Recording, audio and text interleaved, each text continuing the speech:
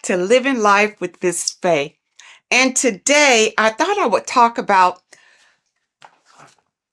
the Book of Wisdom because to me, this is information that should be in every household. And you really shouldn't pass this by because information like this may not be out here forever. But this information is so important, especially for you today, because so many things have been hidden from you about the world, about our living in the world, about our own existence. So many things have been hidden. And these books, the Book of Wisdom, this is book 1,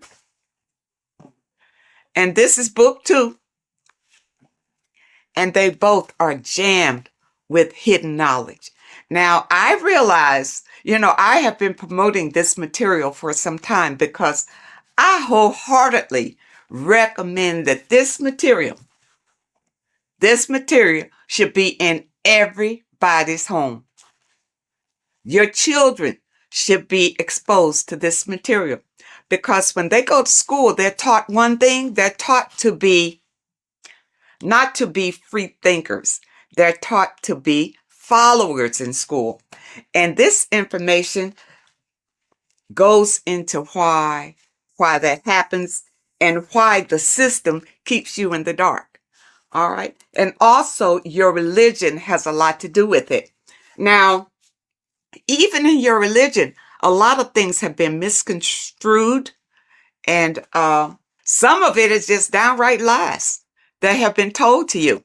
But in this material, it tells you exactly what's going on. It really does.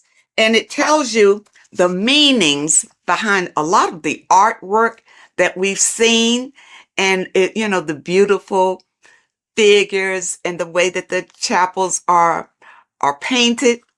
There's a meaning behind all of that we are not privy to. But this information reveals it. These people have really dug deep into finding the truth. And I am a truth seeker. So I am all about finding out the truth. Now, in book 1, it's an overall summary, and it really opens your eyes about a lot of things. Look at this. Know thyself. Do you really know who you are? Do you really know who you came from? Do you really know how powerful you are? The powers that be don't want you to know that you have power.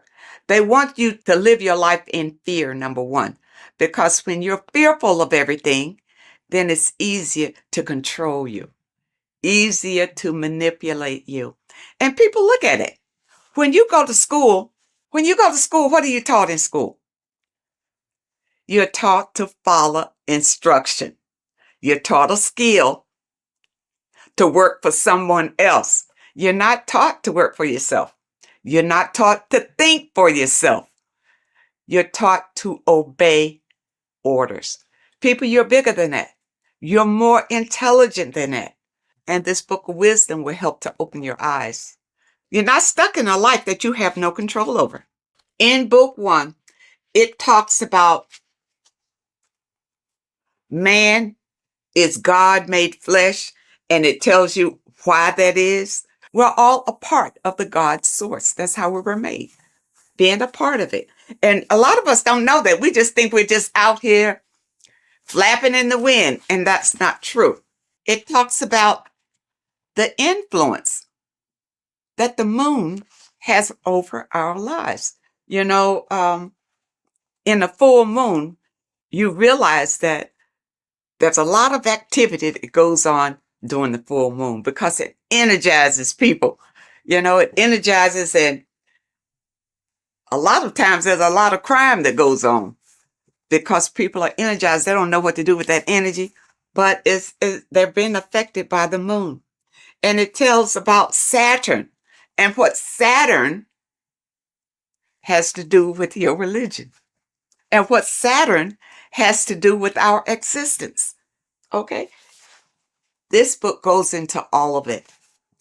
And what it does, like I said, book 1 is more of an eye-opening summary of it all.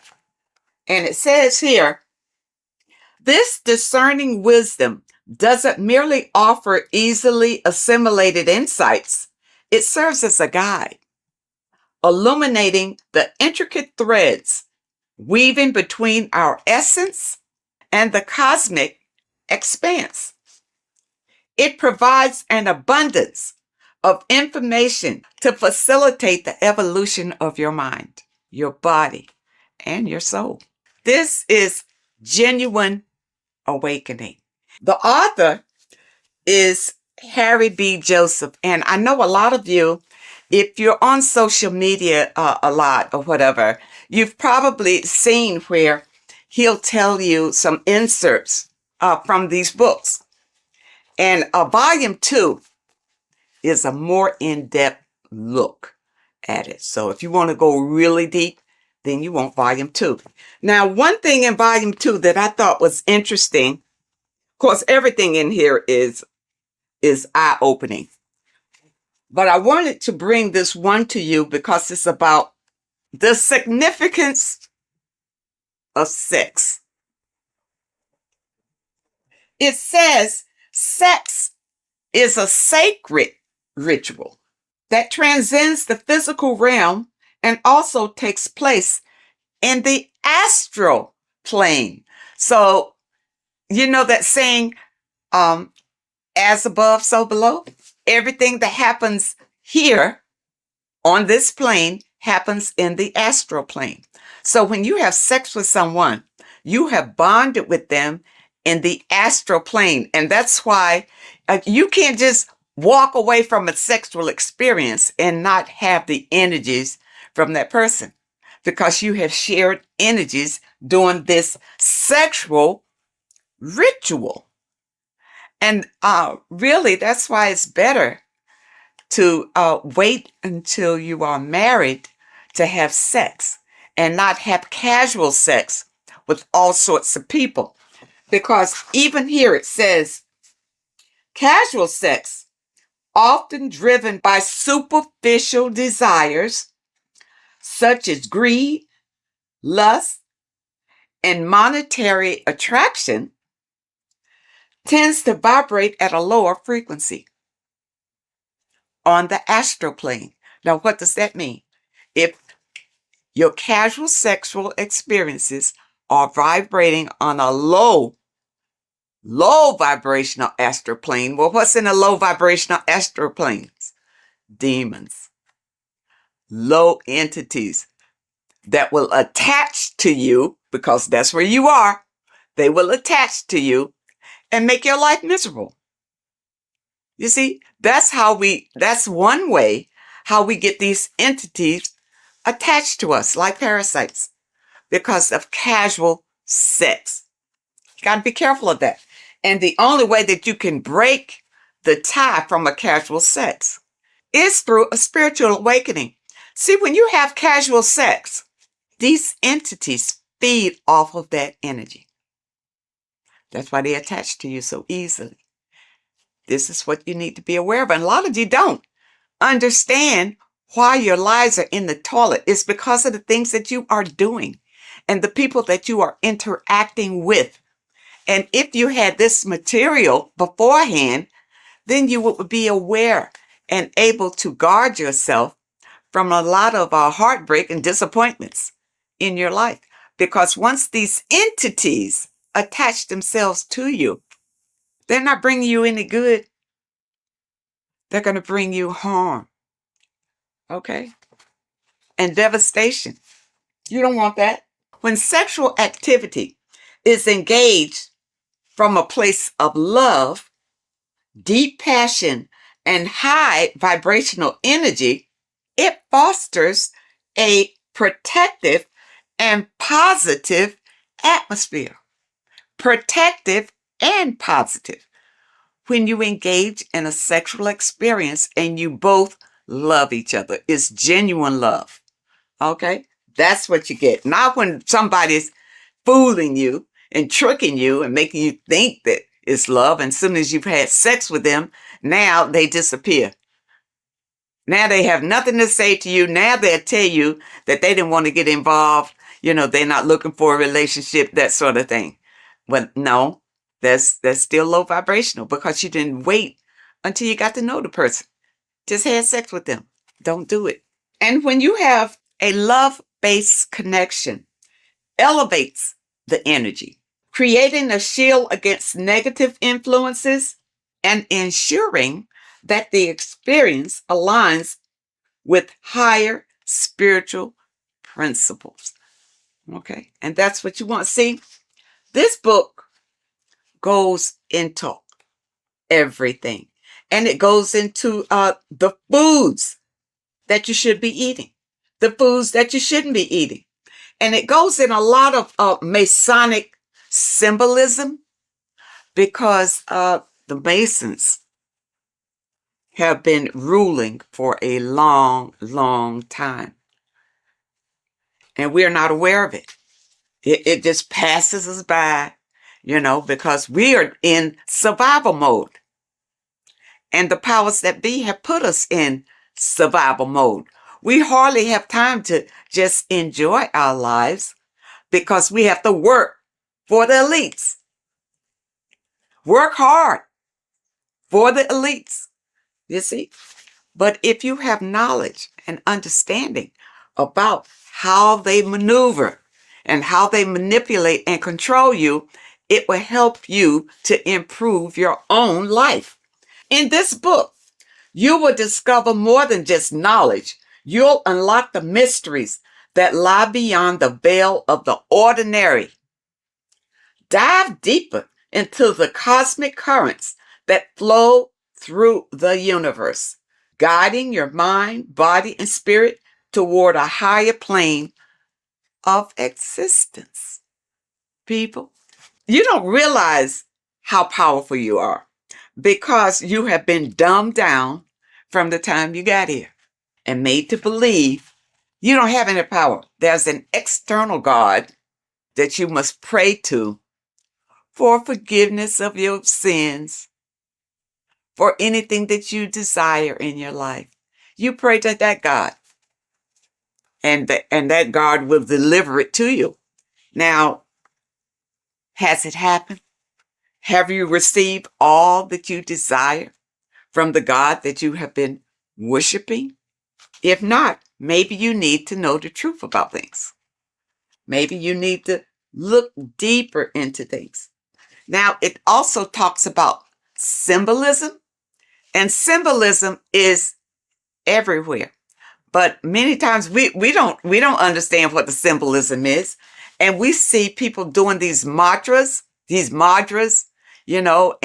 we think, it's evil what they're doing. What they're doing is calling in power from the entities that are around them, because they understand that we are all energy. And they do these mantras to bring in energy, whether it's for confidence, whether it's for strength, endurance, or whatever. That's why you see a lot of celebrities doing these mantras that you think is evil, because you don't know, because your mind is closed and you're living in fear of everything. You don't understand, but you see them progressing and doing better and better and better and doing all these evil signs. These signs are not evil, number one. They're not evil. They have learned how to manipulate energy to their benefit. And you don't know how to do it. That's why you need the information. You need the information to learn how to manipulate the energy that's already here to better your life. The first book will open your eyes to it. When I first got this, I tell you, when I first got this book, I was so impressed by it. I bought my people a book, sent them a book, whether they can understand it or do something with it or what. But I think it's so important just to have it in your home, because somebody is going to pick it up And this information will resonate with them and put them on a path of enlightenment. And those of you who have your book, spend a little time every day reading and understanding, because there's so much information, even in the first book, that it will take you a while to go through, where you can understand what it's saying in every page. The advertisement on social media talks about this book. You know, he goes through some key points, but don't think that he's covering all of this information. It's too much information to cover in a 1 or 2 minute stint, but it's information that can change your life. This is the thing, people. It's worth every penny, even if you don't have much. If you don't have much, you need to save enough to get these books. Get both of them. You see, I got both of them. Start with this one. If you never dug into this kind of information before, start with this one. This tells about the black cube. These things are in the world today that you don't know what it means. You don't know anything other than what your leaders have told you about it. But who's to say they're telling you the truth about what it is? Okay? It's all here. Okay? All here. It talks about the scam. It talks about scams in here. And what this one is, you see NASA right there? You remember the moon landing? All of this is to deceive you. And this information brings out the truth, the absolute truth. And volume 2, you see volume 2 is thicker than volume 1 because it goes deeper. It goes deeper. And even if they come out with a volume 3, I'll be ready for that one too. This one opened my eyes to so many things that I had questions about, you know, as far as heaven, hell, the gospel, the Bible. You know, for a long time, I just rejected the Bible totally. I rejected it because the stories in the Bible didn't really make sense to me. It really wasn't logical. Going through this material, I realized that the Bible is written in parables. All right. It's like morals to a story. It's like lessons that you learn from the stories that they tell. Okay. Because think about it. In the Bible, it says that, the apostles wrote these chapters in the Bible. During those days, those apostles couldn't even read or write. So how they write that? Okay. But from whichever documents that they pull certain information out and put the Bible together. All right. But the Bible, and I'm going to use this little slogan that I heard that I really like. The Bible is basic instructions before leaving Earth. It's not for you to take the stories literally. It's to take the meaning behind the story and apply it to your life. And because many of us have not read the Bible, and many of us have. You know, the Bible is written in a way to it's hard really to understand. That's why you go to Bible study, so somebody can tell you the meaning of it or what. And most of the times when you go to Bible study, they don't know any more than you do. They haven't ventured out into research to know exactly what those scriptures mean. In this information, it goes through it. It goes through your scriptures and tell you what it really means. Okay? And it leaves no stone unturned, really. And it opened my eyes so much to the Bible until now I can embrace it. I can embrace the Bible because I understand that These are stories for you to learn from, but you got to understand the meaning and what it means. For instance, water is emotions. Okay, it's not just water. It stands for something. It stands for your emotions. The light is the Christ energy. The Christ energy is light. And we all want to embrace the light. All right, so people who follow the Bible understand the Bible, understand what the Bible really is. Don't be deceived by the interpretation of the stories. Many of the interpretations that you are given is to put you in a subjective role, a slave than a master. Put you more in a slave role if you take those stories literally. And that's why you're not encouraged to go out and look for other information, especially in your religious institutions.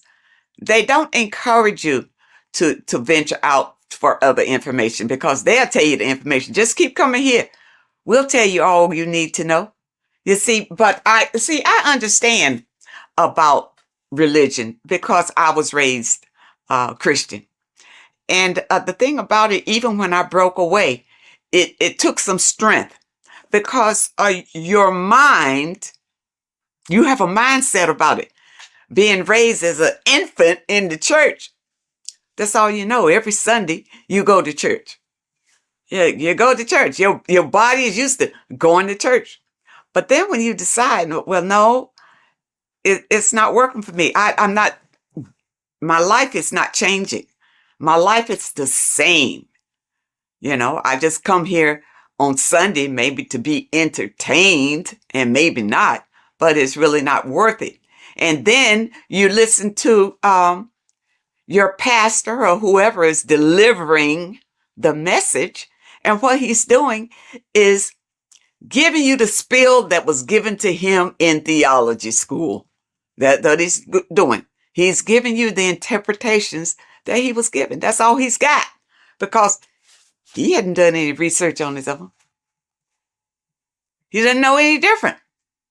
You see? And there are many people out here who feel like ignorance is bliss. I know you've heard that. Ignorance is bliss. No, it's not. Especially in today's world with so many changes coming down the pike, and fear is leading it. Fear is right in front, leading all these changes down the pike. And fear is leading it so that you won't buck against it. So that you will be so afraid, you'll just hold on tight and hope that you come out okay on the other end. But if you get this material under your belt, it will give you strength and a way to grab the power that you have inside of you so that you won't feel desperate and you won't feel afraid. You'll feel empowered. And that's what we all want. That's why I feel like everybody should have this material in their home. Everybody. And your kids should grow up reading this before they go to school, and their little minds be manipulated to believe whatever the system wants them to believe. Because really, they're just grooming them to be little worker bees. To be worker bees. You see? People, you have the right. You have the right to be the master of your own reality. But if you don't know the information, you don't know where your power comes from and how to use the power that you have, doesn't mean anything. All you got to do is open yourself up to new information. That's all it takes. And your life could change drastically. by just the information that is revealed in these pages. And I tell you, it's funny because years ago, I mean, I guess I was, oh, geez. I was in the Christian faith when I ran across uh, information from one of the uh, folks who contributed to this material. And when I heard him talking about it, it resonated. Something he said resonated in me, and I never forgot it. And then when I found this material again and I saw his name, I think his name was Santos Benucci or something. I don't want to destroy anybody's name, but I know he is referenced in some of this material. This is it. When he talked years and years ago about it, and now here it is in printed form. People, do not let this pass you by. This is your life right here. You think your Bible is? The Bible is great, but it's in parables. You can't understand it the way it should be understood. Okay? But with this being your companion, it will open your eyes like they've never been opened before. And I know a number of you out there have purchased the book. Leave us a comment and tell us how you feel about it. But take your time. These are not fast reads. Either one. And the thing about it is, I keep going back to them. It's not the kind of material you read one time, put it aside and forget about it. You put this on the coffee table and read a little bit all the time because it reinforces your soul and helps you to manifest the life that you desire. Okay, people? I hope that you understand, and I hope that it helps. And of course, I will leave a link in the description where you click on the link and you can get either one. You can get book, this volume 1, or you can get volume 2. And the volume 2 is in hardback. You know, when I first got it, it was in the soft cover, but I love hardback. So I have this in the hardback too, because the hardback I absolutely love. And because the books that I purchase, I want to pass them on to my people when I'm gone. They mean something. Stop wasting your money on stupid magazines and crap that doesn't mean anything. You buy a book, buy one that's going to change your life.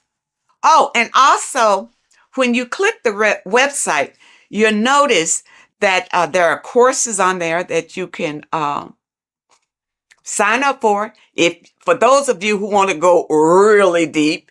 And also, there's a PDF on food. And I'm waiting for them to come out with the book on that. I don't want a PDF. I want the book. And once they come out with the book on foods that you eat and foods that you don't eat, I will be the first one to get that one. So I encourage you to add these to your library. This is the best material that I have found to date that opens your eyes to what life is really all about, and also opens your eyes to who you are and the power that you have to create your own reality. I thank you so much for joining me today, and I really hope to see you next time.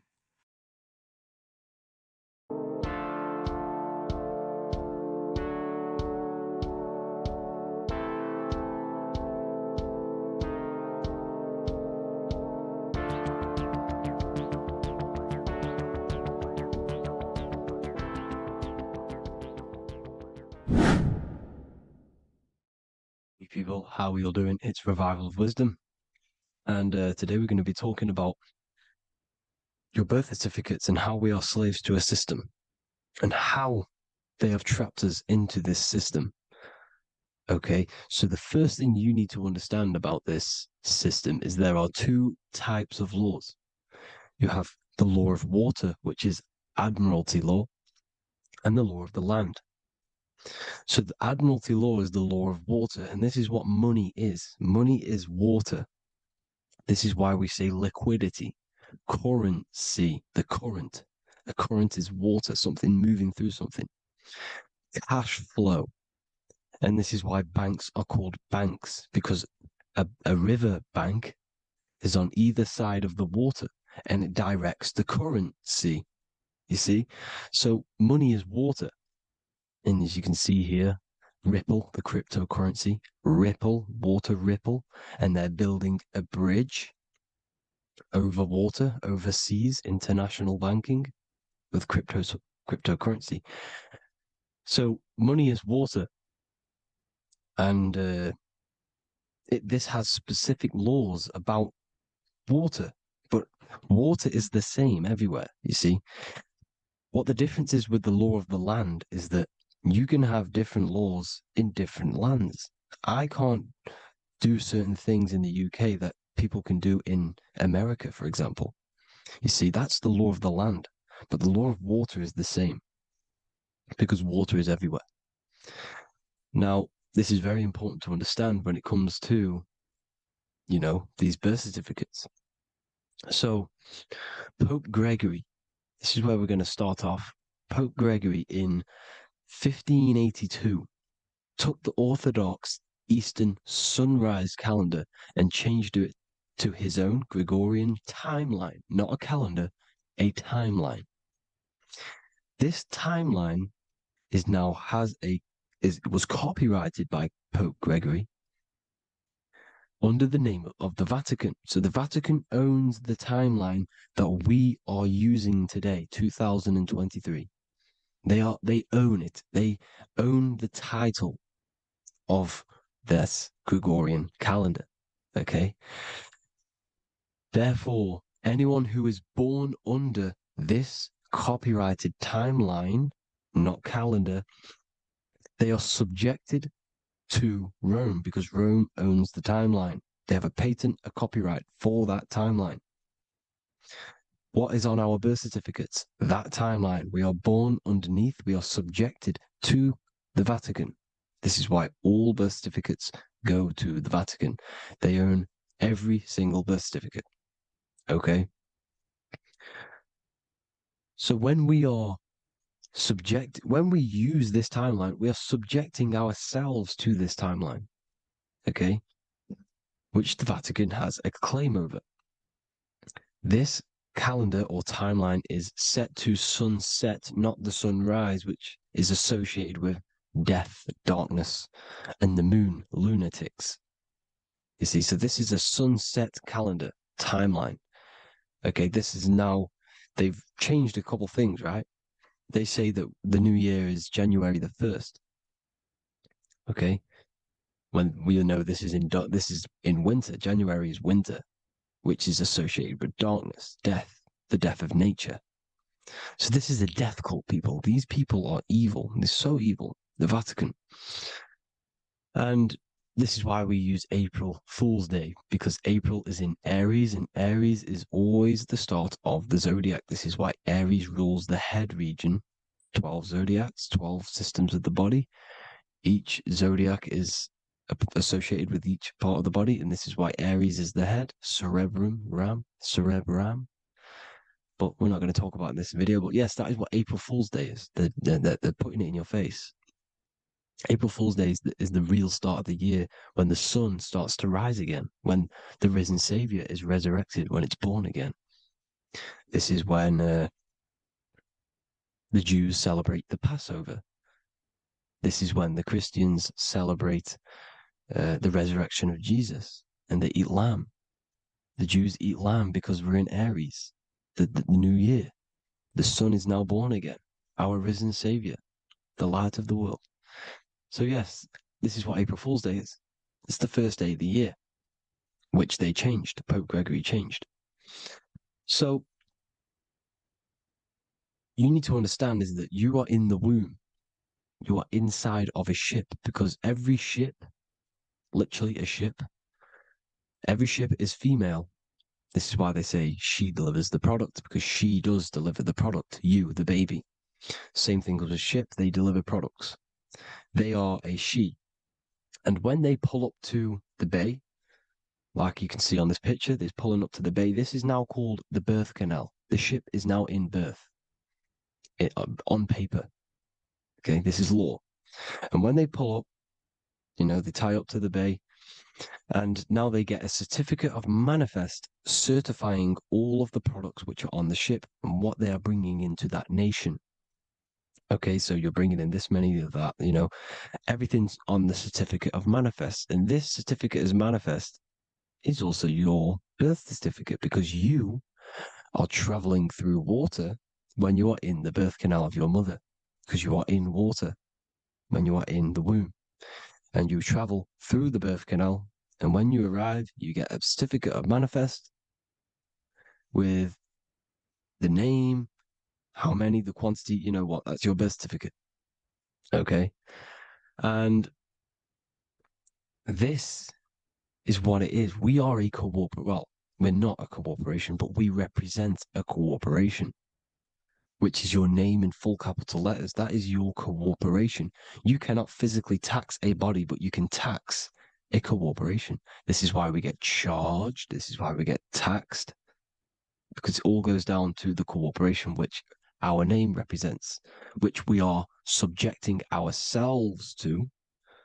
We are subject, my name, I am subjecting myself to this name, and that name has a corporation which I represent, which I subject myself to. You see, this is how we are attached to this straw man, this character that they have built on paper. So it's a character which is on paper. This is what we represent. So when the woman gives birth, she delivers the baby, and then she has another substance. Now I'm going to break down how they attach this name to us, how they do it. Okay. Our mother is carrying us the product in the womb, the water. And it goes, for example, it goes from the United Kingdom into a state-owned, corporate, federal-owned hospital, which is government-owned.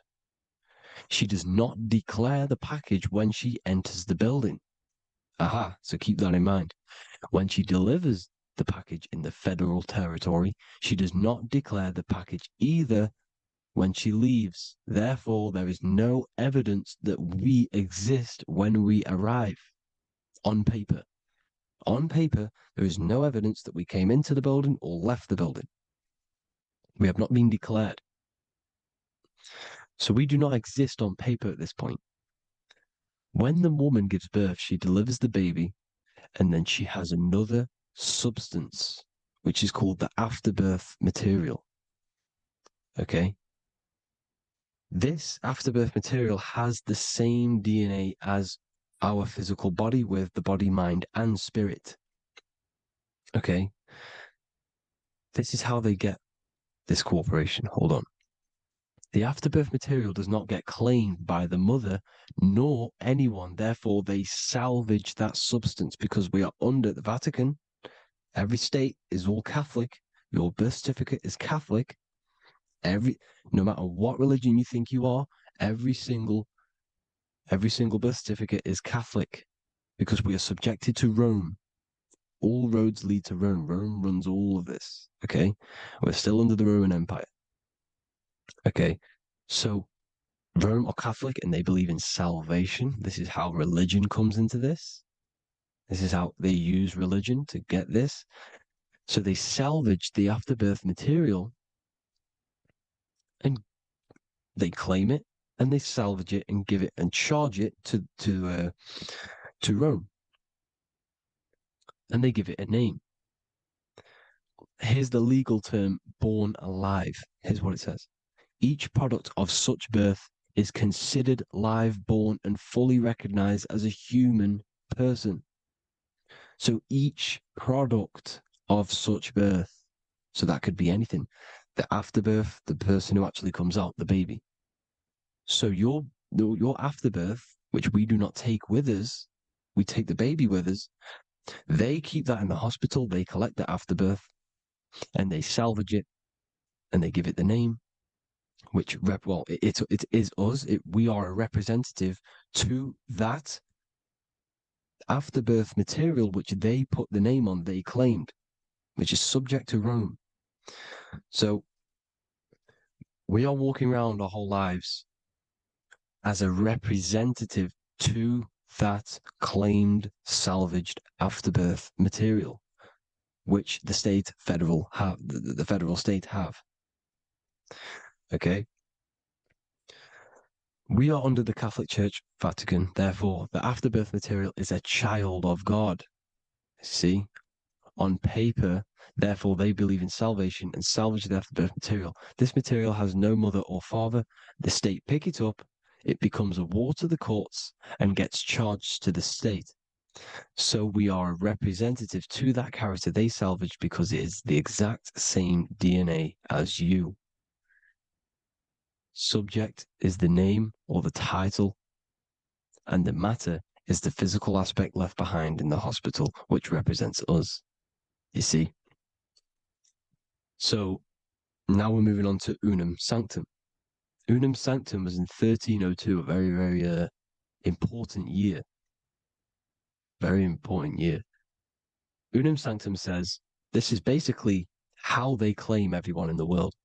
So the Vatican had all this power, all this gold, all these people under them. They need to get a claim for them so then they can rule over them and make them slaves. So what they did, they created Unum Sanctum.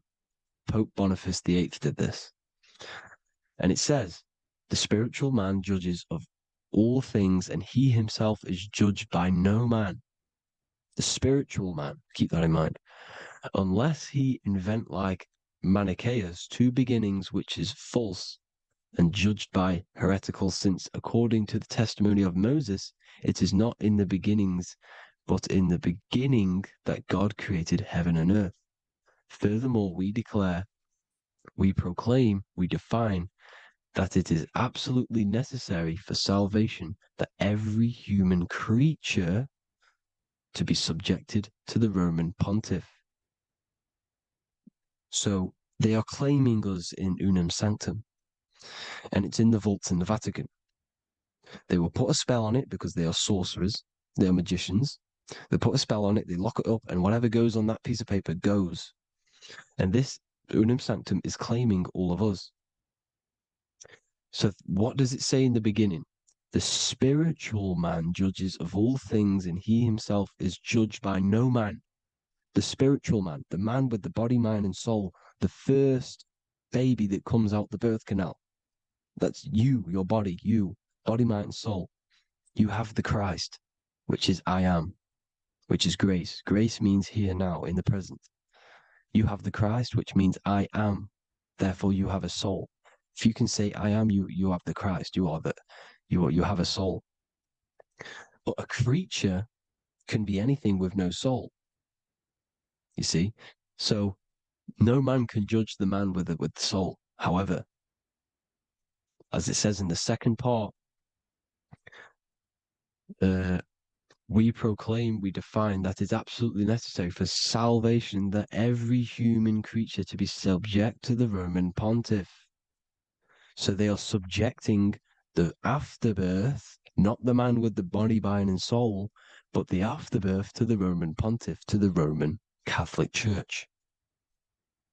We are the ones who are claiming to be the afterbirth material, which is our birth certificate, which is our representative. We represent that because it is our DNA. This is how we are stuck. We are stuck because we represent this DNA, which is on paper, recorded. You see? So we, being untaught, uneducated in these subjects, we are subjecting ourselves to this system, to this slavery, because we just want to live. We just want to live happily, just peaceful. Think about it. Where's all this coming from? Where's all this war, all this killing, deaths coming from? We just want to live. It's coming from the Roman, the Catholic Church, these evil death cult, which has subjected us, which has used us as slaves, and we are still slaves, and it's just going to get worse and worse and worse. So this is how we have subjected ourselves to be the slaves to this system. It's a lot to take in, and there's a lot more deeper stuff which goes into this. I'm just going over the surface. I'm going quite deep, but there is little details that I still need to learn myself. But this is the general how that we've been stuck to this slave system. So we are batteries, okay? This is why we get charged. When you go in a court, you get charged, okay? Because you're a biological battery. This is why cities look like motherboards, because we are feeding energy to this matrix. Okay, when we look outside of ourselves, when we give power to so-called Jesus Christ, worshipping idols outside of ourselves, where attention goes, energy flows. We are feeding the matrix with energy. By looking within, placing your attention within yourself, you are taking back your power. Because the I am is Christ. The you, the soul, is Christ. It's God. The awareness is God.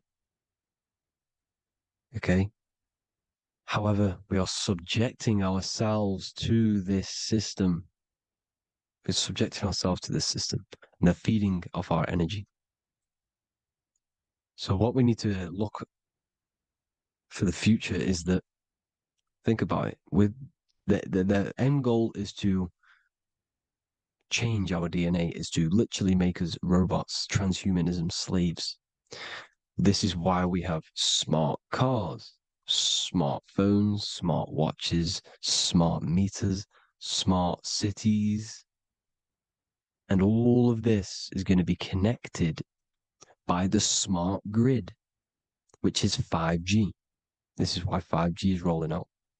5G is going to connect all of these technologies to one. It's like a big net system. And you know why they're doing this? It's because all of this is going to be connected through AI, through this 5G, and that 5G is going to be controlled by the elites. So you say anything wrong, you do something wrong, you say the wrong thing online, they'll turn off your car, they'll turn off your phone, they'll turn off your smartwatch, they'll turn off your TV, because it's all going to be connected and controlled by the smart grid. And this is what the Great Reset is, people.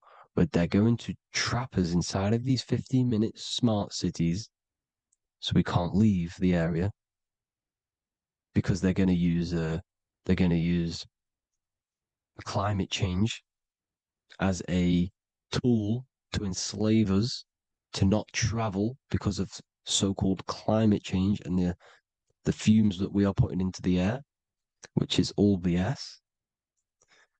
They're doing this to push these new cities, to push all of it. But listen, they're trying to get inside of your body. The only way they can do that is to get you addicted and using this technology. First, they got on the body with the smartphone. Well, first of all, we use the technology. We get used to it with it in our hand. The next step for them was to get on the body, which is the Apple Watch, as you see down here. They have now successfully got onto the body. The next thing is to get inside of the body. This is the brain chip. You see how they've slowly lured their way in, slowly got you addicted to this technology, got you dependent on this technology. And what they're going to do is that they're going to mold society to be dependent on the brain chip. So in order, for example, if you want to go and pay for food, you're going to have to get a chip to pay for the food, because it's all going to be digital money. And that digital money will be connected to the chip, and you'll need the chip to pay for things.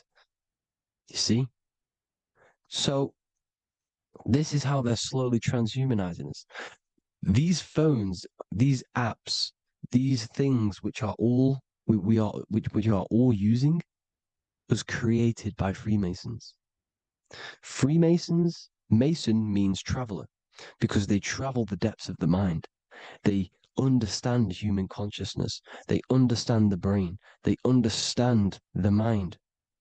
By the deepest root cause, they understand it. This is what Masonry is. It's the occult. So these technologies is designed by these people. This is why they're so addictive, because they understand how it works. They understand how to get people addicted, because they understand human consciousness, the brain, the body, and the mind. So this is the advantage Freemasons have over us. And these secret societies, which have gone through the orders of Freemasonry and progressed onto these secret societies, which are the evil side, because I'm not saying Freemasonry is evil, okay? But the societies which they go beyond Freemasonry, because you can go beyond the 33rd degree into these secret societies, and they use this knowledge for the bad, to enslave people. And this is what's going to happen. Transhumanism. So I hope you all learned some insight for today. Please do a bit more research on, the birth certificate and stuff like that, the straw man. And have an amazing day, people. Please like, comment, and subscribe. Peace.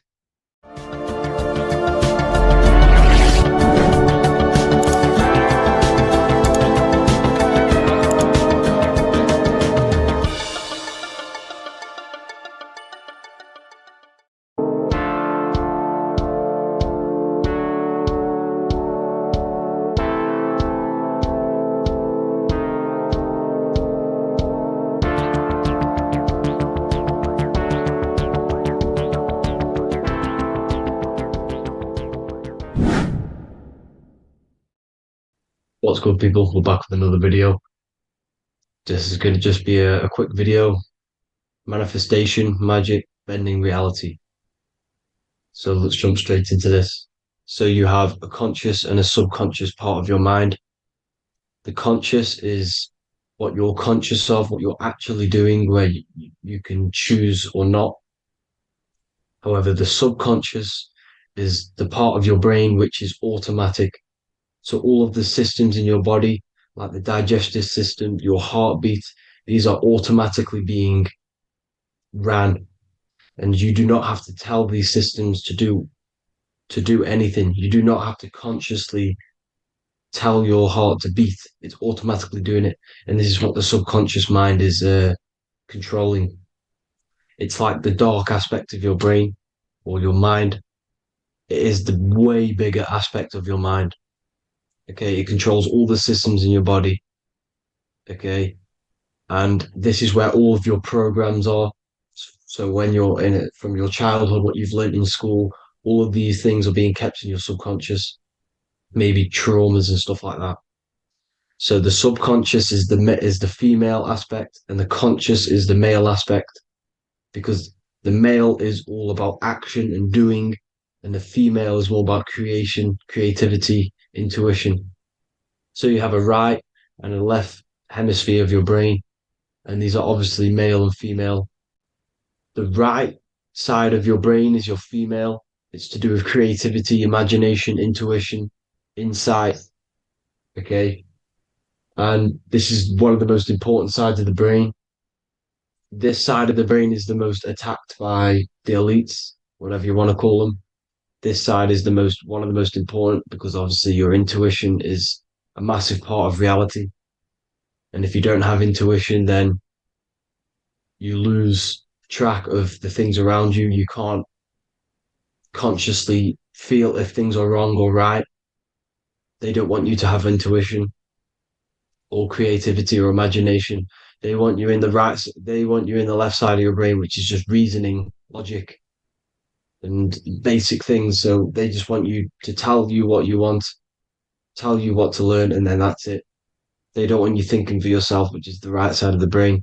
So whatever the conscious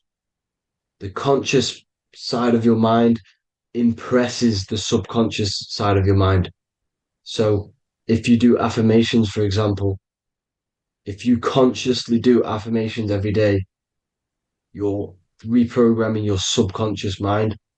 You're impressing a vibration and a word into your subconscious mind, and therefore it will reprogram it. So the male and female aspect are symbolized by the Star of David as well. The male being the upside triangle, the female being the downside, connected all in one, because we both have male and female energy. So every thoughts are electric, which is the male aspect. Emotions are magnetic, which is the female. Each thought creates a wave of vibration in all directions. So think of it like a water drop in a pool, but it going out in every single direction. It's not just flat.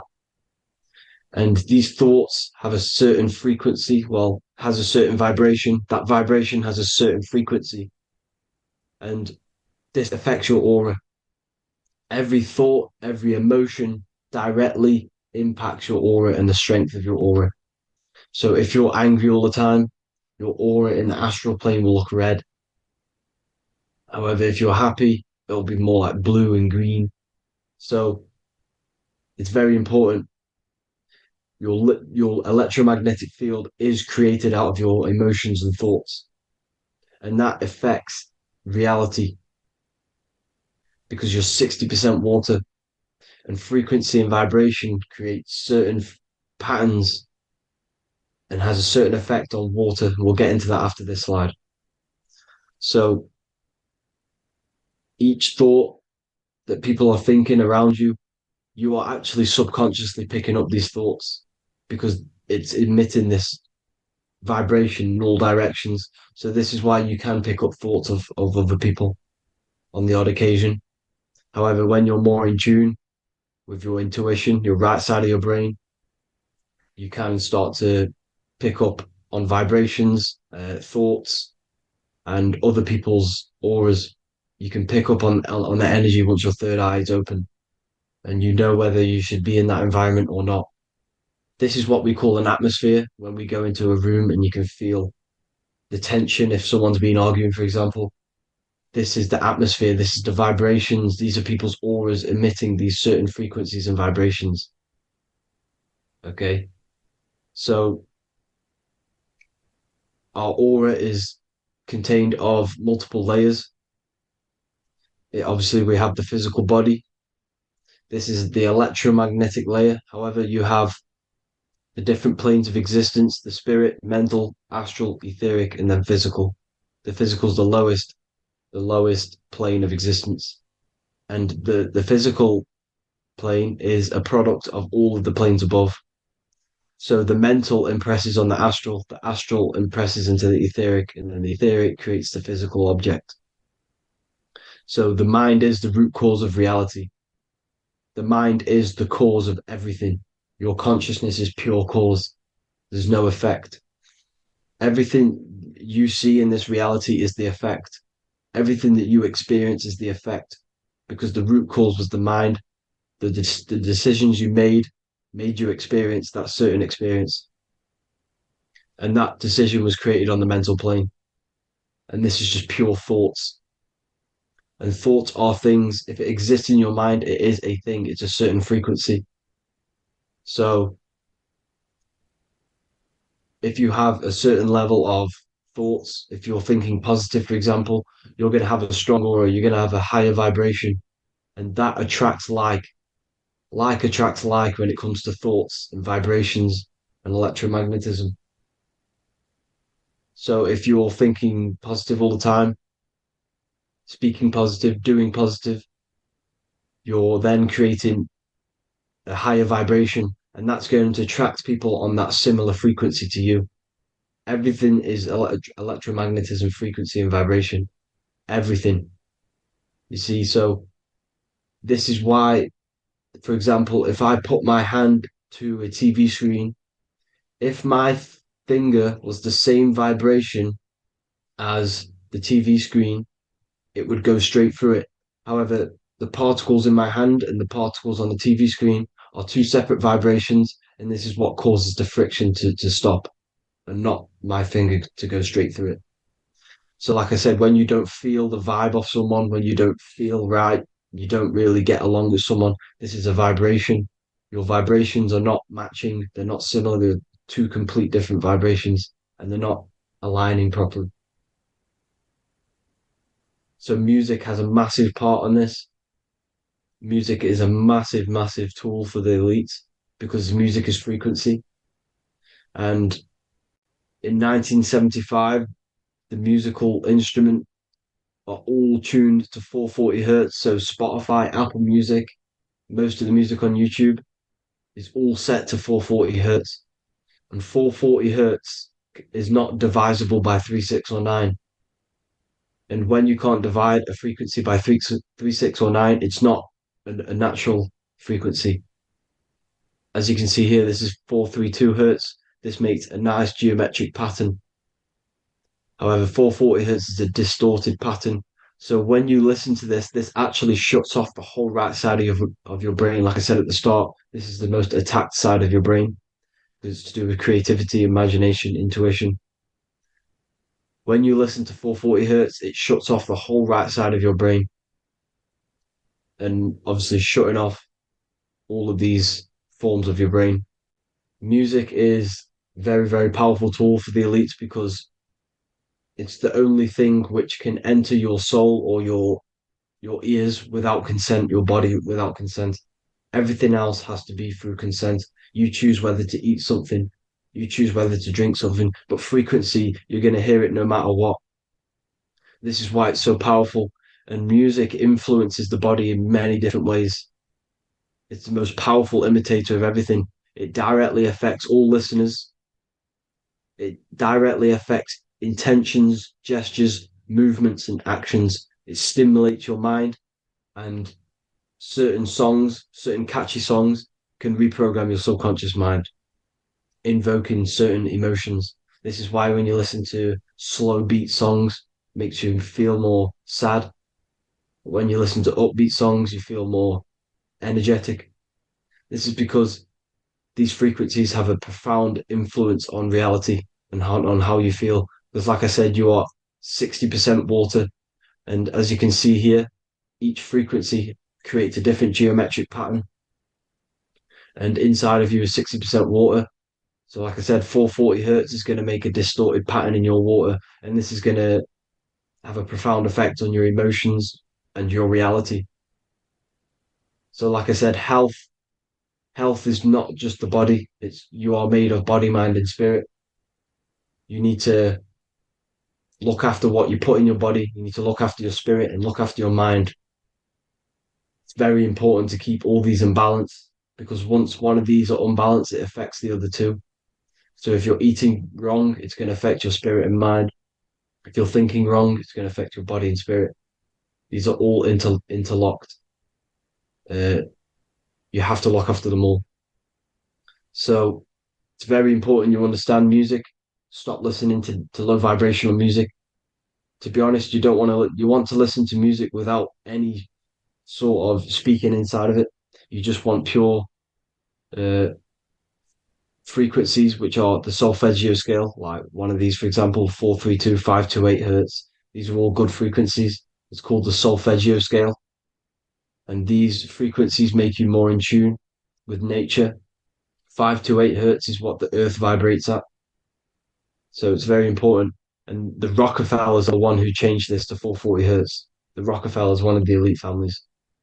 So if you want to manipulate reality, it's very important to have your chakras aligned and having a high vibration because the higher your vibration, the more powerful your words and your intentions are on reality.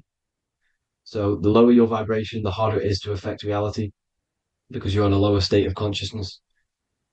Like I said, you have the mental, astral, etheric, and physical.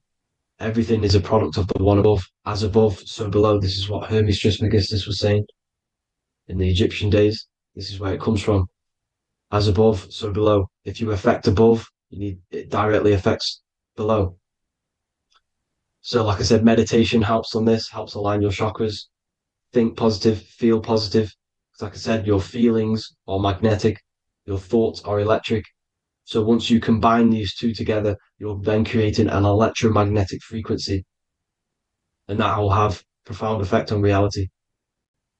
So the law of cause and effect, every law, so the law of cause and effect, every effect has the root cause. Like I said, your mind is the root cause of everything. Every decision you make is having a different effect on reality. Everything happens for a reason due to the root cause, which is your mind. You choose everything that happens in your life. Okay. So it's very important you understand this and you constantly make the right decisions, the good decisions to have good effects on your reality. You have to be very conscious of this law because nothing escapes this law. This is the law of all consciousness. So think about it. Imagine a massive ball of consciousness. However, off this ball are different sparks, and each one of these sparks are in each and everyone's body. This spark is governed by these laws, the law of cause and effect, the law of correspondence, the seven hermetic principles. It's very important you understand this because this mass ball of consciousness is what is obeying these laws. And everyone has this spark of consciousness inside their third eye. And like I said, everyone is the same consciousness. This is why if you do bad unto someone else, that will directly affect your reality. So if you hurt someone, it's going to come back to you in one way or another because you are that same consciousness.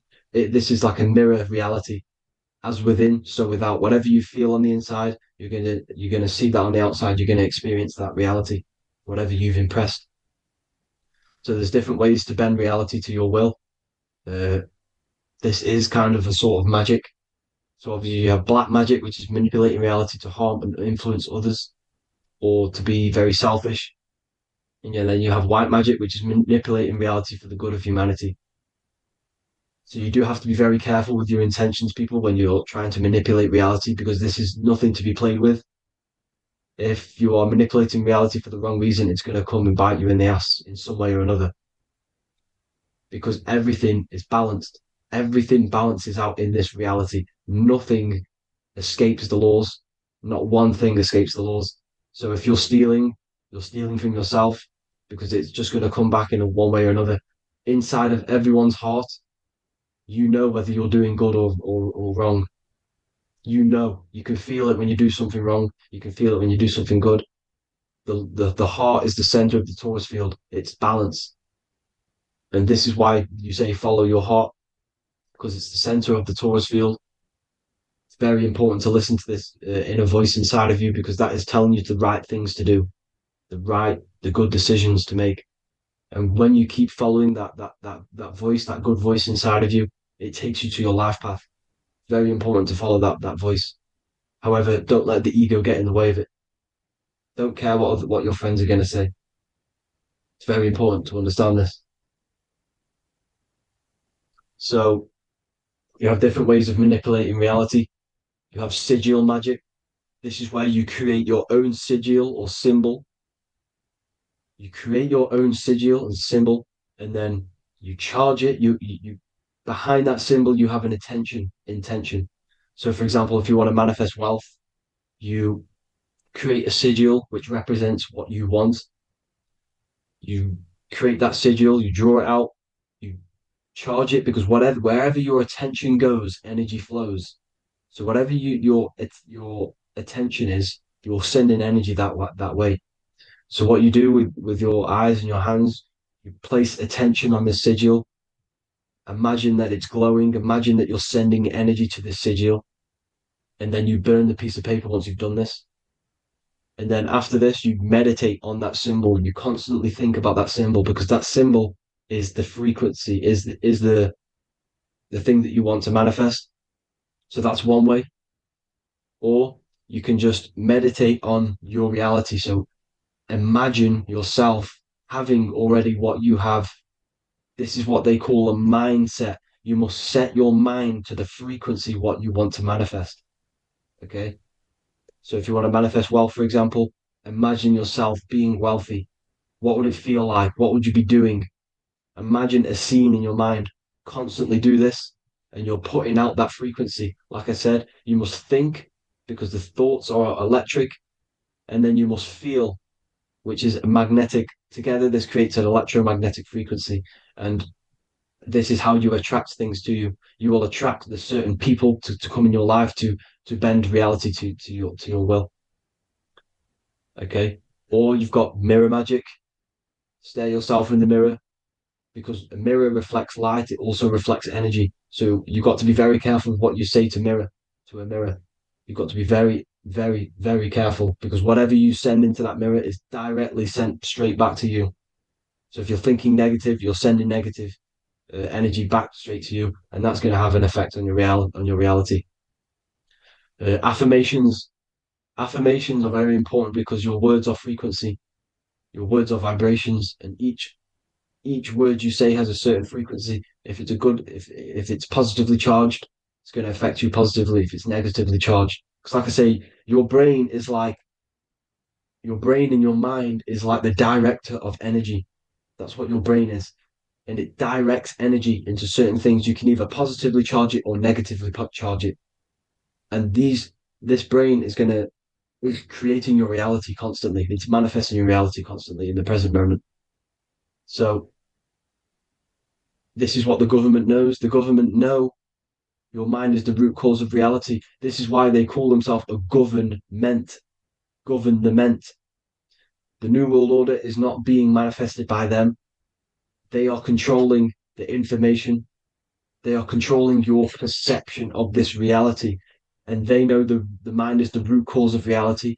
Therefore, if they control your perception of reality and your information, what you believe, you're going to manifest that information, that perception. So we, the people, as a collective consciousness, are the ones uh, manifesting this new world order. You see, so this isn't black magic. They're actually tricking us into manifesting their own their plans. This new world order. You see, this is how smart these people are. They know how to get around the laws of reality. They know how to bend reality to their will without facing the consequences. They're getting humanity to do it. You see, there is a collective consciousness. As like I said, we all have that same spark of consciousness, right? So as a collective consciousness, we are on a very low vibration at the moment. However, we are waking up rapidly. There are more and more people waking up at the moment, and light always chases away the shadow. Light is a lot more powerful than darkness, you see. So one person waking up has a massive effect than one person being asleep. It has a profound effect. Because, like I say, the light always chases away the darkness. It's more powerful. The light is always more powerful. High vibrations are more powerful than lower. So that's it for this, people. I hope you all enjoyed. This is a short, quick video. God bless you all.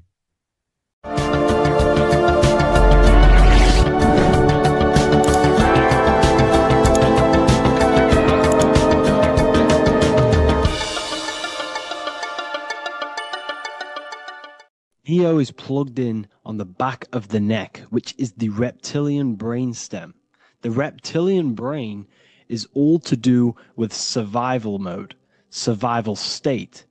It's always scanning the environment for safety, whether that's physically, emotionally, or mentally.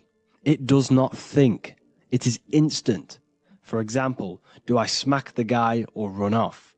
If something happens to you, like a car's coming really quick to you, you do not think about this. The reptilian brain is the animal instinct that will instantly move your body on the instant reactions. Hence why it's the closest brain to the rest of the body. It has instant access to the electrical nervous system to control the body at instant reactions. Now, Neo is plugged in on the back of the neck, which is the reptilian brain. Therefore, the matrix is the body itself. It is the lowest state of consciousness. This is what it represents. The word matrix means womb. It translates to womb because your body is a womb. Your body is a vessel for universal consciousness, for God consciousness. And the body is also a womb where you can be born again outside of this body by raising your consciousness, by awakening the neocortex. This is why Neo is called Neo, because it represents the neocortex. This is the higher aspect of our brain. This is all to do with new things, higher reasoning, higher thinking, new learning. You see, the brain is a receiver for universal consciousness. Now, what do I mean? It is a radio receiver. Think of it like this. You have a radio tower which emits frequencies, and each little frequency, 00.1, 00.2, 00.3, each 00 point is a different person. We are all the same universal consciousness encapsulated inside of a different vessel. This is why our body is the temple of God inside of the Bible. Your body is a sacred temple of the divine essence of the universe. However, consciousness is controlling this physical body. And I'll show you this diagram here. Consciousness consists of imagination, emotions, thought, and memory. All of these things are not physical. They're not made out of atoms. You cannot think with atoms. If I split open your brain while you are thinking of a cheesecake, I would not see a cheesecake. It's because these things exist metaphysically within consciousness. They are not physical. The body is physical. It's part of matter. It's part of time. You see the Leonardo da Vinci, the circle and the square. The square represents limitation, beginning and end, because when you draw a square, there is a beginning and end. It represents the body, the mortal self, the ego, the echo. Then you have the spirit raised above, which represents spirit over matter, mind over matter. Invisible forces create physical forces. Everything physical exists in non-physical. This is also the Freemasonic square and compass, why the square is below the compass, because the compass creates the circle, which is spirit or mind. Then you have the square, which is matter. Mind and matter are the same substance.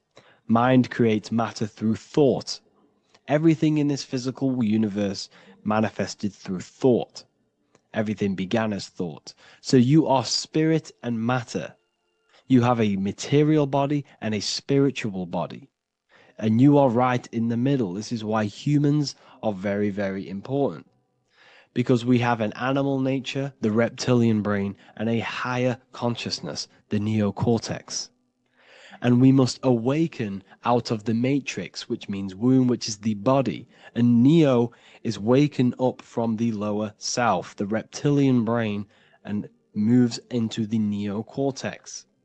Because the brain is a radio receiver for consciousness. Now, what do I mean? I went over this before. Your consciousness is controlling the brain. The brain is a computer. And when our consciousness, our imagination, our emotion, our thoughts, and our memories are all contributing towards just survival things, food, safety, fear, all of these things, and our consciousness is locked into a survival state, we are using the reptilian brain. We're no longer thinking. You don't think with the brain, but the consciousness is thinking, which activates the different parts of the brain. When we think for higher reasoning, we use the neocortex. It stimulates the neocortex. When we think about survival, we're using the reptilian brain. So therefore, when Neo wakes up, he wakes up to the higher aspects of consciousness, which is only utilized by the neocortex, by learning new things and expansion of the mind and expansions of consciousness. Okay? So the whole matrix is to keep you designed, well, the whole matrix is designed to keep you in a survival state, in the three-dimensional awareness.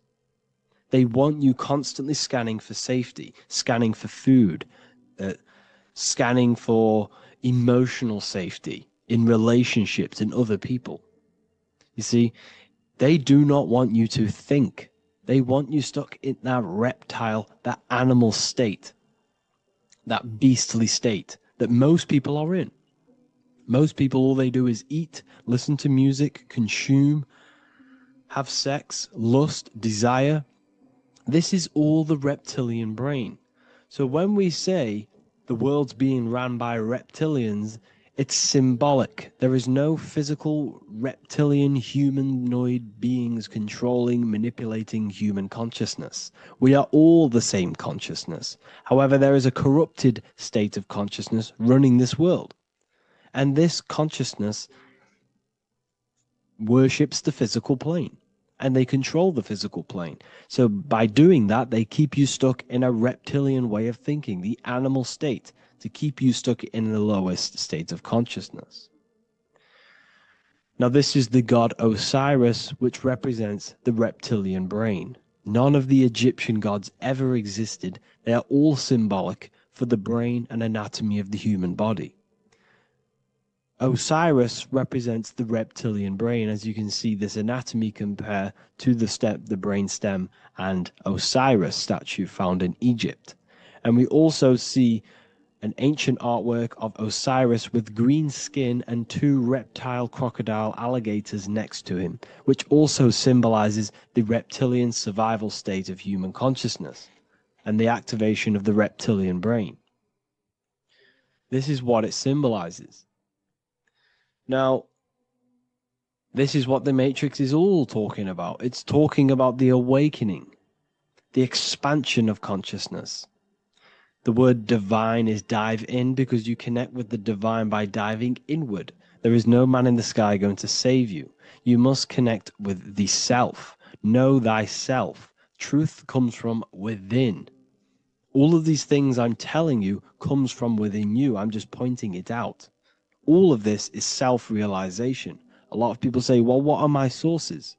My sources is knowing thyself, observing thyself, using the neocortex of critically thinking, sitting down and thinking about yourself and having deep realization of yourself.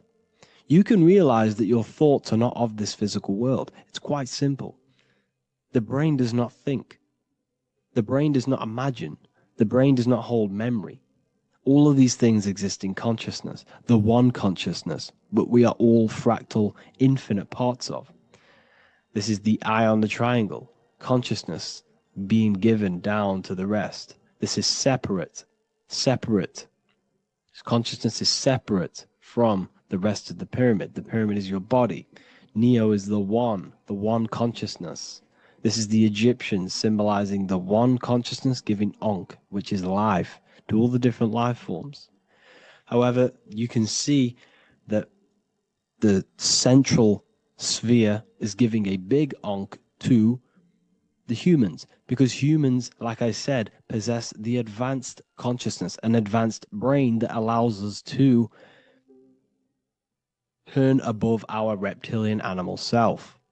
For example, we can go against our reptilian lower animal nature and turn to our godly nature. Animals cannot do that. They are stuck in instinct. They are stuck in a reptilian animal way of thinking and operating. Everything they create is to survive. We can turn against our lower nature and create for amazing things like buildings, architecture, technology. We can use our creative consciousness for anything we wish, not just survival needs. And it's the same with your spiritual journey. You can raise your consciousness beyond this animal state that they try to keep you in through fear, consumption, food, and the reptilian brain. We must awaken, start to think critically, and awaken to our divinity, because the mind, the consciousness within you has infinite potential to expand. There are infinite fields of knowledge that you can explore. The mind can never be filled. It can never ever be full of knowledge. It always expands, and that's why you are alive. That's why you are part of this universe. That's why the science always says the universe is always expanding, because the universe exists in your mind, and the mind is always expanding into new fields of thought, new fields of knowledge and information. And that is your whole sole purpose, of expansion of mind and expansion of consciousness, and the exploration of the mind of God. We are living in the mind of God. You are a thought in the mind of God. You must awaken out of this body. This is why Jesus says you must be born again to see the kingdom of God. You must be born again. You must raise your consciousness beyond physical limitation and awaken to your divinity. And this is pretty much it for this video. I hope you all understand this, that this is all symbolic for consciousness.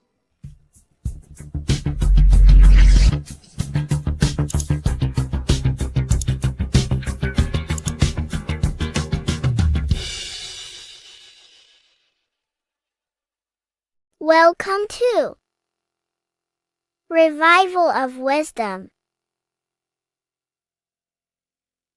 Welcome people, we're back with another video, and this video is about Freemasonry and their connection to the Illuminati. Please, as always, to make sure to hit that like and the subscribe button and turn on the notifications to never miss a video. On May the 1st, 1776, the founder of the Illuminati, Adam Weishaupt, founded this secret organization, and this date can be found in Roman numerals underneath the all-seeing eye pyramid on the $1 bill. This $1 bill also says Anno Coptus Novus Ordo Secularum. This is Latin for announcing the birth of the New World Order. This New World Order will be headed by Lucifer, the all-seeing eye, and followed by the 13 layers of bricks for the 13 elite bloodlines. So your Orsini's, Rockefellers, Rothschilds, Soroses, and the other 9 elite families. So when Adam Weishaupt created the Illuminati, he made it consisting of high-level degree Masons, French and Latin philosophers, and many more powerful people to all become one society. So this is why you see Masons using the same symbol of the all-seeing eye inside the pyramid. But not all Freemasons are part of this Illuminati secret society. As the 33rd degree Freemason Manly P. Hall said in his book The Secret Teachings of All Ages, Freemasonry is a fraternity within a fraternity, an outer organization concealing an inner brotherhood of the elect. So what he's saying here is that Freemasons have to go up the degrees of Freemasonry, and once they hit the top, they either get elected or not into these secret societies like the Illuminati, Skull and Bones, and Knights Templar. So when you see celebrities doing this one-eye symbolism, either covering one eye, doing the triangle, or doing 666 over one eye, this is showing and reflecting the symbolism of Freemasonry. They have taken the oath to never speak on anything they learn about Freemasonry. Duncan's Ritual of Freemasonry book states the oath they have to take. Quote, I ... of my own free will and accord, that I will hail, ever conceal, and never reveal any of the secrets, arts, points of Master Mason's degree to any person whomsoever. All this most solemnly, sincerely promise and swear. Now, this is what happens when they break the oath, stated in this book, quote, myself severed in two, my bowels taken from thence, and burnt to ashes. So this states that Freemasonry comes first, before any law of the land. It has the right to kill you if you break your oath. This is the hand gesture they have to do every time they enter the ritual room inside the Masonic lodge. This is the cutthroat symbol, showing you and reminding you of the oath and what will happen if you break it. Now in this book, Richardson's Monitor of Freemasonry, it states, if you break your oath, binding myself under no less penalty than to have my throat cut across, my tongue torn out by the roots, and my body buried in the rough sands of the sea, If they do not decide to kill you, this book states this by pointing him out to the world as an unworthy vagabond, by opposing his interest, by dearranging his business. In other words, they have the power to frame you and destroy your reputation to the world and destroy your business if you break this oath. So yes, they do kill to keep this truth hidden, because this truth of this reality is what keeps them in power. They have the ability to manipulate people because people do not know what manipulates them. This is why they call themselves the government. They govern the ment, which is the mentality, because the mind is the root cause of reality. They control what you perceive to control what you manifest. By knowing the truth, you are set free, and you no longer need no controller above you. So this is why they are willing to kill and do whatever it takes to keep the truth concealed within these high-level degrees of masonry and these secret societies. However, going back to Manly P. Hall's book, it states, part of the symbols are displayed here to the initiate, but he is intentionally misled by false interpretations. So this is saying even Freemasons are intentionally misled and told lies to conceal the truth, to make sure the truth is hidden in the high degrees of masonry. So that's it for this video, guys. Thank you all for tapping in. Please leave a like and a subscribe. God bless.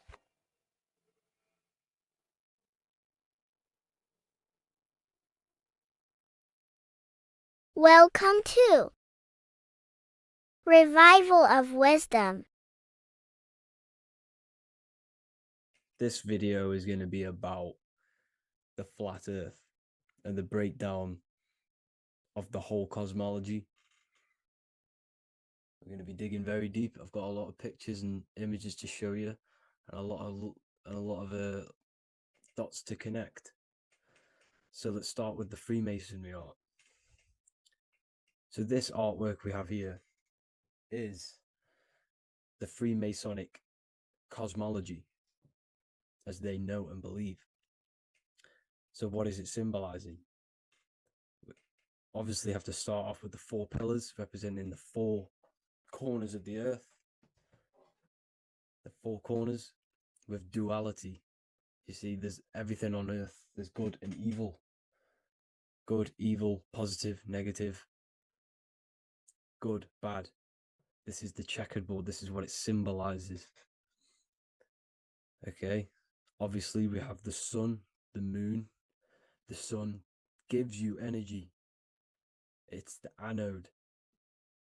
The moon is the cathode. It's the opposite. It takes your energy. So therefore, you become sleepy when the moon comes out. You see, everything on earth, everything in the universe is balanced. There's complete balance symbolized by duality. There's always 2 opposites. We have the all-seeing eye, and obviously 7 stars representing the 7 planets, but not planets as in we know planets. They're not physical spinning balls of gas. They are energies. They are lights emitting from the realm above this realm. They are lights through the firmament, through the electromagnetic field. So let's go through that again. The 4 corners, duality, positive and negative, cold, dry. Everyone on earth has an opposite. Everyone, there's 2. Okay, and then we have the sun, the moon, the 7 planets with a 5-pointed star. What's the 5-pointed star? Of course, it's the 5 elements: spirit, water, earth, fire, and air. Okay, that's what the 5-pointed stars symbolizing, the 5 elements of earth. And then, most importantly, we have the compass. The compass is very, very important, hence why it's in the center. the compass is symbolizing many, many things. And one of the most important things, but we'll get into that after. We have a boat with water outside of the earth. So we have a boat on water, symbolizing the waters separated by the firmament, the waters above, separated by the firmament from the waters within the firmament, the earth. So this is what it's symbolizing. So the compass, what's the compass? This is where the compass comes from. The Polaris, the most important star there is, because it's in the center of Earth, the sun, the moon, and the black hole, black sun. Because all creation comes from center, the seed center. Okay, but we'll get into this after. But also, this is a very important Masonic symbol because they use this symbol a lot. This is one of their main symbols, hence why Neil Armstrong has the Masonic ring with the compass on it. The people who supposedly went to the moon, which obviously they faked to push this globe model, because the globe model is based upon fear. Because the globe model, if they can sell you the globe model, they can sell you anything then. You don't know where you actually are. The globe model is to push fear upon the masses, because the globe model means there's not enough resources. There's also risks of asteroids hitting the planet. There's also risks of space extraterrestrial invasions, global warming, asteroids. You see, this is all the fear that they can gain off selling you the globe model. Okay, because they don't want you to know that this is an intelligent design. And also, they're hiding God, the creator, the source. This is why they are satanic. They are opposites. They are lefty, Lucifer, right, righteous, godly. Hence why they do the symbolism on their eyes. 666. This is another famous, famous astrologer,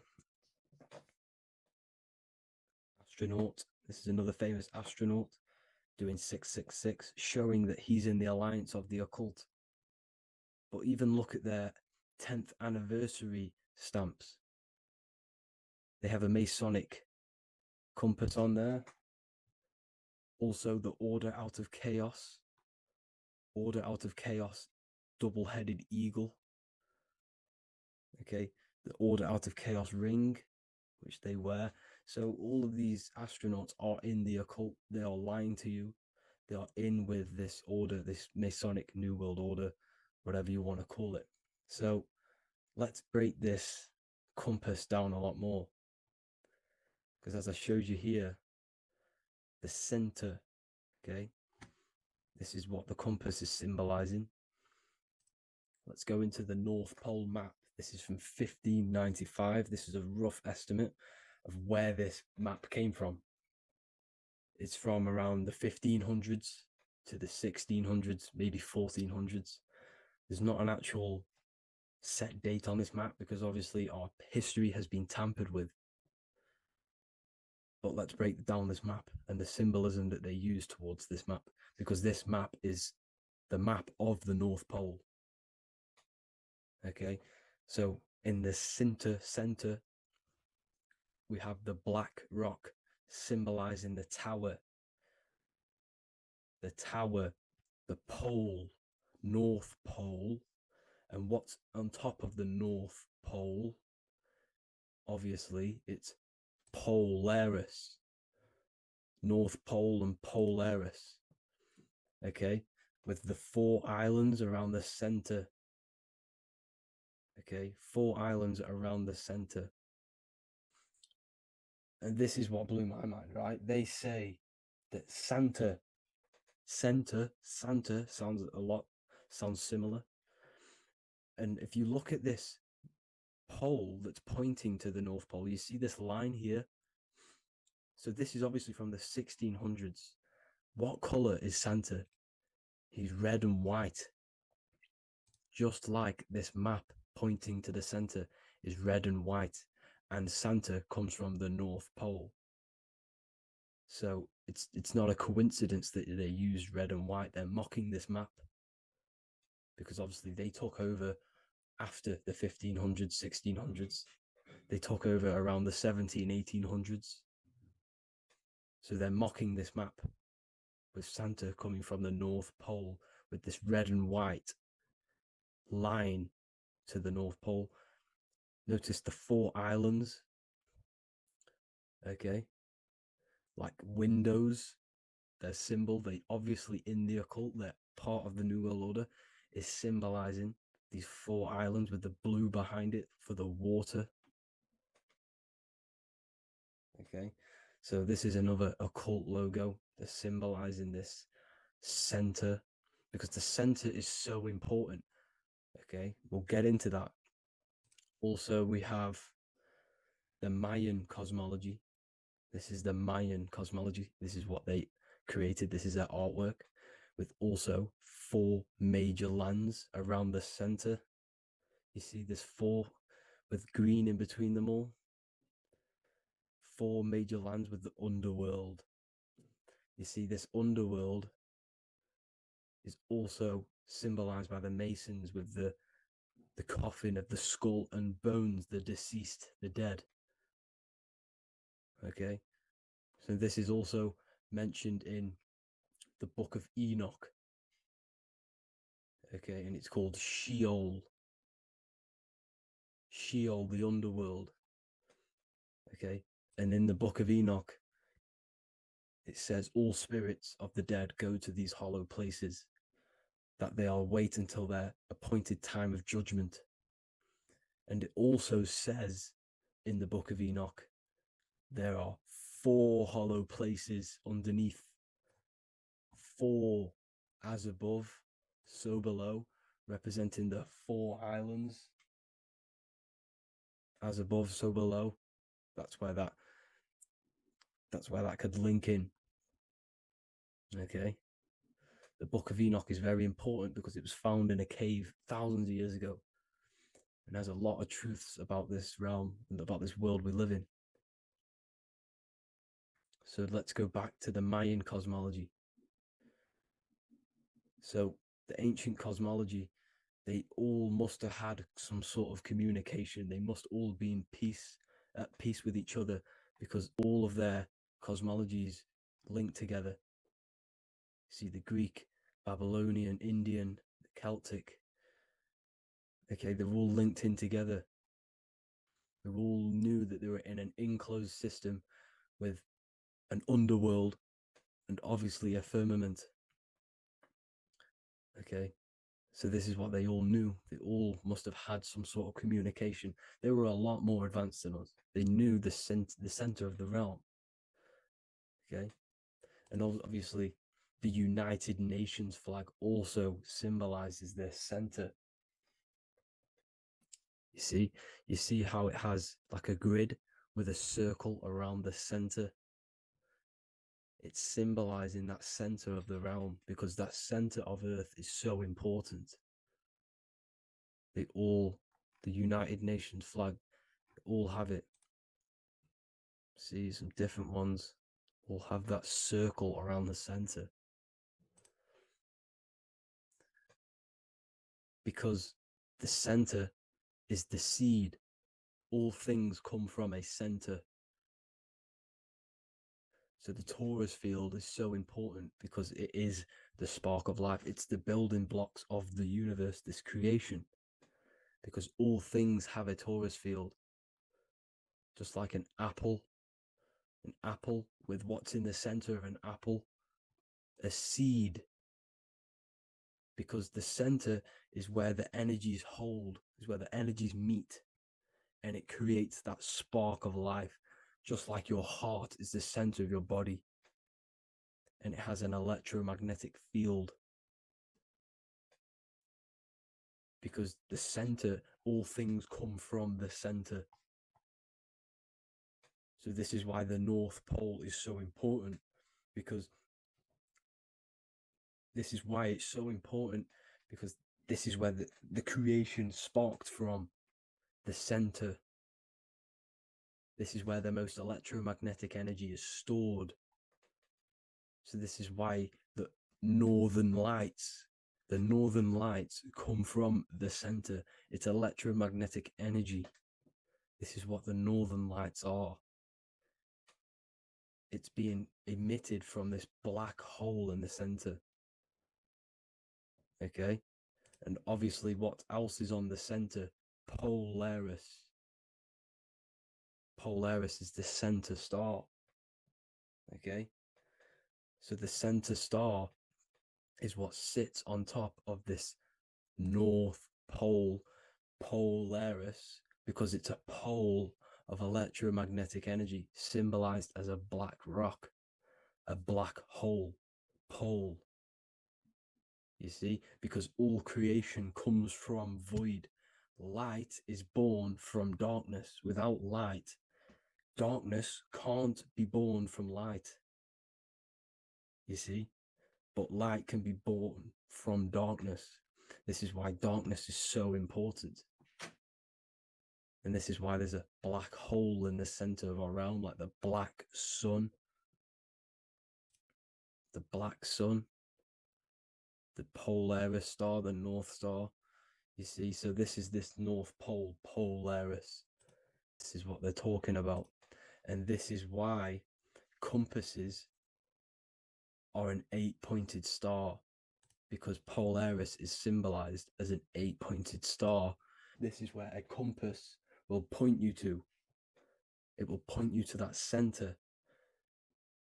So notice how a compass has this black hole in the middle, you see, and it will point you to this meeting point, the north, because in the center is the center of the torus field of the earth.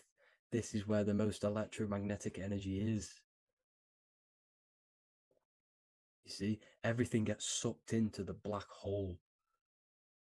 Okay, this whole reality is being projected from that center point, just like your eyes suck in light. It's a black hole. Your eyes suck in the light of this light being emitted from this center place, this electromagnetic energy at the center, which is the seed of everything, of everyone. You see, just like an apple has the seed in the center in darkness, because in the center of the apple, it's dark. It's black. It's pitch black. But that's where the seeds are. That's where the life is. But Polaris is so important because it's that center star which lines up. It is the pole. It's the top of the pole of the torus field. So Polaris would be here at the very, very top. And this is where the compasses point you to. And this is why the star of Ishtar, the 8-pointed star of the Sumerians, also talked about this 8-pointed star, and it's called the Star of Ishtar. Okay, and who is Ishtar? Ishtar is the goddess. Okay, so she's not a male, she's a female, because every creation is brought through a female, a womb. Every single human on earth is brought through the womb, the sacred feminine energy, and the womb is pure darkness. There's no light in a womb, just like the center of our realm. It's a black hole. Okay, and guess what? She's the god of fertility and sexuality. She is responsible for all life. Okay, so the star of Ishtar is the star of Polaris, which is symbolizing the responsibility for all life, the center of our realm. the black sun, the black hole. Okay? So this is what that god of Ishtar of the Sumerians is talking about. The goddess, the womb, the seed of creation. So this would be the portal, more than likely, the portal in and out of our realm, because it's the top of the Taurus field. And what's above this realm is the heavens. So this is where you get sucked in from the heavens. Your soul gets sucked in and brought onto this plane of existence called Earth. These are some space NASA symbols. Look how much Polaris symbolism there is. And notice how it's at the center. You see this circle? This is like a half circle. And at the center is an 8-pointed star of Ishtar. It's the same thing. It's Polaris. It's at the center. And notice on some of these, look, this one is a bear holding the key and an arrow pointing to the Polaris star, so that they hold the key to Polaris. Another one with like a demon holding a key to the what? Polaris on top of him. Also an eagle, which is a Masonic symbol. The eagle holding a key on top of the center. You see, and notice how there's an arrow going up to the Polaris and an arrow down, as above, so below, to Earth. So you can go out to Earth, out of Earth, and into Earth through Polaris. And the eagle holds the key. You see? The eagle holds the key, just like this. This demon dragon holds the key to Polaris. And look at this one, Earth, with an arrow up to Polaris, an 8-pointed star. So Polaris is more than likely that portal which the Anunnaki used, the Sumerian gods used, because the Anunnaki symbol is also an 8-pointed star. Okay? And like I said, that center is the seed of creation. The center is the black hole. Okay, just like your pineal gland is at the center of your brain. The pineal gland is at the center of your brain. And that's what connects you to that spirit realm, to the source. That's it for this video, guys. Thank you all for tuning in. I hope you all learned something today. Please leave a like, a comment, and please subscribe to the channel for more content. God bless you all. Today's topic is the binary code behind the universe. You will learn the fundamentals of the binary code, deeper understanding of reality, which will give you more of a connection to the universe, evidence supporting the existence of this code, and how to use the binary code to shape your reality. Now, this is an important one. We have 0 and 1.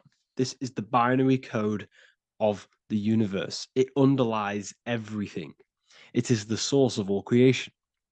The universe is binary in nature, meaning it exists as both something and nothing, on and off, male and female, light and dark. Everything has its polar opposite. At its core, all that exists is 0, representing nothingness, infinite potential, and 1, representing something, order. 0 represents the feminine, vast, formless, and infinite potential. It is the space from which all things emerge, the womb of creation, the receptive and expansive force. 1 represents the masculine, structure, form, and order. It is the active principle, the initiator, the force that defines and shapes reality. Together, they create the fundamental duality that underlines existence, the balance between chaos and order, the void and creation, yin and yang. We see this in the masculine and feminine bodies. This is deeply encoded into the fabric of reality. And once you see this, you will never unsee this. So please leave a like on this video if you love my content and you love the wisdom that I share with the world. So we see this with the masculine genital areas. Remember, this is the genital area. This is all to do with creation. These are the generative principles, the generative organs in the body that allow creation to continually outfold into new life. The genital areas are all to do with the code. The male is the one, the action. He's the initiator. The feminine is the zero, which is the infinite potential, the womb of creation. 0 and 1. This is why we have 10 numbers. 0 and 1. Masculine and feminine. We even see this in the bodies. The feminine body is made out of curves, which is 0, curves. And the masculine body is made out of lines. So please leave a like and comment if you love this. And if you have any lecture ideas, feel free and I can make a lecture on any suggestions that you have. So look at the word masculine. Masculine, line. Line is just one line, which represents order. 1. Feminine. 9. 1 and 9 equals 10. 0 and 1. The binary code of all creation. Why is feminine? Why the number 9 for feminine? Because the moon has to go around 9 times to create a human in the feminine's womb. And look at this image of nature. All nature is zeros and ones. Now you can tell the stick is a one. It's a line, and here we have curves. It's curves and lines. Curves and lines create reality, creates matter. Everything is 0 and 1. We even see this with the sky. The sky represents zeros. They represent curves, the heavens, the heavenly bodies, the sun. These are circles, the moon, circles, the planets, circles. Down here is matter, representing the square. We have the Freemasonic square and compass, representing lines and circles, masculine and feminine. We see this with Leonardo da Vinci, with the circle representing the spirit, the void, the womb of creation, and matter, which is the body. This is the soul in matter, infinite potential in matter. This represents spirit over matter. This represents the architect of reality, zeros and ones, spirit and matter. This is all the same thing. Understanding this binary nature of the universe, where 0 feminine represents the infinite potential and 1 masculine symbolizes order and structure, can benefit you in several ways. Manifestation and creation is the first way it can benefit you. Now that you understand this, you understand that everything comes out of infinite potential. 0, infinite potential. 1, action equals manifestation equals creation. So you must pull things out of infinite potential. If you have ideas but don't take action, too much 0, nothing materializes. You'll never materialize if you sit there imagining all day, visualizing all day. You have to take action. They both come hand in hand. If you only take action without tapping into intuition and creativity, too much 1, your actions may feel hollow and misdirected. Using both effectively leads to greater success in life, work, and relationships. This is the 33rd degree motto, or this is on the 33rd degree of Freemasonry Scottish Rite logo, and it's called Order ab Chaos, order out of chaos. Chaos is the 0, infinite potential. Chaos is the dimension of the imagination. This is where this all ties in now. Imagination is the dimension of infinite potential, pure potential, formless creativity, and the realm of infinite possibilities. It is the void, the unmanifested energy that contains all that could ever be. That is the imagination. The imagination is the dimension that you are connected to, and you can pull any idea out of and materialize it into a reality. Matter, on the other hand, is order brought out of the imagination, chaos.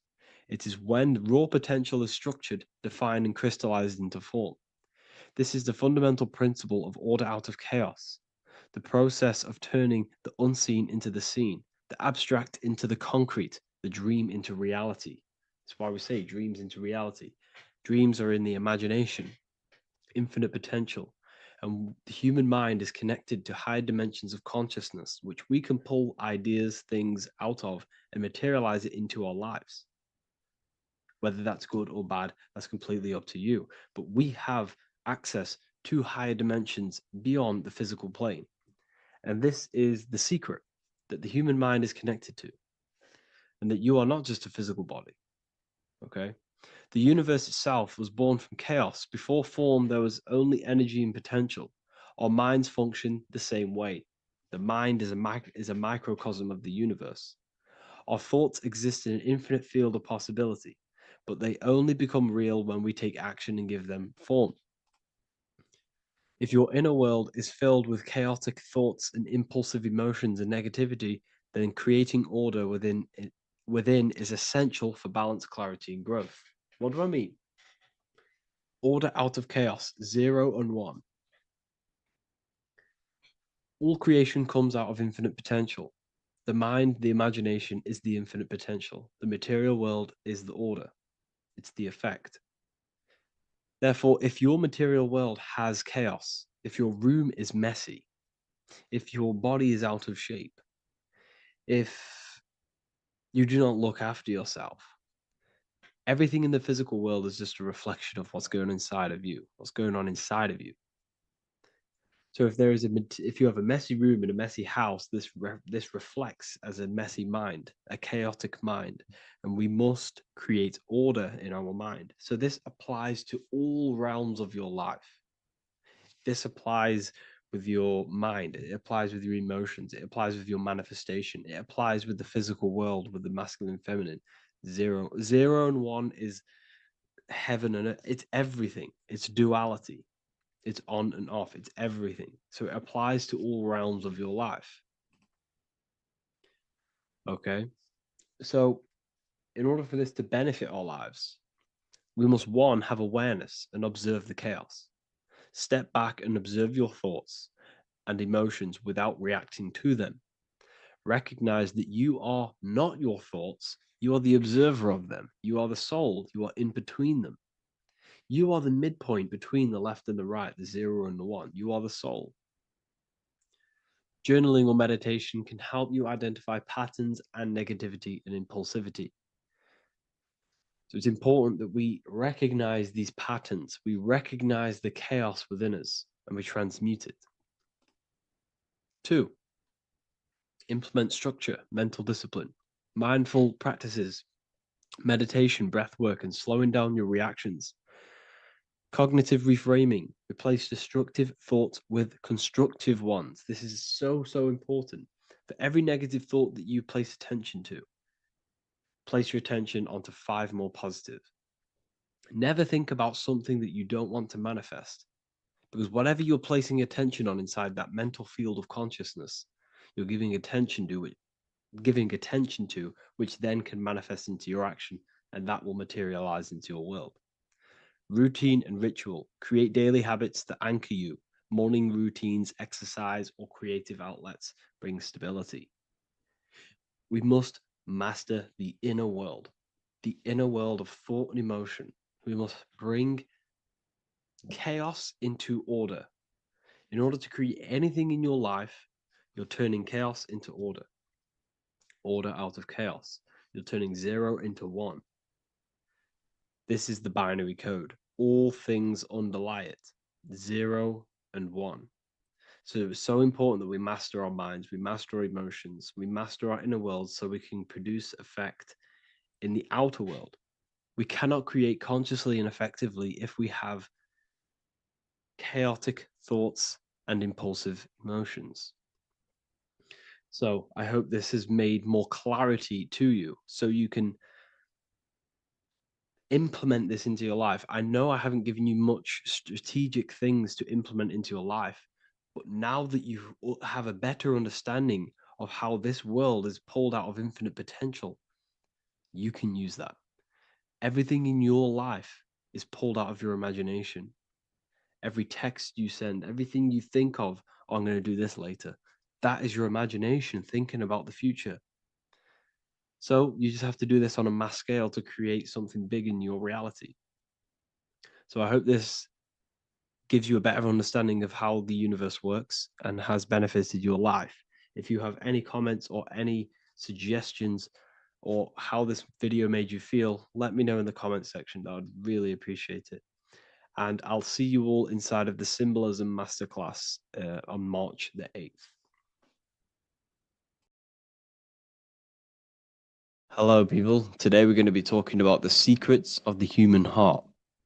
Everything they told you about the heart is a complete lie. There are secrets behind it, and you're going to find out why. And it's very important that you understand that the heart is not a pump. It's not a pump. They lied about this. The lungs is a pump. The lungs is what pumps the blood around the body. It's the oxygen. Oxygen is reacting on the blood. Now, what do you use to use a pump? You use air to pump things up. That's what your lungs are. They use air, oxygen. Now, oxygen carries magnetism. If you pour liquid oxygen between two magnetic magnets, you find an attraction, as you can see here. So this attraction proves that there is magnetic principles within oxygen, liquid oxygen. So when we breathe, we are essentially breathing in magnetism. Magnetism is the force driving this world. So your heart is a chestahedron. It's a seven-sided shape in geometry, and each side is pretty much equal. It's a chestahedron. Look at the word chestahedron, chest, where your heart is. And it looks very, very similar. So this is the sacred geometry of the heart. And when a chestahedron is placed in an angle, when it's placed in a box, a cube, it sits at an angle of 36 degrees off center. This is the same angle which the heart sits within the chest. That's why it's called a chestahedron, because that's what the heart is. It's a chestahedron. And when you place a chestahedron into water, it causes a spiral. It causes a vortex motion, because your heart is essentially a vortex generator. So the heart is not a pump, it is a valve. This is where blood goes into. And when the blood goes into the heart, this is what causes it to vortex, because the heart is in a shape of a vortex. Look at the tissues, everything's wrapped around, everything's spiraled. See this here? This is the spiral of magnetism. So all of the valves and the cords and the fibers are all wrapped around each other. It's a vortex. And if you take off the tissue of the heart, you would see this. It kind of looks like the Holy Grail. And this is essentially the vortex spiraling of the heart tissues. And if you unraveled the heart, because your heart is one tissue, it's one muscle. Look at it here. This is a heart unfolded. And it's just spiraled together to create this. That's what the heart is. So the heart's tissues is spiraled here, and the heart itself is all wrapped around each other in a vortex, in a spiral. Because all spiraling is all to do with magnetism. So the heart is a vortex generator. The heart takes blood, so blood enters the heart. The heart charges this blood. It reacts with the heart. The blood is turned into the heart moves through the blood moves through a vortex motion within the heart and then goes back out of the heart. So there is something going on inside of the heart which is very, very crucial that we might be missing. So the heart is spiraling blood, and there's a reason why it's doing this. When you spiral something, it gives it more energy. It gives it more frequency, more energy, more force behind it. So by spiraling the blood, it's turning blood into plasma. That's what the heart is doing. It reacts with the heart, it turns it into a vortex and turns the blood into the fourth state of liquid or fourth state of matter. which is plasma. Okay, plasma is proved to be in the blood. Plasma is a part of the blood that carries platelets and red blood cells and white blood cells around the body. Plasma makes up approximately 55% of the blood. So plasma is a state of matter, which they'll never tell you about because they try and hide plasma as much as possible. It's ionized gas. And that's what's going on in the heart. The heart is a vortex energy generator for the blood. And the blood and the body is being fed by plasma. Plasma energy, the fourth state of matter. And if you go and read the Emerald Tablets will tell you this exact same thing. Emerald Tablets of Thoth. They're supposedly thousands of years old, or it was supposedly written by M. Doriel, who was an occultist. Apparently, he translated them. Either way, he was an occultist. So it's either written by an occultist or it's actually 100,000 years old. In the physical are these channels, the blood which moves through the vortical motion, reacting on the heart to continue its beating. So what is that telling you? The blood moves in vortical motion. It's a vortex. Reacting on the heart. What's it reacting with? There's something in the heart that turns blood into plasma. It reacts with the blood, reacts with the heart. Then it says magnetism, which moves through the nerves paths, carrier of energy to all the cells and tissues. So your body's being fed by magnetism, people. They'll never ever teach you this in school. That your whole body is running off magnetism and plasma. You're literally you are an energy being. When you understand this, you are made of energy. You're running off spiritual, etheric energy that you cannot see. They just teach you in school that you're running off blood and oxygen. It's way deeper than this. We're being run by magnetism. Magnetism is the driving force of all creation. Magnetism, which moves through the nerve paths and carrier of energies to the cells and tissues. Akasa, which flows through the channels, subtle yet physical, completing the channels. Personally, I think Akasa is plasma. Okay, plasma is Akasa. Completing the channels. Each one of the three attuned with each other, each affecting the life of the body. So all of these three things, okay, the heart, magnetism, and Akasa they're all working together to create the body, to create the life.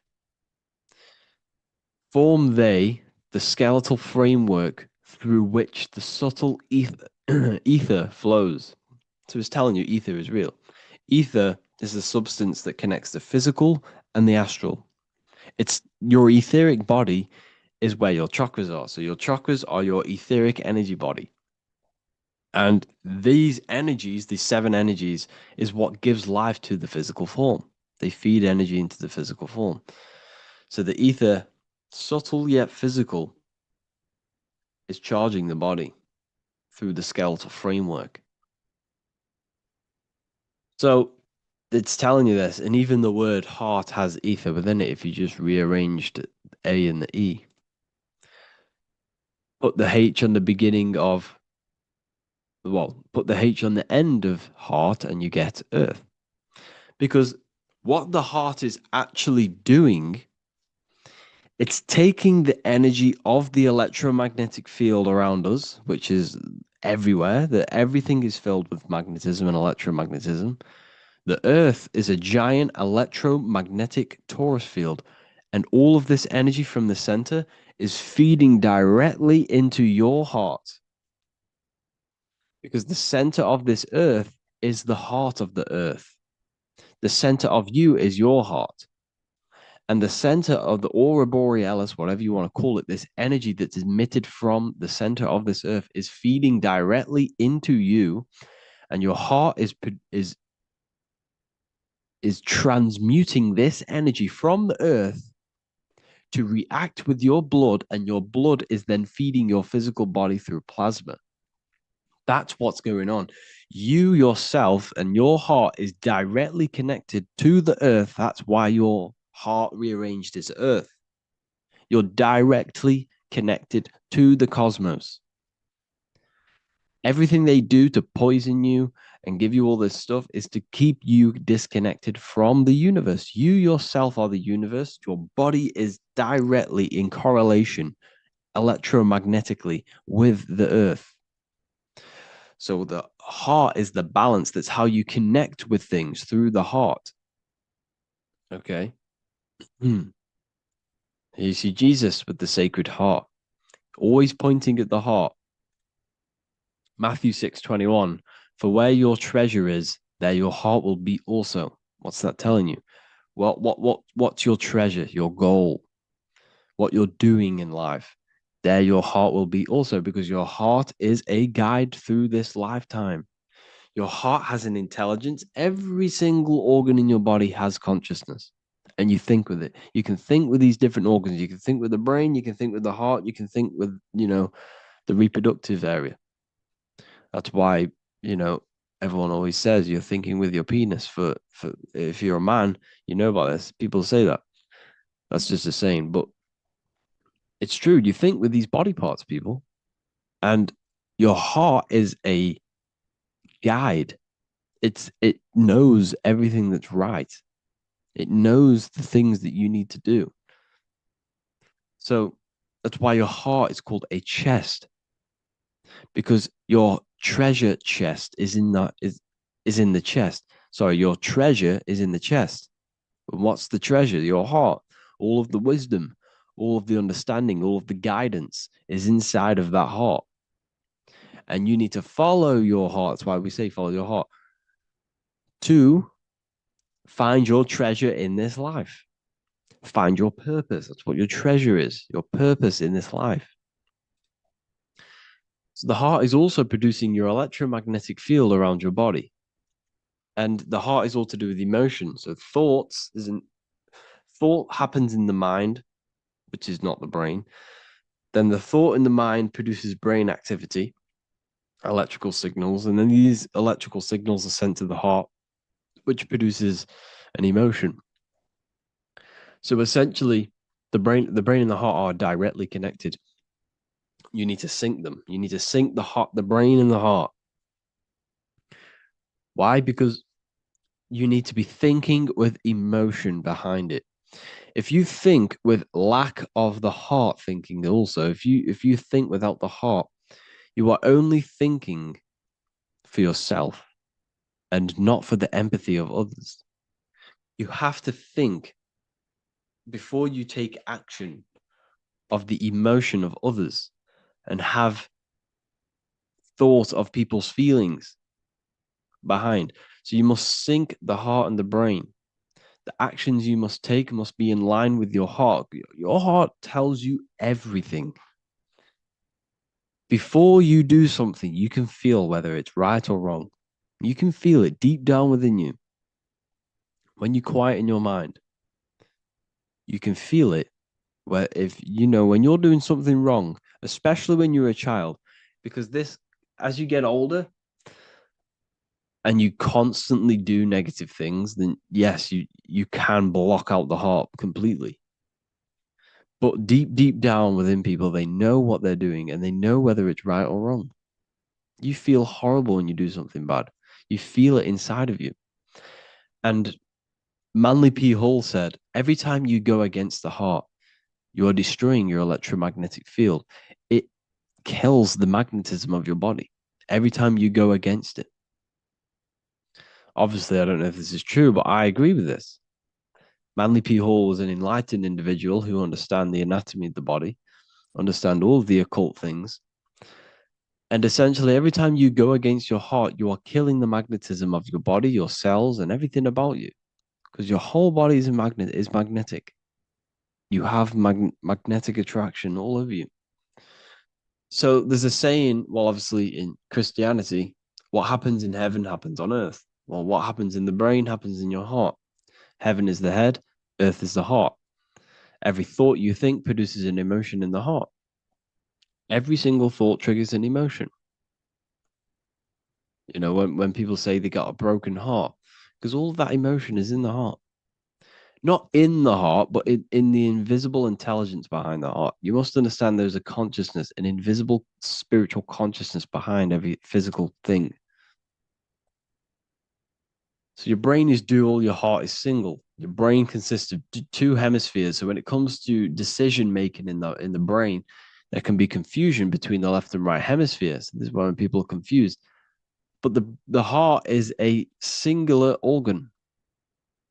And if you go onto Google and type in brain cells found in the heart, there are 40,000 neuron cells in the heart, the exact same cells which are found in the brain, in the cranial brain. This means that your heart is essentially a brain for your emotions, what it is. And your emotions tell you what is right and what is wrong. So every thought you think produces an emotion, and whether that emotion is good or bad will tell you whether something is right or wrong. So the heart is the guidance through this life, and your higher self resides in the heart. You have to follow the heart. You have to do what the heart tells you all the time. So I hope you enjoyed this video, people. Please feel free to contact me if you have any video ideas or anything like this. And welcome to the university. I look forward to connecting with you all.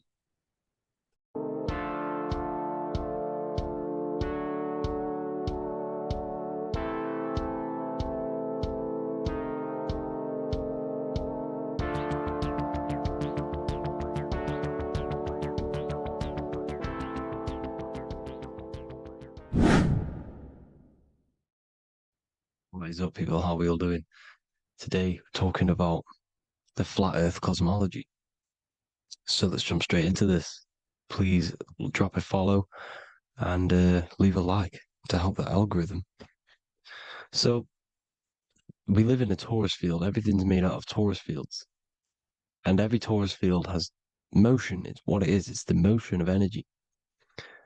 And every torus field has a center, which is the black hole. It's a womb of creation. It's counter space. Now, this is why the North Pole is magnetic, because the center of this torus field is the most magnetic part, the strongest part of the field. So this is why all compasses will point you to the center. And the Earth's magnetic field is spread across the whole of the Earth. And it's spinning, as you can see here, it's like a tornado at the center.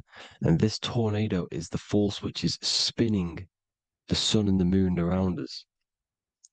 You got the sun, the moon, Polaris, just like in the Masonic cosmos here. The sun, the moon, Polaris, the all-seeing eye. Now we'll get into Polaris a bit later, but the sun is the magnetic force. Sorry, is the electric force, because every field is electromagnetic.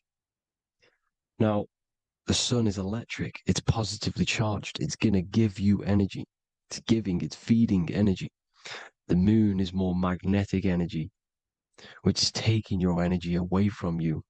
And this is why you become sleepy when the moon comes out, because it's taking away your energy.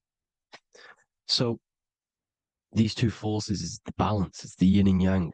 It's the balance. Everything in this creation is balanced, because the torus field is the Earth is the plane of inertia, the 0 point within the field, because physical matter is a result of two opposing forces equalized on the plane of inertia. And that is where matter crystallizes into physical results. And this physical plane is the plane of inertia, planet Earth.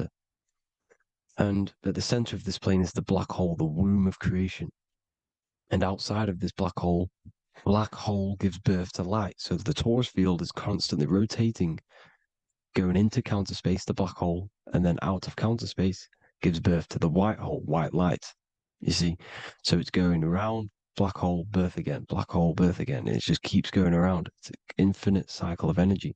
And this is where the infinity sign comes from. This is the motion, this is the force which is creating everything to spin inside of this circle. Okay? And it's making the stars spin. It's making the sun and moon spin around us, around this center point. Now here you see Horus and Set. Horus and Set putting their feet inside of this dome. This is the royal arch, the arch of the dome above us, which like you see in the Masonic cosmos, the royal arch of Freemasonry.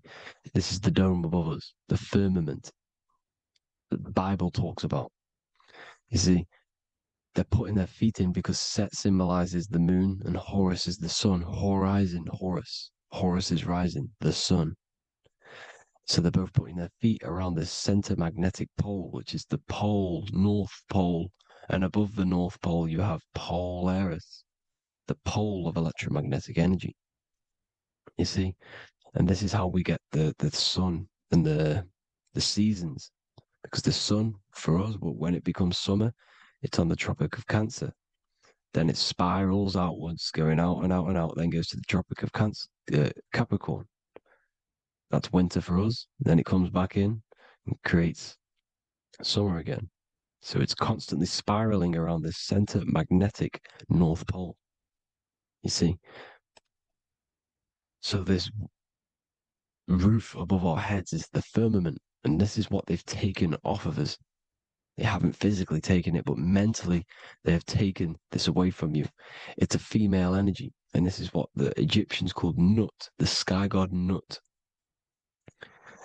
And this is the womb. We are inside God's creation, God's womb, and the woman's womb when she has a baby is a microcosm of this, because everything inside of this creation is macro. It's a reflection of the bigger things, as above, so below. So the dome above our heads is the dome we are in when we are a baby. And you can see the sacred geometry of it is the exact same. It's the dome. And when we are inside of the womb, the woman, the sacred maker, which is the M, the Masonic M, this is the G male symbol. The Masonic M is maker, mason, matter, male. She delivers the male, you see. She delivers the male because it's the maker, the female, the magnetic. The woman is magnetic in nature. The male is electric in nature. So when we are in this womb, the female, we are being fed by the center umbilical cord, by the center of the mother's stomach. We're connected to the center of the woman's stomach, just like we are when we are in the earth. The center is where the aurora borealis is being emitted from, the electromagnetic aurora borealis, the northern lights. This is our spiritual umbilical cord, connecting us to counter space, connecting us to the realms beyond this world. Because at the center of every torus field is counter space. And at the center of the earth is our spiritual umbilical cord. And this is the earth's belly button, as you see. As above, so below. We had a physical umbilical cord. We have a spiritual umbilical cord. And this gets cut when we die, when we're cut away from the physical reality. You see, here's the ancient Egyptian tablet showing this female. You can see the hair, it's a female above us, because the female energy is nurturing, helping, looking after. And that's exactly what the dome is. It's protecting us. It's the Ark of the Covenant, the Ark covering us, you see? And this is what they've taken away from us. By you believing in space, it completely destroys the idea of this being a sacred creation. They've taken the roof off your head, whether if you believe in space, you believe that there's chaos, there's planets, there's asteroids that could kill us at any moment. But this isn't true. They've made you fear your own creation that you're inside of. They've made you fear what's above you. You see, and it's to hide the power of astrology, the power of the lights in the firmament, which are constantly flowing through the ether. These powers which are above us are sending rays down to the earth, which are influencing our psychology and how we behave. And this is what astrology is. It affects human consciousness. It interacts with our consciousness. And there's a different energy every day because the planets are in different houses, different alignments. And this is, we'll go into this a bit deeper later on. So the world tree, this magnetic North Pole, the pole of electromagnetic energy, was symbolized as a tree, the great tree at the center of the earth. You see?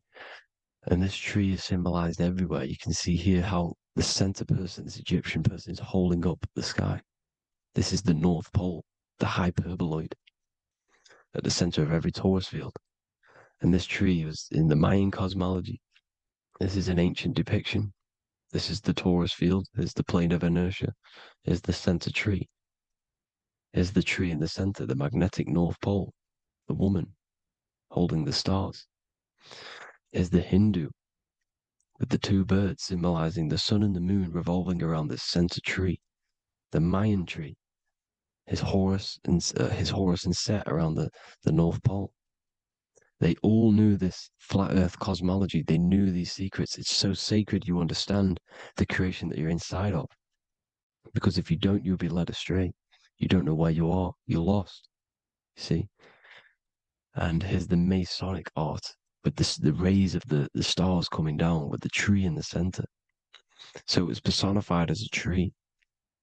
And we are in Asgard, Midgard, the middle garden, where there's good and evil. So the 7 layers of heaven, which is talked about in the Quran. Each planet has a different layer of the firmament, and this is the 7 layers of heaven, and these are our 7 layers of the energy centers in our body. So we start in the stars, so we are stars in a physical body. And this is why we say Mr., sister, fraudster, sinister. Stir is star, and we are in the stars, and our star descends into the soul system, not solar system. And as we descend into the soul system, we enter Satan's kingdom, Satan's world. As it says in the Bible, Satan is the god of this world. Well, if you've been into my research for a while, you know Satan is Saturn. Saturn's world, because Saturn's the outermost ring. He's the Lord of the Rings. And you enter his kingdom, the kingdom of time. And this is why Saturn's the time god.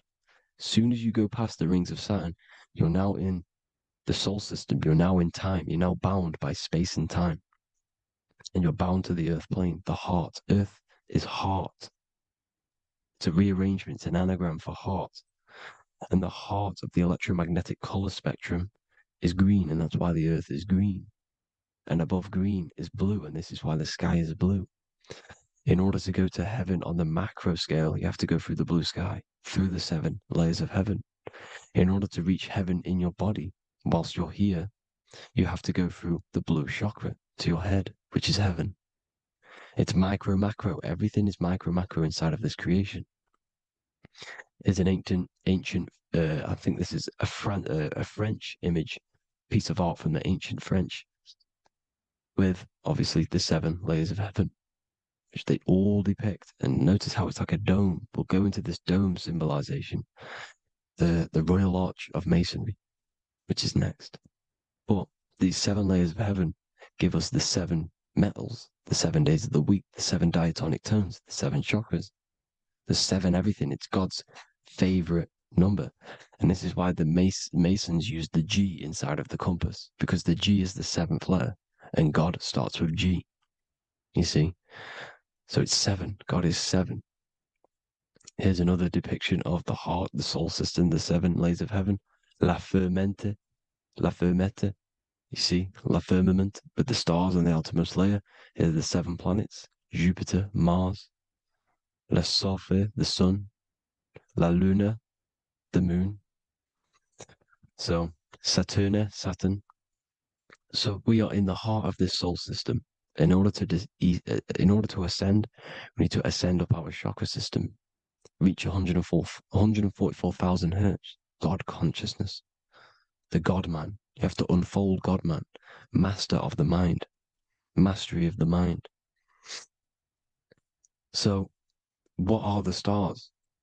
The stars make everything unique.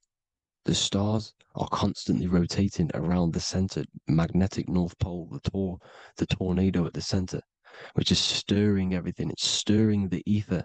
The center is the ether, and the 4 elements are born out of this ether. There's 5 elements: ether, spirit, water, air, and earth. The ether gives birth to the 4 other physical elements, which the whole of creation are made out of. About them 4 elements. 4 is the number of stability. You know, a chair, a table has 4 legs. It stables things. It's a foundation. And these 4 elements are the foundation of this creation. You see? And this magnetic North Pole is stirring this, and the 4 vibrational states of the ether are the 4 elements. Now let me get back to the stars. I just wanted to give you that. The stars are being stirred around this center point. Center. It's stirring everything. And they're always in different alignments. Every millisecond they're moving in different placements of the stars. And the planets are called the 7 wanderers because they're not fixed. The stars are fixed. But the planets are called the 7 wanderers, the 7 layers of heaven, because they move faster and slower than each other. Each planet is slower and faster. Has a different rate of speed it's moving. So these alignments are mixing in with the energies of the different 12 constellations. And this is why you have a unique characteristic. You have a unique look, a unique energy, a unique personality. This is because when you were born and you took your first breath, that energy which was in the ether, because the ether is all around you, and energy travels through the ether. The energy that the stars were casting down and the energy that the planets was mixing in with the 12 constellations was in the ether. So when you came out of the womb and you your first breath, because breath is spirit, okay? So that first breath you took, that is the energy that is imprinted within your DNA, your soul. And you reflect that energy, you emit that energy. That's the energy that is with you forever until you die, till this physical body dies off. And that's what the stars are. The stars are giving a unique energy, characteristic, personality to every living thing. Every dog, every cat, every animal has a unique personality because it was born at a different time and place in the sky. Okay? The stars are your destiny. Now, the stars are constantly changing as well. If you look at stars through a telescope, they're constantly changing and forming different forms. You can see here, it looks like water. It looks like light through water because it's the ether above us, a sea of ether. And this light is being emitted through it, and it's just constantly changing, giving different energies, each star. So this is why this is what the zodiac is. It's the expression of energy. It's the expression of the stars. And each constellation has many different personality, different energies, different traits. Each planet has different traits, depending where your planets are, depending what energies you hold. No two person have the same energy. There's no one. It could be similar, but no one's the exact same. It's because of the stars. The stars are never in the exact same split place. The planet's always in different houses. So here's some Royal Arch symbolism. Here's the Royal Arch of Masonry, as it says here.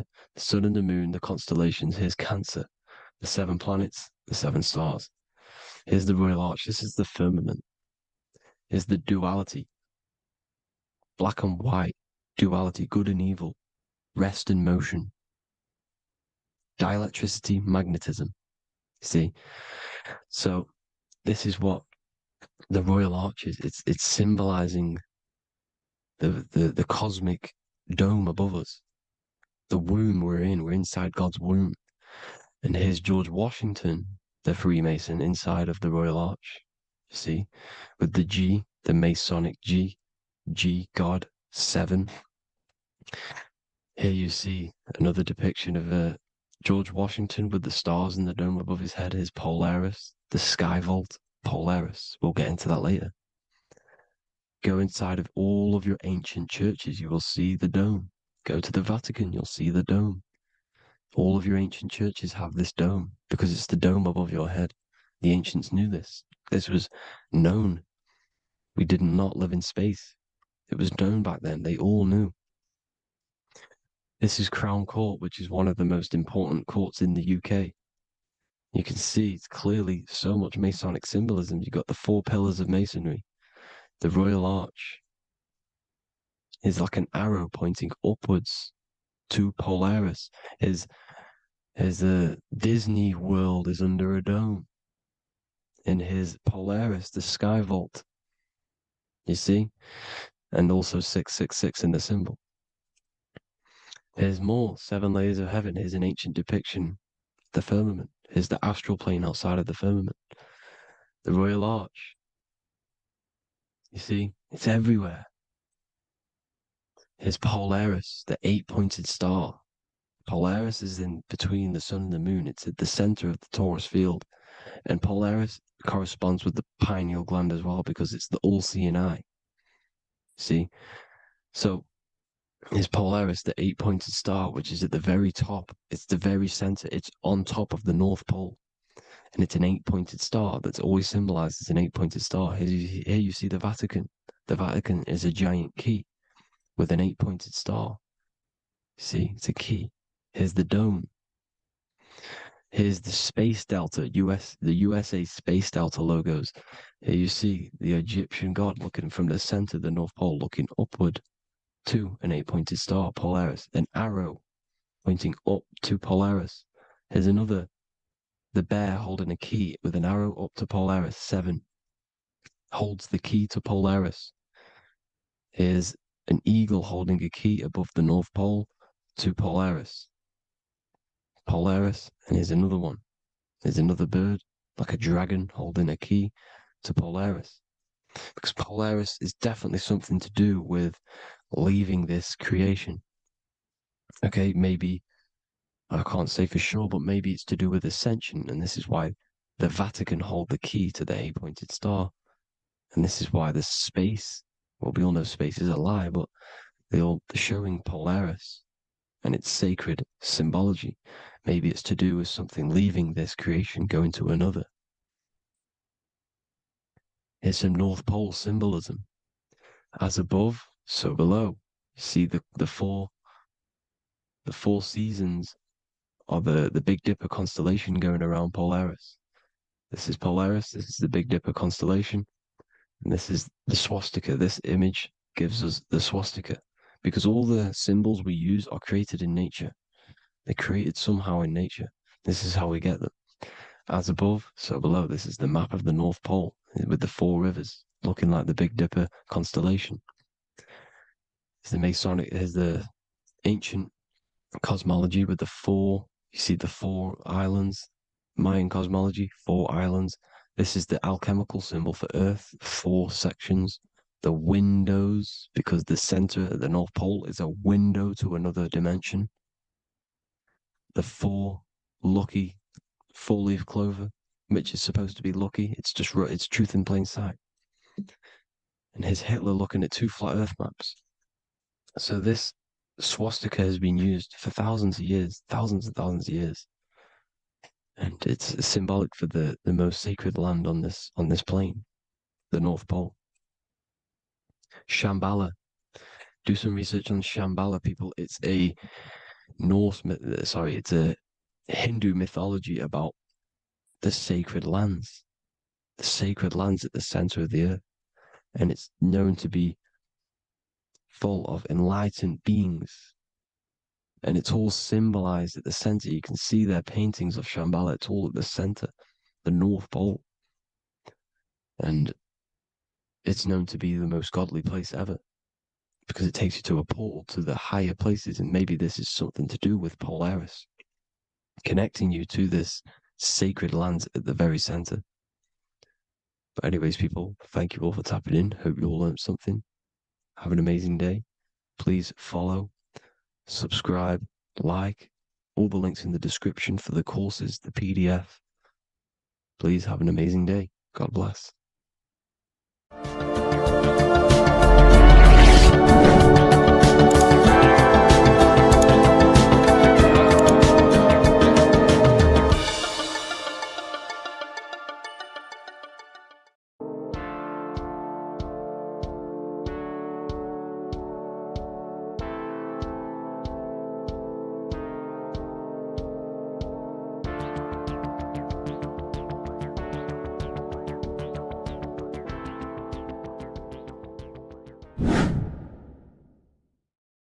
How are we doing, people? It's Revival of Wisdom. We're back today talking about sun worship. Okay? And please enjoy. Sit back and enjoy the video. First thing we need to understand is that the sun is the risen savior. It's the light of the world. Without the sun, we have nothing. Now, the sun is the Son of God. We didn't make the sun. No one owns the sun. But who created the sun? Obviously, the Creator created the sun. Therefore, it is the Son of God. And that is what Jesus is symbolizing in the Bible.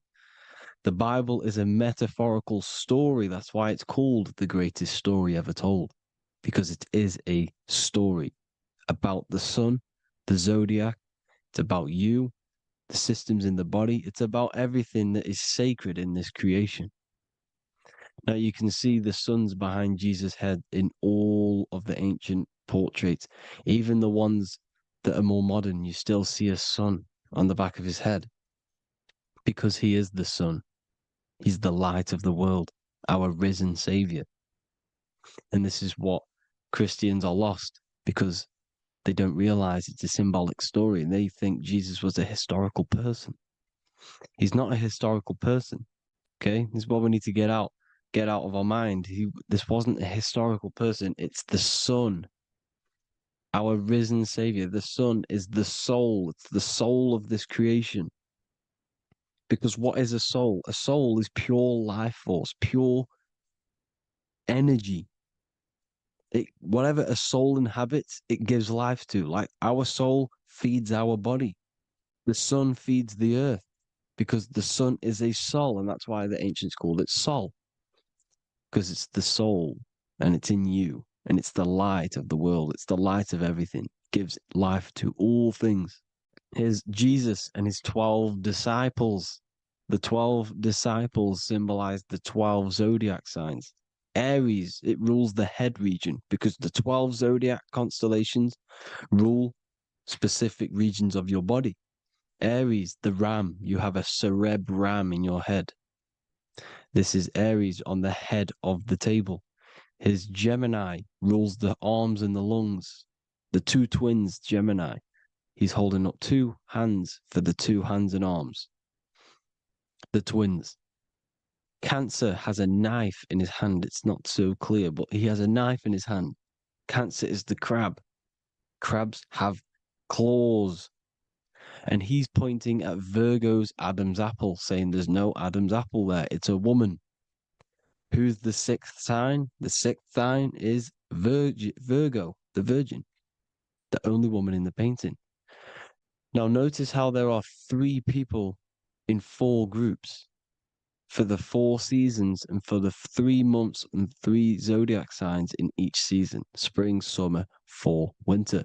Matthew, Mark, Luke, and John with the suns on the back of their heads because it's the 4 states of the sun. The 4 states of the sun. Now, 6th sign, Virgo, the Virgin, the only woman in the painting with no Adam's apple. Then we have the sun, Jesus, red and blue, red shift, blue shift, electromagnetism. The ancients knew this. He's got one hand open, one hand down, because the sun gives and retrieves. The sun rises and it falls. It gives, then pulls away. That's what the sun does, and that's what he's doing. His arms are out, symbolizing the rays of the sun, casting down onto the earth, giving and then receiving. Libra, his 2 hands are equal. He's holding his arms out equally because Libra is the 2 balanced scales. Libra is when the sun is balanced between the summer and the winter. It's being judged. The sun isn't balanced. That's what Libra is, the 2 scales. Capricorn is the goat. Goats have 2 horns, and you can see the 2 horns on his head here. See? So this is astrology. This is what Leonardo da Vinci is depicting here. It's astrology. He knew the story of the Bible is all astrology. It's all based on astrology. The Son of God, the real sun. Now here are some Bible verses. I am the light of the world. Obviously, that's the sun. What other light is there that lights up the world? The moon can't do it. It's the sun, the one and only sun, our risen savior. Because if the sun didn't rise, we'd all be dead. So it's our risen savior. And it dies for our sins every night and then gets reborn every day. Now, Jesus calms the storm. Mark 4:35-41. The disciples are all on a boat and there's a heavy storm. But Jesus is asleep. The disciple says, Jesus is asleep. We need to awake him. They wake up Jesus, and Jesus got up and rebuked the wind and said to the waves, quiet, be still. Then the wind died down and it was completely calm. Well, when Jesus was asleep, this is the sun not being risen. It's not risen yet. Because in the night times, that's when the storms happen on the sea, in the ocean. And when they awake Jesus, Jesus rises because he's the sun. He rises and everything calms. Because when the sun comes, the storms go. You see? So it's the sun. It's all about the sun. Here's another, Luke 22:10. A disciple asked Jesus, when will we know it's the end times? And Jesus says, as you enter the city, a man carrying a jar of water will meet you. Follow him to the house that he enters. Well, this is clearly talking about astrology, the topic that Christians think is satanic, when they don't realize the whole thing's based on astrology. Because the end times is the end of Pisces, which is the two fish, which is the age we've just gone out of. And you can see all these ancient churches here with two fishes, because they knew it was the age of Pisces. There's an ancient photo, ancient artwork with the two fish, Pisces. And the end times, as it talks about in the Bible, when Christians think the world's going to end or something. But no, it's just the end of Pisces. As you enter the city, a man carrying a jar will meet you. Follow him to the house. The house is the zodiac sign that he enters. And the zodiac sign is Aquarius, because that's what it is, a man carrying the water. We know this is astrology because a woman, that is a woman's job in the ancient times. In the ancient times, the woman used to get the water. You would never see a man collecting water back then. That was the woman's job, whilst the man builds the houses, for example. You see, so we know it's talking about astrology because astrology is the man holding the bucket of water. It's the end of Pisces. Now we are in Aquarius. And of course, Luke 24:36, the risen Savior, the Son. Now, the Son is also born on the 25th of December, a virgin, just like Horus, Mithra, Buddha, Krishna, Hermes, and thousands of other gods, all born on the 25th of December. Well, it's because the sun moves 1 degree northward on the 25th of December. And on the 22nd to the 24th, it stays in the same degree because it's moving south. But then on the 22nd, it stays in the same degree on the Southern Crux constellation. And the ancients called this the sun dies on a cross because the cross is the Crux constellation, the Southern Cross. And it stays on that same degree for 3 days on the cross. The sun dies on a cross, and then on the 25th, moves 1 degree northward, bringing back the summer, the light, the warmth, the growth of crops. And this is the sun being reborn again, a virgin, because it's pure. And here's Mithra, another sun god before Jesus was around, before Christianity. It was Mithraism, and Mithra, Ra is Ra, the sun god, Egypt. It's all about Ra, the sun. You can see the crown of thorns on Jesus's head, symbolizing the rays of the sun. And here are the rays of the sun on the back of Mithra's head. Krishna, the sun. Buddha, the sun.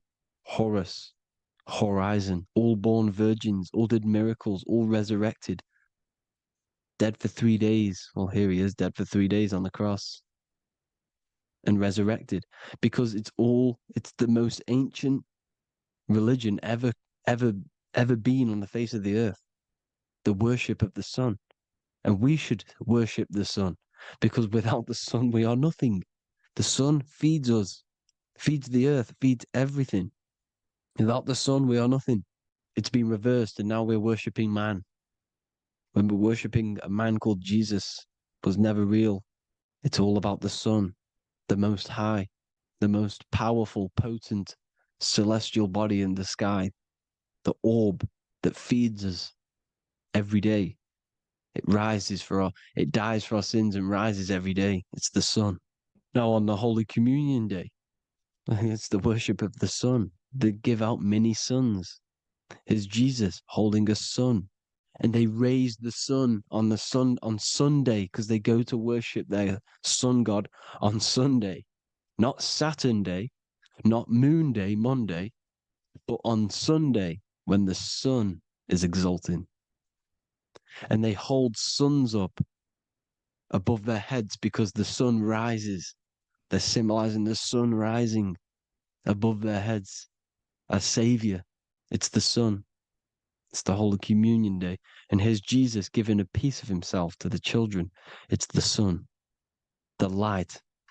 Judas was known as a backbiter, a backstabber, because he stabbed Jesus in the back. He betrayed Jesus.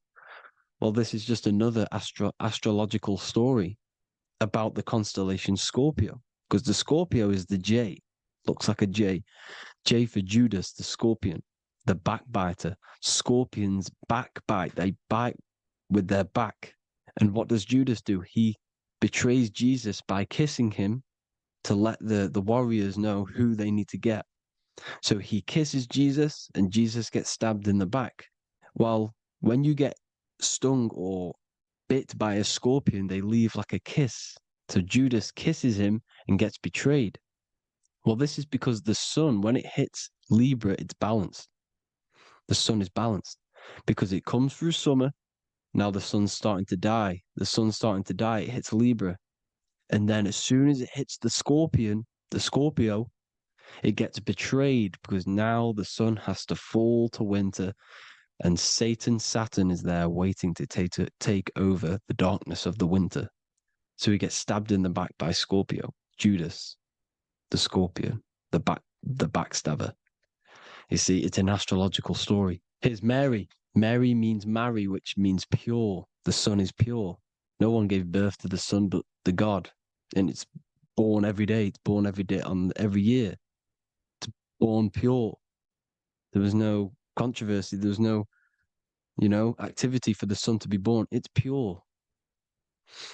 Now, the 7 metals come from the 7 planets. The sun gives you gold, and this is why the sun is golden. It looks gold. And this is why the banks are backed by gold, because gold is the most valuable metal, because it's the sun, the most valuable celestial orb in the sky, in the heavens.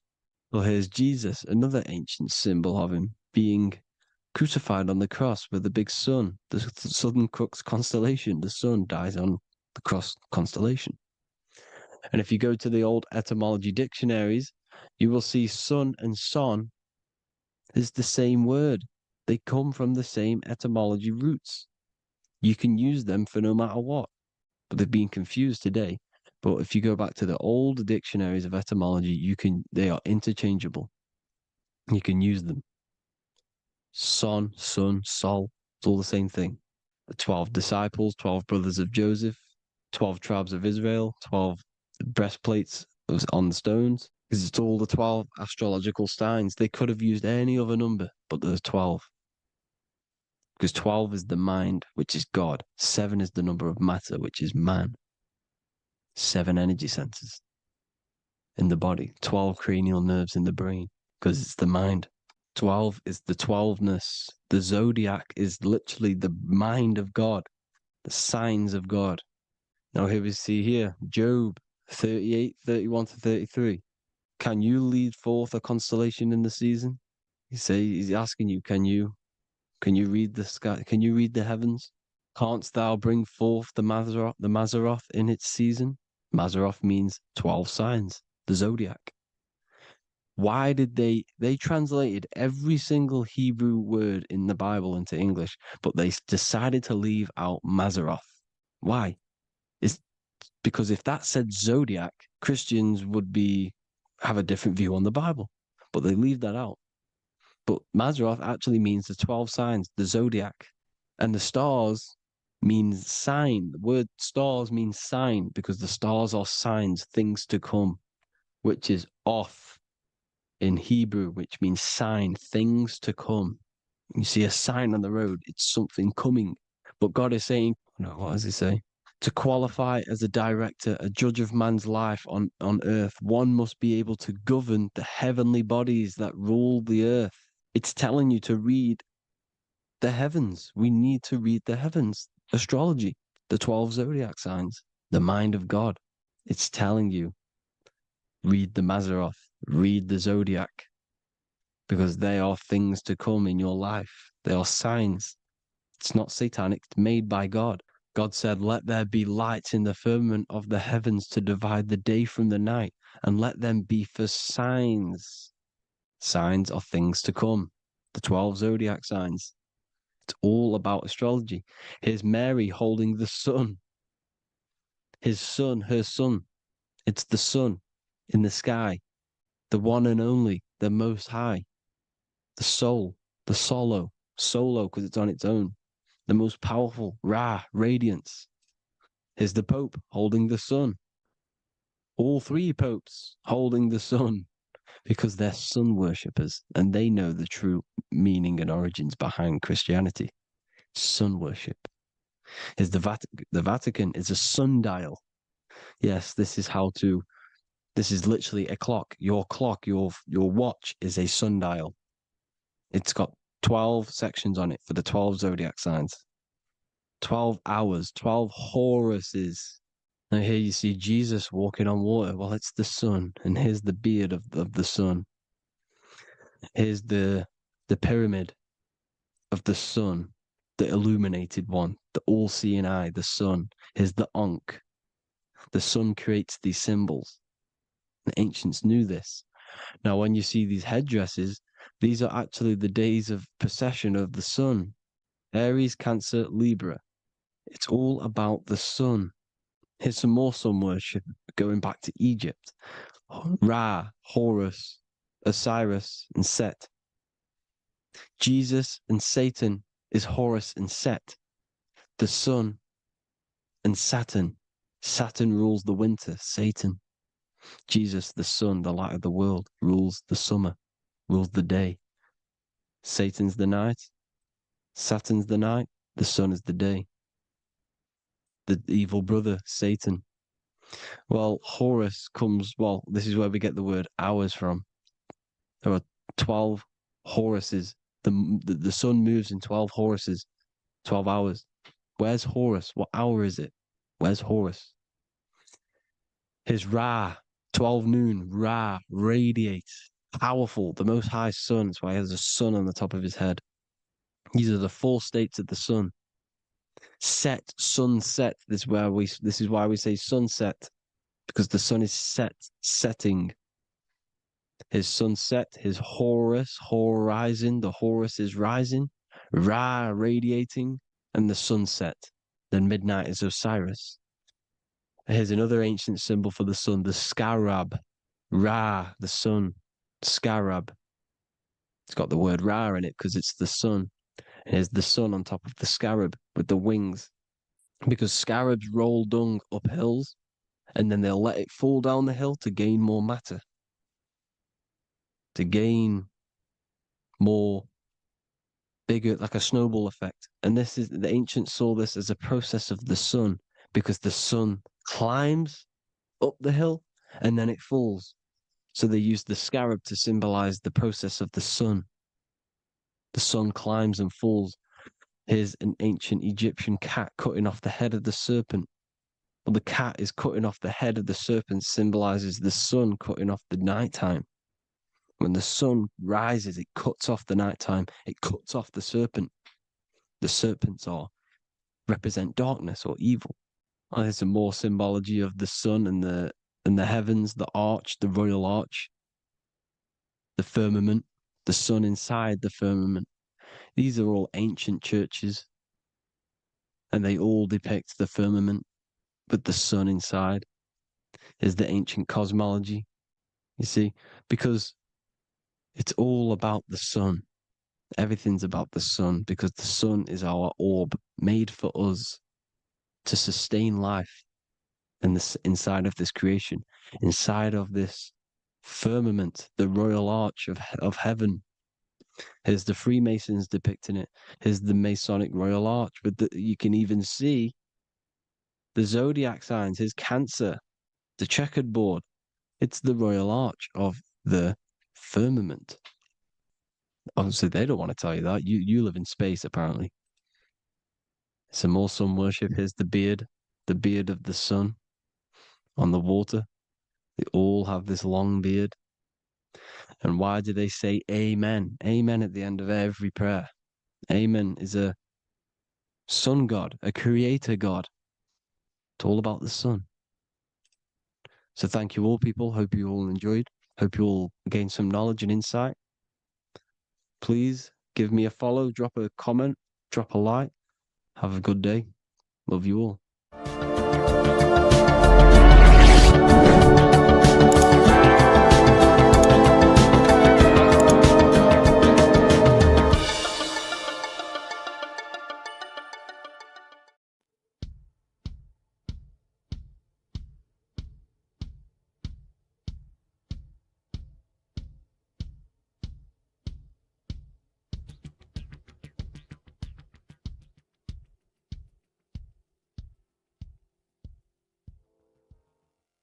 Welcome people, we're back with another video. I will now be keeping track of my YouTube and trying to upload every week. In this video, we'll be talking about the chakras. The chakras are the 7 attributes of God, and they are the 7 planets. These are literally vortex portals within us that connect us to these vices and characteristics of God. Each one of these energy centers are a spinning whirl of energy which controls the cells and organs in that particular area of the body. For example, it's literally a mini brain for that area of the body. Each chakra has a vice which you need to turn to a virtue in order to climb up through the system. They work like a stairway system. You have to go through each chakra in order to unlock the one above. This process is turning matter into spirit as you descended from spirit to matter. Saturn is Satan, that's why it's the lowest chakra, and that's why the devil is red, because red is the lowest vibrational color. When you are in these lower states of consciousness, you are in your animal nature. This is your physical side of your nature, and you are mainly being driven by your animal instincts, or your ego. Moving back to your higher self or your spirit self is not an easy process, it takes a while.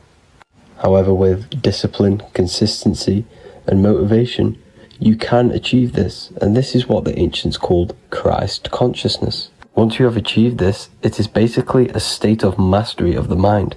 You no longer lust for the lower animal nature things. Now, let's start with the root chakra. This is located at the base of your spine, and you can feel this chakra by tensing your anus. This energy center is in control of your survival needs, your vitality, stability and security. Now, if this chakra is unbalanced, you will feel insecure, fear, anxiety, unstable, low self-esteem, anemia, over or underweight, and constipation. In order to balance this chakra, you need to feel grounded, embodied, stable, calm, centered, a sense of safety and trust in yourself and the world around you. The next chakra is the sacral chakra, which is located around the belly button area. You can feel this chakra just by sucking in your belly. This chakra is to do with relationships, self-worth, creativity, empathy, and most importantly, sexuality. This is the most important one in order to start to raise your vibration overall, is giving up the over-sexualized nature. In order to balance this chakra, you need to come into harmony with all the toxic relationships that you have. Get rid of the fear, the anxiety, the isolation, and 100% get rid of the over-sexualized nature. Lust is one of the most lowest vibrations you could possibly feel. It is literally manifesting hell. In order to work on this chakra, you need to feel self-worth. You need to do creative things, empathy, healthy relationships, and 100% being confident. The next chakra is the solar plexus. This is to do with personal power, will, metabolism, eating, happiness, and your self-esteem and self-identification.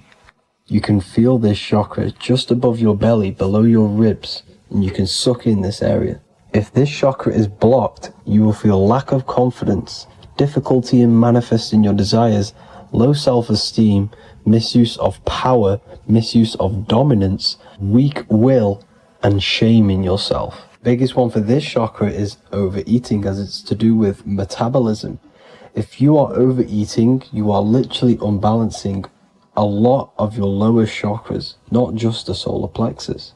In order to work on this chakra and balance it, you want to have a positive self-identification. You want to feel happy, a happy self-esteem, effectiveness to people, not overeating, and a strong willpower. Now for the heart chakra, one of the most important chakras. Chakra is to do with love, understanding, trust, hope, openness, compassion, balance, and forgiveness. The most important because your heart is the tree of life in the body. It is the center of the toroidal field. It is the most powerful chakra. Your heart is 5,000 times stronger magnetically than your brain. Once you have hit the heart chakra and you start surpassing the heart chakra, you are now turning matter into spirit, as the lower three chakras are dense and physical, and the above the heart chakra are turning to spirit. As you can see already, this is a hard and long process of working on yourself physically and internally. The symptoms of a blocked heart chakra would be lack of love or too much love, difficulty to accepting or giving love, lack of compassion, loneliness, and lack of emotional fulfillment. Finally, a lack of connection with a divine or to nature. In order to balance this chakra, the most important thing and the most powerful thing you can do is loving people, accepting and giving lots of love.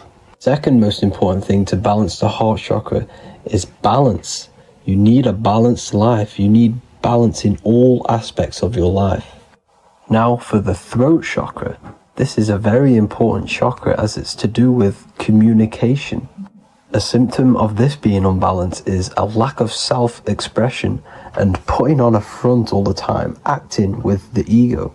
In order to balance this chakra, you need to constantly self-express yourself. You can't be putting on a front. That voice inside your head, you have to let it come outward. Don't just block it off with a wall. Self-expression will lead to you gaining friends who actually like you for being you, and not these fake friends that you have to put on an ego for. In order to balance this chakra, you need to express yourself, express the word that's within you. Don't be lying to people, don't deceive or be deceptive.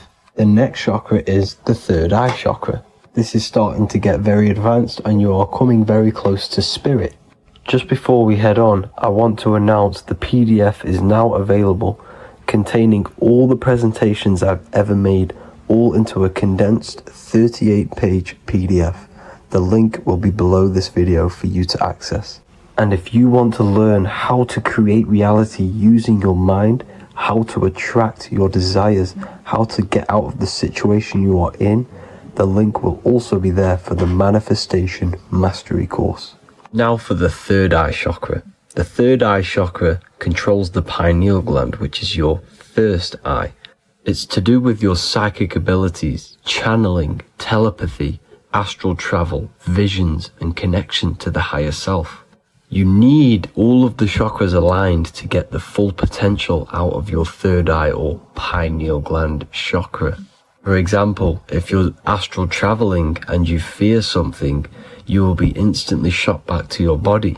So you need to master all of the chakras before you go on and try and do these higher spiritual activities. Symptoms of the third eye chakra being blocked is lack of imagination, lack of vision, lack of concentration, blocked or clouded intuition, can't see the big picture, and especially overly reliant on logic and intellectual thinking. A good way to work on this chakra is imagining things, vision things, trust your intuition at all times, always follow that inner voice.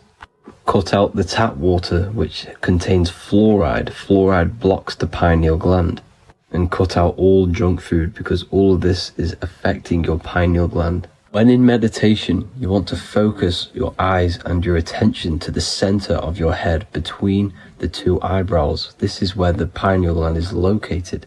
This will help and awaken the pineal gland over time when you keep doing these meditations. Finally, for the crown chakra, this is to do with universal consciousness, all-knowing, enlightenment, cosmic connections, the God source.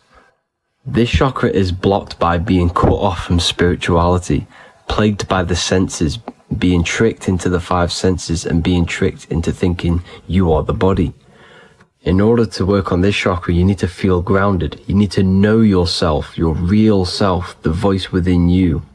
Have common sense, have specific decisions that you're making, be very direct. Now we've got out of the way all of the chakras, I can now introduce methods and meditations which will help you unblock them spiritually. When meditating, you want to get into the present moment in a nice, comfortable position. Bring yourself to the present moment by saying, I am here right now, nothing else matters. Keep repeating this over and over with your eyes open or closed. After a couple minutes of bringing your attention to the present moment, you can now start to breathe in through the nose deeply and breathe out through the mouth slower than you breathed in. Place your attention on the chakra that you want to balance. Think of a high vibrational emotion like love, and think of this while placing your attention on that chakra. You can do this exercise every day for 10 to 20 to 30 minutes. The longer the better. Another practice you can do is by chanting the Bijis for each chakra. They are here starting from the root chakra all the way to the crown chakra. Or you can chant the 7 vowels. There are not 5, there are actually 7. A, I, A, O, U, M. A, I, O. This is the proper way of pronouncing the 7 vowels. These are so powerful because these are the only things that exist. It is literally the sound of God. By pronouncing them right, you can actually create a lot of power within you and align your chakras. That's it for this video, people. I'd appreciate a comment and a like to help the algorithm. I appreciate you all. Love and light.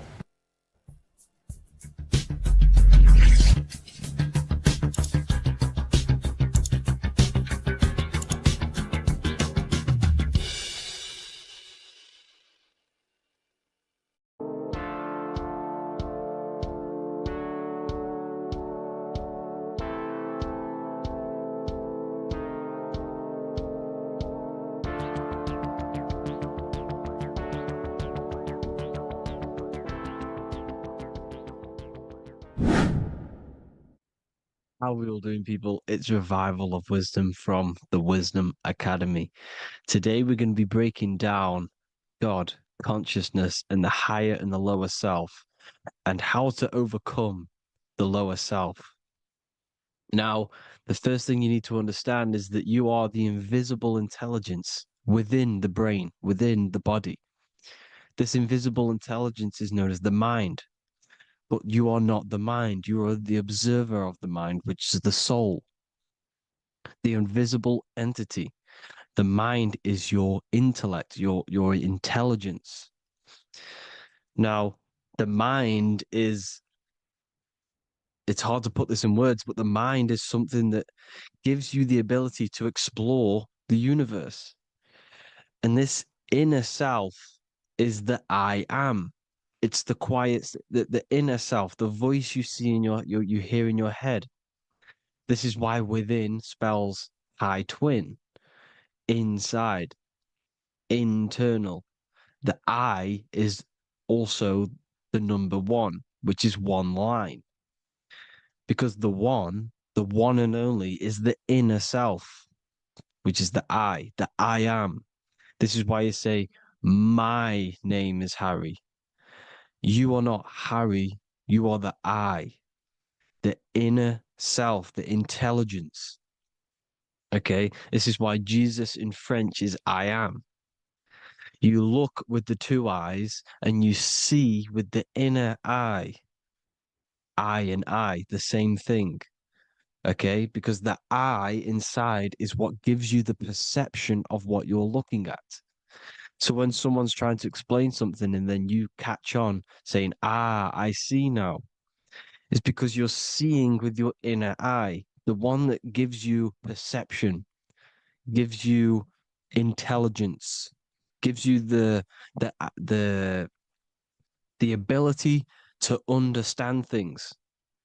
This is the internal eye, the invisible self, which the physical body is nowhere near as complicated as this inner self. Is in infinite potential, infinite potential. God, God, generator, operator, destroyer, soul, mind, and body. Brahma, Vishnu, Shiva, the Father, the Holy Spirit, and the Son. They're all the reason why you see God is always a triad is because it represents yourself. Your invisible intelligence is God. Me and you are the same invisible intelligence. We are the invisible intelligence experiencing the program being run by the central nervous system and the brain. I always say this in my videos, but I have to, in order for you to understand the things that I'm going to say later on in the video, you need to understand this concept, is that you are the consciousness experiencing the nervous system, the tree of knowledge of good and evil, which is you here. You would be in this invisible intelligence right here in the center of the brain. Now, this is why the ancient Christians show God is in the brain. This is the brain stem. This is the brain. This is also the brain stem and the brain. The brain stem and the brain.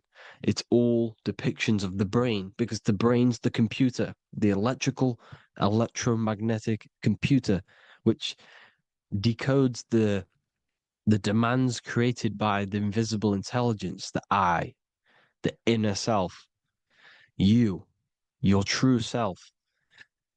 The person moving, if you observe what someone moving, this is going to sound, but if you observe someone walking, it's not the body. The body is moving, but the thing telling it to move is the invisible intelligence. Before you kick a football, a decision is made within your invisible intelligence, your mind. And this consciousness, this invisible intelligence, is either stuck between the lower self and the higher self. Okay? When the invisible intelligence, meaning the true self, identifies itself with the physical body, it will trap its mind within physicality. This consciousness that we have is either operating in the lower self or the higher self. It's either feeding the material body or it's feeding the spirit. Okay? But because we are physical and spiritual, we need to be even. We don't want to be meditating all day long because we do have a physical body as well whilst we are here. We are playing a game in physical matter. Okay? Now, the reason that you incarnated here is to learn a lesson because the mind can manifest anything it wants within the astral planes, within the world of imagination. It can manifest anything it likes, but it incarnates into matter, into this game, so we can understand labor, because anything in matter, you have to labor to manifest. But in the astral, you can manifest at the click of a finger. You come here to learn the knowledge of good and evil. And your consciousness, I came out a bit off topic there, but your consciousness is experiencing the lower or higher self. The lower self is manifested in the lower parts of the body. Sex, food, and power, the lower three energy centers. These centers are like mini brains. You are literally thinking with these centers.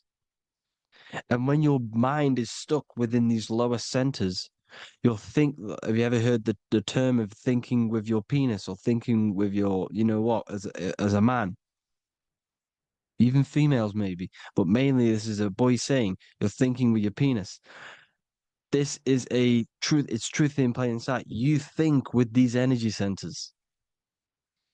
When you're living off the lower three centers, all you care about is sex, food, and power, eating, sleeping, and greed. Power's kind of like greed. Now, when we move up to the higher parts of the body, when we live our life within the higher parts of the body, this is considered heaven, love, expression, intuition, and wisdom.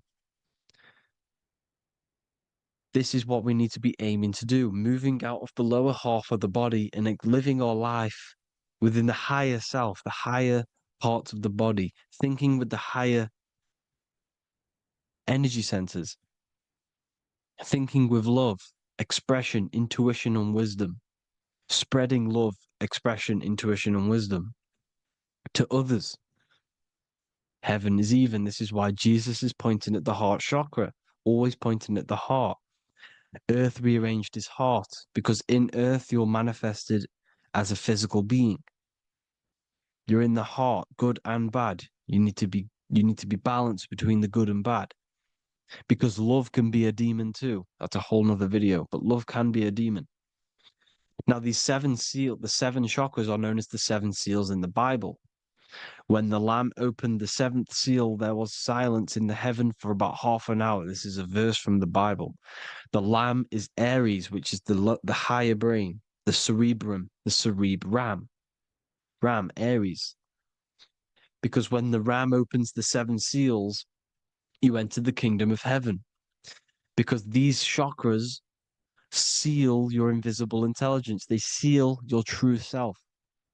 You are behind these seven seals, your true invisible self, your true consciousness. Because behind these seven seals, you do not think about anything materialistic. Your intelligence is not material. It's not physical. It's not from the physical world. It does not desire the physical world. The body is the beast. The body's the animal, the lower self, which can corrupt our intelligence. It can corrupt the intelligence. Okay? Now, we need to balance these chakras so that we gain a deeper connection between this intelligence and the brain. Because when there's a strong connection between the brain and the intelligence, your body and the intelligence, you have a strong connection. Therefore, you can manifest what the intelligence is saying at all times. Meaning, when, for example, your higher self, this is intelligence, the higher intelligence is always speaking to you. It's always guiding you. It's always telling you the right thing to do. You can feel it when you're doing something wrong. You can feel that you're doing something wrong because this higher self, this intelligence knows what it needs to do here. And when there's no connection between the body and this our intelligence, our true self, when we strip away, when you close your eyes for long periods of time, you will figure out you are this invisible, infinite, creative being. There's no words that I can't describe what it is, but it's the voice inside of your head that you can feel when you close your eyes. You are this being inside of the heaven, because this is heaven, this intelligence. And when there's a strong connection between the body, you can manifest everything it's saying. When everything is balanced, when you're no longer thinking with the lower centers, when they're all balanced, you're not thinking in particular with every center, you balance them all, you can manifest everything it says. Your body will act out what the intelligence is always saying. This is God in the brain, the intelligence, trying to touch Adam, representing the lower self. This is why they're not touching. Notice how Adam is resting, but the intelligence is always reaching out, stretching, symbolizing metaphorically saying it's guiding. I'm always reaching out. The intelligence, your intelligence is always guiding you. It's always reaching out to you. But Adam is ignorant of it. The lower self is ignorant of it. And that's why he's so relaxed and God is so stretching out. Because at our highest self, that when you think of when you want to better your life, that highest true version of yourself is God. When you're manifesting this, your highest self, this is God. Your truest form, your most perfect form, that is God. Your highest version of yourself, that is God. Emotions are not what you've been taught. Emotions are not something that should be reactive, okay? You should not let the emotion be you, except that you should experience them instead of letting them become you. You need to understand there's a separation in our consciousness. You have the soul, which is the person who is observing your thoughts. When you think a thought, who's the one observing that thought? The soul, you, the I am, the I, the inner self, the one and only. And inside of every single body, inside of me, inside of you watching this video, there is this same intelligence that is inside of me, inside of you. And it's the exact same intelligence, experiencing a different body. And this is what we mean by the universe is mental. We all we are all sharing the same ball of consciousness in a different body. The animals, the fish, the cells, all expressing this one consciousness. Me and you are the same. This is why the golden rule is treat others like others should be treated, because I am you and you are me in a different body. Now, going back, you need to identify that there's different levels of consciousness: soul, mind, emotion, and body. Okay? Your emotions are on a separate layer than the body, the mind, and the soul. So when you identify there's a difference between all of these, you do not let them become you. You do not let your mind rule you, because your mind can be corrupted. Your soul is the one that is pure good, pure love, but your mind can be corrupted. Okay? Your emotions can be corrupted. The body can be corrupted, but the soul can never be corrupted, only layered on top. You can only throw piles of programs within the subconscious, layering the soul down, but deep down inside of every single one of you, there is a loving being. Because love comes from the heart. Love is the universal emotion, expression. Now, your thoughts can become bondage, your emotions can become bondage. Now, what do I mean by bondage?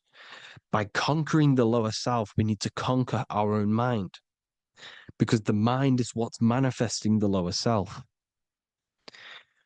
When you're thinking with the lower half of the body, when you're becoming your emotions, you need to experience the emotion, not become the emotion. Do not let the emotion become you. Do not let your thoughts become you, because your thoughts are tools that you can manifest. Your thoughts are the idea. Your emotion is the energy that you can use to manifest that thought. Your emotion is energy in motion, emotion. You use emotion to manifest, to feel as if you already have the thought. Therefore, you become that vibration. Therefore, your emotions are actually a creational force that is given to you to manifest things, because you're a human, a manifester. You're here to manifest things. You're a creator. You are a god. Your inner self, your intelligence, your I am, the one and only inside of you, the inner self, the quiet one, the one that's deep down, the invisible intelligence, is it's creating things all the time. All the time. Speak no evil, see no evil. hear no evil. This is the astronauts, they're Freemasons, but they understand this because thinking, seeing, and hearing can corrupt your mind. And when you have a corrupted mind, you'll have a corrupted subconscious. The subconscious will manifest into the body because 90% of your behavior comes from the subconscious mind. So you got to speak, see, and hear no evil. A sin, what is a sin? To overcome our lower self, to overcome our lower self, the 7 deadly sins are not something that goes against an external God. A sin is something that goes against your inner guide, your inner conscience, the inner self that is always speaking to you. It's always telling you the right thing to do. A sin is something that goes against this inner guide. And this is why you can feel something where you can feel you're doing something wrong. Because the inner guide is speaking constantly. And when you commit these 7 deadly sins, which are 7 internal states which keep your invisible intelligence bound to your physical body. Because evil, right? Evil love bondage. This is why they stay in this realm and they control this realm, because they love the bondage of the body. They like matter. They want to stay in matter for eternal life. They don't want to ascend back into the heavenly realms where you do not have a physical body. You can explore the universe within the astral planes. They stay bounded to the body, bounded to the 3D construct of the physical world. They have greed, lust, envy, gluttony, wrath, sloth, pride. They want all of this. And if you want that, that's okay. But deep, deep down, you don't want that because your soul is always telling you the right thing to do. Your soul knows what to do to get out of here. It needs to detach from the external world. Detach from all of these 7 internal states which bound you to your lower self, your lower centers. That's what a sin is. You know, you have a left and right brain. The left brain is always analytic. The right brain is metaphorical. So the right brain is producing a holistic view of reality. Now, what do I mean? And not view, perception. When you see, because your eyes are parts of the brain, sorry, when you look at something and you look, that image is produced in the back of the brain in the visual cortex. And then the right brain produces a perception, a holistic, it breaks down what you're seeing into a holistic image, a holistic perception. So, for example, if you're in a woods, the right brain sees the whole woods as one big woods. The left brain is breaking that perception down into individual trees, branches, and leaves. So the left brain's to do with duality, the right brain's to do with wholeness, unified. The left brain's dualistic, analytic. This is necessary so that we can pick things up and manipulate them and break things down. We need the left brain, we need the right brain. I'm not saying any of them's bad, but the left brain, sinister in Latin, means left. Because when you're left-brained, you see everything in dualistic. You see everything is dual, when everything's actually one.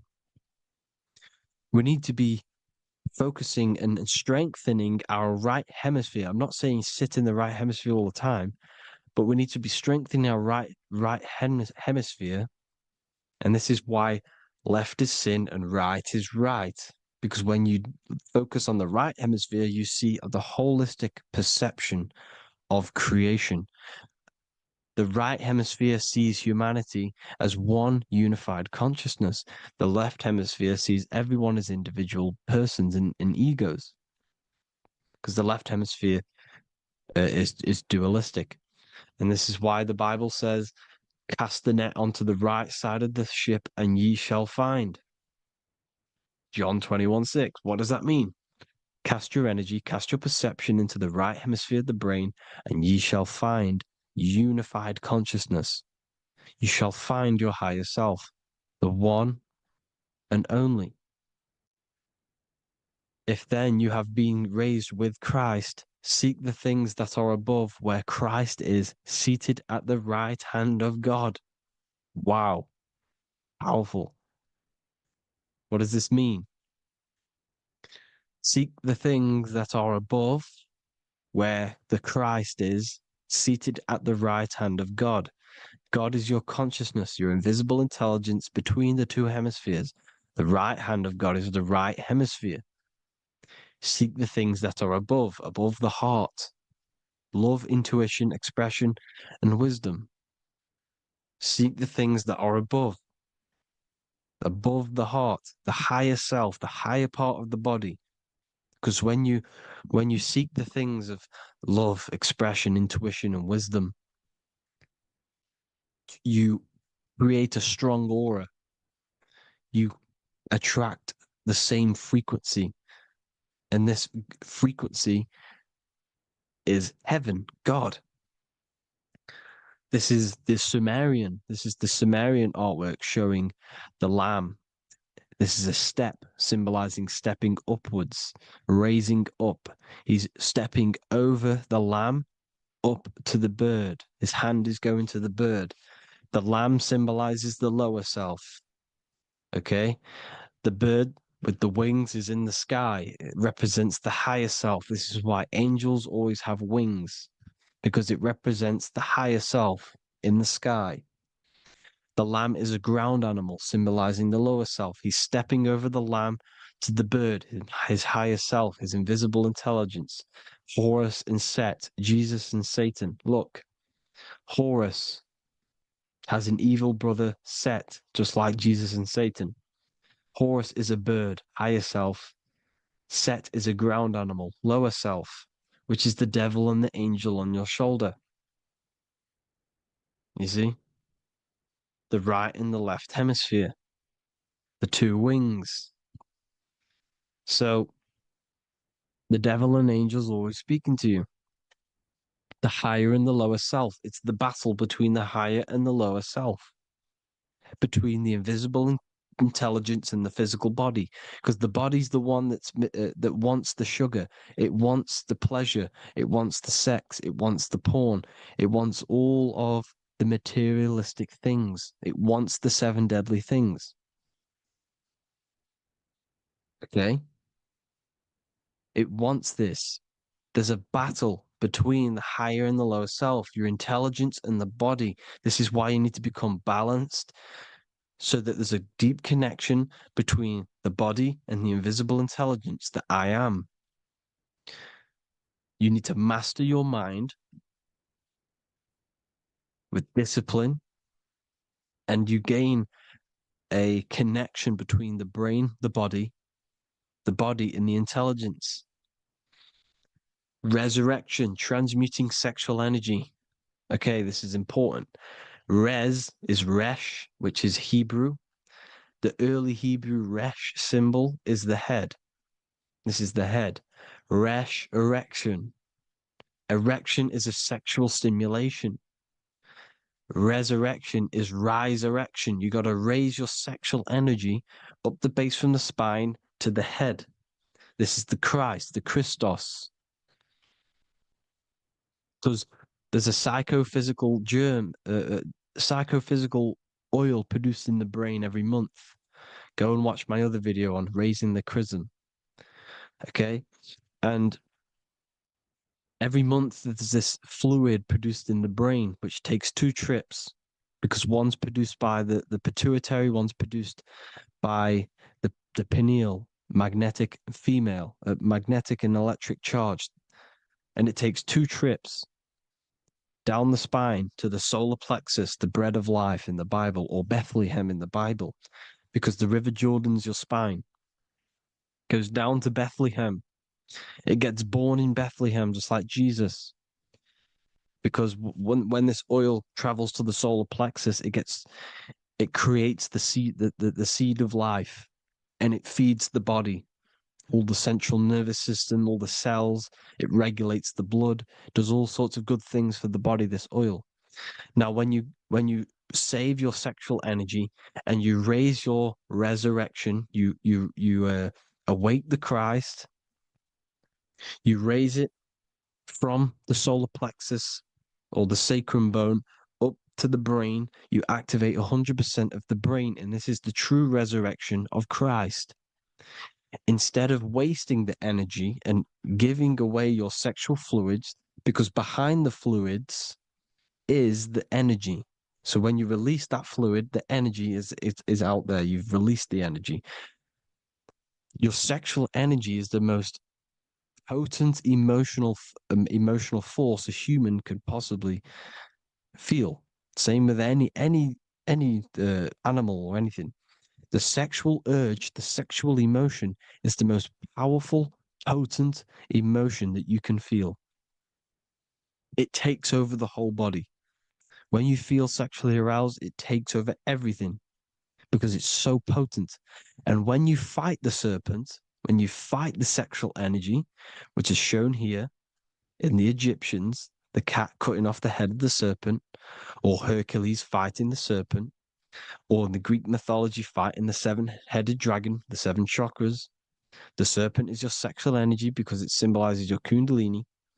When you fight it and you transmute this energy, instead of releasing it, instead of acting sexually on it, you can transmute the energy, transfer it from the solar plexus up to the brain.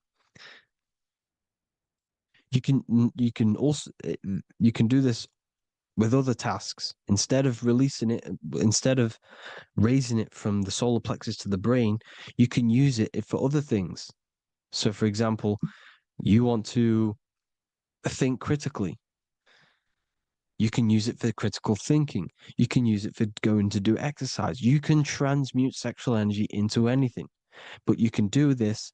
You can raise the sexual energy, and you can use this energy to push the cerebrospinal fluid from the solar plexus up through the spine, up the 33 vertebrae to the brain, and it'll activate 100% of the brain. And this is the resurrection of Christ.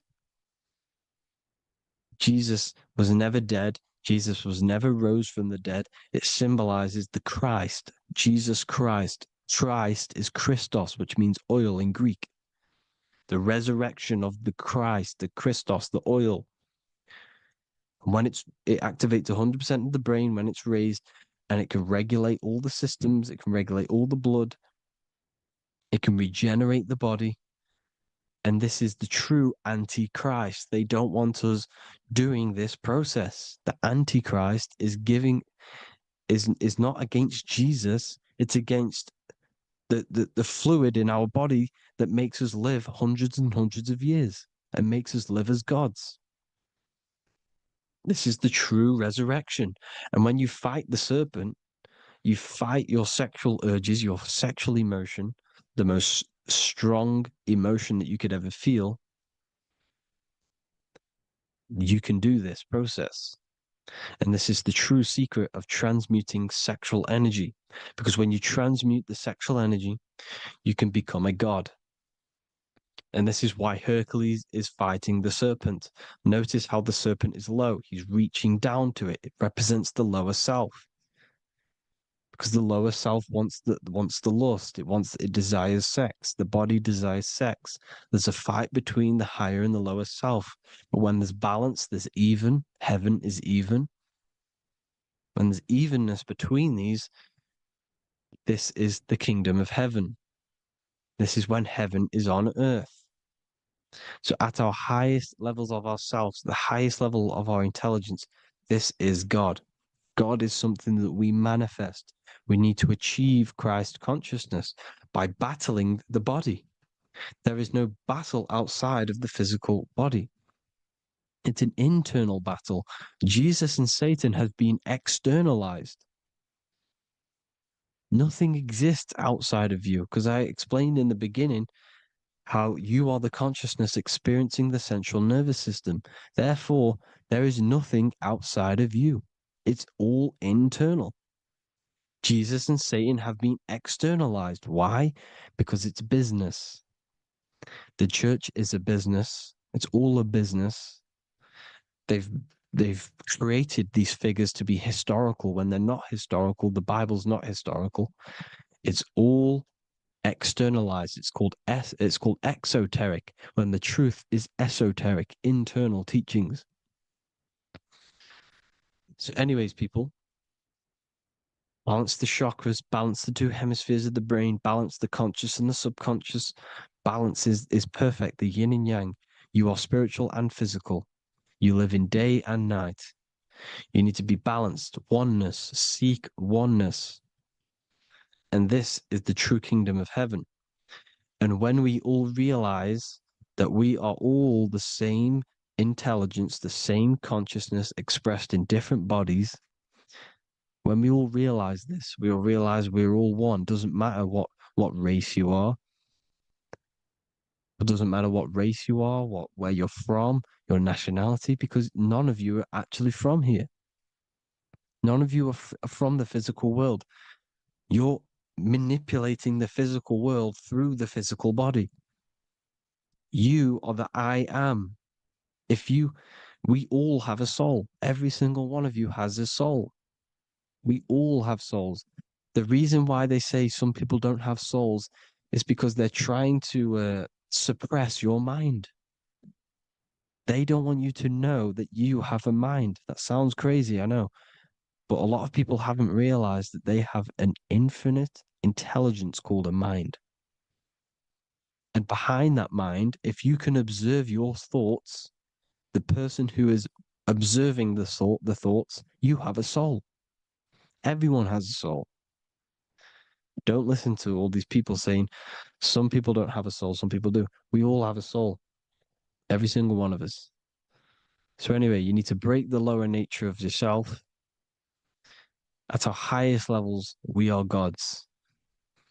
Our intelligence, our universal intelligence, the I am, the intelligence that's inside of the brain, is God. Our minds are being corrupted within believing that you are the body. And by the result of this is a society like today. Because everyone thinks they're the body. And everyone's living in the lower nature of self, where everyone only cares about themselves. But when we realize we're all one big consciousness ball, we're all the same consciousness expressed in different bodies, there will be peace. So thank you all, people. If you do want to learn more, if you do want to read my book, it's called The Book of Wisdom. I'll put it in the description. It's an amazing book, people. It's going to give you the best understanding possible about creation, yourself, and the world. It's amazing. The Bible, everything. I have just launched a new cymatic library. A friend of mine has just added this to the website. He creates beats and he creates the purest beats. So they are actually the frequency that it tells you. Most of the stuff on YouTube and Spotify and Apple Music it says it's a certain frequency, but we know these major platforms are all playing with the frequencies of the app. So if you want a real binaural beats, solfeggio scale frequencies to meditate on or listen to throughout the day, join the occult library. You can get a 2-day free trial. I'll put the link in the description. Thank you all, people. Hope you all enjoyed this video. God bless you all.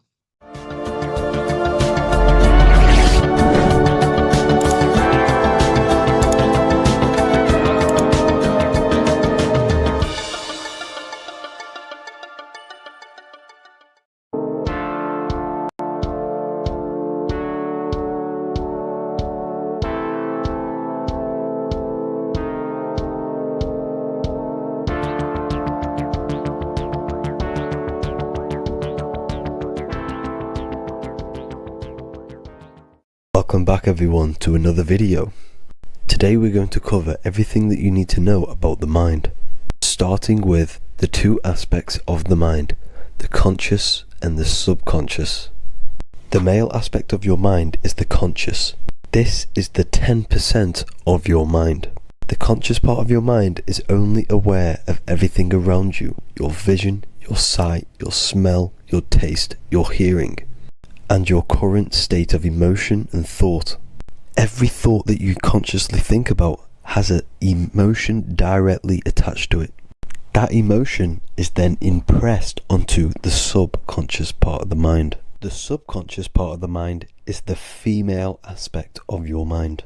It is also a whopping 90% of your mind. Subconscious mind is controlling all of the subconscious processes which happen within your body. For example, your subconscious mind is controlling your heartbeat, your digestion of food, and all of the things that you do not have to tell the body to do. It is the hidden part of our mind which is controlling all of the hidden things. The subconscious mind is like a recording supercomputer.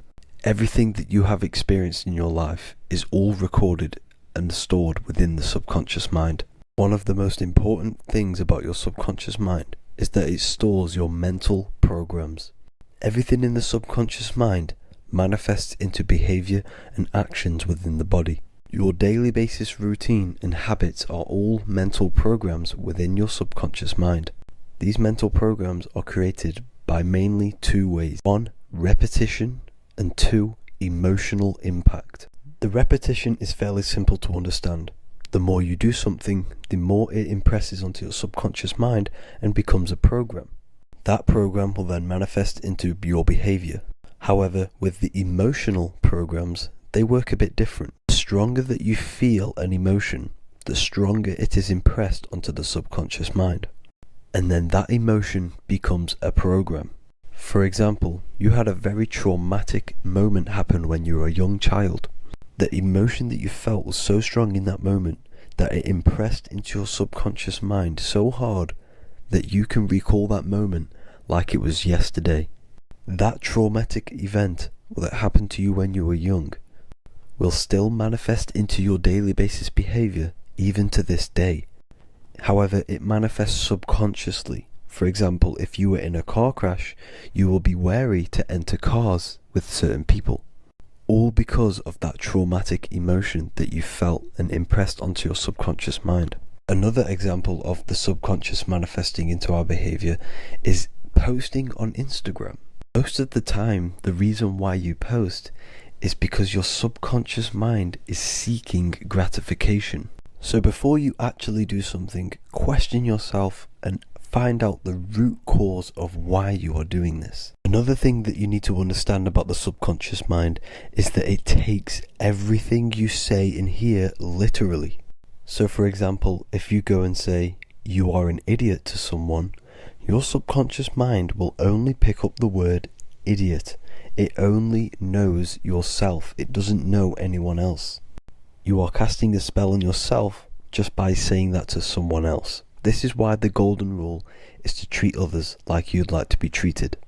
Now, you can rewrite these programs which are already in your subconscious mind. However, it does take consistency. You have to change these programs which have been running for years. And by changing these programs, you change your behavior, because these programs manifest into your behavior. The best way to do this, personally, is to listen to affirmations first thing when you wake up in the morning, and do this for 10 minutes every single morning. Then at night time, you want to think and feel that you are becoming the reality that you desire. The more that you feel this reality, the more it will become a program and impress your subconscious mind. For example, you're trying to gain financial freedom. If you trick your subconscious mind into creating a program saying that you are financially free, this will manifest into your behavior. You will start doing more work. You will start looking for ways to make money. Your mind will be set on the frequency of money and financial freedom. Therefore, you will receive thoughts based around this program. If you take enough action, your life will dramatically change because of this program that you created in the mind. This is why we call it a mindset, because your mind is a frequency tuner which sets its frequency onto different thoughts, because thoughts are frequency. If you fill your mind with a specific frequency, you will gain thoughts and ideas based around that frequency. To create a stable mind, you need to master your emotions. You need to change your mindset. Everything that you experience is neutral. Based upon the mindset that you see it, you either give it a positive or negative charge. By understanding this deeply, you will then control your emotions. I hope you gained some wisdom and enjoyed this video. Please, if you can, leave a comment and a like, and subscribe to the channel if you like this content. Love and light to you all.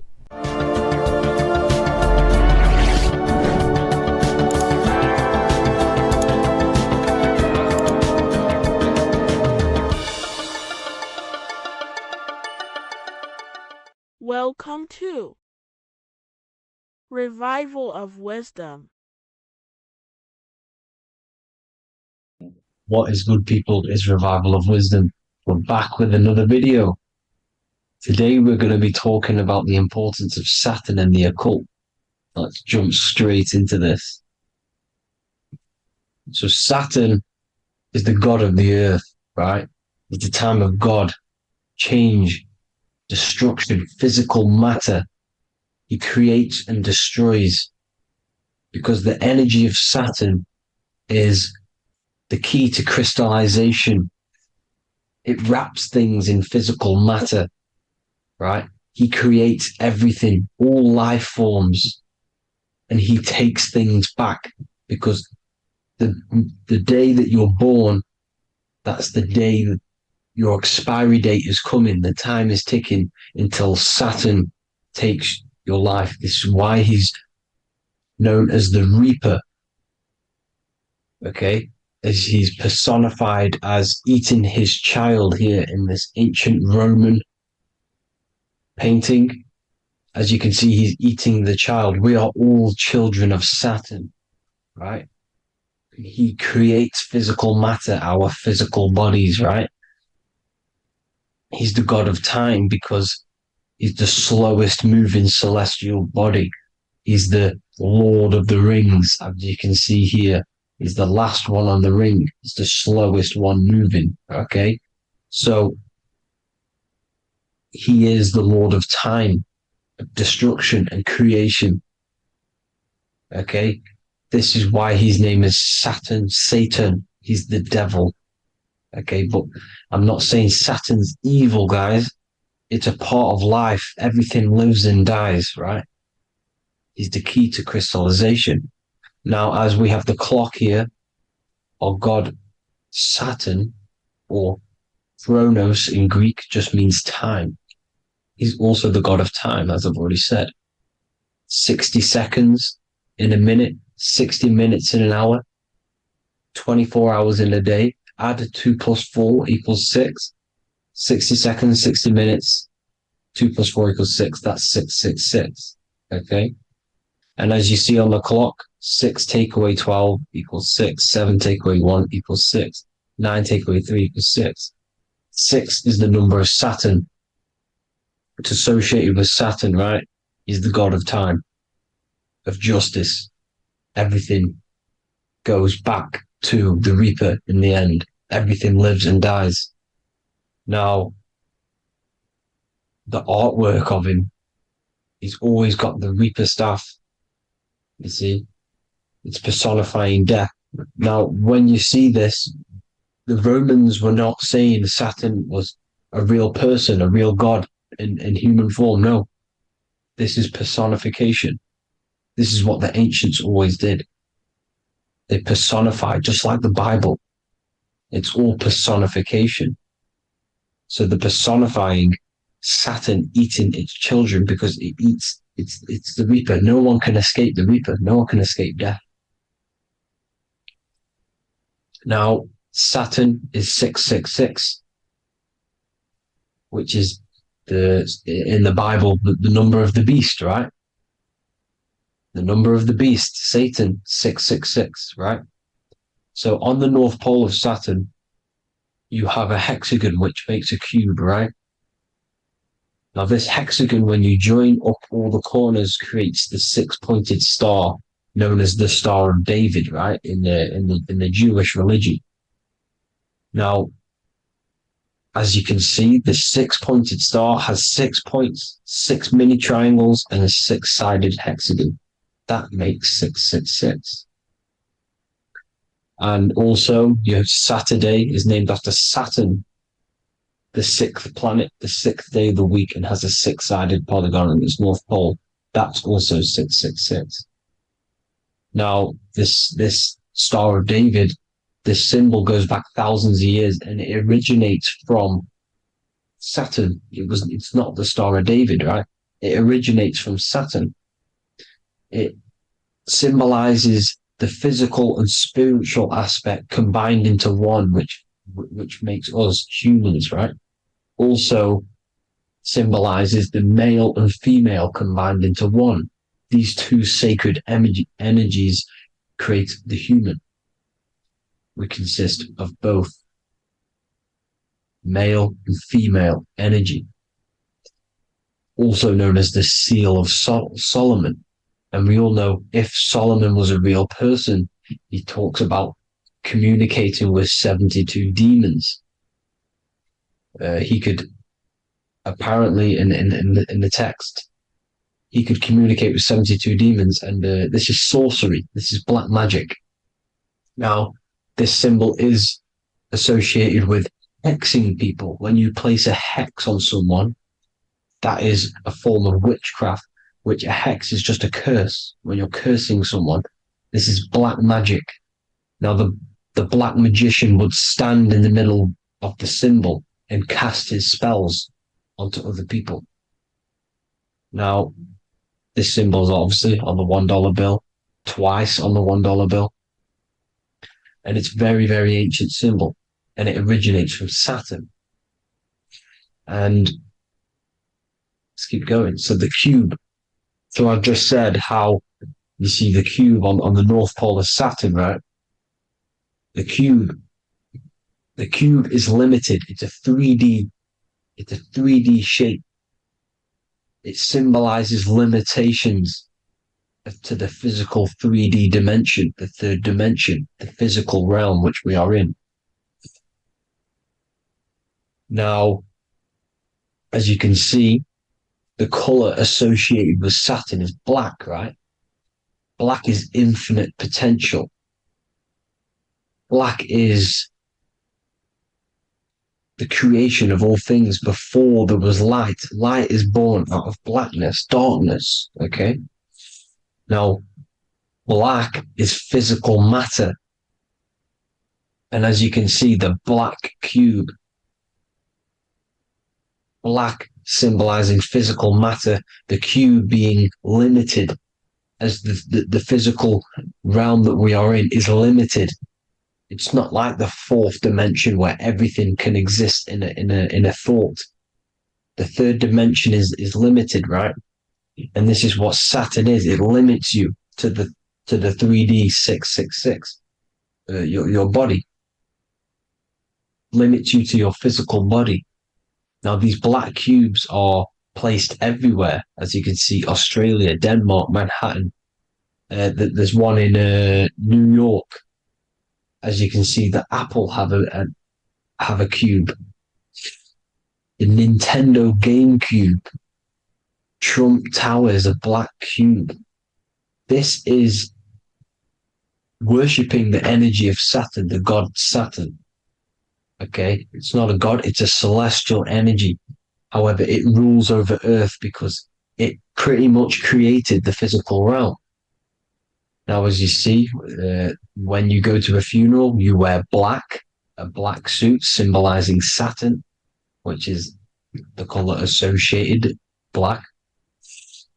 And as you see in Mecca, they walk around the black cube in rings. As you can see here, they're stood around in rings, like the rings of Saturn. The Mercedes symbol. You probably wouldn't notice that, but yes, it's Saturn. And when you graduate from university, you wear a black cube on your head. This is all symbolizing Saturn. Okay. Now, as you can see, the Jews here have a black cube on their third eye whilst they pray. Notice how he's shutting his eyes into blackness, darkness, and he's wrapped around a black strap around his arm. This is symbolizing the wrapping of physical matter, of how physical matter wraps things into existence. And as we all know, the Star of David is a Jewish symbol. So he has the black cube and the Star of David, right? So all of these religions are secretly worshipping Saturn. Okay, this is all Saturn worship, Kronos, the god of time and destruction, the physical reality. Now, as you can see, it's symbolized everywhere in all major corporations. Pepsi, internet, that's obvious. NASA, of course, NASA. NASA means to deceive in Hebrew. Universal, Walkers, that one's so obvious. Nike, Toyota. So many different ways they symbolize it. You either see the rings of Saturn or the black cube, as I just showed you here, the Nintendo and the Mercedes, right? It's absolutely everywhere. Now, they also use 666 to symbolize it, as I've just broken it down to you. 666, the World Economic Forum. We all know how they're trying to enslave us into this new world agenda. Google Chrome, CERN, Disney, Coca-Cola, Cadbury's, all of these have 666. Now, every UPS barcode has 666. And even www. Is Hebrew for 666, as you can see here. Monster. It's the same Hebrew letter. It means 666. Drake, 6 God. That's his God, Saturn. Why? Because they love physical realm. They love the physical dimension, the third dimension. Because they can rule here through riches. They can build an empire here. It's not like the fourth dimension. They don't want to ascend. They want to stay down here in the physical realm. Okay? Now, this is why they're cloning. They can move their consciousness into other clones to live forever. This technology exists. This is why they love the third dimension. As you can see, all of these sellouts here, Drake, Leonardo DiCaprio, you know, all of these people doing 666 because this is their God. This is their God. They love the physical realm. They sold their souls for wealth and fame in this physical realm. So why would they leave? You see? Now, this isn't all just evil, okay? So you have 7 chakras, right? You have 7 days of the week, 7 solfeggio scale notes. These are frequencies, the solfeggio scale. Now, it's called the Saturn moon matrix because the moon symbolizes your mind, because you're created out of the Holy Trinity, which is body, mind, and spirit, right? That's the triangle, the equal triangle, body, mind, and spirit. Now, the 3 main celestial bodies are Earth, Moon, and Sun. The Earth being your physical body, the Moon being your mind, and the Sun is your soul, hence why it's called solar. It's a solar soul. Now, these symbols are alchemical symbols. So when you're doing alchemy, you use these symbols to obviously symbolize what we're talking about. Now, as you can see, these are all the symbols of the planets. Of Saturn is created out of the moon on top, the moon on the bottom and the earth on top, as you can see here. You see? And this creates the number 5. Now, with the moon being your mind and the earth being your physical body, this is mind over matter, because the earth is your body's matter. This is matter over mind. You don't want to be matter over mind. This is low states of consciousness.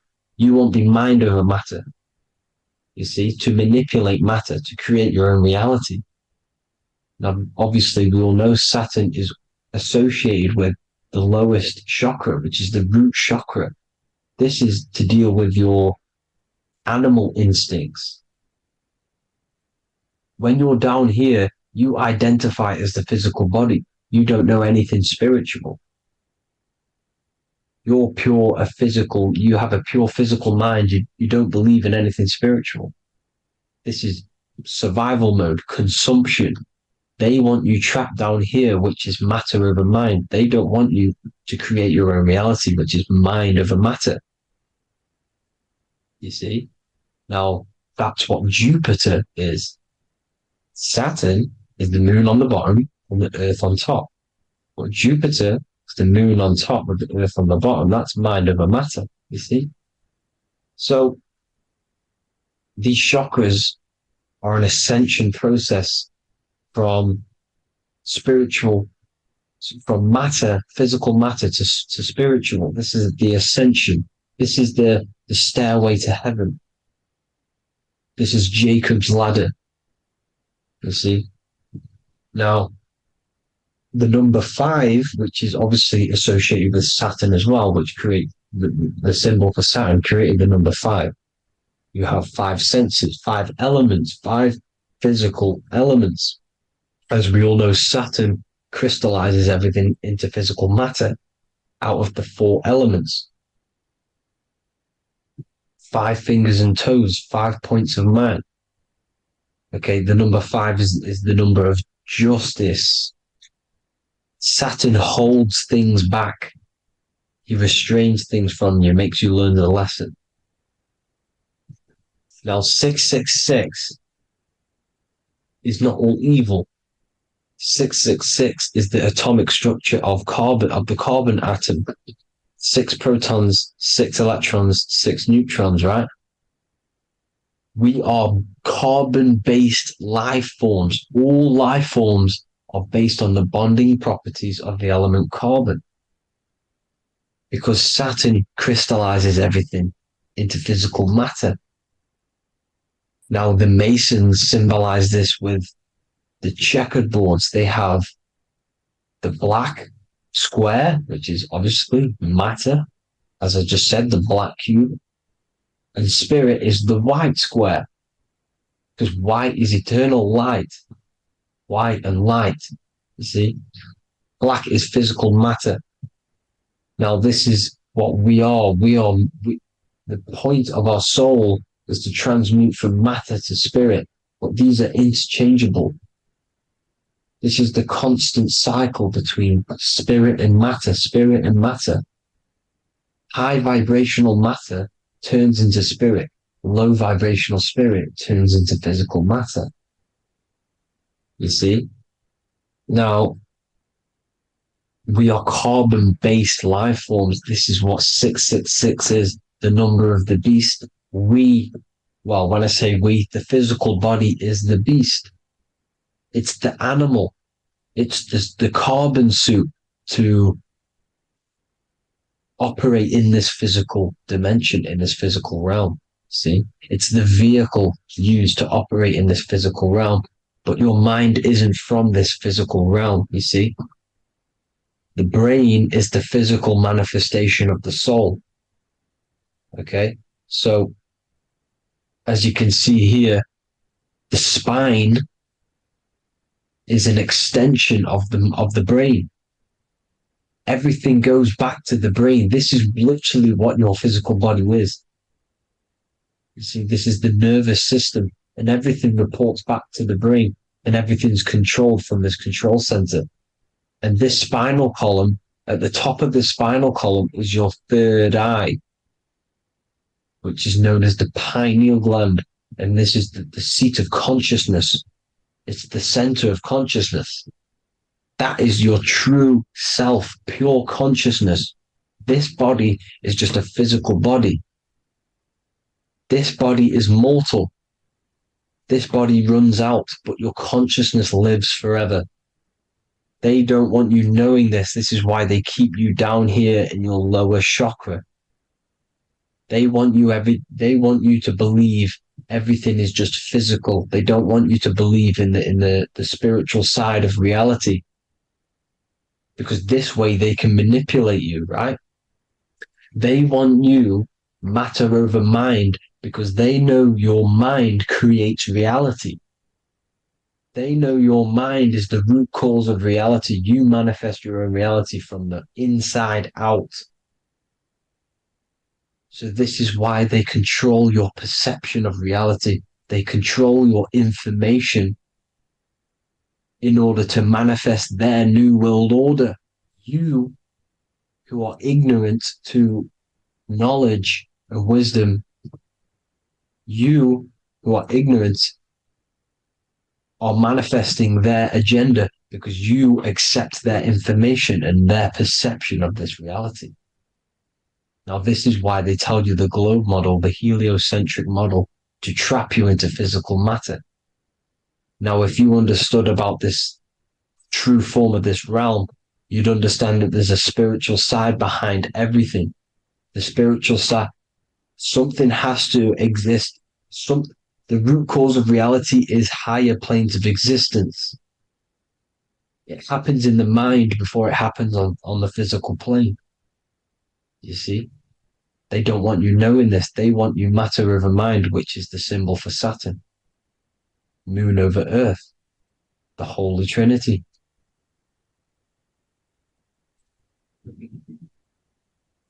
Now, as you can see, the cube also makes IXXI. This is Roman numerals. This is Roman numerals, and when it's translated from 9/11.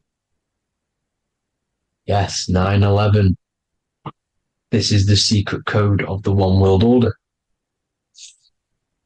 The two twin towers, when the two become one. Okay, when the two become one, this is how you reach the higher states of consciousness, the physical and spiritual. Now, as you can see, the 9/11 memorial are two black cubes. It's two black cubes. This is all Saturn worship. Now, I'm not saying that Saturn is an evil celestial body, right? No, everything has a good side and a bad side, right? It's duality. The spirits of Saturn on the dark side are the most evil demonic spirits. Now, these are the spirits that these are invoking through these rituals, right? Yes, 9/11 was a massive ritual.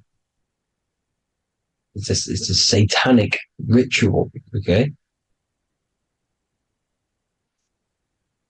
Now, we all know Elon Musk.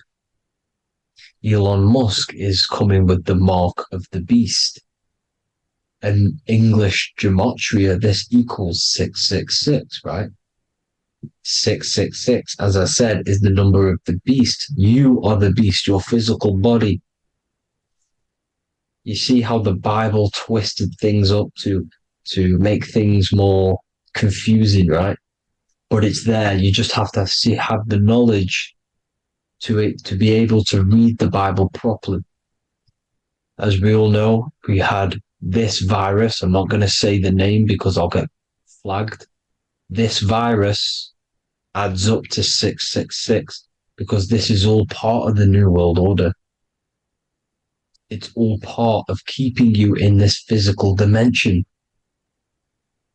Okay? Now, as you can see here, Novus Ordo Secularum on the back of his shirt, on Elon Musk's shirt, this is also on the $1 bill, Novus Ordo Secularum. This means New World Order. Yes, New World Order. This is on the back of Elon Musk's shirt. And as you can see here, he owns Neuralink, which is the brain chip which they're going to be putting into implanting this onto your brain. This is the New World Order to connect you and merge your consciousness with AI. Neuralink and Meta, he owns Meta as well, which is the metaverse. These are going to be linked in, hence why they have the same symbol, but just in a different format. It's the infinity symbol. And the infinity symbol comes from the torus field, as you can see here, your electromagnetic field from around your body. Now, the end goal is for this New World Order is to trap your consciousness inside of an alternative reality being projected from the metaverse. Because the metaverse will be the reality, Neuralink will be the brain chip inside of your brain, projecting your consciousness into an alternative reality while they harness your energy of your physical 666 body. Now, this stuff gets real deep, people. Now, this is the end goal of the New World Order, is to connect you with AI. This is why they're trapping you and keeping you in these lower states of consciousness in the Saturn-associated root chakra, so you don't find out about the spiritual side of reality. Because if you knew the truth of this reality, you wouldn't connect to AI. You see, you have the power within you to travel to other worlds, the astral plane, for example. You travel to different worlds when you are sleeping. Okay? They want you to know it's just a dream. However, their end goal is to trap your consciousness and feed off your energy, spiritually and physically. Okay? I don't know why these people are just pure evil. As I said, evil love bondage. They love the physical dimension. They don't want to ascend to other realms. These evil love the third dimension. This is why evil spirits will inhabit bodies, exorcisms, because they miss being in the physical realm. They miss it. Evil love bondage. So this is why they're cloning and putting their consciousness in clones to stay in this third dimension, to stay as further away from the source as possible. Okay? This is why they're doing it. And this is how it's all linked in. So I hope you all enjoyed this video. Hope you gained some wisdom. Please feel free to join the Telegram. And please leave a like and a subscribe. Thank you all, people. God bless.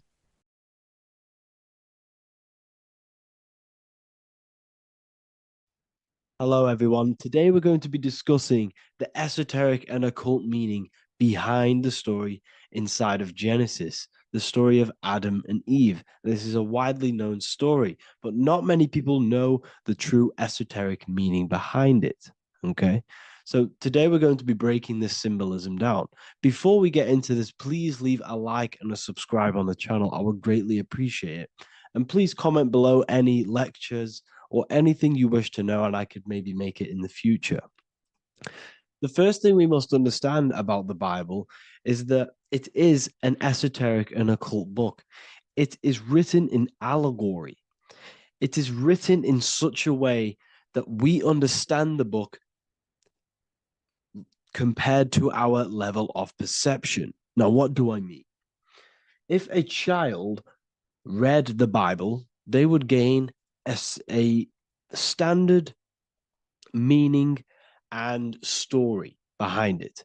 They would gain a normal interpretation of the book, of being good, praise God, and be a good person. However, me, who have studied the occult and esoteric and symbolism for a very long time, when I read the Bible, I see a deeper meaning. I can read between the lines of the allegories, which means the Bible is written in such a genius way that it speaks to your level of intelligence. Depending on how advanced you are mentally and with knowledge will depend on how you decipher this book and how the parables inside the book can speak to you in your personal life. Okay? So the Bible is the greatest psychological book ever written in history.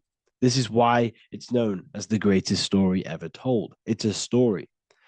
What we must understand with the Bible is that the Bible creates on the surface a logical way of thinking, which is what we call religion. We read the Bible and if we think logically and we take that book literally, then we gain a religion.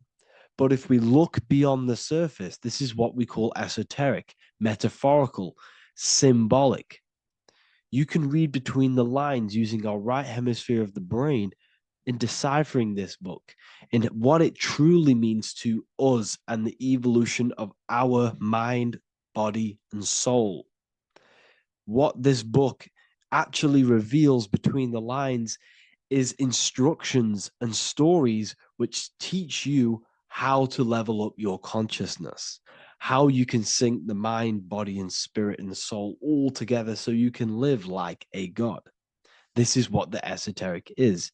It's the purification of consciousness.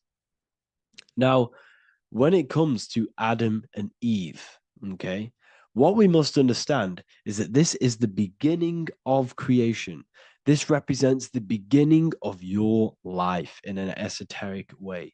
This is symbolic for the beginning of your incarnation into this physical world. Okay. And we have Adam, masculine, Eve representing feminine. These are the two masculine and feminine energies which create the whole material universe. Okay. And as we are born with a pure consciousness. We are born with pure consciousness. Well, now, what do I mean? As a baby, we have no knowledge. We are pure essence of the soul. You know, we don't gain the knowledge of good and evil. We are pure. Yes, we're not happy all the time as a baby, and we're not sad all the time, but we have no ego. This is what I mean. Our consciousness is not split. As a baby, you are whole. You have a whole consciousness. You are yourself. You have no false identifications, no limiting belief systems, nothing. You are pure awareness and the pure soul and the pure mind. Now, this is what Genesis is representing. As we grow older, the more experiences we gain, the more thoughts we start to think, the more knowledge we gain of this world, the more impure our mind, our heart, our soul, our spirit becomes, the more impure our body becomes. As we grow older, we're infected with negative beliefs, negative thoughts, and society norms. This is a big one. As we grow older, we are molded by society. We shut off areas of ourself and we push them away so that we fit in with society. We all know this. We all did this in school.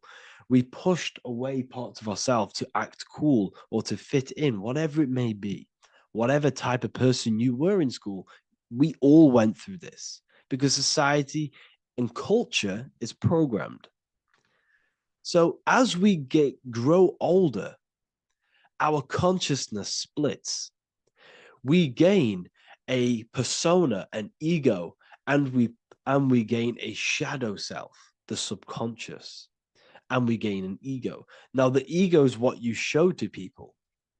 It's that character that you show, that you put on to your culture, to your family, to your friends. This is a false identification. And we also gain a shadow self. The shadow self is gained through experience. This is the subconscious. Our ego is created through experience. And so is the subconscious and the shadow self. Okay. So as we gain age in this material body, we fall from the Garden of Eden. We gain the knowledge of good and evil. This is what the symbolism represents of us leaving the garden, us eating from the fruit. Now, the fruit represents the knowledge, it represents the insight, the experience. which splits our pure consciousness. Our soul splits. Okay? We lose connection with the divine. We lose connection with our pure self through material experiences. We may lose ourselves in material experiences. We may lose ourselves in lust and material gain, wealth, and all of these lovely things that the material world offers. We lose ourselves in this. Okay? And not only that, there's another symbolic thing that we're missing with being a child. There's another symbolic meaning behind this tree in this story of Adam and Eve. And this is sexual energy. Okay? As we are a baby, we have no ability to create another human life. We have no sexual urges. We have no desire for the material things as a baby. Nothing. As we grow older, our sexual energy cultivates around the age of, it's like 10, maybe earlier for some people or later for some people. This is what we call puberty, when our sexual energy activates. This is when the masculine and feminine energies are present within the body. And we are now given the ability to create human life. We're now given the ability to bring in a soul into the material world. Now, this is what we believe and know in the esoteric world. That is what sex is. You're bringing a soul from the astral into the physical. Okay? So as you grow older, you gain this ability to use the power of creation. You gain this force within you that allows you to open a portal in the astral and bring in a soul to the material. Now, this power can be misused.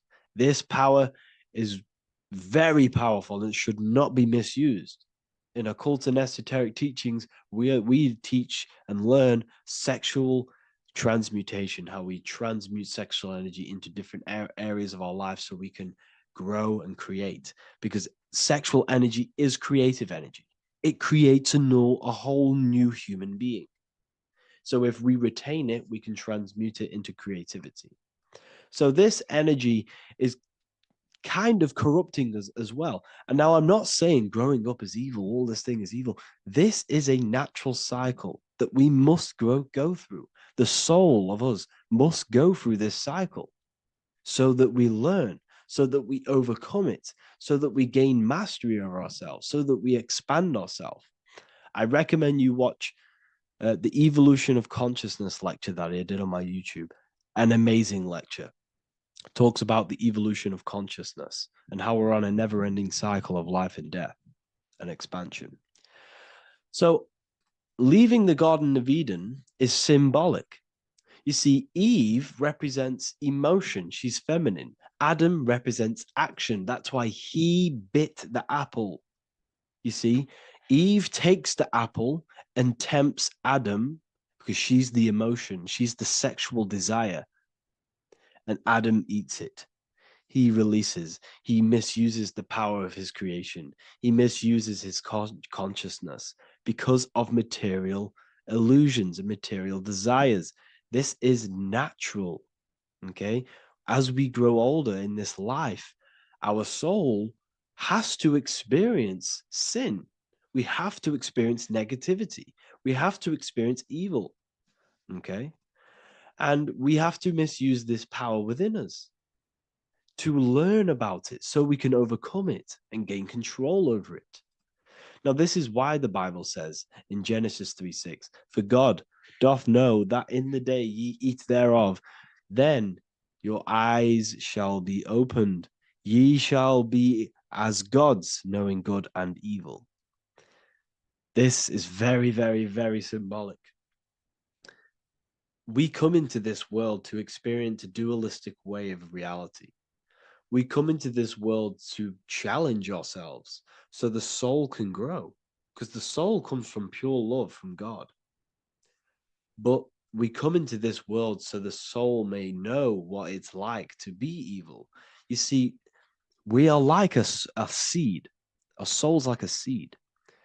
And when that seed grows, Okay, and it's planted. Them roots must grow to hell in order for the top of the tree and the roots to grow to heaven. In order for the soul to reach the highest states, it must descend down into the lowest states.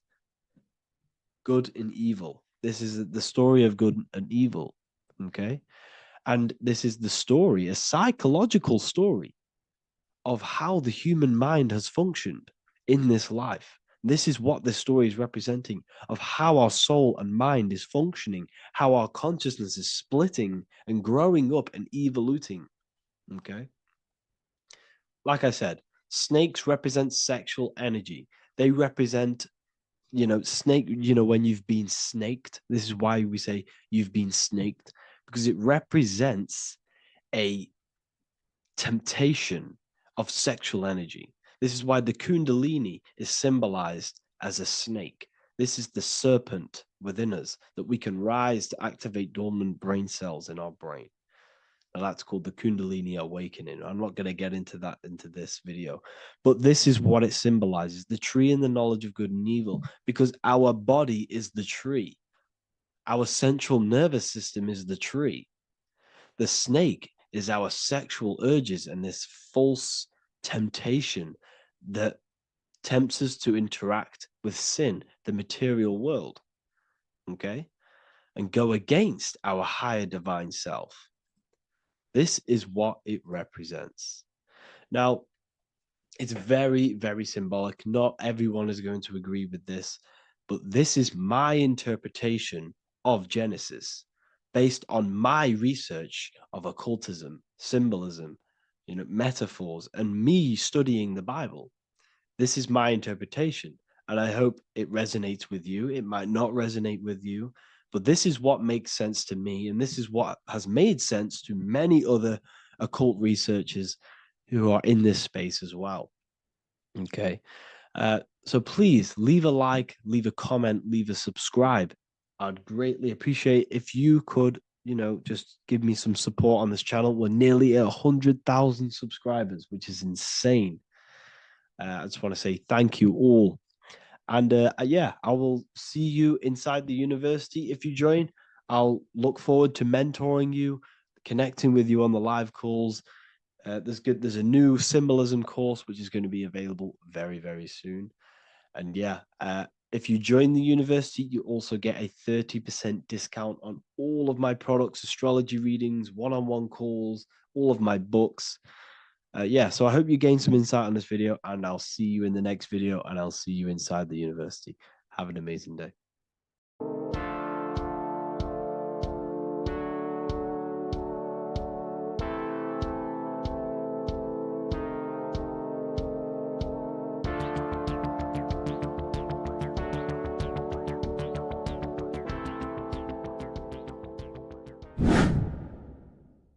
The earth has become a realm in order to trap souls within so that they can harness our electricity, our energy.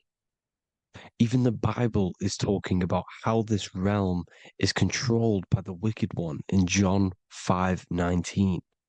We know that we are the children of God and that the whole world is under the control of the evil one. Ephesians 6:12. For our struggle is not against flesh and blood, but against the rulers, against the authorities, against the powers of this dark world, and against the spiritual forces of evil in the heavenly realms. So the Bible is telling us that this is not the only world. There are other worlds, there are other realms that we can go to, considered as heaven.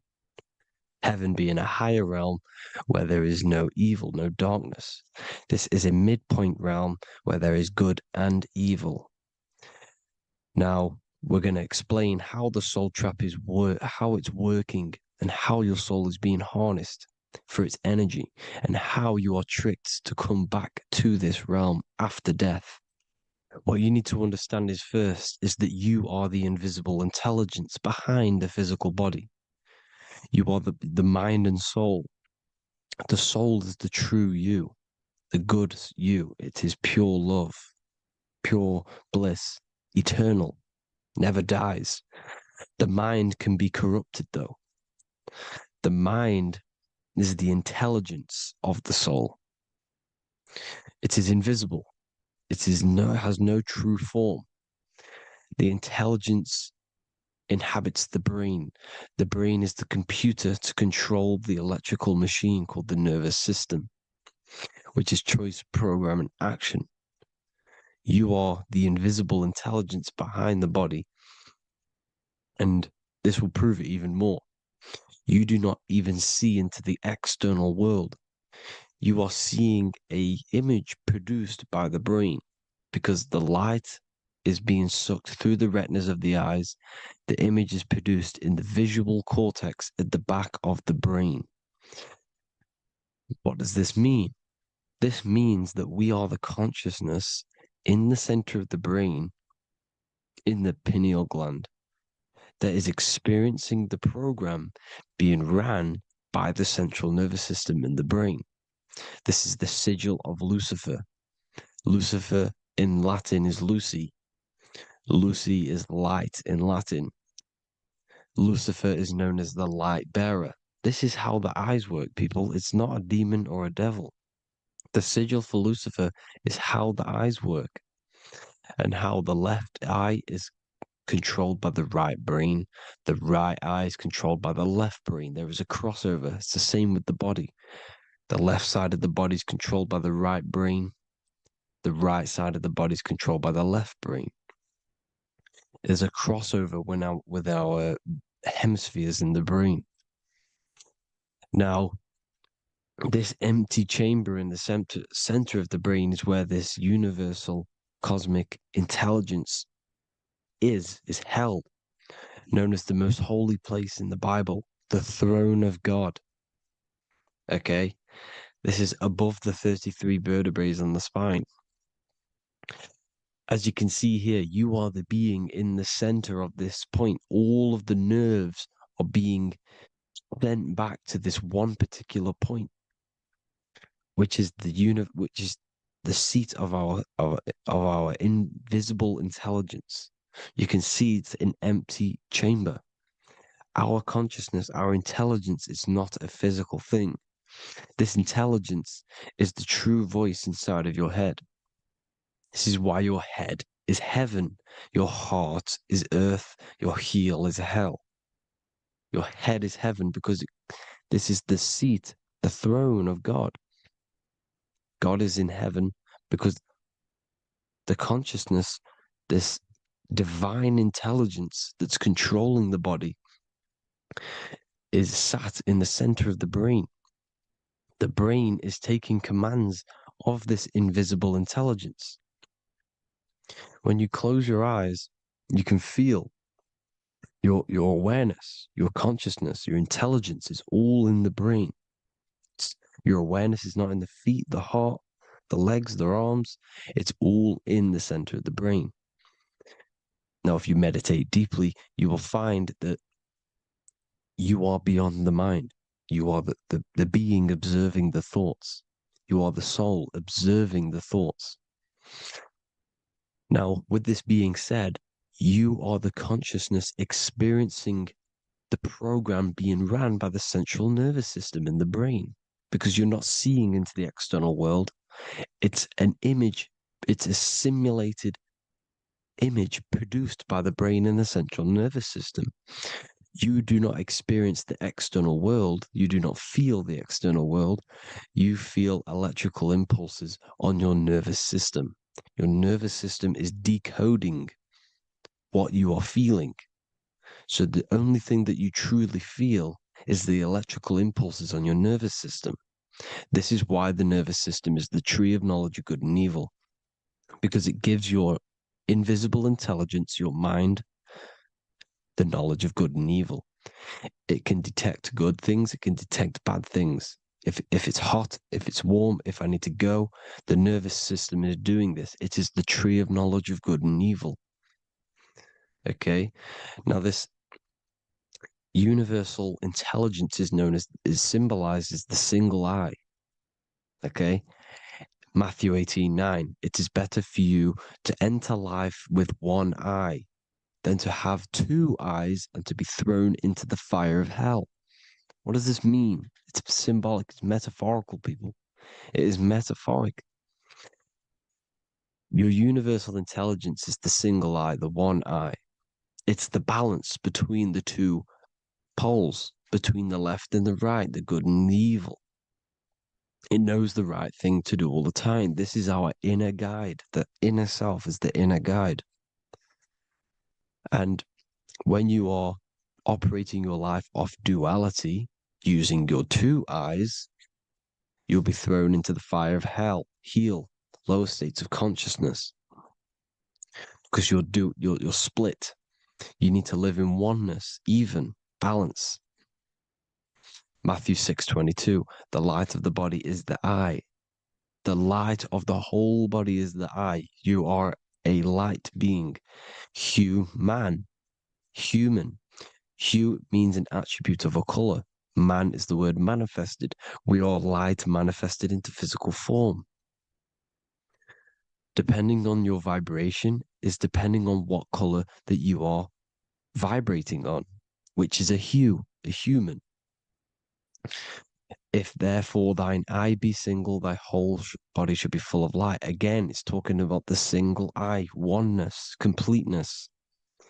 When you balance the hemispheres of the brain, we'll go over that later. But anyways, the body is the earth. This is what we need to understand, people. The body is running the simulation, the program that our consciousness is experiencing. So when we leave the body during death and astral projection, we leave the earth. This is how it works. The body is the vehicle for the earth, for this realm. Everything exists within our mind.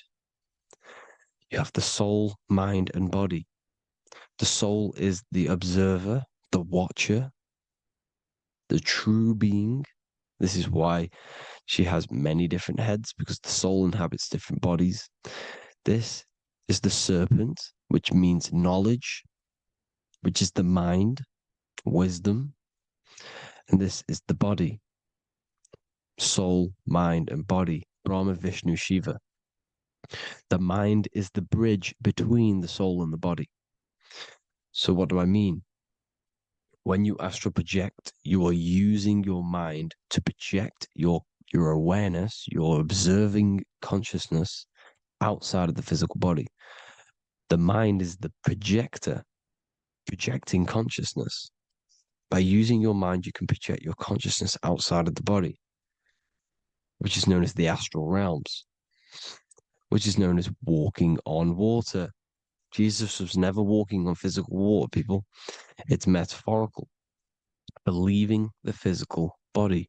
The water is the ether, which is the veil between the physical and the astral realm. It's a fluid substance. It's on either side. It's physical and astral. The ether is the 5th element that they hide from us. Why? Because they're trapping you in the physical. They are hiding all of these realms. Etheric, astral, and mental. People think their mind is their brain. It's 2 separate dimensions. These are completely different dimensions.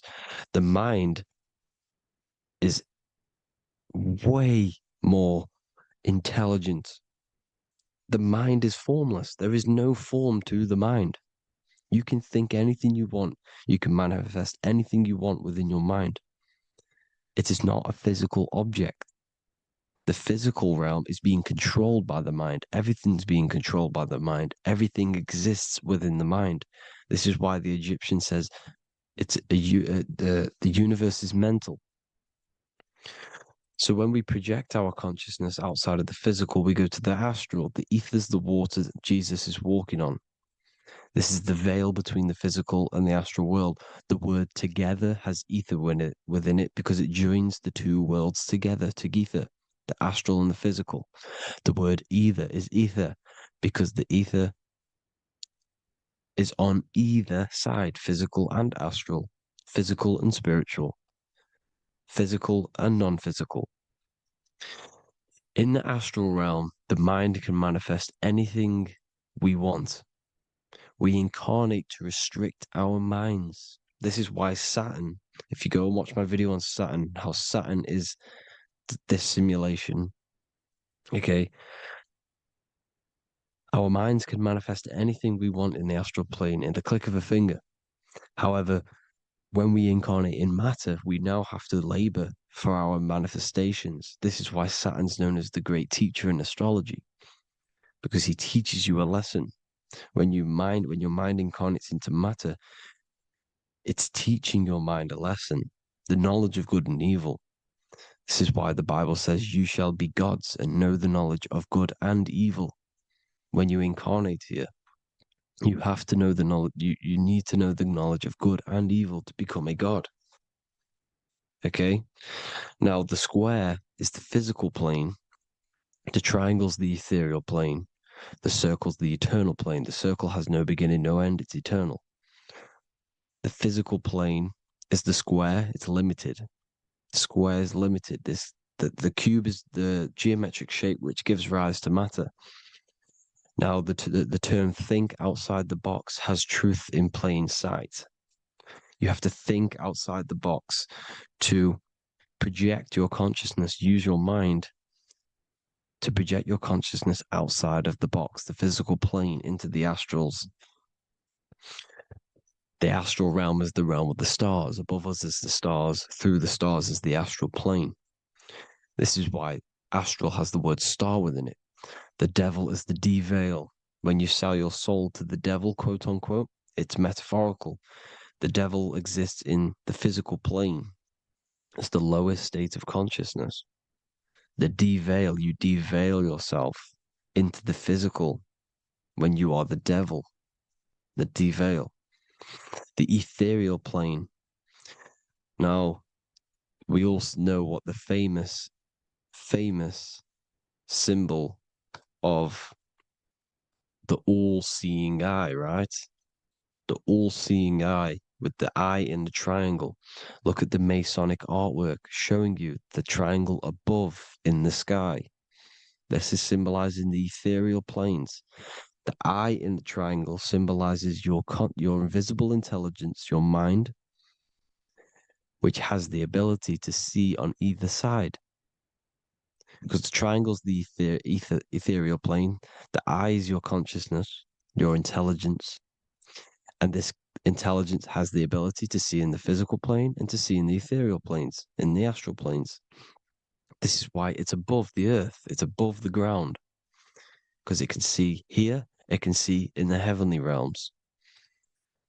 Now, the stars are, well, this is known as heaven, the realms of the astral planes. This is some quotes from the Emerald Tablets of Thoth. Out of the darkness ye must rise upwards, one with the light and one with the stars. Man is in process of changing to forms that are not of this world.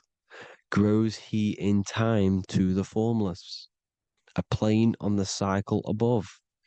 So there's other worlds. The Bible's telling you there's other worlds, there's other realms. Know ye must become formless before ye are one with the light, the astral light above, which shining through the stars. Not of the earth are ye, earthy, but a child of the infinite cosmic light. You are the invisible intelligence controlling the physical body. The body's not you. It's the vehicle that your soul lands in when your mind projects your consciousness into that realm. Free from the body, I flashed through the night. Unlocked at last for me was the star space. Wow, that's powerful. The star space, the astral planes. This is what it's talking about. We are all a star. We descended from the astrals, which is the star.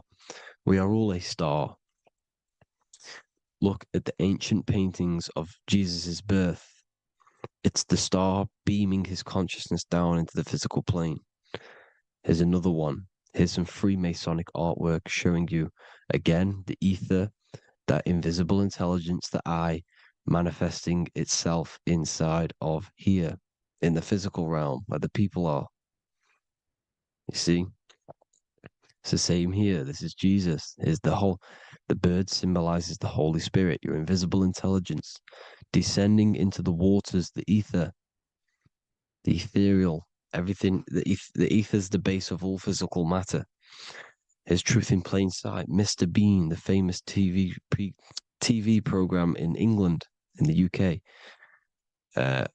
He begins the program like we all begin the program from falling from the stars. He falls down with a beam of light. And this is truth in plain sight. This is false. The aliens don't exist. They're a lie, alien. But this symbolizes the star beaming our consciousness. And when we die, this star will suck us back up. Just like this UFO is doing. It's truth in plain sight. So, this is some more Freemasonic artwork going from duality to singularity. Sun, moon, masculine, feminine. Right hemisphere, feminine, left hemisphere, masculine. The consciousness in the center, the balance point. Here's another more Freemasonic artwork. The two pillars, left and right hemispheres, and the invisible intelligence between the left and right hemispheres, the light of the body. This is why light's coming off it. Because it's light, it's pure light. The blazing star. The stairs go from the checkered board, the duality, up to oneness, in between the sun and the moon, the masculine and the feminine. This is symbolizing going into oneness.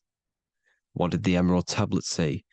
You've got to become one with the stars, one with the one with the self.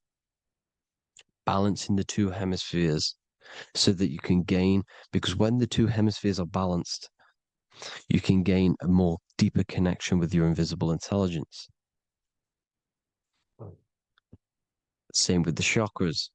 When the chakras, the 7 seals in the Bible, these are 7 seals because when you conquer the 7 chakras, when you balance the 7 chakras, you then gain a more deeper connection with your internal self because your mind is not filled, it's not being ran, it's not being dominated by these 7 deadly sins, the 7 seals, the 7 chakras. These are 7 energy centers which are concealing our true form. Balance makes us have a stronger connection with our true cosmic intelligence. Heaven is even. This is why Jesus is pointing at the heart. The even point is the heart. You got to balance the chakras and live from the heart because the heart is the earth. You're in good and evil. The body manifests the lower and the higher self. The higher self is in the higher parts of the body. Wisdom, intuition, expression. The lower self is in the lower parts of the body. Sex, food, and power. This is how they are trapping your soul, people. Like I said, the mind is the bridge between the soul and the body. So by tricking the mind, not giving it the right knowledge, and keeping the mind stuck in the lower 3 centers, thinking about power, food, and sex, this is low vibrating energy. It's going to keep your mind addicted to the physical realms. Okay? This is why you need to go even, balance, heaven. Okay? I will explain the soul trap in a second, how it fully works.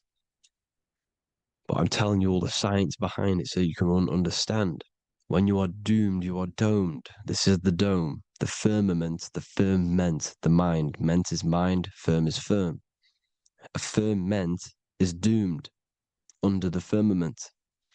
You must have a loose mind, an open mind to expand your consciousness beyond the stars, beyond the ethereal barrier.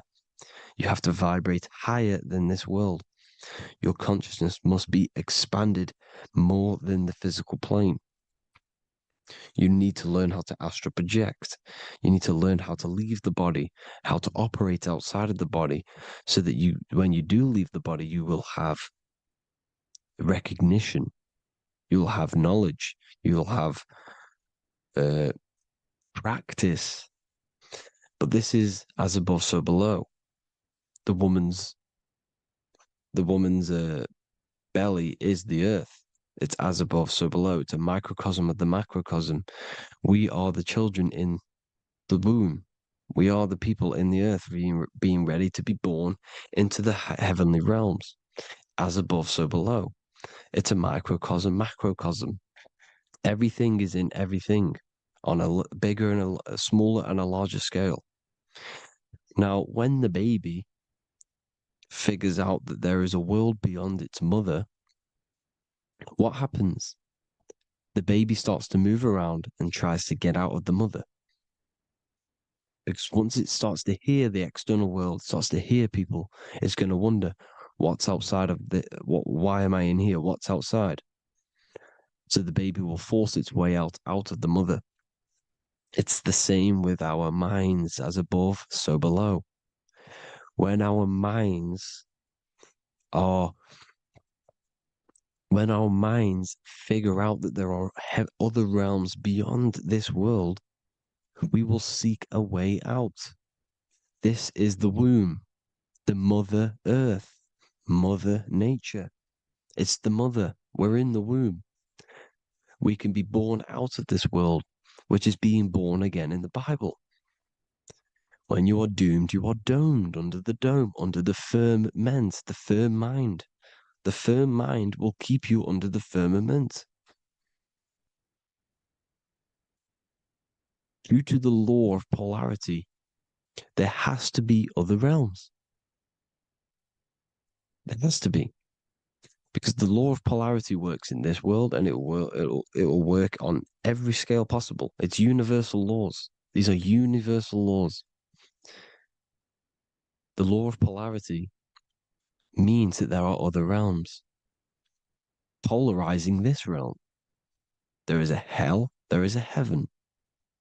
There is a midpoint, which is Midgard, which is the one we are in now. Earth, heart. Earth is the heart. Heart is the center, good and bad. The balance between good and bad. Your reality is your level of realization. Your mind realizes other worlds, you will seek a way to them worlds. It's that simple. The soul trap is to keep you stuck in this physical body, which is the earth. This body is the earth. It's running the program, like I said at the beginning. It's running the simulation that your consciousness is experiencing. You are an electromagnetic being, and you're hidden in a cage, your rib cage, and you're stuck in cells, a prison cells. Look, you're in cells. We produce electromagnetic energy. Your soul produces this energy. And by trapping your consciousness inside of this physical realm, they harness this energy within the astral realms. They're using you to manifest demons, because your mind creates demons through emotions and mental thought energy, which is a whole nother video. I could make a video on that. You're manifesting everything for them because they're trying to create a hive mind. This is why they want everyone to believe in one belief system, one government, one belief system, one religion, because they're creating a hive mind. This hive mind will manifest and be summoned within the astral planes, because the mind manifests the astral plane. The astral plane is the realm of imagination. The mental plane is the realm of just thought alone. The etheric plane is the energy. The physical plane is the matter. So all of our minds together are manifesting these demons within these subconscious realms, the astral. Now, how are they keeping you stuck to this realm? Well, when you die and you're stuck in your lower three chakras, okay, when your mind and soul detaches from the body, which is the earth, when you leave the earth, you're still going to have these mental addictions to the food, the sex, the materialism, the phone, the cigarettes, everything. This is why they get you addicted to everything possible. The TikTok, the YouTube. They get you addicted to as many things possible. Because when your mind is addicted to these things, and when this mind leaves the physical body, you're still going to have these addictions. Okay? You're still going to have these thoughts. And you will be manifested into the lower astral realms because you're thinking materialistic, you're thinking negative, because your level of realization was your reality. You were manifesting hell on the earth. When you leave the body, you're going to manifest hell in the astral planes, which means you'll be vibrating on the very low, which will put you in the lower astral realms. So guess what? You're going to come back. You're going to come back into materialism. You're going to reincarnate. Because you haven't prepared for life after death. You must detach from the external world. Okay? Moon is mind. The sun is the soul. The earth is the body. The moon is the mind. This is why we say lunatic. In your mind, you have a specific mood. Moon. Money, M-O-N, is the moon. Money exists in the mind. They get you addicted to the money. The Bible's telling you this. Do not conform to the pattern of this world, but be transformed by the renewing of your mind. It's telling you. Of this world, but be transformed by the renewing of your mind. Who knew that the Bible was this deep? Matthew 16:26, what good will it be for someone to gain the whole world yet forfeit their soul? James 4:4, don't you know that friendship with this world means enmity against God? Therefore, anyone who chooses to be a friend of this world, of the world, becomes an enemy of God. John 4:4, dear children are from God and have overcome them, because the one who is in you is greater than the one who is in the world. It's talking about the invisible intelligence. It's greater than the physical world. John 2:15, do not love this world, nor the things it offers you. Because this world will create you to, if your mind has attachments to what this world offers, sex, money, and power, pretty much, you will reincarnate here. You will come back here. Because when you leave the body, your mind will still have these addictions. Do not love the world, nor the things it has to offer you. All of this is in my newly published book. The paperback versions are now available. Finally, for all the people who have been waiting, the Book of Wisdom. All of this knowledge is inside of the Book of Wisdom. The paperbacks are available. There's worldwide shipping. You can get it anywhere, pretty much, any country. My new website, it's amazing. There's going to be some amazing products coming on the new website. But I thank you all for the support. Before I leave, I need to explain what is going on with the soul trap. Like I said at the beginning, the mind's the bridge between the soul and the body. The body's the realm. By tricking your mind with false knowledge, they are keeping your soul stuck to this realm. They get you addicted to all the physical things, and that is it. As soon as you're addicted and you die, you're going to come back. So by tricking your mind, which is the bridge between the realms, they keep your mind stuck within this body. They keep you in physicality. They deveil you, the devil, the deveil. Thank you all for the support, people. If you do want to join the Academy, all the links will be posted below this video for the book, The Academy.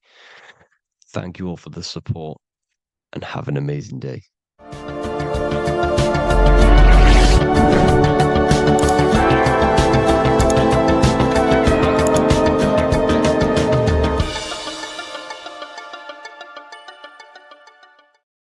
There's an ancient symbol hidden in plain sight, one that holds the key to transformation, power, and unlocking your true potential. It's been used for centuries by mystics, rulers, and even modern science, but almost no one understands its true meaning. Once you do, it will change the way you see yourself and the world forever. Stay with me, because this could be the key to your own awakening. The symbol of the snake or the serpent is a very powerful symbol that refers to something within you, that we all are on this journey. So first of all, we see this symbol in ancient Egypt on the top of the pharaoh's head. We also see this with Buddha, with the snake on top of the Buddha's head and below. We also see this in Rome, with the Roman god Mercury holding the staff with the snake. We see this in Adam and Eve's story with the snake tempting Eve. We even see this today on the medical facility. But what does this mean? Why is this symbol being used for thousands and thousands and thousands of years? It has a very deep esoteric meaning. We see this in the Caduceus staff, and we even see the snake representing the Kundalini. What does the snake actually mean? A lot of people think it represents the Kundalini, which it does. However, there's a deeper interpretation of this symbol, and it goes very far beneath the surface of what the snake actually represents. Okay? So first of all, when looking at symbols, we need to observe what the snake does in nature. The serpent sheds its skin. The serpent shedding its skin is a sacred symbol of an inner transformation. It transforms from its old self to a new self. It sheds layers of itself. As the snake discards its old exterior, it mirrors our own journey of realizing outdated beliefs and patterns, paving the way for a renewed, authentic self on the esoteric path of awakening. Essentially, it represents transformation, but not transformation of our physical bodies, transformation of our inner world.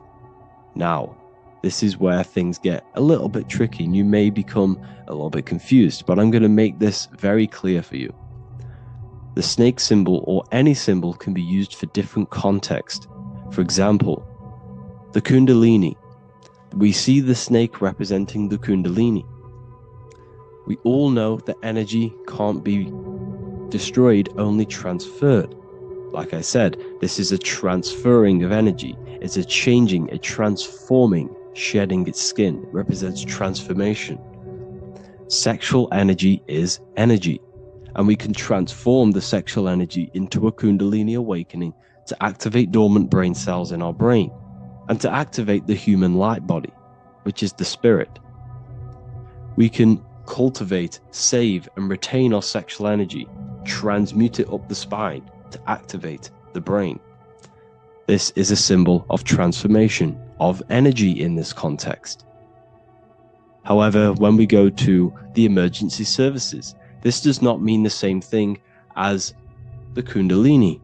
The snake in this context represents transformation of health. When we are picked up by the emergency services, we are looking for a transformation. We are unwell and now we need to transform to well-being. This is why they use this symbol. It represents transformation, especially with the pole and the snake climbing. It's climbing, it's transforming from the bottom to the top, shedding its skin, shedding old layers, transformation. We see this in the Bible with the snake tempting Eve to eat the apple of the tree of knowledge of good and evil. Well, what does this mean? Where's the transformation in this? Well, this is a very hidden one. The transformation takes place in Adam and Eve's consciousness and their mind.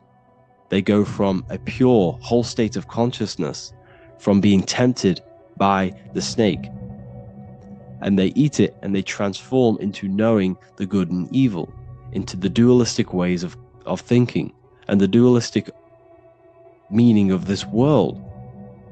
Let me rephrase that. They understand the dualism of this world, and they now understand the two good and bad ways of thinking. They know the knowledge of good and evil, of duality. They shifted from a whole state of consciousness into their consciousness being split into good and evil. This represents the journey of every single soul that incarnates into this world, including yourself. When you were a child, you were whole. You had no understanding of good and evil. But as you grew older, you eaten the fruit. You grew to understand the knowledge of good and evil. Your consciousness split from a whole into a separate and divided way of thinking and divided understanding of the world. We suppressed aspects of ourselves to fit in with society norms, and we just limited ourselves with limiting belief systems. We knew the knowledge of good and evil. Our consciousness split from a whole state. This is what Adam and Eve is symbolic of. We see this with the Roman god Mercury, with the snake. Mercury represents intellect, communication. He's always flying in the air, which represents the air, the mind, the intellect. He's holding the snake to represent transformation of the mind. This is what we call mental alchemy. Turning base metals into gold, turning the unenlightened aspects of our mind into enlightened ones, turning our negativity into power and control. We see this with the Buddha, and Buddha is all to do with transformation of the inner world, transformation of the mind and the soul and the emotions. And it also represents the Kundalini. We see this in ancient Egypt. We always see the snake on the head, representing the place where the third eye is, representing the intellect or the mind, the mind's eye, the third eye, whatever you want to call it. This is the place of the invisible intelligence within us. This is our mind, or intellect. And this is the transmutation of the mind. This is why the snake is on the head, representing the transformation of the mind, going from the unenlightened into the enlightened, going from the uncontrolled to the controlled mind, so that we can control the very fabric of reality. I've kind of just given that away. Why is this important? Humans are creators. We're the architects of creation, endowed with the divine power to channel the fourth dimension, which is the imagination, into reality. Each thought and intention is a seed. When nurtured with focus and clarity, transforms the unseen into the tangible experience. This creative process bridges the gap between the ethereal and the material.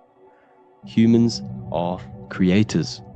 It's impossible for you not to create. Whether you're doing this consciously or subconsciously, you've been creating your whole life, turning non-physical thought into physical reality. We are creators. However, the mind cannot create in a state of chaos. The mind cannot create with limiting beliefs. The mind cannot create with thoughts that come and destruct our minds.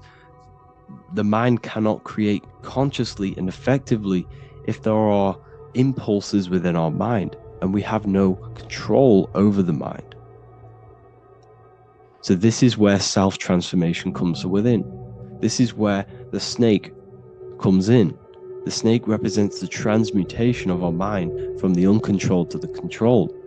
In this context of the Egyptians with the snake on their head. It's all to do with mental alchemy.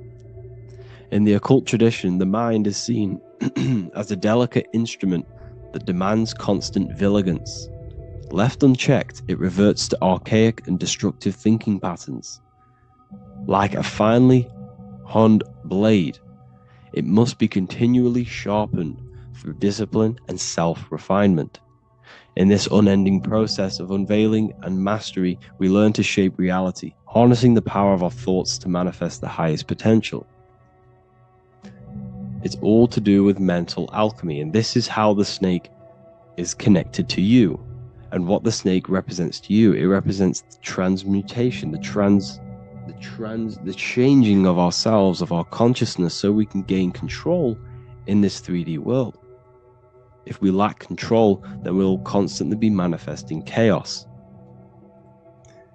Now, there are 3 ways that we can transform our world, and we can slowly transform our mind. Now, this is not an overnight process. It takes periods of time of purification. And number 1 is affirmation. Let's say we have this dirty cup of water, and we have a tap of water. And in this tap, it's pouring in more water, clear water. Over time, if I keep pouring clear water into this cup, it's going to slowly purify this cup. And then in the end, it will look like the cup on the right. It's the same with your mind. The cup represents the limiting beliefs, the negative thoughts, the negative mind, the uncontrolled mind.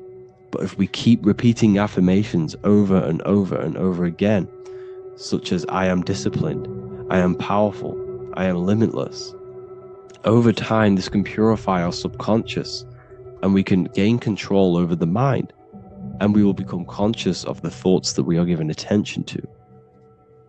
The second way is meditation. Meditation allows one to develop an off switch for the mind, providing a sense of control over it. Over time, we gain the ability to filter our thoughts and become more conscious of the ones we choose to engage with. Meditation, over a period of time, will give you this button that allows you to filter out negative thoughts. If you have a negative thought in your mind, you'll be able to become conscious of this and redirect your mind's attention. This is all about self-control, because remember, we become what we think about. The snake represents the transmutation of the self. And another way is visualization. Visualization allows your subconscious mind to experience the reality you desire, accepting it as truth. As the subconscious becomes more immersed in this imagined reality, it works to manifest it into your conscious experience. Your visual eye, visual eye. You're using the mind's eye to see and mold your future. That's what imagination is for, to create in your future. You can become your future now in your imagination. And this can slowly purify your consciousness, slowly purify your mind, which will then, if you do all three of these over periods of time, you will see great transformation from the inside out. And your outer world will start to mirror your inner transformation, because it's as within, so without. You change your inner world of consciousness, of thought and emotion, you'll change your external reality and your circumstances. So I hope this lesson has gave you a great understanding of what the snake actually represents. And now that you see it, you will see this everywhere. Every time you see a snake, you know it represents the transformation. So please, if you can, leave a like, comment, and subscribe, and turn on the alerts to make sure you never miss a video. And if you have any video suggestions, feel free to make a comment and I can make a lecture on it. I appreciate you all watching this video today, and I'll see you all inside my university if you're inside, and I'll see you all in my Telegram if you join, and I'll see you in the next video, of course. Thank you and take care. You don't just have a physical body. You have a physical, mental, spiritual, and emotional body. Each one of these aspects are a body of its own. Body does not just refer to a physical substance. You have a mental body for thinking, an emotional body for your emotions, a spiritual body for your energy in your astral form, and a physical body to encapsulate all of these. Each four of these aspects are essential for the human experience and essential to balance. Now, today we're going to be syncing the four aspects of your consciousness with the four seasons and the four elements, and how this ties into the Bible. So we have four physical elements. We have 5 elements in total, spirit being the most important, but spirit is pure invisible. We have 4 physical elements. We have air, fire, earth, water. Earth and water are feminine. Air and fire are masculine. Air and fire are active. Water and earth are passive. The air corresponds with the mental body of consciousness. This is where your intellect, this is where your communication, this is where your thoughts, intuition all comes from. This is the mental body of consciousness that allows you to think, allows you to process, figure things out, and have intellect and gain knowledge. This is your intellectual aspect of your consciousness, located in the head region. We have a fire nature, a spiritual nature. This is our astral body. Our astral body is all to do with the subconscious realms, the higher realms of consciousness. This is the body that allows us to be free from the physical body. Our spirit is more of our energy. Our energy. Water is our emotional body. This is what allows us to feel things, that allows us to gain intuitive feelings of conscience. So emotion allows us to understand what is right and what is wrong. When we feel something bad, we know that this is wrong. When we feel something good, we know that we are doing good. Emotions are a creational force that allows us to feel certain things to bring them into existence. Our emotional body is a creational force and should not be reactive, and it should be controlled. Most actions are stemmed from emotions. Actions bring thought into physical existence. Emotions are the driving power. They are what drives your actions. The thought, then the emotion, then the action. Earth is your physical body.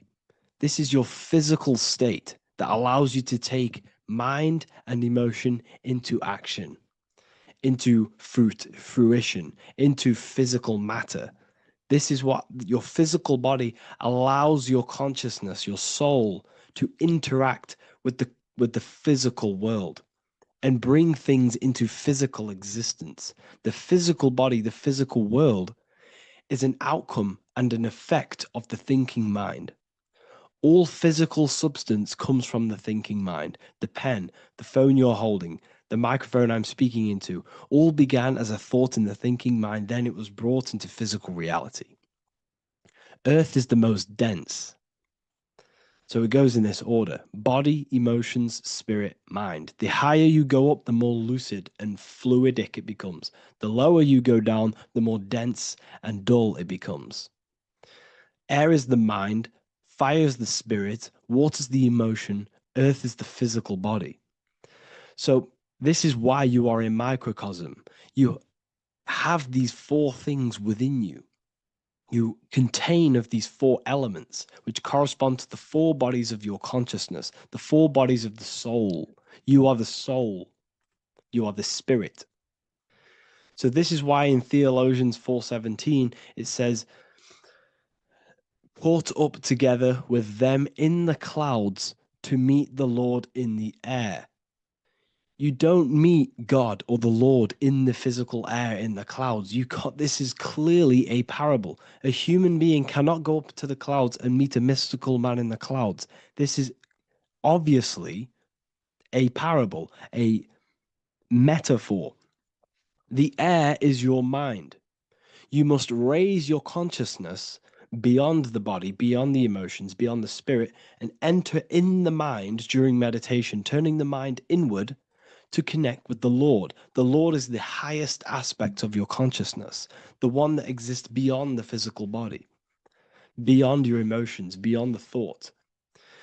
So you meet the Lord in the air, in the mind. The mind represents the air. This is why in America there's a saying called an airhead. You're an airhead. This means that you are stupid, or you don't think, or you have nothing in your mind. You have nothing in your head. When someone's very stupid, you call them an airhead, because air represents the mind. The air is elevated. The air is invisible. The mind is totally invisible to the human eyes. It is a metaphysical substance. In fact, it's not a substance at all. It's so fluidic. It's everywhere. The mind can be everywhere at all times. It can be anything. Nothing is impossible within the mind. Now, this is synced with the four seasons. The four seasons represent the four aspects of human consciousness, the four bodies of your consciousness, the four bodies of your soul. The sun is your soul, okay? And the sun travels around four seasons. Summer, when the sun is the most hottest point. Autumn, when the sun starts to move away from the hottest point. Things start to die. Then it goes to winter. This is when everything dies. This is when things enter in within itself. This is when darkness occurs. Then spring. This is the reignition of the sun. This is when the sun starts to bring back the warmth back to the summer. You have 4 seasons which correspond to the 4 bodies of consciousness. Fire is the spirit. This is when you are passionate. This is when you are taking action. This is when you are fiery. The sun is blazing. You're taking action. You're very passionate. You're very spirit. You're in the spirit. Autumn is water, emotion. This is when you start to become very reflecting. This is when you start to feel emotional. Because in autumn, there's lots of water. This represents the emotional body of consciousness. Winter is the mind. This is air. Winter, what happens in winter? Everything enters within itself. The leaves die. The trees die. Everything dies and goes within. This is the mind. The mind is the darkness, remember. You close your eyes to enter within the mind. The winter represents meditation. In the winter, what do people do? They stay inside of their house. They research more. They read more books. They become more intellectual. They think more in the winter because we are so we're stuck inside. So we're more reflective. We're thinking more. We're more communicative. We're more intellectual. In the spring, this represents the earth, the body. This is when we start to come out of the mind and we awaken to the body and things start to grow again. The plants start to grow. The earth is growing again and reborn again. This is the body. This is when you become more active in the spring. And then the summer, back to the summer, we then take action on these thoughts and these thoughts that we gained over the winter. Essentially, this is just a massive cycle. And this is a daily cycle also. The nighttime is the winter. The morning is the spring. The midday is the summer. And the evening time is the autumn. This is a microcosm. We have 4 bodies of consciousness. You are the sun. You are the soul. And the soul has 4 bodies: summer, autumn, winter, spring. Emotion, air, body, spirit. Sorry, emotion, mind, body, spirit.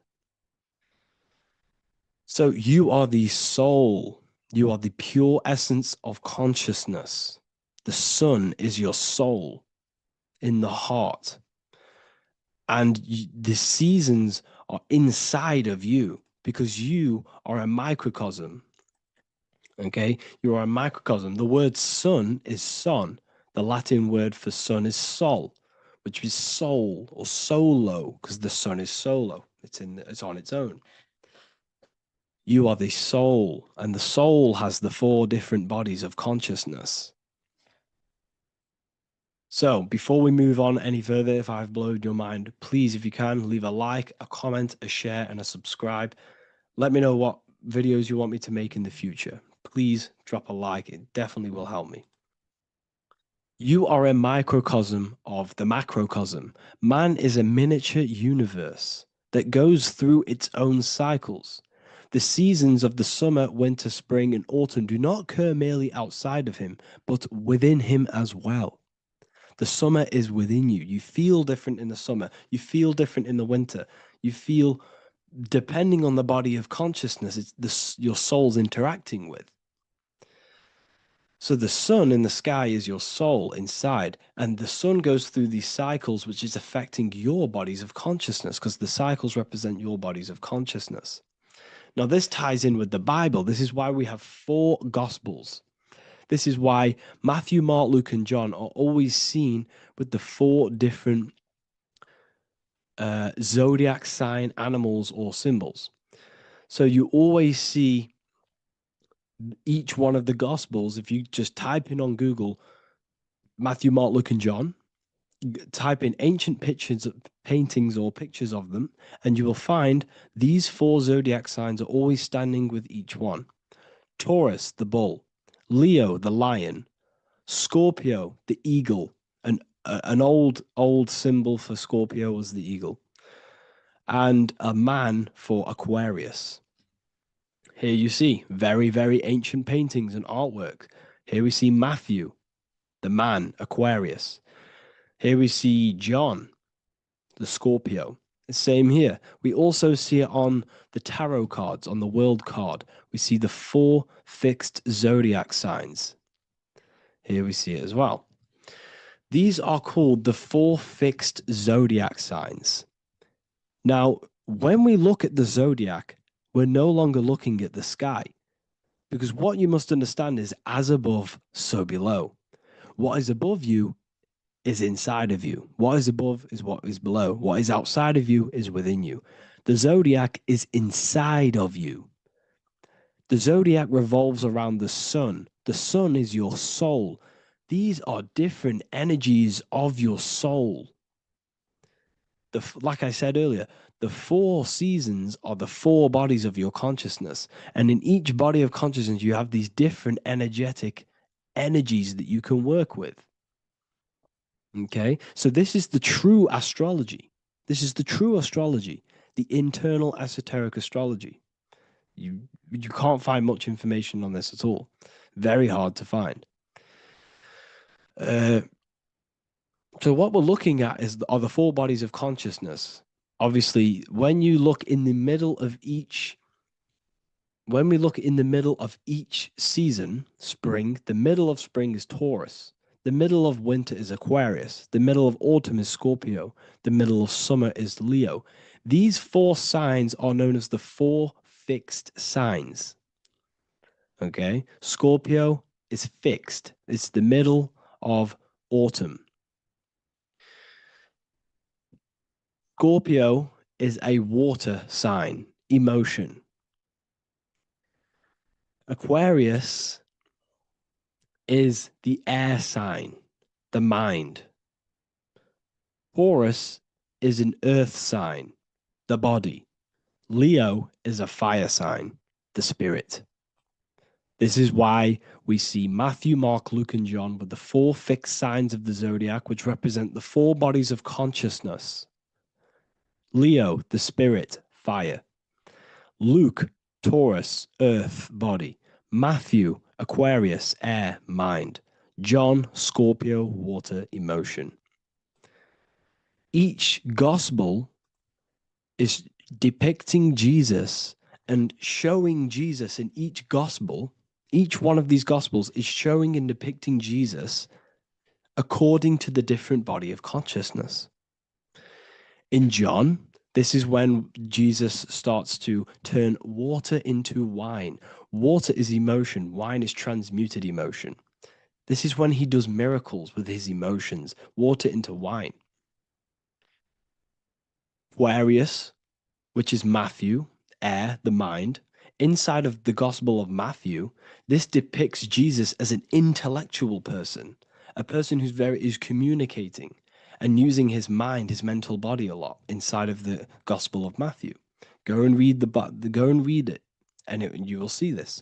Luke, Taurus, earth, the body. Luke shows and depicts Jesus according to the body of consciousness, the physical body. He shows Jesus as a human, being a human being, helping people physically and helping people's physical needs, like giving away food and doing all sorts of good things for other people. Leo, Mark, inside of the Gospel of Mark, this shows Jesus as a spiritual teacher, a passionate person who is taking action. Each gospel is showing Jesus according to the different body of consciousness. And Jesus represents you, the sun. That's why it's called the Son of God, the light of the world. Jesus represents your soul, and your soul has these 4 gospels, the 4 bodies of consciousness, the 4 fixed signs, the four elements and the 4 seasons. These things all correspond to your consciousness.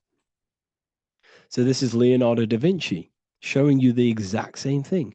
Jesus is the I am, the sun, the soul, in the middle, on his own. Luke, spring, earth, body. There are 3 people in each group. There are 4 groups, and there are 3 people in each group. 1, 2, 3. 1, 2, 3, 1, 2, 3, 1, 2, 3. fall, winter, summer, spring.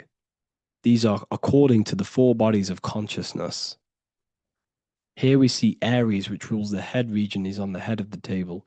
Gemini, he's holding up the two hands because Gemini rules the two hands, the two arms. Gemini is the two twins, which is the two arms and two hands, and the two lungs. Here we see the beginning of summer, which is Cancer. You see the big knife here? Cancer, him here, this grey-haired guy, holding a knife for the crab. Cancer, they pinch. You have a knife, symbolizing the crab. Leo, the middle of summer, showing dominance. The sun is very dominant. He's got his elbow on the table, showing dominance. Virgo has no Adam's apple. Cancer here is pointing at this woman's neck, saying there's no Adam's apple. This is Virgo, the virgin, the only woman. Jesus, the sun.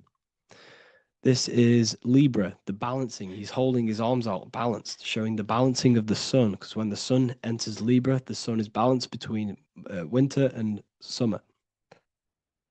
So it's balanced. This is all astrology, but this is internal. Okay. This is Ezekiel's vision. Ezekiel had a vision in the Bible, and he saw the face of a man, the face of a lion, the face of an ox, and the face of an eagle. The eagle, Scorpio, the ox is Taurus, the lion is Leo, and the man is Aquarius. He saw the throne of God, and he saw the different bodies of consciousness. This is all symbolic for the different bodies of your soul. So when we look at the zodiac, we are actually looking at a map and the energies of our soul, and the energies of our bodies, and the energies of our consciousness. This is what we are looking at. Each zodiac is an aspect of our consciousness and an energy that we can work with and that we must purify. Balance and purification is essential. Imagine playing a brand new video game. Let's say a brand new video game came out and you had to play it. What happens when you play that game? You don't know the controls. You cause chaos in that game. You can't really run properly. You can't do anything properly. You're getting destroyed by other people who are playing that game. It's the same with your physical body. When you are born, you must learn how to play the game. You must learn how to balance the mind, learn how to balance the spirit, the emotions, and the physical body. We must balance and purify each body of our consciousness, which we must look after our physical body with our physical health by eating physical, electrical food like fruits and veg. We must look after our minds by being conscious of what enters our eyes, enters our ears, enters everything. Whatever enters our five senses is affecting our mind, our mental health, our environment, mental. We need to look after our thoughts. Control our thoughts by purifying our thoughts, only positive thoughts. Then we must purify our emotions, feeling only gratitude and love and not feeling these negative, dull emotions. Then we must look after our spiritual body through meditation and looking after our spirit. But remember, when we look after our mind, it all begins in the mind. Each body of consciousness is interlocked with the other. If you have an unhealthy body, you have an unhealthy mind, spirit, and emotions. If you have an unhealthy mind, you have an unhealthy body, spirit, and emotions. If you have an unhealthy emotions, you have an unhealthy spirit, mind, and physical body. They're all interlocked. You must balance each one of them. Look after your physical body. Look after your thoughts. Look after your emotions. Look after your spirit. But remember, the mind is the most powerful one. It's mind over matter.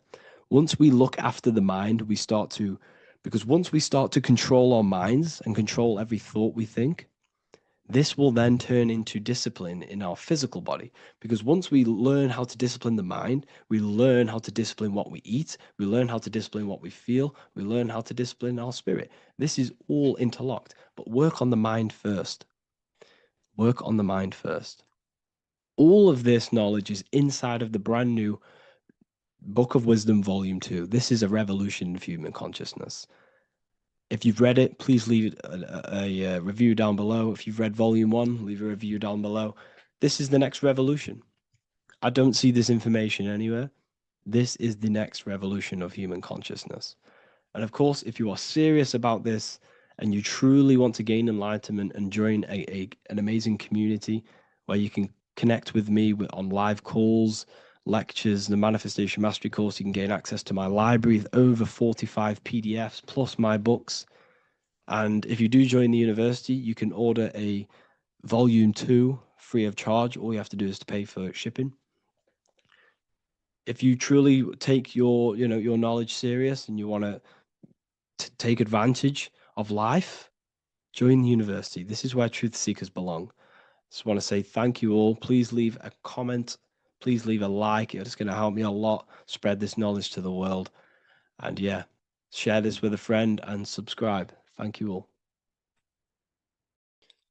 What if I told you you don't have one body? You in fact have 4. There's a secret hidden right in front of you, and most of you overlook it. And by learning these teachings today, this will change your perspective on life, on yourself, and completely change the conception of yourself. This is the key to your highest potential. If you stay with me today, you will find secrets about yourself that will change your life. But I warn you, once you step this path of esoteric knowledge, there's no going back. Once you see, you can't unsee. So stay with me, and we will discuss the 4 bodies of your soul and how you can master yourself to reach your highest potential. The first thing we must understand is that there is a sun. And just like the sun gives life to the earth, there is this life force within the sun that gives life to all matter. We must understand that that matter itself is dead. It has no life potential. It has no ability to create or destruct anything. All of the life comes from above, from the sun, from the life-giving power of this infinite energy source we call the sun. No matter what model you believe, the sun still gives power to this physical realm, giving life to all of the crops, giving life to animals, giving life and growth to all things that the rays come in contact with. This is a macrocosm process. We must understand the teachings of as above, so below. This means that the macrocosm repeats itself in a microcosm form. Now, what do I mean? Humans are made in the image and likeness of God. You are a miniature version of God, a spark of the divine consciousness made in human form, in physical form. Just like the sun gives life to all physical matter and growth to all crops on the earth, your soul is a miniature sun. And your soul is giving life to the body. Your body is a miniature earth, which also goes through the cycles of the 4 seasons of the sun. We feel different in each one of these seasons. It's because our body does not only go through these cycles externally, but these cycles happen within ourselves, within consciousness. Your soul is the sun. The sun you see in the sky is an externalization of your soul. Your soul is the life force. You are the soul, not the body. And like the sun gives power to the earth, the soul gives power to your body. So first, let's look at the etymology of the word sun. The word sun comes from it's a Latin word solis or sol, which means the sun. Sol then became soul, sun, soul. And in fact, S-O-N and S-U-N in the old etymology dictionary mean the exact same thing. They are interchangeable. So when we look at the symbol of the sun, we look at a circle and a cross, which represent the 4 aspects of the sun, the 4 seasons of the sun: summer, winter, spring, and autumn. These are the 4 states of the sun. Like we said, this is where we get this symbol. You have the 4 states of the sun, which represent the 4 bodies of the soul. Now, this is where we get deep. Like I said, the sun you see in the sky is a macrocosm of your soul, an externalization of your soul. Just like your sun has 4 seasons, the 4 seasons within us are the 4 bodies. Our soul is incarnated and split into 4 sections. We have a mind, we have a physical body, emotions, and spirit. These are all interchangeable and they are all linked. In ancient alchemy, we have the exact same symbolism of the 4 stages of alchemy. But in this case, they're symbolized as the 4 elements: earth, water, air, fire. In this ancient alchemical symbol, we have the pentagram with the top one representing the soul, ether. Our soul then has the 4 bodies with the human here. We have the man, the eagle, the bull, and the lion. We see this on the tarot card, the Wheel of Fortune. The man, the eagle, the bull, the lion. We see this in Matthew, Mark, Luke, and John. The lion, the bull, the man, and the eagle. We see this with depictions of Jesus. Jesus, the man, the bull, the lion, and the eagle. These represent the 4 fixed signs of the zodiac: Taurus, the bull; Scorpio, the eagle. Scorpio was symbolized as an eagle. It's an ancient symbol. Now it's been changed to a scorpion, of course. Leo, the lion; Aquarius, the man. These represent the 4 fixed signs, which are 4 different elements. Taurus is an earth sign. Scorpio, a water sign. Leo, a fire sign. Aquarius, an air sign. Taurus is the earth. As above, so below. The earth is the physical body. Leo is fire. Fire is the spirit. Scorpio is water, which is the emotions. Aquarius is the mind, which is an air symbol. Air is the mind. That's why we call people airheads. Okay? So what we're actually looking at here are the 4 aspects of our soul. We have the sun in the middle and the 4 bodies of the soul. This is what Jesus is symbolizing. Jesus represents you. God made flesh with the 4 aspects of the soul. The 4 gospels are all depicting Jesus in 4 different ways according to the different body of consciousness. The Wheel of Fortune are representing the 4 bodies of the soul. This represents the 4 bodies. Now, how are they 4 bodies? They are 4 dimensions of consciousness. The mind is not made of the same substance of the emotion. The emotion is not made of the same substance of the physical body. The spirit is not made of the same substance as the physical body also. They exist in 4 dimensions of consciousness. They are 4 bodies of our soul. And the most important teaching here is what I'm actually getting to, is the powerful one. This is what gives you power. Most of us live in chaos. Our mind is thinking of doing something.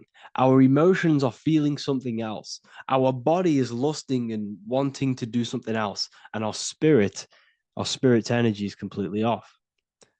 Most people live in unbalance. None of these 4 bodies are working together. This is why we produce chaos in our lives. When these bodies are in balance, are not working together. So in alchemy, they symbolize the 4 elements, which are the 4 bodies of consciousness. These are the furnaces with the fire. They represent transmutation of each body. We have to sync these bodies. We have to sync the mind with our emotions, and our emotions with our actions, the physical body, and with our spirit. These 4 key bodies need to be in line in order for us to create consciously in our life. Because each one of us is a creator, a miniature version of God, creating our own earth, creating our own material reality. And in order for us to create consciously and with effect and power, we must have these bodies unified so that we can create consciously and not create chaos. So this is very, very important. And this is a secret teaching found in all ancient societies. But this is what the hidden symbolism of astrology actually is.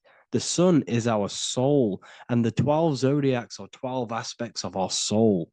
And we have the 4 aspects of the 4 main bodies. This is what we're looking at. We're not looking at the sky. We're actually looking at aspects of ourselves, aspects of our soul that we must master and transmute in order to become our highest potential. So I hope this makes sense. And it may take a while for you to fully understand this, but the key knowledge in order for you to understand any of these teachings that I've gone through today is the major teaching of as above, so below. What is above is below. What is within is without. Your inner reality projects the outer reality. What is inside of you is outside of you in some form or way. Whatever trees, whatever roots that go down will always shoot up. When you throw a bouncing ball, you shoot it down, it will go up. As above, so below. As within, so without. God did not make a creation separate from himself. We are all extensions of the divine made in physical form. And we are incarnated into 4 sections. Our soul is separated into 4 sections. These are the 4 corners of reality. These are the 4 pillars of reality that we must control. So in order to access our soul in meditation, we must turn off these 4 things. Turn off the mind, the emotion, the spirit, and the body. And then we access the soul. So I hope this video helps today. And you can learn all about this in the Book of Wisdom, Volume 2. This book is a revolution in consciousness. I do not recommend everyone reads this book. This book is only for people who are serious and want to transform their lives. This book is a book that will change the scope you see reality. It will change your perspective on yourself because you will resonate with this. This book does not just give you information. It gives you a sense of well-being. It gives you truth, and you will find your power from this information. This information is not just information, it's a key to your path of enlightenment and transformation. So you can find this book in the description of this video. And if you are part of the university, I will see you on the live calls. Thank you, everyone. Please leave a like, subscribe, and a comment, and let me know whatever videos you want me to make next. Anything that you fail to understand or have any confusion with, I can make a video on it. So let me know in the comment section any reviews or anything I should do. Thank you all, people. Have a great day. In this video, we're going to be talking about the evolution of consciousness. You are born human. However, you possess consciousness, which is the awareness behind your being, the awareness behind your thoughts, the experiencer behind your 5 senses, the experiencer, the observer behind your thought, emotions, and senses. You are an eye, an invisible consciousness looking through a lens, which is your body. Your body produces this physical world that you experience. Your brain produces this world. Your brain and body is a technological computer. However, you are an infinite, ever-expanding consciousness behind this physical body. And there is an evolution of consciousness, a cosmic journey of expansion. And this is why we see so much pyramid symbolism in the occult and esoteric world, and especially within Freemasonry. Because the pyramid represents climbing, an evolution, a raising state of consciousness, a journey. Steps symbolize a journey upwards. This is the raising and the evolution of consciousness, our inner world. The transmutation of our inner selves, of our souls and consciousness and our minds.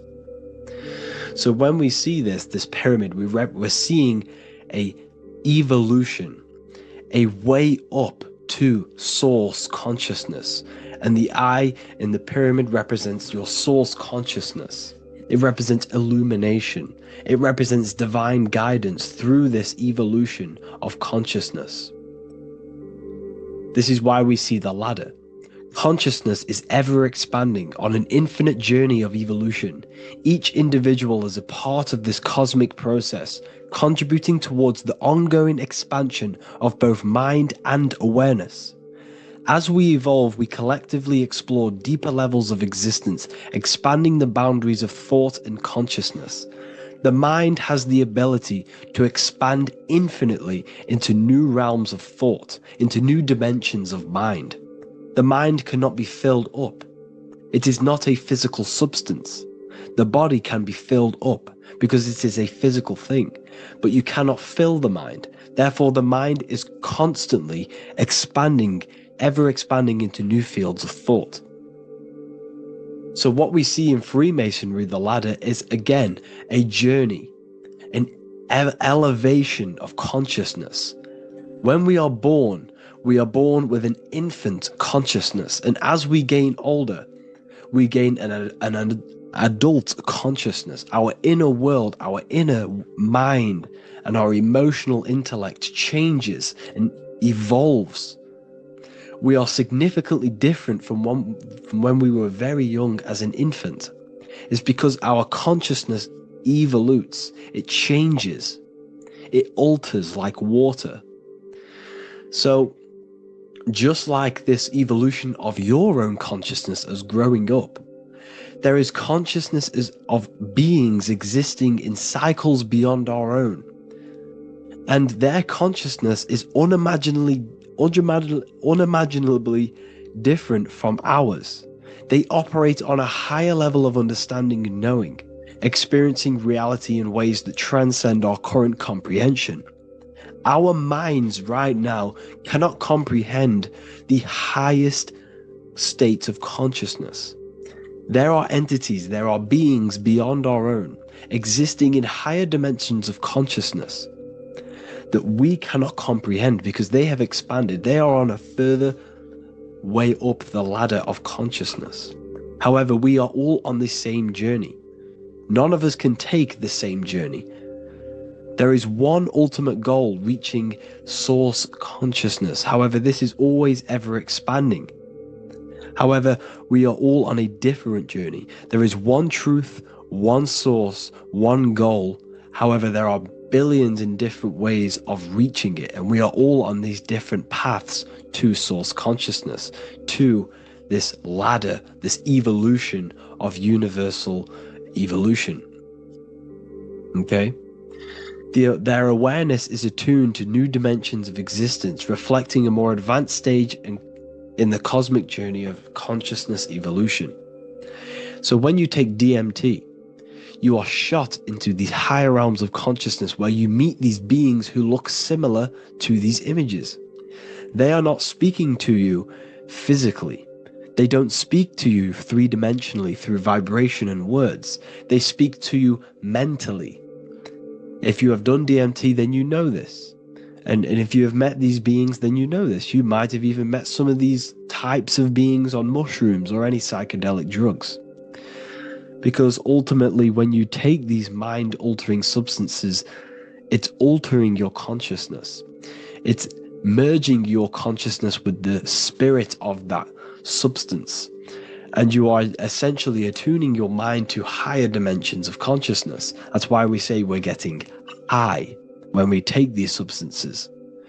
Therefore, when you meet these beings on DMT, you are essentially meeting beings who are attuned to higher dimensions of consciousness, and they speak to you mentally. They speak to you telepathically through thought, because the universe is mental. Everything exists within the mind. The way you are now, your physical existence, is a state of mind. Mind, thought creates matter. Spirit and matter are two opposing ways of thinking. If we have a very spiritual mind, we have an expanded mind, we are a spiritual person through the mind. However, if we have a very low state of consciousness where we think about food, sex, lust, and all physical things, then we have a physical consciousness. Matter and spirit are two opposing forces, two ways of thinking. The mind attunes itself to different levels of understanding in different dimensions. So, essentially, this is what we're looking at. The body is a vessel for the fluidic, formless consciousness, a temple that houses the essence of our awareness. While the five senses are limited to perceiving only the physical plane, the mind transcends these limitations, capable of perceiving the full scope of reality. It is through the mind that we access deeper truths beyond the material, tapping into boundless nature of existence. Physical existence is a thin band, a thin layer of reality. It's like 0.001% of reality. And your five senses are only tuned into this layer of reality. But the five senses are, by design, only allowed to perceive physicality. But the mind has the power to expand beyond this physical five sense state. The mind has the power to expand and evolute. It is a conscious decision whether you want to take this path or not. You can stay in a three-dimensional way of thinking, or you can expand your consciousness from within. It's not an external journey. There is no God going to save you. You must save yourself.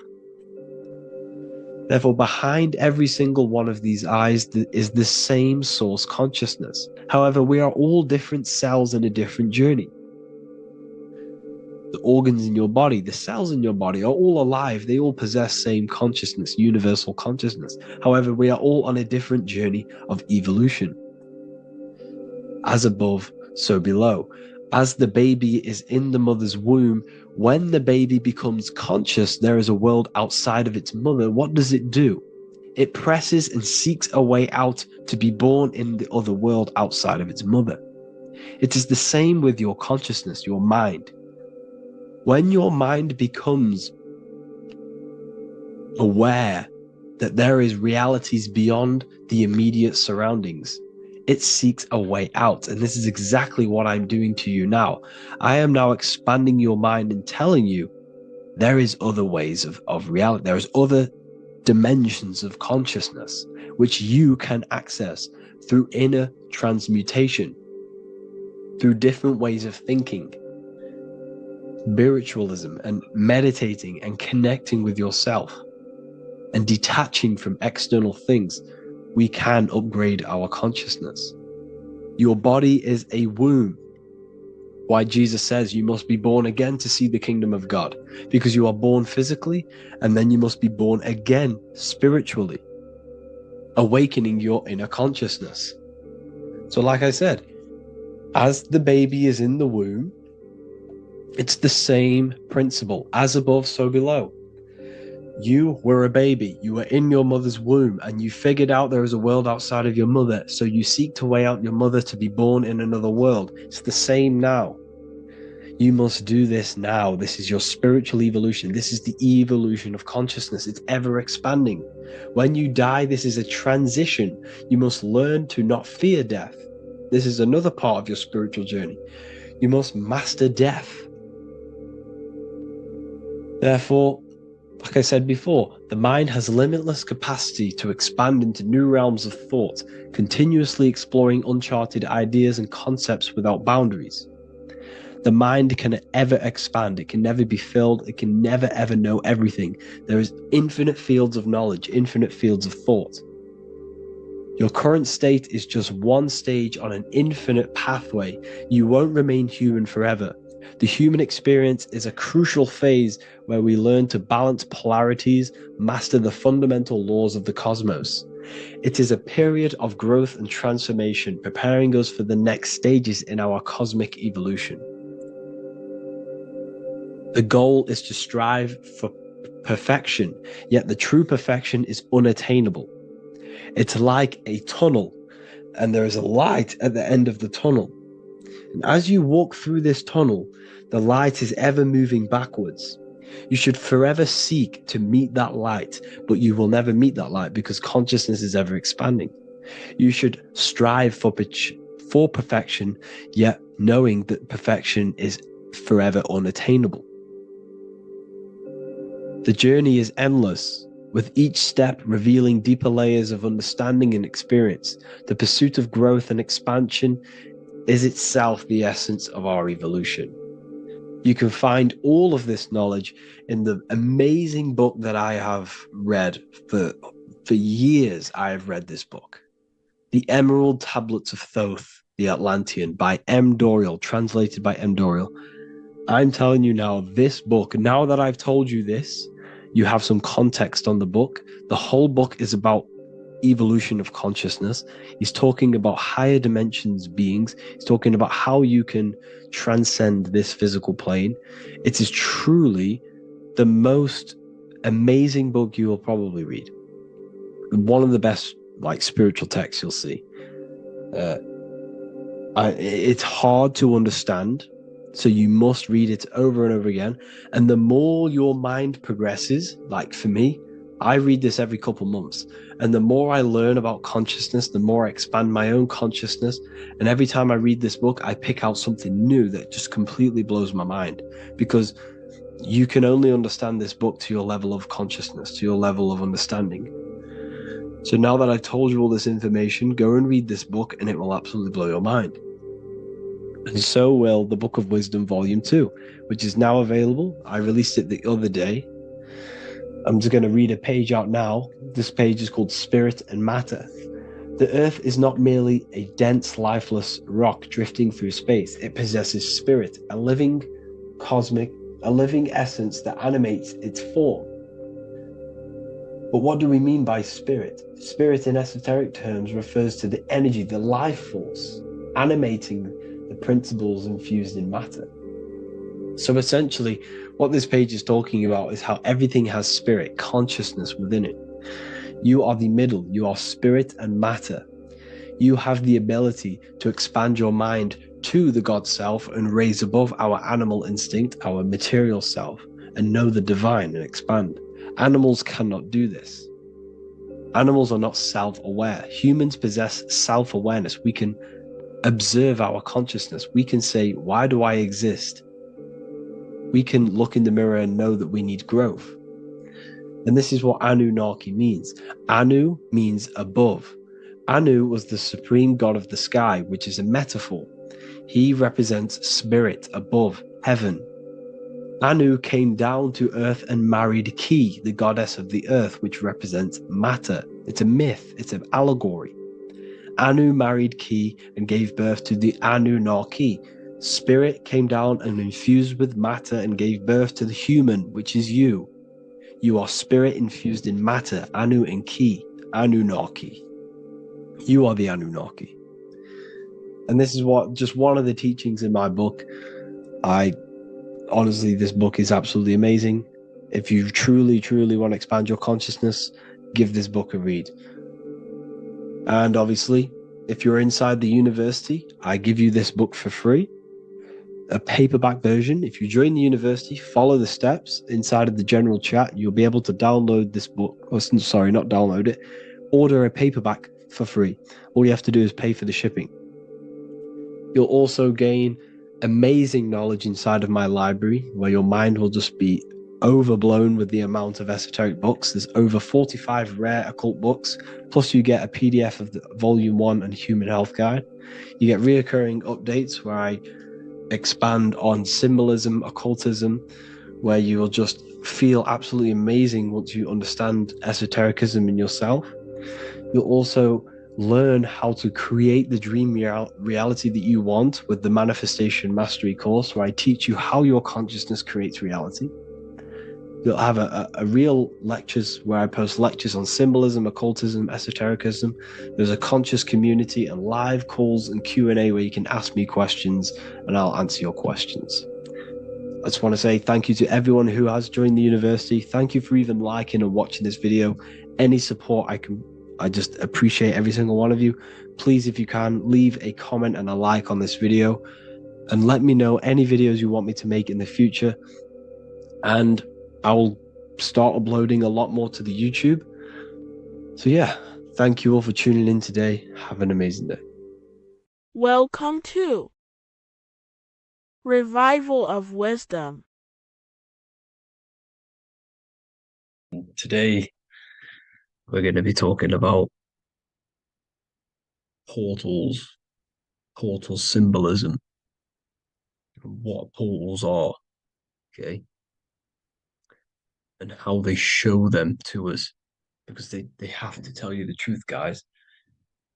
This is the thing with the universal law. They have to tell you the truth. And they tell you through symbols, they tell you through movies, and different things like that. But let's jump straight into this. So first, I want to talk about the Freemasonry symbols. Okay, so first we got, obviously this is some Freemasonry art, but notice how you've got the ladder with a key. Okay, so this is ladder symbolism with a key. So maybe this is talking about ascending. Okay, because look, because this is ascending into the heavens, because it's a ladder with humans going up it with a key. In order to ascend, you must have the key. Okay, so what else do we have with a key? Well, the Netflix show Lock and Key, which is all about portals and keys. Because what the keys do, they open doors, gateways. Okay, so what's interesting about this is that they've got this key here, which represents the Kundalini energy rising up the spine. Okay, but we'll come back to this. But it's that same portal key symbolism. We've also got the Vatican. The Vatican is in the shape of a key. Okay, so you can see the start of it here and the end. So this is key symbolisms. Keys open doors. And notice how it's got the 8-pointed star. Okay, what is the 8-pointed star? Okay, we'll come back to this. This all ties in, guys. I'll break it all down for you. But then you've also got the god Janus. Janus, okay, is known as the god of the doorways. He's an ancient god of Rome, and they worshipped him. However, he's not a god, he's more like a high-level ranked demon. Because he is the god of the doorways. And notice how he's got two faces. Because doorways always have two sides. You're going into somewhere, there's always two sides of a door. And he's always depicted with two sides of a face and a key, because he holds the key to the doorways, to the portals, to other worlds and realms.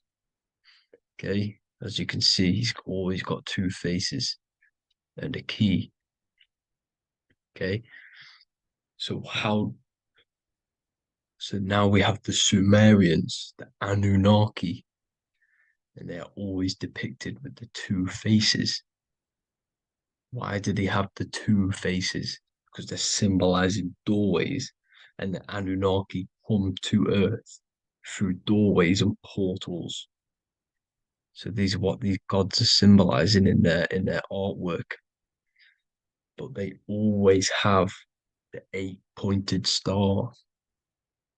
Okay, what is the 8-pointed star? You see how they always have. Look, let me try to find another one. It's the 8-pointed star. This 8-pointed star is Polaris. Okay, Polaris, just like the Vatican has the 8-pointed star with a key. Polaris is the center star. Polaris is a fixed star, it doesn't move. Okay, so the Anunnaki symbol is also the 8-pointed star. So this is symbolizing the portals and doorways that they come through in order to get to the earth. But Polaris is that center star which does not move. It's always symbolized with the 8-pointed star, just like a compass. Why is a compass the 8-pointed star? Because at the center of our realm is where the most electromagnetic energy is stored. As you can see, we have an aura field, an electromagnetic aura field. So does the Earth. And in the center, so like our heart, for example, is where the most energy is stored. And like the center of the Earth, this is why all compasses point to the center, because this is where the most electromagnetic energy is stored. It's at the center of our realm. Okay. So like I was saying with the lock and key series, see this here? The Kundalini energy rising up the spine, just like your Kundalini energy rising up the spine. Let me try. I can't zoom in, but you know what I'm trying to say here. Let's go back to Polaris, because at the center is where pole. Can you see the pole of electromagnetic energy? Polaris, the North Pole. It's symbolized. The truth is in the words. It's like a pole of electromagnetic energy. And this is where the aurora borealis comes from. Notice how it's got the word aura in it, because it's the Earth's aura, electromagnetic field. Just like you have an aura, also known as the northern lights, because it's coming out of this center hole in the center of our realm, where the black sun is. And this is where the electromagnetic energy is coming up from. And this is what the aurora borealis is, or the northern lights. It's just electromagnetic energy.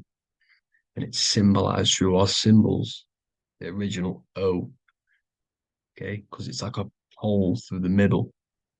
Polaris. So this Polaris is the sky vault. It's the portal into this realm, because this is what the Anunnaki are always talking about, always symbolize it with the 8-pointed star.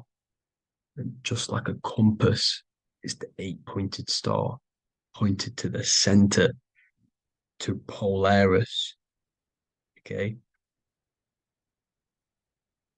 See here on the Sumerian tablets with the 8-pointed star again.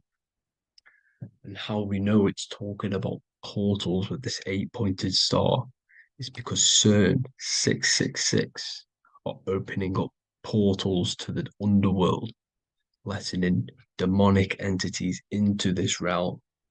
How do we know it's a portal? Because their Hydro Collider has 8 points, just like the 8-pointed star. So they are creating synthetic portals to the underworld to let these demonic entities into our realm. But what is the key? Because if we're talking about ascending through Polaris, notice how here on the masonry art, this luminary here, so this is the sun, that's the moon, this is Polaris, because it's a luminary with what? 1, 2, 3, 4, 5, 6, 7, 8 beams coming off the luminary, just like the 8-pointed star. So you see the ladder with the key going up to Polaris. It's symbolizing ascending out of Earth. So what is this key that they're keeping from us? Because it's a human holding a key going up the ladder to Polaris. Well, chakras. We have 7 chakras. Okay, so this is what they are telling us in the lock and key symbolism. The Kundalini energy rising up the spine. Okay, just like they have 33 vertebrae on the back of your spine. Okay, this represents the Kundalini energy going up your 33 vertebrae, just like in Masonry has 33rd degrees. Okay, so what is the key? Your chakras. Your chakras have to be unlocked. Okay, you have to unlock your chakras, and you can't unlock this one without going through this one. You have to go through them all. It's like a ladder, just like Jacob's ladder. You can't go from the bottom to the top. You have to unlock each one. Okay, just like you have 7 chakras, you have 7 layers of your aura.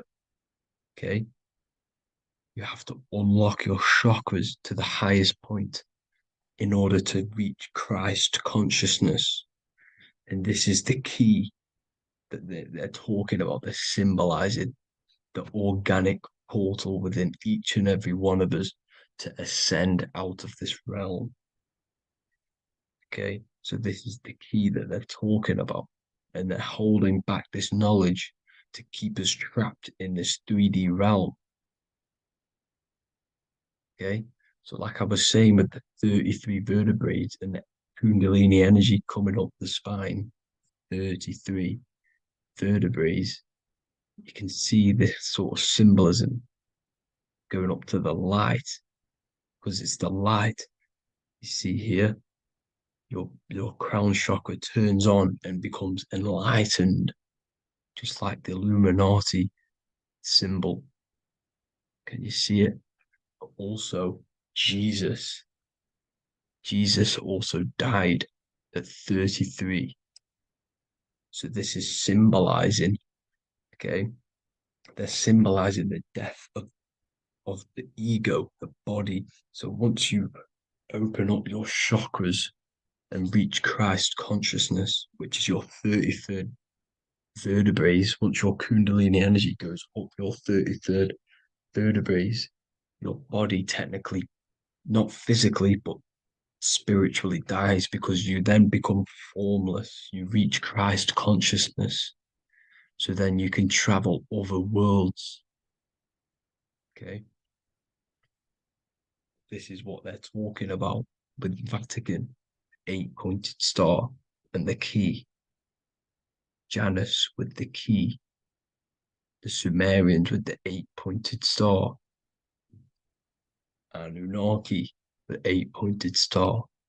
Polaris, 8-pointed star. So Polaris is the way out of this realm, which is at the center. Pole, North Pole. Okay, so the key is that they're hiding from us is the knowledge to unlock our chakras. Okay, and without this knowledge that they keep from us is trapping our souls in this reality to keep reincarnating. Okay, well, thank you all for tuning in. I'm going to leave you all there. Make sure to leave a like and a comment in the comment section. Let me know some topics to talk about so I can break it down for you. God bless you all. As above, so below. This is one of the most crucial teachings within esotericism, occultism, or what we like to call it today, spirituality. I don't like calling it spirituality because it's not spirituality. I teach human consciousness. I teach the science of you and your consciousness alone and your being. And in order to fully understand you and this world around you, you must understand this number one principle of as above, so below. There is many misconceptions of this, and there is many simple teachings of this, but I'm going to break it down today from the most simplest to the most complex, and you will see the connections between all things.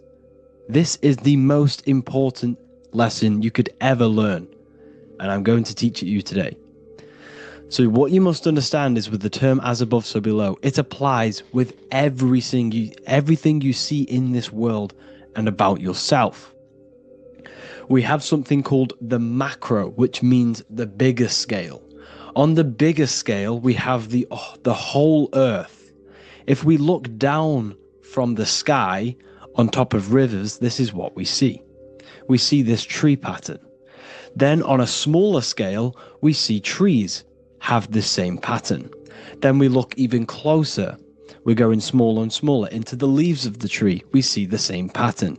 Then we go even more micro into the human brain and look at the human brain cells, and we see the same pattern.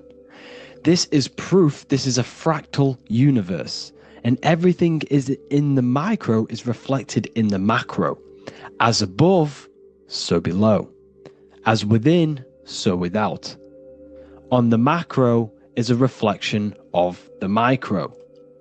So now that you understand this, we can go a bit further. A yearly cycle of spring, summer, fall, winter is a macro. A micro is a daily cycle. So a day is a mini year. The summer is the midday. Autumn is the evening.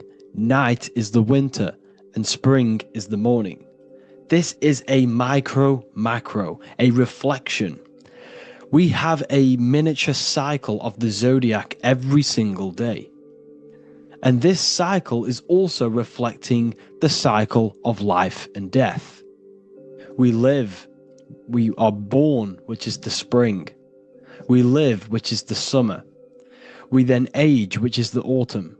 And then we die, which is the winter. And then we are reborn again. This is the cycle of life and death. And you do this every single day. You see, death is a macrocosm of sleep. This is why we say sleep is the cousin of death. Because you die every single night. You do this process of life and death every single day. As above, so below. What's in the micro is in the macro.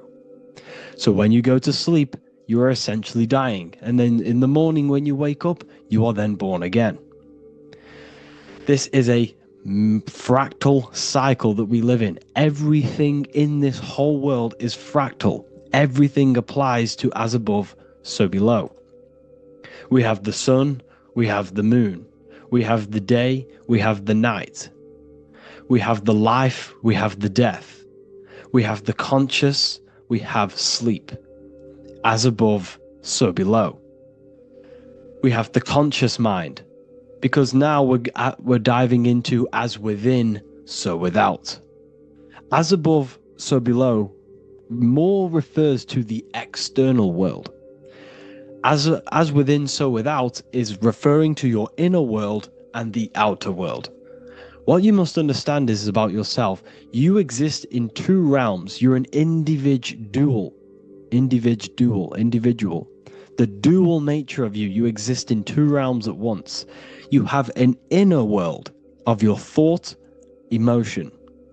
This is the inner world that no one else can see but yourself. And you have an outer world with a physical body which everyone can see. So you exist in two worlds. You have the inner voice, you have the outer physical voice, which I'm speaking to you with now. But I also have an inner voice, which no one can hear, only but me. So you exist in the light and you exist in the darkness. The sun represents your external self, your physical, conscious mind. The moon represents your shadow self, the inner self, the psyche self, the spirit self. There is an as above, so below. The sun is within you. The moon is within you. Everything is within you. Now that you understand as above, so below, what is your body? Your body is a miniature earth. Let me repeat, your body is an earth. Your body is the earth. Okay? Because like I say many times in all of my videos, you are not in the world. The world is you. You are the universe. Your brain is a computer creating this reality. What you see with your eyes is produced in the back of the brain called the visual cortex. You don't look into the world, the brain produces the world, the body produces the world. When you touch something, you're not actually touching something. This is the electrical nervous system. When you touch something, what you feel is actually electrical signals on your nervous system reporting back to your brain. Therefore, when this body dies, you leave the earth because this body is the earth. Okay? As above, so below. You have the mental plane, the astral plane, the etheric plane, and the physical plane. This is essential for understanding reality and the teaching of as above, so below. Everything in this material plane began in the thinking mind. For example, the microphone I'm speaking into, the phone you're watching this video off, or the laptop or iPad. Where did this begin? It didn't begin in the factory. The first ever place this item begun was in the mind of an individual. The invisible realms of mind is where all physical things and physical items begun. Essentially, this physical plane is the effect of the thinking mind. This world is the world of effect. It's the world of outcomes. When you see something, it is already manifest. It is already being manifested. It is an effect. And in the effect of the cause, which is the thinking mind. Therefore, the mind creates thoughts, which is the mental plane. Then after thoughts creates imagination, which is the astral plane. These two are spiritual. They are non-physical. So spirit kind of means non-physical. Then you have the physical planes, the etheric and the physical plane. As above, so below. What happens in the mind is manifest on the physical plane. Like I said, the phone that you are holding, it was a thought, and then it brought down into a physical reality. As above, so below. You change the mind, you change your reality. Your environment, the word environment has ment in it because your environment is mental. So now that you understand this, so what is the world around you? The world around you was created by the mind of God. It was manifested through God's thought. So you are living in the mind of God. You are a thought in the mind of God. God thought you into existence. But like I said, we are all fractals. Everything is fractal. If God exists, this means that you are God, as above, so below. God created you through the thinking mind, and he gave you a thinking mind. So God created the macrocosm. God created the macro, the whole world. He designed the whole world, the sun, the stars, the moving. He designed this. But then he gave you the thinking mind to design your own life and create your own life in his world. You are a microcosm of God's macrocosm. Just like God thought you into existence and the whole world into existence, you are a microcosm thinking your world, your reality into existence. You see this now? Everything is a reflection. Everything is a mirror. Everything is fractal. So in order for you to change your reality, you must change these higher planes. Your thought and imagination are the two key aspects of creating physical reality. Every object you see around you was begun in these higher planes of the non-physical, and they were brought out of spirit into physical matter through the thinking mind and physical action. So now we're going to get a bit deeper. The brain is not the mind. Now that you understand, we have spirit and matter. As above, so below. You have a non-physical side of reality and a physical side of reality. The mind is the spiritual brain. The brain is a physical manifestation, a physical effect of the mind. The mind uses the brain to operate in the physical world, and it's the same with the heart. The soul manifests itself physically through the heart. The heart is a physical manifestation of the soul, of the emotion, thought and emotion, the mind and the soul, the brain and the heart, heaven and earth. So you have the inner world and the outer world, the spiritual, non-physical, and the physical. So we are all on this process of awakening, an expansion of our minds into new fields of thought, into new fields of awakening ourselves. Because essentially we are born into this world, but you are born many, many times. You can be born physically and you can be born spiritually. Like I said, everything is fractal. So just like when the baby finds out that there is a world outside of its mother, what does the baby do? The baby seeks a way out of its mother, and then the baby is now born into a new world, a world outside of its mother's womb. It's the same with you and your spiritual process. As your mind becomes aware that there are other realities beyond your physical body, it then seeks a way out. And this is why you are probably watching my YouTube, because you are now on the path. Something within you has guided you to this path of knowledge, truth, enlightenment, and expanding your consciousness. And it is your soul who brought you here. Your soul speaks through emotion, a guidance. Emotion is the language of the soul. When you feel very bad, this is your soul telling you you're not in the right place. You're doing the wrong things. Because the soul is always unfolding its purpose, which is expansion and learning. That is it. The mastery of the self and the learning of the mind is the only thing that counts in the end after this life. So you are on a journey of expansion, of learning, creating, and spiritual rebirth. As above, so below.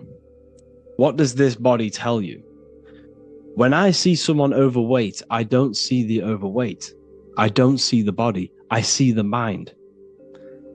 I see an undisciplined mind. I see a mind that lacks self-control. I see a mind that seeks external validation. That's what I see when I see an overweight person. I don't see his body. I see the result of his mind. Because what does the Bible tell you? You shall know them by their fruits. It's the same saying as above, so below. You shall know them by their fruit. The fruit is their manifestation. Your body is a direct correlation and manifestation of your mind. Your inner world projects your outer world. As within, so without. As above, so below. Now, what do you see when you see this man's body? I see discipline. I see strength, mental strength, not physical strength. I see mental resilience of pain. Because all of this man's mental energy has been manifested physically within his muscle. This body is a direct manifestation of this man's mind's pain and suffering. And it shows discipline. This is why people instantly respect you if you are in shape. You walk into a room and you are in shape, people will instantly give you respect because they know that you are mentally disciplined. The body is a reflection of your inner world, and it's the same with your friends, your family, your connections with people.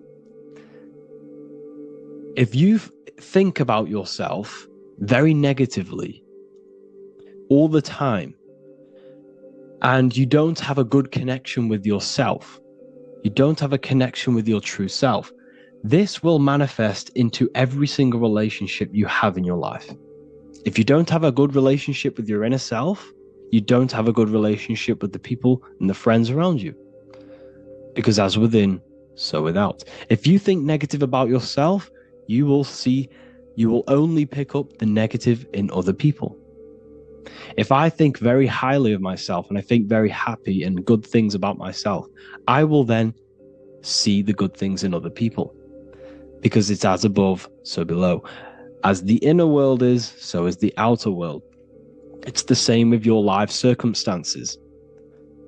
Your life is a direct correlation of every thought you thought in the past.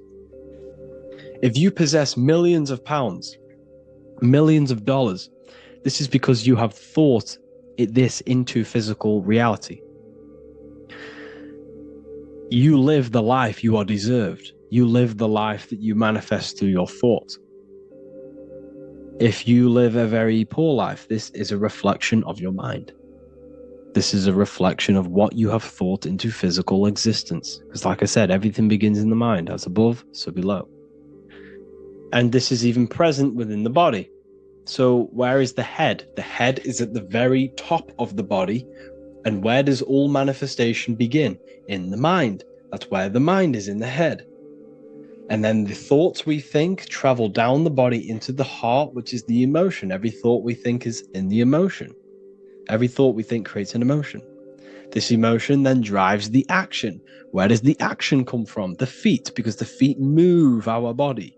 We move with our feet to take action. Our hands. You see, so the body is even a micro reflection. I can't even say it. Reflection of the order of manifestation. This blew my mind when I figured this out. You see, the head, the thoughts begin here. This is the beginning of all manifestation. Then it comes down to the heart.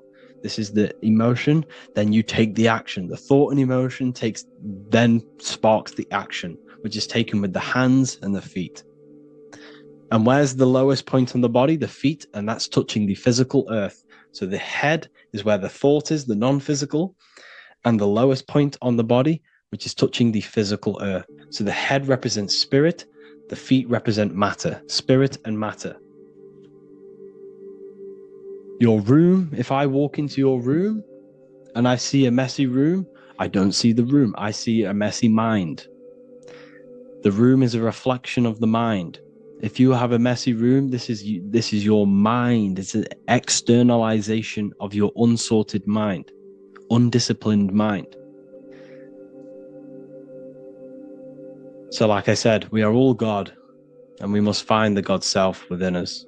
And I teach all of this inside the Book of Wisdom, Volume 2.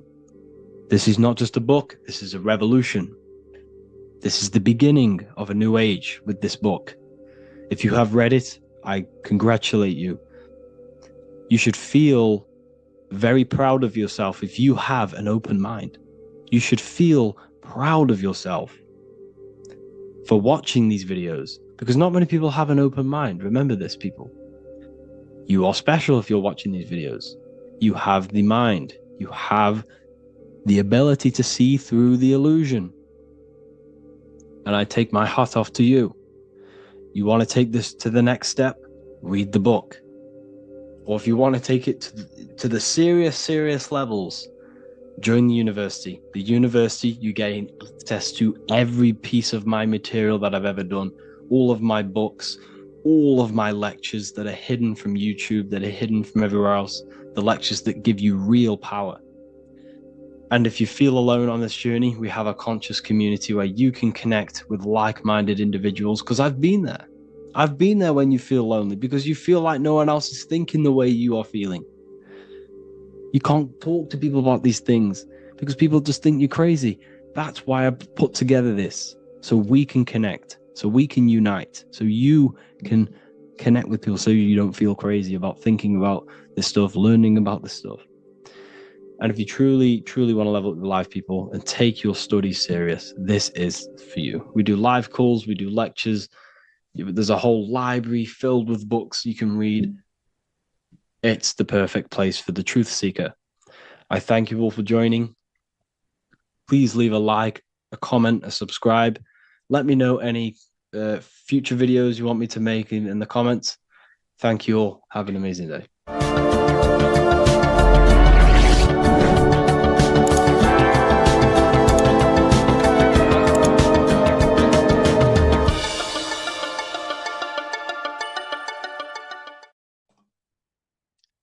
So this is known as the bag of the gods. This symbolism is widely known, but no one knows what it truly symbolizes. We see this in ancient Sumerian artwork. We see this in the Mayans' artwork. We always see this bag with the gods. What does this actually represent? Okay, so the bag itself represents carrying. Carrying what? It represents information, it represents knowledge. Your mind is the carrier of the information. So this is why in his left hand, he carries the bag, and the right hand has the pine cone. This represents carrying of information. Why is it a bag? A bag can be passed on to someone else. The information can be taught to someone else. This is the information of activation of the pineal gland or higher consciousness of humans. Because as humans, we all possess an animal nature, the nature that tells us to eat, to steal, to gain material wealth, to survive, to hate. This is our animal self. This is our animal behavior. But we also have a divine nature of consciousness, which we have access to, the higher planes of consciousness, the planes that manipulate this material world and create all things in this material world. The human mind has access to. The animal does not. The animal has no idea he exists. The animal has no inner dialogue, but humans have the inner dialogue. Humans can create infinitely. We can expand our minds infinitely into new realms of thought. So we have this higher divine nature and a lower nature. This bag of the gods is basically just representing the knowledge they possess of higher consciousness, of the higher aspect of life. Okay? Which is the activation of the pineal.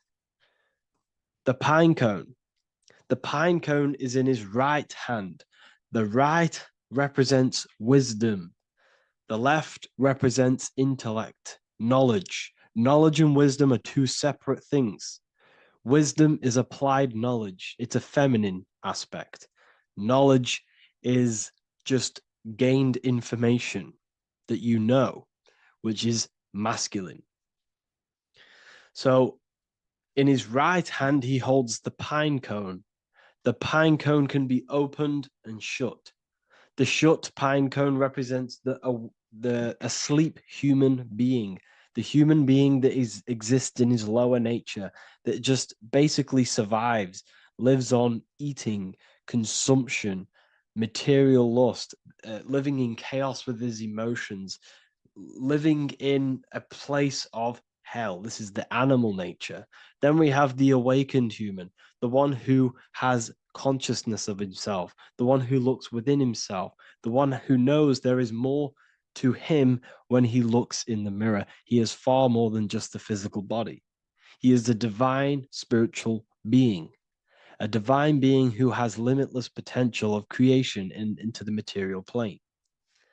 So this represents the awakened. This represents the asleep.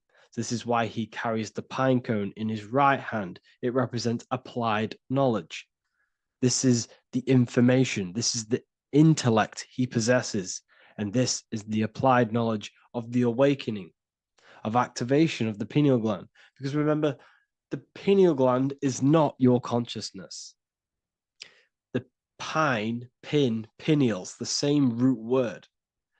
Pine cones were always symbolizing the state of consciousness one was living in, whether he was asleep or awake. We see this at the Vatican. We see the pine cone over the two pillars. This is the two pillars of Freemasonry, and the dome. This is the Royal Arch of Freemasonry. This represents your head. This is the two pillars, the two hemispheres, and the pine cone in the middle, which is the pineal gland. What is the pineal gland? The pineal gland is not your consciousness. It is not the third eye, and it is not the mind. It's not the mind's eye. The pineal gland is a radio receiver. This is your body. Your body is an antenna. Most people think they are this body. This body is nothing but a receiver and a downloader of consciousness. Your brain does not produce consciousness. You are not this brain in your head. This brain is a downloader of consciousness. Consciousness comes from a way higher divine plane, which is what this image is showing here with the clouds. The mind is light. Consciousness is light. And this light is coming down into the material plane, and your body is basically a crystal antenna which is receiving and downloading this consciousness. So you can experience a three-dimensional reality. So God can experience himself in a divided, separate state. This is what this represents. Now, the pineal gland can be activated, okay, and stimulated, because the pineal gland has physioluminescent crystalline jagged shaped cells on it. And obviously these are crystals. Crystals are on your pineal gland. And what do crystals do? Radios use crystals. Your phone uses crystals. They tell you that crystals are woo-woo and pseudoscience because they don't want you to know the power of crystals. Your body is basically a giant crystal. Your pineal gland is a radio receiver for your consciousness. So if they can ruin your pineal gland and damage it, this will damage your connection to the divine, to your true self, to consciousness, to God, whatever you want to call it, the source. There is all one source consciousness, and we're all collectively connected to it. And this is our connection. This is our antenna.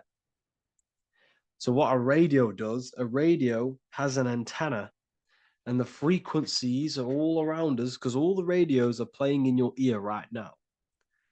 But what the antenna of a radio does is tune into a specific frequency to pick up that frequency and play that frequency.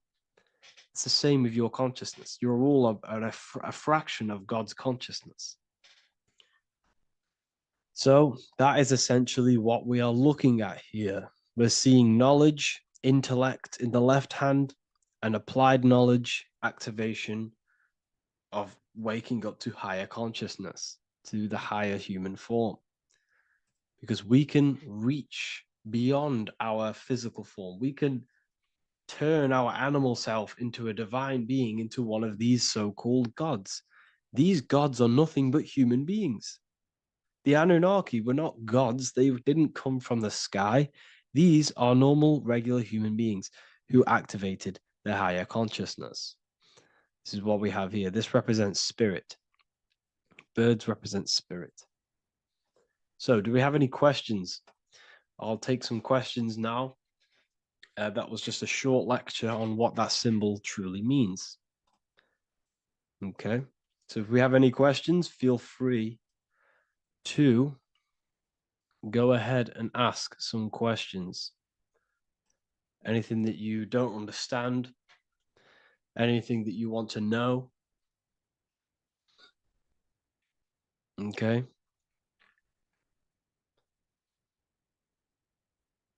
So base reality would be where source resides. Yes, the base reality is your consciousness. Are these lectures available in the university? There's a whole section, basically inside the university, there's a whole section with like over 30 long form lectures like this. So the base reality is where the source resides. Yes, the base reality is your inner world, your consciousness. That is the only thing that exists. Your outer world is just an effect of your consciousness. Your consciousness, everything that has gone on within the mind and emotion is pushed outwards into your reality. You have thought and felt your way into your external circumstances. Your life is a direct correlation of every thought you thought in the past. Therefore, your inner world of consciousness is creating and molding your outer world.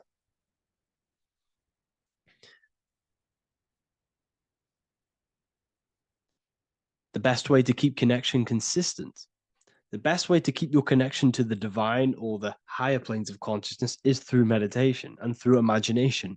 Imagination is the fourth dimension. It is the astral plane. That screen that you have in your mind is not a physical screen. That is the divine plane of the astral. And this is essentially where all objects of this material world comes from. The phone that you are holding, the laptop you're watching this on, whatever you're doing, every single object you see in your room that you are in right now began inside of the plane of imagination. This is not a physical plane. This is a metaphysical plane that you have access to. And you have the ability to bring down this plane into physical form. That's what we call manifestation. That's what the ancients called magic. This is what we now call in science metaphysics. It's all the same thing. So yes, you all have access to the divine planes. Unlike animals, this is why humans are so advanced.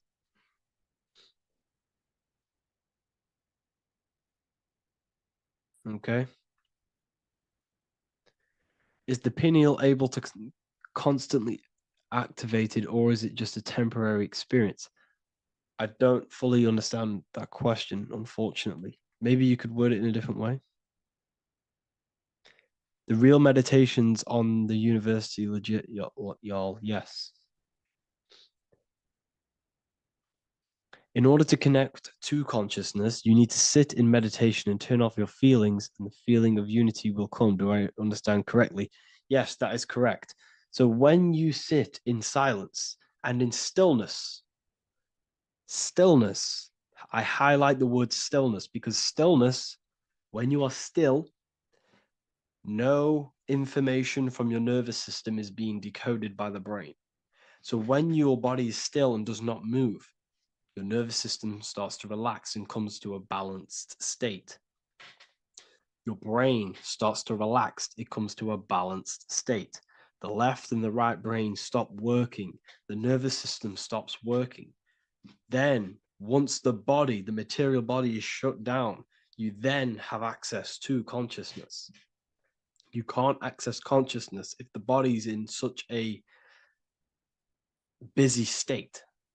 If electricity is being fired every 2 seconds, your whole body's electrical.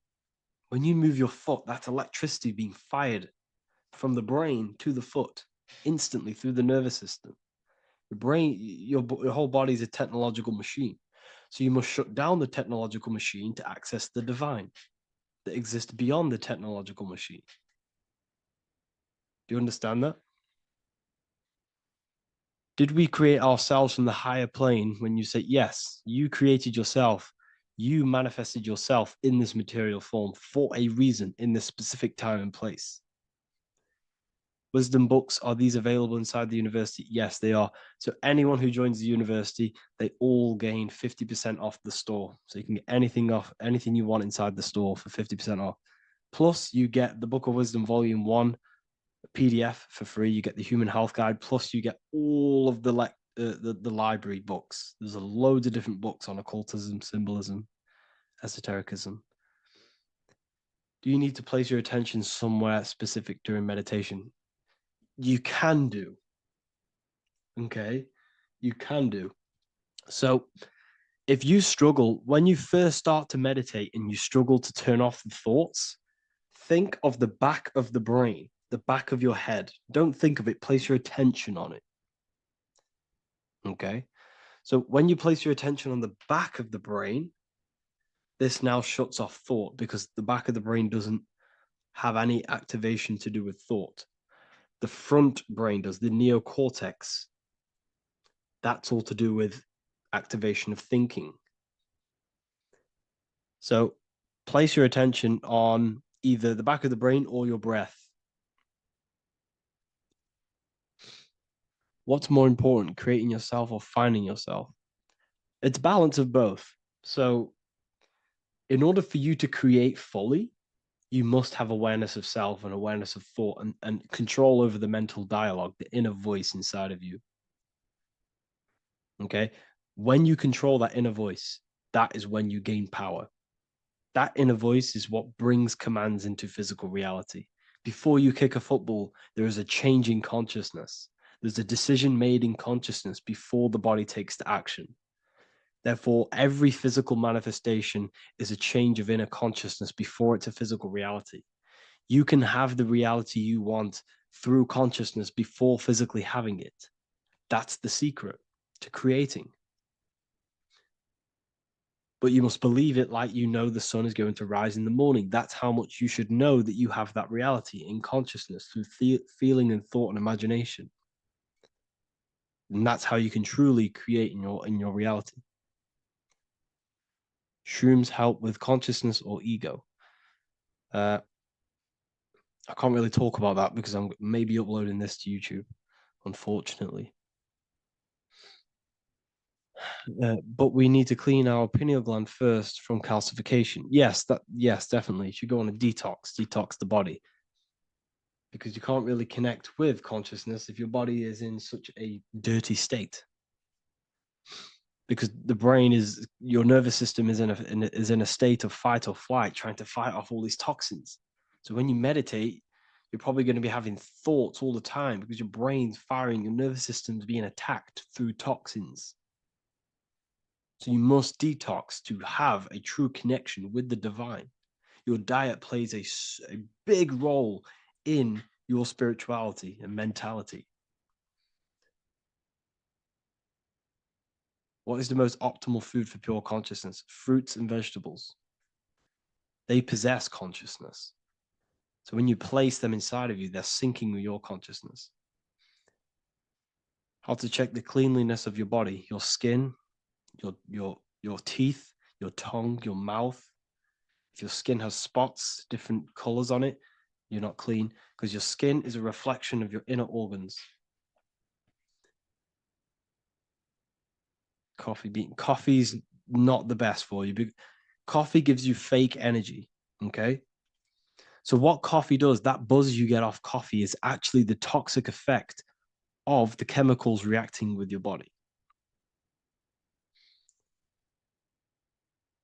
If I'm inside the university and wanted to buy your book, you said it would be 50% off because we are your student.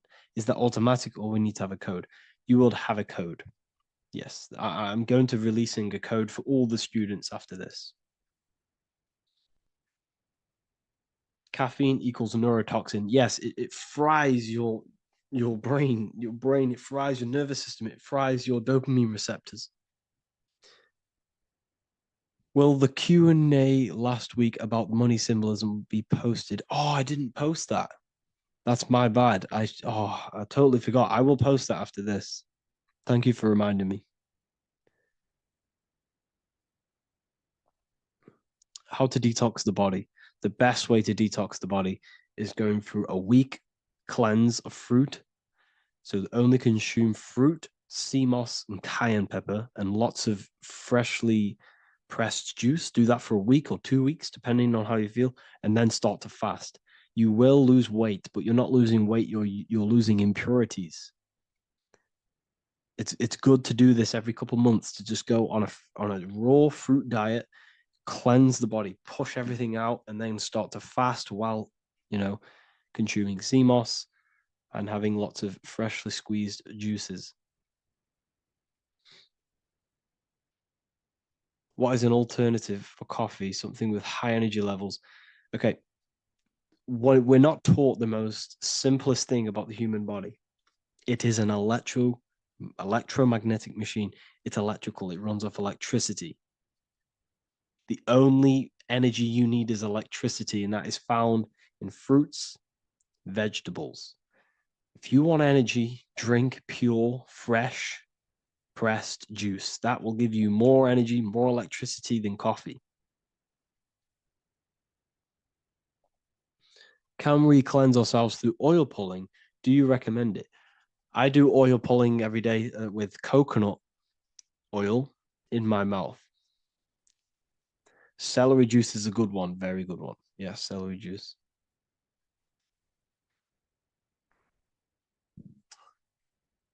Any more questions? What kind of music do you listen to when lifting? For me, rap, hip hop push me work harder, but I know it's terrible for my subconscious. Yes, very. At least you're aware of it. You should be definitely try and stay away from the hip hop music. Try and stay away from anything that's talking about anything negative, because this is all programming your subconscious. And your belief system is your reality, people. Your belief system is your reality. Okay?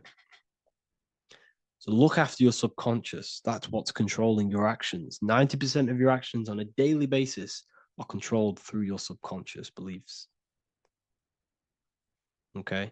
I listen to a lot of Pastel Ghost. I listen to a lot of let me get my playlist up. It's all like background music for TikTok. Do you know what I mean? Like Pastel Ghost. That's mainly what I listen to. That sort of music. I don't know what it's kind of called. I don't know what that genre is called. Does anyone know what that genre is actually called? Because there's not much words in it. The reason I listen to it is because there's not much words in it. And, you know, it helps the subconscious. And I just love that music.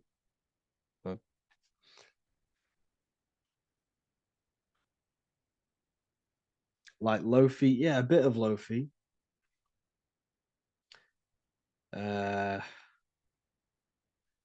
Most people won't even know this type of music.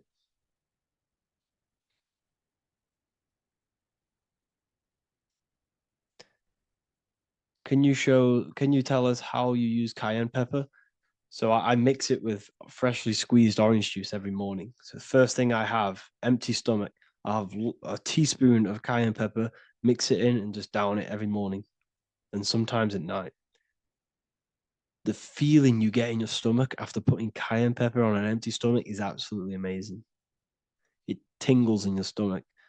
It kills parasites. It kills all horrible organisms.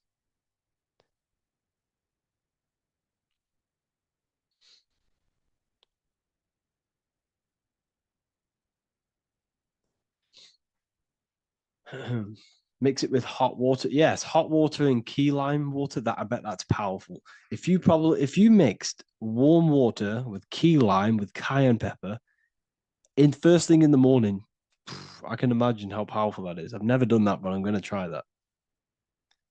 Do you use sea salt? I don't know what to think about sea salt, to be honest. I try and stay away from it. I don't know whether it's good, don't know whether it's bad. I'm kind of mixed on it. Mixed information. You know, I've heard people have benefits. I've heard other people say stay away from it. So I don't know. I just stay away from it. Just I'm not too sure on it.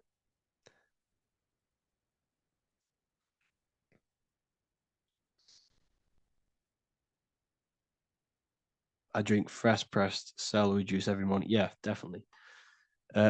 Is there any chance we could like feel free, move to like esoteric occult questions? The only reason I say that is because I might be posting this to YouTube, so it's like I don't want them. I don't want them thinking I'm giving health advice, because I'm not. This is what I do. I'm not giving anyone medical advice. This is what I would do to myself. Because I can probably get in trouble for that. So the subconscious is the all-knowing. It is the all-seeing eye. The subconscious knows everything. Your conscious mind does not. Your subconscious knows every single cell in your body. Your subconscious is making your heart beat. It's talking to your heart. It's talking to every organ, every cell in your body is being connected and spoken to by your subconscious mind. It is the all-knowing. The subconscious has access to the astral plane, imagination, the fourth dimension. It has access to the mental plane, thoughts. It has access to the ethereal plane, energy. And has access to your physical body. It's the door. It's the portal. The subconscious is the portal to the divine. You must go through the subconscious in order to access the divine. Any coupon codes for book 2? Yes, inside the university, there will be a 50% off coupon code. Speaking of ancient civilizations, why did they use symbols to give us true knowledge? This is a very, very good question. Very good question indeed. The reason they use symbols is because symbols are their keys. They hide meanings. They hide things.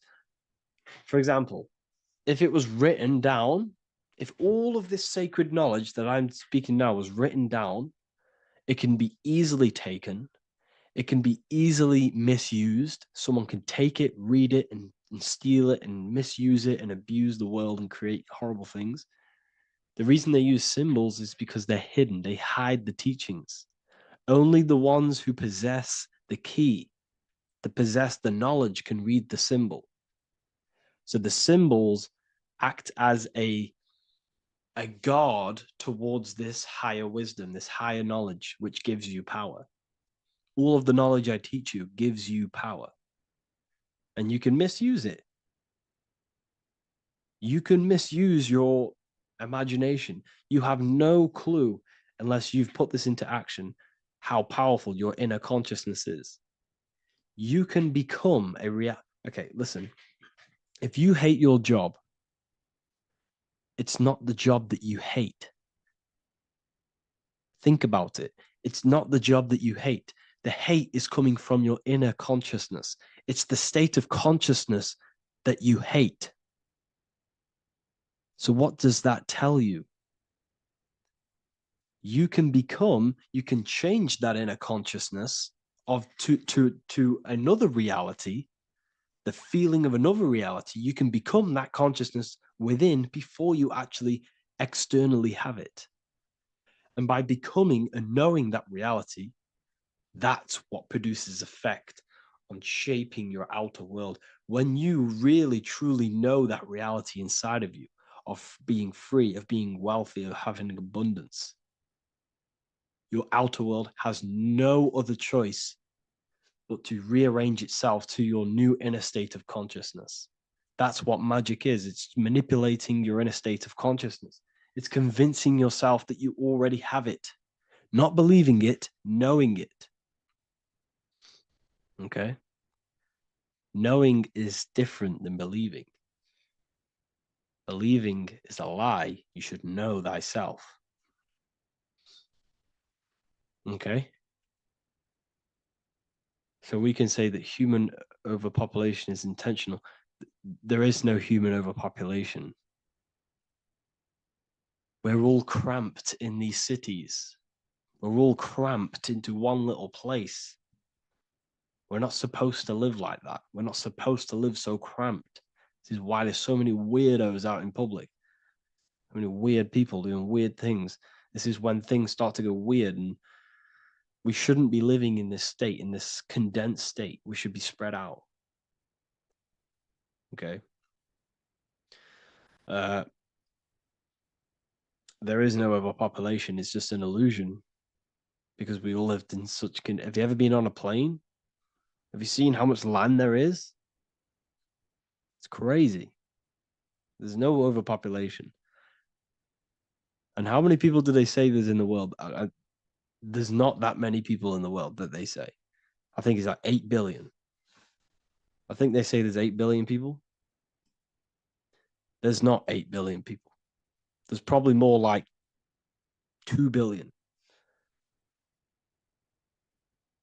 And the reason I say that is because I have a friend who only has like 300K followers. That's a lot of followers, okay? And he gets recognized everywhere he goes. And he's into all this stuff. And he says, listen, the population is definitely not 8 billion or whatever they say. I think it's like a couple billion. It's probably more like 1 billion.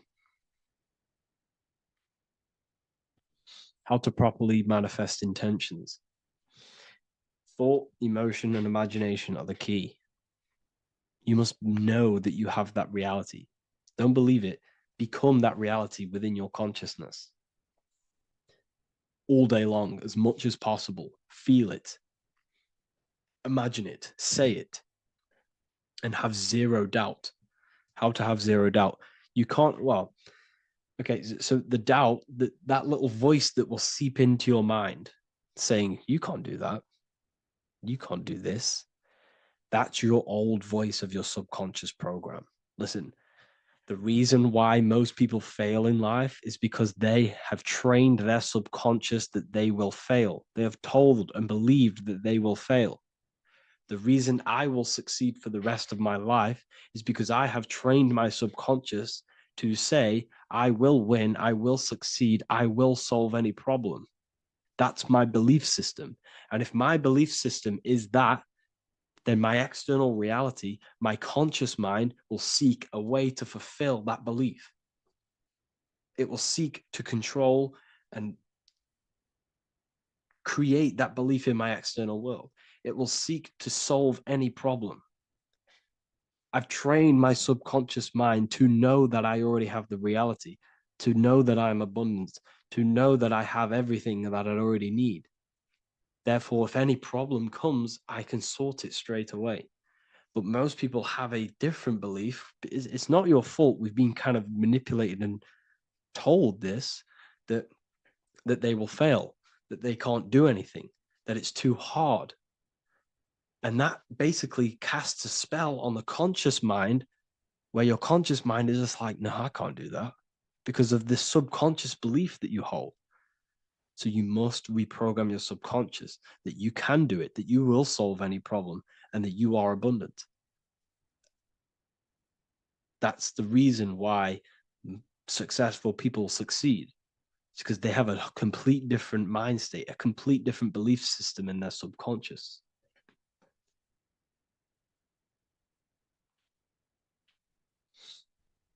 Do you offer mentoring? Yes, I do offer mentoring, but it's mainly for people who want to grow their online presence, and for the amount of value and transformation that I can place into your life, and the time that, well, the price of my time, it will be a higher price tag, but your life will completely change if you join my mentoring, because I will transmute your life. I will transmute your mind, and I will transmute your whole reality, because I could tell you exactly what you need to do. How to have super genius power pulling information from the source. Okay, so you can do this. I talked about this in Book of Wisdom, Volume 2, if you've read it. This is a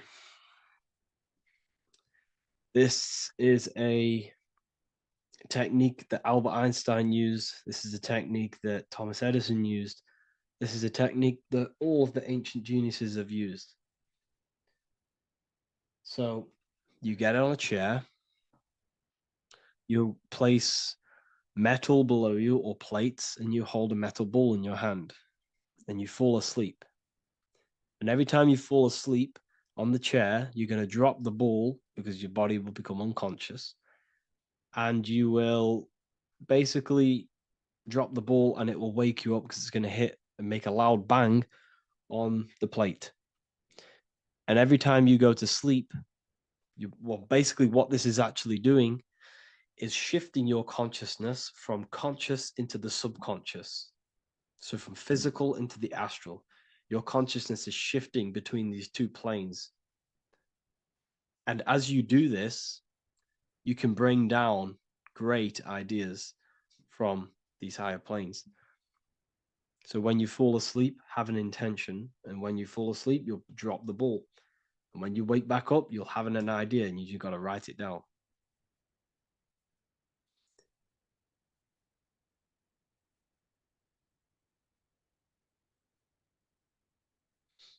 How to balance chakras. Don't focus on balancing your chakras. Focus on the mind. The mind is the cause of the chakras being blocked. If you have a blocked throat chakra, this is a problem in your mind, not the chakra. You see, the chakras are a result of the mind. You transmute the mind, you can transmute the chakras and cleanse them.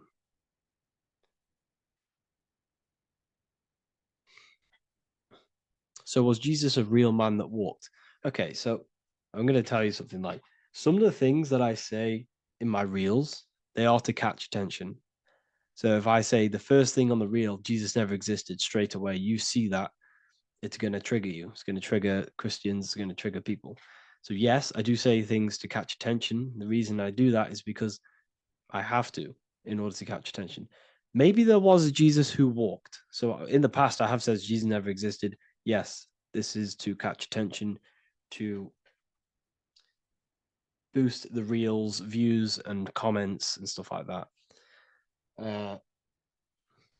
Maybe there was a man who was called Jesus and walked the earth.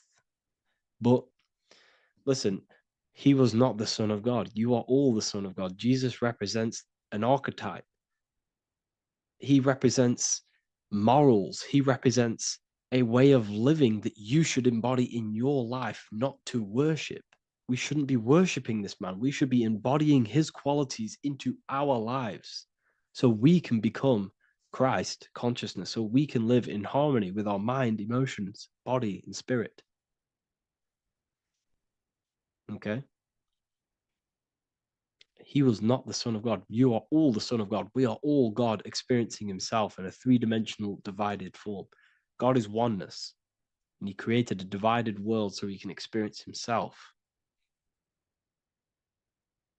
Why do you quote from the Freemasons oft times? I don't recall me looking at Freemason quotes and quote them. I just simply, when I post a quote, I literally just, whatever comes to my head, I just whack it into Telegram or Twitter. Are dreams tied to your subconscious, and how do you understand them? Okay. Dreams and astral projection are two different things. Astral projection is your soul leaving this plane into the collective consciousness, into the collective mind, the collective astral plane. But dreams are basically the astral plane, but it's your personal astral plane in your personal subconscious. So when you dream, you're entering your own consciousness, you're entering your own subconscious. Every character, every event that happens to you, everything that is said to you, everything that happens to you in your dream is yourself pushed outwards, and you're basically experiencing your own mind. If something scary comes up in your dream, this is your belief, this is something in the back of your mind materializing and coming to you and showing itself to you. So in order to understand your dreams, it's basically suppressed emotions, suppressed thoughts, all lingering in your subconscious materialized. Okay. A few months ago, I'd have concurrent dreams of getting in a car crash that lasted for months. Then one day out of nowhere, I got into a really bad accident, and that low-key bugged me out. I didn't know if my mind was trying to warn me or what. You can explain that. Okay. If you are having dreams about having a car crash, this is a belief. Okay, so let me tell you something. Let's say you're a drug dealer, okay? And you live in fear every single day of the police coming to you. This dealer, every day, is worried, he's scared, and he lives in fear of the police getting him. He was believing it. This fear, this emotion he was feeling on a regular basis, repetition, and the emotion is basically impressing your subconscious. It's impressed his subconscious that deeply that he now believes it. It's now become a belief. So one day the dealer gets caught and he goes to prison. Let me tell you something. He placed himself there because he created a program, a belief in his subconscious of the police. And his external reality is now in a prison cell. But that prison cell is just an external manifestation of the prison cell of fear he installed in his subconscious mind.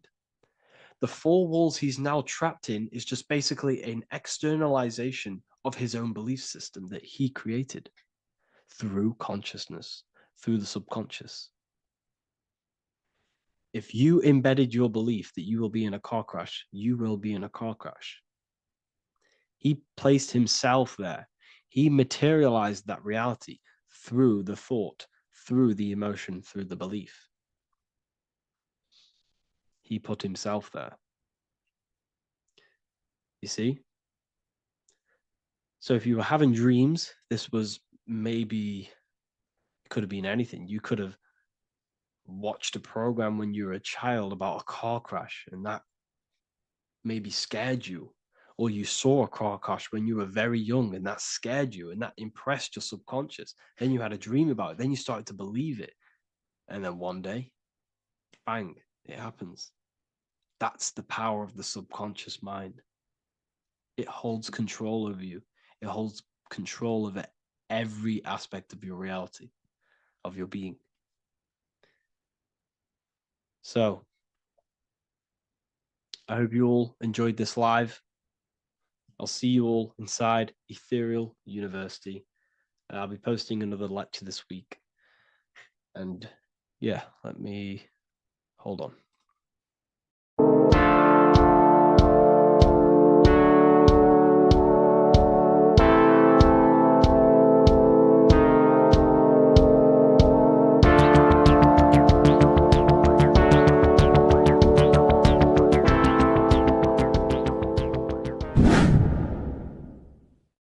What is good, people? It's Revival of Wisdom. I hope you're all doing well. Now, this video is how to raise your holy oil or your kundalini. Let's get straight into this. So this is a monthly cycle. Every month, when the moon is in your zodiac sign, this oil is released. Now, the moon is in control of monthly cycles. For women, it's the menstrual cycle, and as well, this holy oil cycle. The moon changes sign every 2.5 days and passes through the zodiac signs in 27 days. So the moon tells the day, the sun tells the time, the stars tell the month. This reality is a massive clock, if you like to say. It's a cycle. Okay. The moon controls the night, emotions, water, fluids, and the mind. Okay. So this oil is produced in the claustrum. It's produced in the claustrum, which is here, right? This is where you get Santa Claus from. Now, the claustrum is at the center of the brain, and it is next to the pineal gland and the pituitary gland. Once it starts in the claustrum, this is the holy present. This is the present that Santa gives to us, Santa Claus. And it goes to the pituitary gland and the pineal gland. And what's connected to the pituitary gland and the pineal gland is the Ida and the Pingala. The Pingala is the pineal gland's nerve, which is the honey, which is the positive charge, electric. And the pituitary is the Ida nerve, which is the magnetic charge. This is the milk, the land flowing with milk and honey. This is the brain, the heaven, heaven, okay? And it travels down the spine using these two nerves, these electromagnetic charge. And this is what the ancients symbolized with the two serpents wrapped around the spinal cord, the Ida and the Pingala. And this travels down to the sacrum or the solar plexus. Okay. So once it's here, okay, the spine is an elongation of the brain. So the spine is pretty much the brain. It's an extension of it. And it's kind of a microcosm of how we descended from heaven to physical reality, to physical matter. which is our consciousness has done. Our consciousness has descended from heaven into physical matter, and this is a microcosm of it. Okay. So once we're in the sacrum bone, this holy oil, like I've just explained, this holy oil starts in the Santa claustrum, goes down the chimney to the sacrum. This is the sacrum, the solar plexus, and drops the present off at the sacrum. Now, once we're at the sacrum, we need to raise our vibration to take this oil back up the spine. Okay. And the River Jordan symbolizes this in the Bible. King Herod wants to kill Jesus in Nazareth, which is here, this is the River Jordan, is Nazareth. He goes to be born in Bethlehem and then goes back up to Nazareth to Joseph and Mary. Joseph and Mary, the pineal gland and the pituitary gland. The Bible is huge symbolism. It's all metaphors for this sacred process which goes on inside of your body. You are the Temple of Solomon. You are the Holy Land. The Holy Land is your brain. Once this oil is at the sacrum, you need to raise your vibration in order to take it back up. Once this oil has gone back up to the pineal gland, it activates the crystals which are wrapped around your pineal gland. Your pineal gland is this tiny little beam here. This is the claustrum. This is the pineal gland. And it's wrapped in crystals. And when this oil travels back up the spine by raising your vibration, back to the upper room where Jesus met the 12 disciples, or the 12 cranial nerves in the brain, and it activates and it turns on this pineal gland. And once it's turned on, it illuminates all the cells and the nerves in your brain and turns them all on and activates the higher God man, the God consciousness, Christ consciousness. And it regenerates the whole body. This is the secret to regeneration. It regenerates all the cells in the body. And this is how the ancients lived for thousands and thousands of years, as talked about in ancient texts. They lived for hundreds and thousands of years because they knew this secret. And this fluid, this brain fluid, the secretion, or the Christos in Greek, which means gold, because this is the alchemical process from turning lead to gold. Your body is the alchemical furnace. Now, the ancients knew about this center of the brain because they symboled it. This is the Eye of Ra, and it's the brain. And this is what's wrapped around our consciousness. Our consciousness isn't wrapped around the brain. The brain is built around the consciousness. We are the consciousness. You don't have a soul, you are the soul. Okay? Now, the head, heaven, hell, heel at the bottom of your foot, that's hell. Head is heaven and hell. Simple. Now, the pineal gland produces DMT, which is dimethyltryptamine, which is known as the spirit molecule. So, let's move on. Now, when this oil travels up, back, the spine, the chimney, it crucifies at the top, which is called the vagus nerve. So when it reaches here, the optic thalamus, it crosses and crucifies once it's raised back up. And this is why Jesus dies at 33. He was crucified at 33. Because you have 33 vertebrae on the back of the spine. And then it's crucified by the cross of the vagus nerve. When this oil crosses the vagus nerve, this is the crucifixion at 33. And it symbolizes the death of the physical consciousness. You then become spirit. You then become God consciousness, activating the Kundalini, regenerating the body and the mind. Okay. The Garden of Eden. You are the Garden of Eden. The land of milk and honey is upstairs. The pituitary, which is the milk, the pineal gland, which is the honey, which is DMT. It even says this in the Bible. As he brought us into the place And he has given us this land, a land flowing with milk and honey, which is also symbolized as the sun and the moon. The Bible also says the light of the body is the eye, not the eyes, the eye. If therefore thine eye be single, thy whole body shall be full of light. This is the activation of the pineal gland by raising this oil back up to the pineal gland, to the center of the brain. Neither shall they say, see that here, or see there, for behold, the kingdom of God is within you. So he's saying, don't look out there. Nothing is out there. It's all inside of you. Everything's inside of you. You're the universe. Now, how to raise this oil back up to the pineal gland?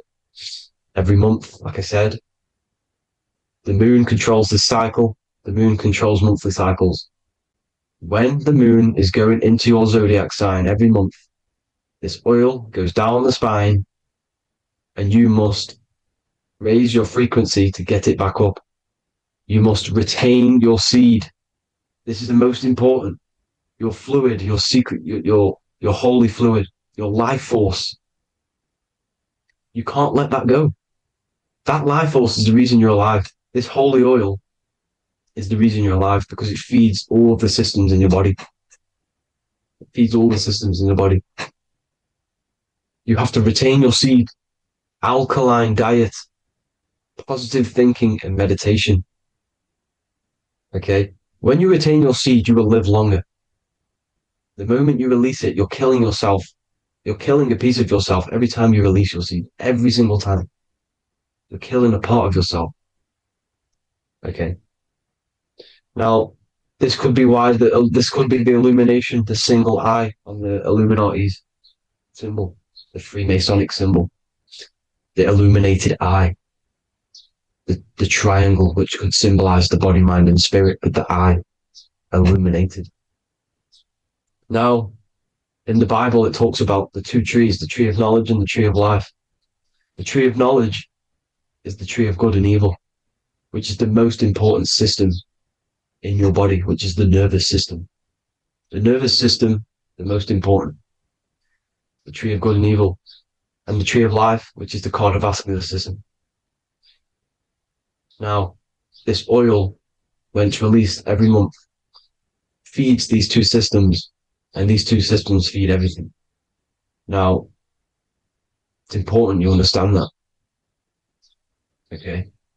The ancients knew all of this knowledge. The Bible's telling you this knowledge. But it's in a metaphorical way. You have to understand the context behind it so you can read it properly.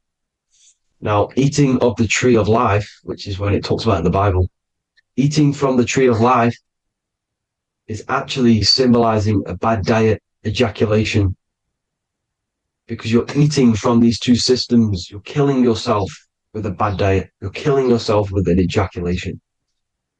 Okay? So, that's important to understand. Now, this is Jacob's ladder in the Freemasons. Jacob's ladder, which is the spinal cord, it's the stairway to heaven. And this is Jack and the Beanstalk when he goes up the beanstalk and finds the golden egg in the grey clouds. The grey clouds symbolize the grey matter in your brain. Now, the Garden of Eden talks about the 4 different rivers in Garden of Eden. As we see here, the North Pole map, the ancient North Pole map, because the center of the earth is the center of the torus field. Everything's the torus field. Atoms are torus fields. Everything's torus fields. You are the universe. Everything is within you. The North Pole is your spinal cord. This is why they say Santa Claustrum comes from the North Pole. This is the North Pole. And the Santa Claustrum is the center of your brain. Now, there's 4 rivers which come from the Garden of Eden. There's the blood, the Christ oil, which is the oil we're talking about, urine, and saliva. These are the 4 sacred oil, 4 sacred fluids in your body. And these are constantly abused in today's society. Also, these secret societies are targeting these fluids. Okay? This is why porn is free. They sexualize society through Disney. Go and look at some of the Disney movies. There's so many subliminal messages which sexualize these children because they want you sexualized. So you release your seed, which is one of the holy fluids in your body, especially your semen, your sexual energy. So important you retain this. So important because it's your life force. It keeps you alive. Okay. Now, let's recap on this. If you want to raise your oil every month, you can't just retain your seed for the month. You have to retain your seed forever. Don't just do it for a couple of days. Have to do it. It's a lifestyle. You want to become God consciousness, you got to do what it takes.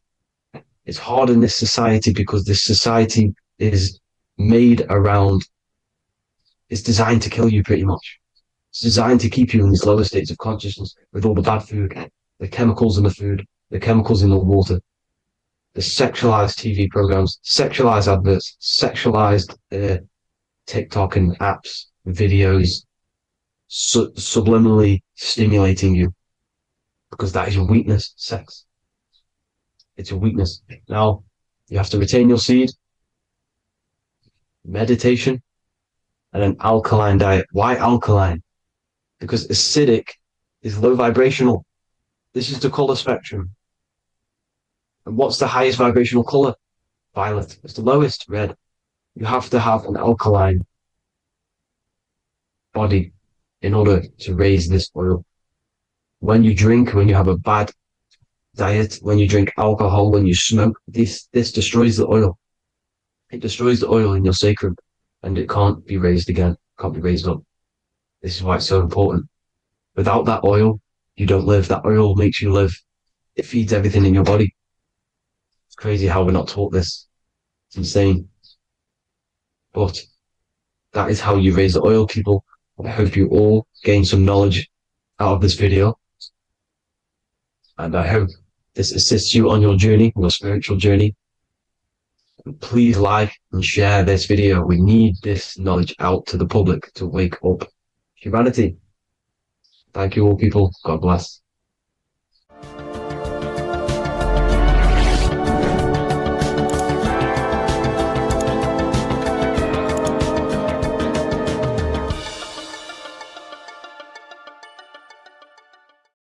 Geometry. This is the study of nature, of the codes, the mathematical codes behind physical reality. So today we're going to be going deep into geometry and the true esoteric internal geometry, the geometry that no one really talks about, and how geometry relates to human consciousness. So essentially, what we must understand when it comes to geometry, the basics of geometry is everything is vibration. And this vibration is vibrating on a certain frequency.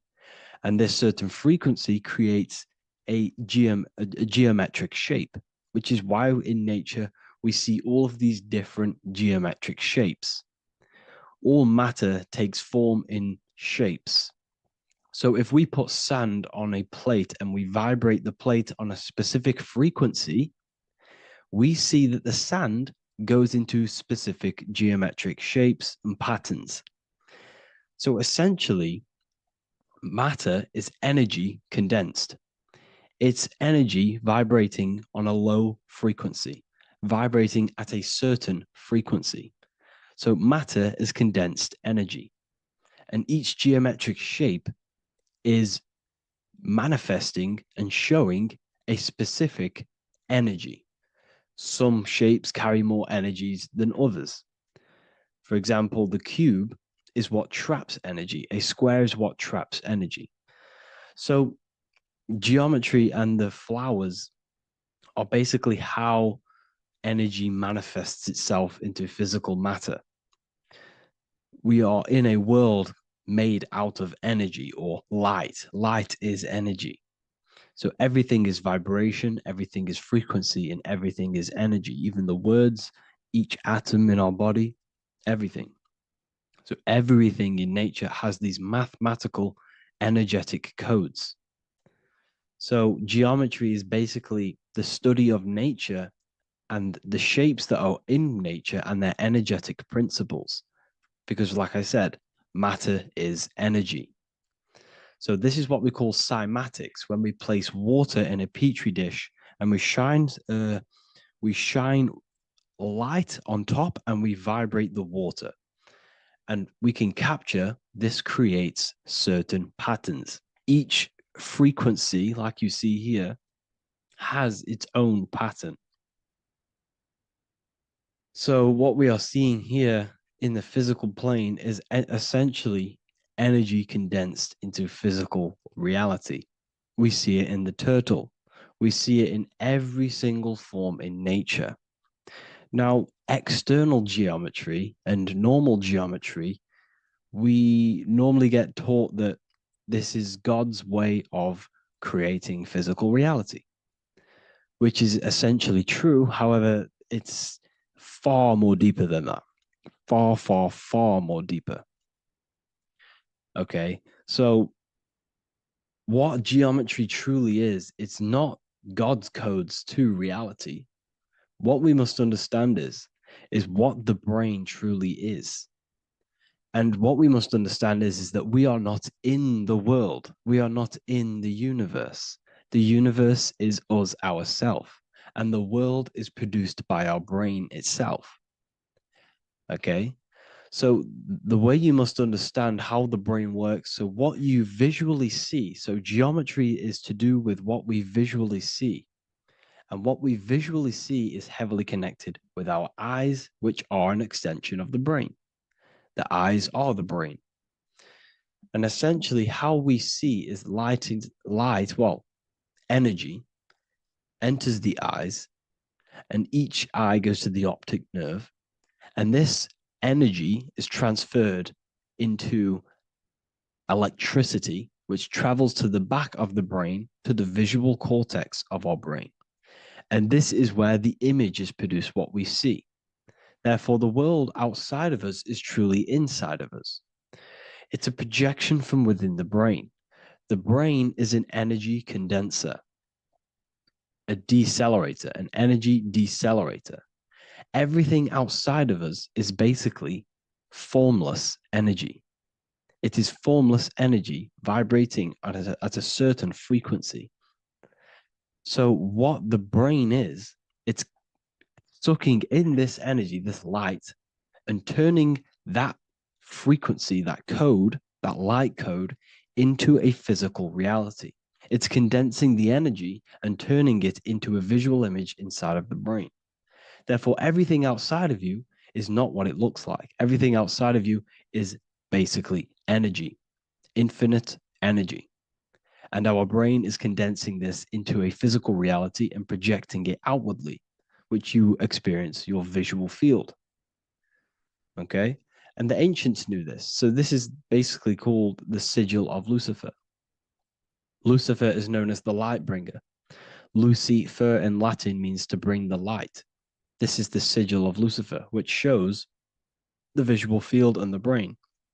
We also see this in the Google Play symbol. It's a powerful symbol showing you the visual field, which is basically a symbol that tells you that reality is inside of the brain. The brain is what produces reality, but consciousness is not produced in the brain. The brain is essentially a consciousness downloader. It's a computer, and it's a reality simulator. The body is a simulation of physical reality. You are inside of the body experiencing the body simulation. The body produces this reality. It's a piece of technology. So Lucifer is to bring the light. Lucifer is the light being produced in our brains. Okay? So this is why they say Lucifer can tempt you. Lucifer can be the devil because it represents physicality. It represents the false light. Lucifer can trick you because it represents the physical world can trick who you truly are. So now that you understand how the brain is basically an energy decelerator and it creates and simulates a reality to your consciousness, you are no longer a person in a universe. You are the universe itself experiencing itself. Therefore, geometry is heavily linked in with the brain. Geometry is essentially how your brain and how your eyes decode energy. So what you are seeing is the mathematical codes of your brain creating reality. So what they teach you is the external is that geometry is God's way of creating this world, and these are the mathematical codes God's created. But now I'm telling you the internal. This is the truth. Geometry is how your brain mathematically condenses energy and light into a physical reality. So therefore, your brain is a computer program. So now geometry is nothing outside of you. Geometry is not something created by something else. It's created by your brain. Your brain produces these patterns through mathematical codes by breaking down energy into physical reality. And this is why you see geometry in everything around you. This completely changes your view on geometry. It's in your ear, it's in your face, it's in everything. Geometry is everything. Okay? So now that you understand this, now, as we were talking about the visual field earlier, the ancients knew about this.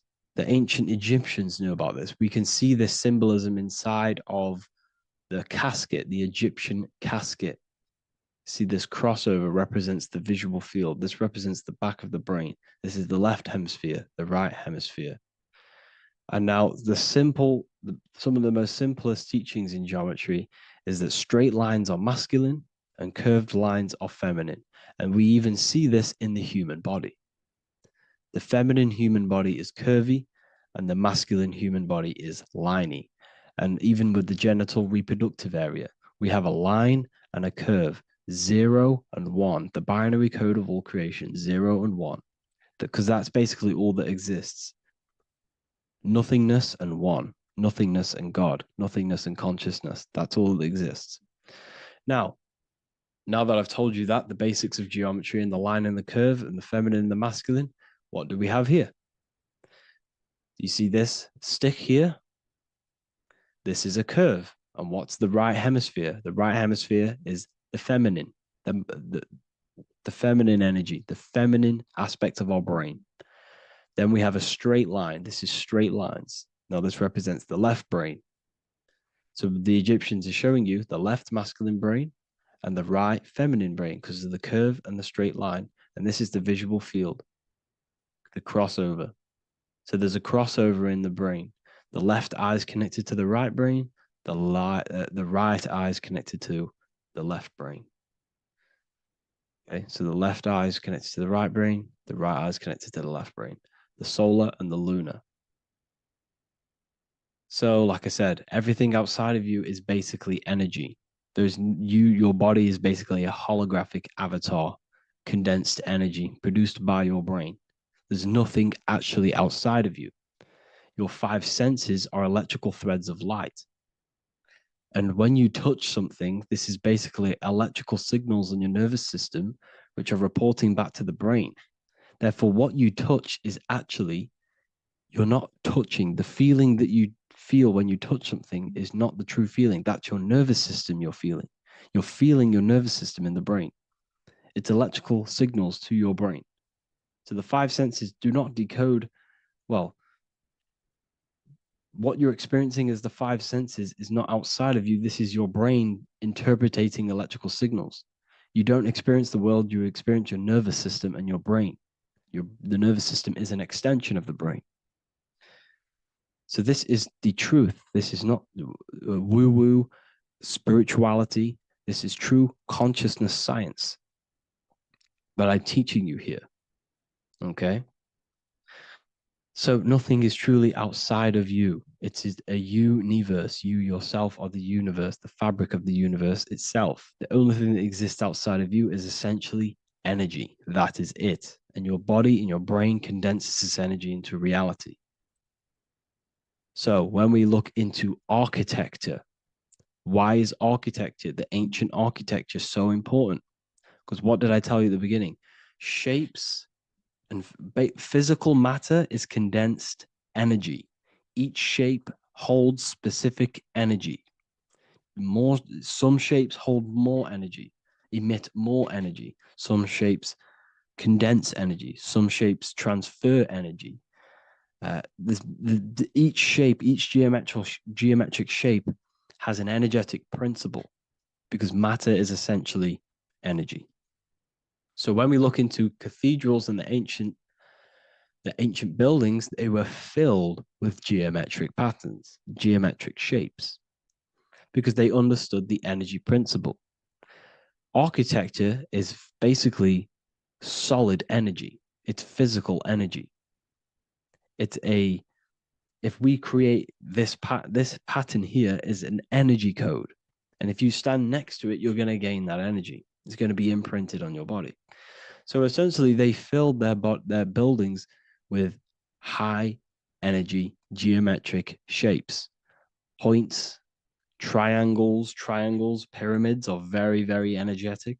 This is why you have crystal pyramids made, organite pyramids. They're always in pyramid shapes. That's why the Egyptians built in pyramids, because pyramids hold high energy. They emit high energy. So this is why you see all these different geometric patterns. Okay. So in the real reality, in the energetic plane, this building would basically look like this: lines and grids of energy. Okay, this is what it would look like in the energetic plane, a blueprint of the energy body. So as you see here, these are the different frequencies in a petri dish, of water in a petri dish. And you can see they are specifically aligned up with these specific patterns. You can see geometry even within geometry. It's fractal. So essentially, when you would stand inside of these buildings, they would imprint the energy of the building in your body, because your body is healed through energy. You have an electromagnetic field around your body. So by creating buildings with geometric patterns, we are essentially increasing the energy of the building, because the building itself is energy. Okay. So when we fill it with geometric patterns, we're increasing the energy. We're giving it a certain energetic imprint.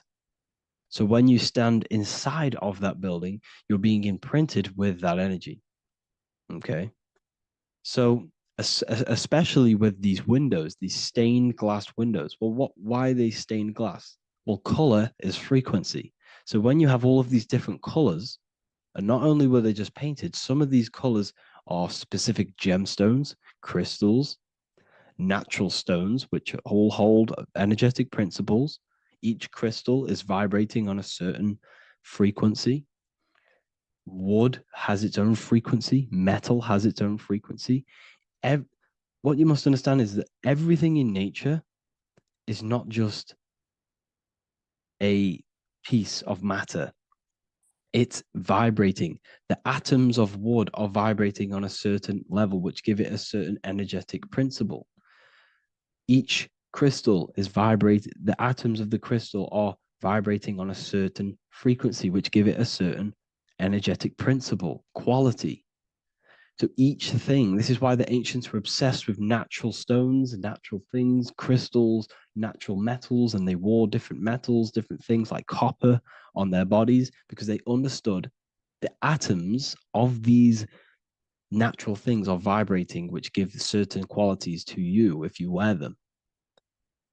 So you're not wearing it, you're basically putting that frequency onto your body, because they understood this is energy. If I put copper on my body, I'm not putting copper on the body. I'm putting the frequency and the energy of the atoms onto my skin. And that frequency of them atoms are going to vibrate my skin, that frequency, and heal my body. So this is why this is so important. So each building is an energetic code.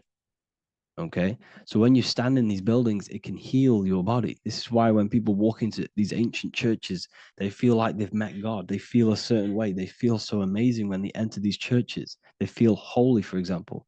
It's not because God's there. It's not because these man in the sky dwells in these holy places. It's because the energy of these buildings affect our consciousness. They increase your energy. They raise your vibration. They heal your body. They heal your cells. They imprint the water in your body, especially with these stained glass windows. Like I went a bit on a tangent there, but these stained glass windows were encoded. Well, they use different gemstones, different lights, different colors. And when the sun would shine through this window, well, what's the sun? The sun is light. Light is energy. The sun's light would go through this filter of the window of the crystals and the different gemstones and the different colors, and the sun's light would be encoded, imprinted with these crystals, with these colors and these natural glasses, which have healing energetic principles. And when you are inside that building, the sun's encoded energy of the window would be imprinted into your body, into your energy field, and it will heal your energy field, and it would heal your body, your cells on a cellular level. Because your body is what? 60 to 70 to 80, some people say 80% water. And water is encoded with vibration. If you say certain things into water, it gives it a specific geometric pattern, like I broke down in the beginning. If you say love to a water and then freeze it, it will go to this. If you say hate, it will go to a distorted pattern. So when you are in these buildings, you're being imprinted by the energetic codes of these buildings, the energetic principles of the windows, of the structure itself. The ancients never used to build in squares. Their buildings, their insides were never square rooms because they understood squares trap energy. They always had pointed roofs so energy can escape. So there's many little things that we need to look into geometry. For example, when you see magicians, when you look at ancient magic, why do they stand in circles with different geometric patterns? They use different geometric shapes. Why? Because shapes are energy. They hold specific energy. So when the magician stands in a circle with a pentacle, they're working with the energy of that pentacle. You can work with different energies based upon the different geometric shapes that you draw. And you can use this in your structure, in your architecture, in your work, and it can influence everything. So this is the true geometry. I hope you gained a deeper understanding on geometry and how it relates with you and your consciousness. Like I said earlier, your brain produces geometry. It's basically how your brain decodes energy. It's not God, how God creates this reality. And no, you're in this reality. You are the reality itself. Your body produces the reality. Therefore, geometry is one with you. So therefore, if I play with the geometry of the buildings, for example, like the government have, everything's in squares. If you look outside, everything's a square, everything's a rectangle. You go to a city, every window is a rectangle, every building is a rectangle. You live in a box room, everything is boxed and squared off in this reality, in this modern society. Why? Because they're trapping energy. The box is the cube is the most simple geometric shape, which basically condenses energy and it traps energy. And if you subconsciously see squares all the time, your phone's a square, your TV screen, everything's a square, your keyboard, your desk. Go and look at the ancients. They never used to build in squares and cubes. And if you go into nature, you'll never see squares and cubes. Nature doesn't create squares and cubes. Everything in the modern society is squares and cubes to simple your consciousness down, to dumb your brain down. So the ancients built very, very complex structures. Why? Because they understood what we see affects our brains, because our brains decodes reality and creates reality. If you see a sophisticated building, this is going to give you a sophisticated mind and raise your IQ levels over time, subconsciously. I'm not saying if you look at this building, you're going to become smart. I'm saying if every single building in your environment, ment is mind, mental, every single building in your environment was this complex and complicated, it would increase your IQ on a subconscious level. It'd make you more complex, make you more intelligent.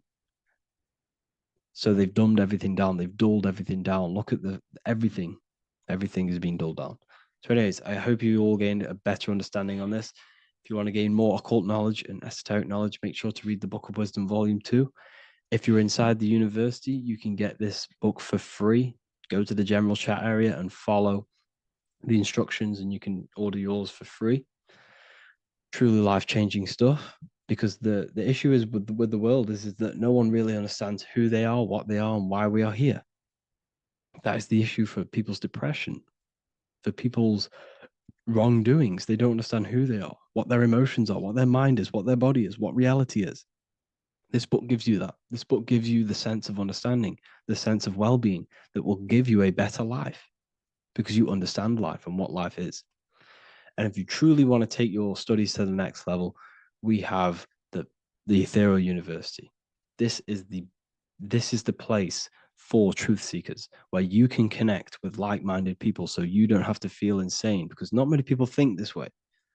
I've been there when you wake up and not many people around you are thinking the same way, and you start to feel a bit insane and you can't really talk to people about these things. That's why I created this, so you can connect with people and learn at the same time and become the best version of yourself by understanding truth and knowledge. If you join, you'll gain access to free live calls every single week, every single Saturday morning. We do live calls. You can ask me questions and all sorts. So make sure to leave a like and a comment, and thank you all for tapping in.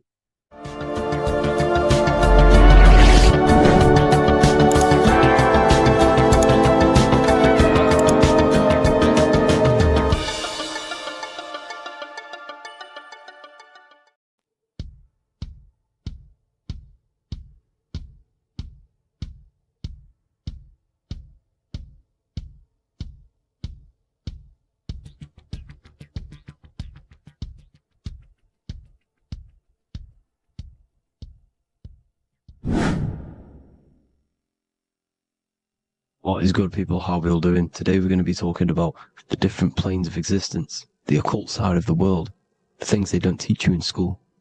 And of course, you can only find that on this channel, so welcome.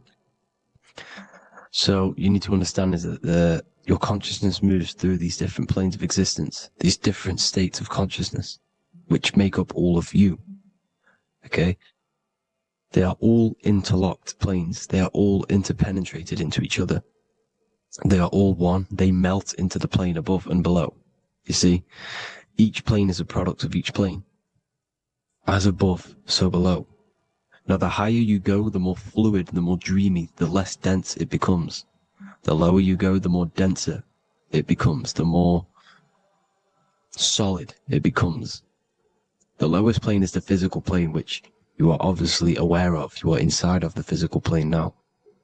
But while you are in this inside of this physical plane, you are indeed inside of all these other bodies which you have not awakened yet. You have to awaken these different bodies. You have these bodies. Okay? It's like a ripple effect. And the center is the most dense, the most solid. This is Earth, heart, the heart of the ripple. And the further you go out from the center, the more dreamy, the less fluid, the more fluid, the more less dense it gets until you're one with the all. You see? And this is what it's like. This is what this system is. It's like a ripple effect. Now, let's jump straight into the planes. First, you have the physical plane, made out of 4 elements. 5 elements. The ether is the mother of the elements. It's the womb of the elements. It's the 5th element. And it gives birth to the 4 other elements. 4 is stability. Tables have 4 legs, and this is why the ether gives birth to 4, because it's the foundation of the physical world. Fire, earth, water, air. They are not pure. Each one of the elements melts into the other one. For example, earth and water both share cold. Water and air both share wet. You see, they compose of each other. They melt, they mold into each other based off the vibrational state of the ether. That's what it is. The four elements are the vibrational states of the ether. Okay? So you have the four physical elements making this, physical world. It's the lowest world. It's the world of effect. This world, whatever you see, whatever you experience, it's the effect. You can't change anything by manipulating this world. You got to manipulate the higher worlds to affect this world, you see? As above, so below. This is the lowest plane. It has three-dimensional. It's the third dimension. Space, height, and thickness. That's all it is. Front, backwards, upwards. You see, it's three-dimensional. We cannot perceive the hidden side, which is the interior of this existence. We cannot perceive the interior from our exterior view. We are looking into this world. Okay, this is the exterior view. We can't see what's inside of that. That's the fourth dimension, which is the next one. It's the most gross and dense plane. Four states of matter, the most slowest vibrational molecules exist in this plane. Above this plane, you have the ether. Okay, the word ether and either are the same thing because either connects two scenarios in languages. I either support Manchester United or Liverpool. Either is connecting them two scenarios. The ether is doing the exact same as you can see here on the planes of existence. It connects the astral world, which is very important, to the physical world. It's connecting these two worlds. So it's the ether. It's the ether. The ether is pure potential. Energy flows through the ether. It is pure energy, pure potential. Okay? The physical body is an exact copy of the etheric counterpart body. So every physical object has an etheric energy double. It's like a blueprint of that object. Every single object has an energy double, and that's the etheric double. Okay? The etheric body determines the shape of our physical body through its lines of force. All through life, it rebuilds and restores the physical body. Physical problems show up first in the etheric body because as above, so below. You manipulate the higher planes, it will manipulate this plane. And this is why sorcery works. Contact with astral plane entities. We'll get into that a bit later. So the reason why we can't see this plane, this energy world, which is all around us, which we are inside of right now as we speak, is that the molecules that compose it are further apart than those of the physical plane, making it invisible to the two eyes. That we can't perceive it. Our eyes cannot physically suck in that sort of information, and our brain cannot decode it. This is why, they brainwash us with all these programs to keep us asleep, to keep these other bodies we have asleep, so we don't find out about these other bodies, and is to make you believe that everything's just a material. Only the material world exists. They don't want you to know is that everything that you see is a result of something you cannot see. As above, so below. There are realities within this reality. This is what I'm breaking down now, these different planes, on how this reality works. So your etheric double is your energy body. You can see here the physical, etheric, astral. Astral is your spirit. The ether is a part of the physical plane. It's like just above the physical plane, but it's still part. But then the astral plane is completely separate. It's another plane, but they're all interlocked. Don't think they're apart. They're all interlocked. They're all one. They all melt into each other. The chakras that we have are inside of our etheric body. They are our sense of organs which tune us to the fourth dimension. These 7 chakras connect us to the astral world, the fourth dimension. Okay? They are points for the flow of energy from the universe / 7 planets, because the 7 chakras are your 7 planets, and the 7 planets are connected to the astral world. They are feeding these 7 senses in our body. They connect us to the universe, to our etheric counterpart, and then to us, supplying the physical body. Because the energy comes from above. As above, so below. These 7 senses, these 7 etheric chakras, are being supplied with energy from the universe, the 7 planets. the soul system. Then it supplies the physical body. You see? So the ether is very important. And this is, that the ancients understood the science of the ether, and they could, harness free electricity from it, because it's all around us. The ether is all around us. And this is what they were doing. They were harnessing free energy using the ether. The astral plane, the fourth dimension, very important plane. Very, very important. We've all been there. Every single one of you has been there. Okay? The fourth dimension is unseen of what we see. It's the interior of the exterior that we see. We see the third dimension, but we cannot see beyond what's making this third dimension. This is the fourth dimension. Okay? It's the dream world. This is where you go when you dream. Okay? This is where you go when you dream. It's the place of disembodied spirits or ghosts, entities, whatever you want to call them. When you hear ringing in your ears, that is not tinnitus. That is an entity around you. Okay? That is an entity around you. The fourth dimension is where thought forms exist. Mental images. Thought forms as in what you see in your mind when you think of an image, because the mind is the highest plane of existence. Mind is the highest plane of existence. And it manipulates all of the planes below. So it goes the mental plane, then the astral plane. So the thought is in the mind, the mental plane. That just the thought alone, no image, but then the form depiction, the thought form exists. It manifests in the astral plane as a sort of image, an entity, a living conscious being. So this is why thoughts are things. You see, thought forms exist within the fourth dimension. So when you imagine something, when you are, for example, right now, look into your hand and imagine there's an apple in your hand. If you can see that, you are seeing into this fourth dimension. You can only see into this fourth dimension using the mind's eye, not the two eyes, the mind's eye. When you shut off the two eyes into darkness, the third eye opens. The mind's eye is open. And you can see, this is astral travel. You got to work on astral travel. And you will see this astral plane, this fourth dimension. And there are 3 different sections to this astral plane. Higher, middle, or lower. So yes, there is a kind of a heaven and hell, and a mid-God. Heaven being the higher vibrational entities manifesting higher vibrational thought forms existing there, the lower vibrational thought forms existing in the astral plane. But these thought forms are beings. You can create these beings. They're called elementals. Okay?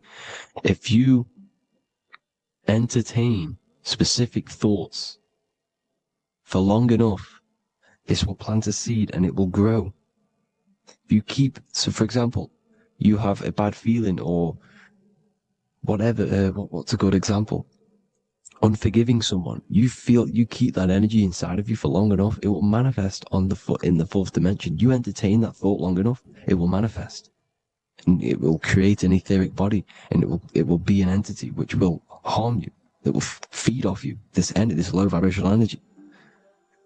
Your mind is so powerful. It creates thought forms, and these thought forms can take consciousness, can take bodies, etheric bodies. Now, that's why it's very important that you master your mind, master your thought patterns. So this fourth dimension is the astral world. So when you have a nightmare, this is the lower astral plane. You're in the lower astral plane. Whilst this physical body rests at night, your consciousness, you awaken this other body, your consciousness goes inside of this other body, whilst the physical body lays asleep. You see? So it's all inside of you. This is what you need to understand. You just haven't awakened these bodies yet. You can awaken them. You just got to awaken them. Okay? The next is the mental plane. This is the mind, the source, pure cause, pure motion. The most less dense, the most fluid. No form. There's no form to the mind. Astral plane is the first plane where a form takes existence, pretty much. The mental world has no form. It's pure mind, pure intelligence. Thoughts alone exist here without any images or manifestation. the most fluid, the most dreamy, the most causal plane. All of the rest take the effects of this plane. That's why it's mind over matter. Your thoughts they create vibrations. Each vibration is vibrating on a specific frequency, which creates mental images, creates effects down here on this physical plane. This is why it's so important to master your mind. Master what you think.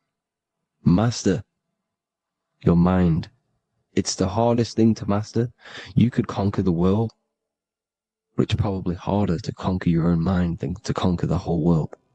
I can promise you that, because the mind can play tricks on you.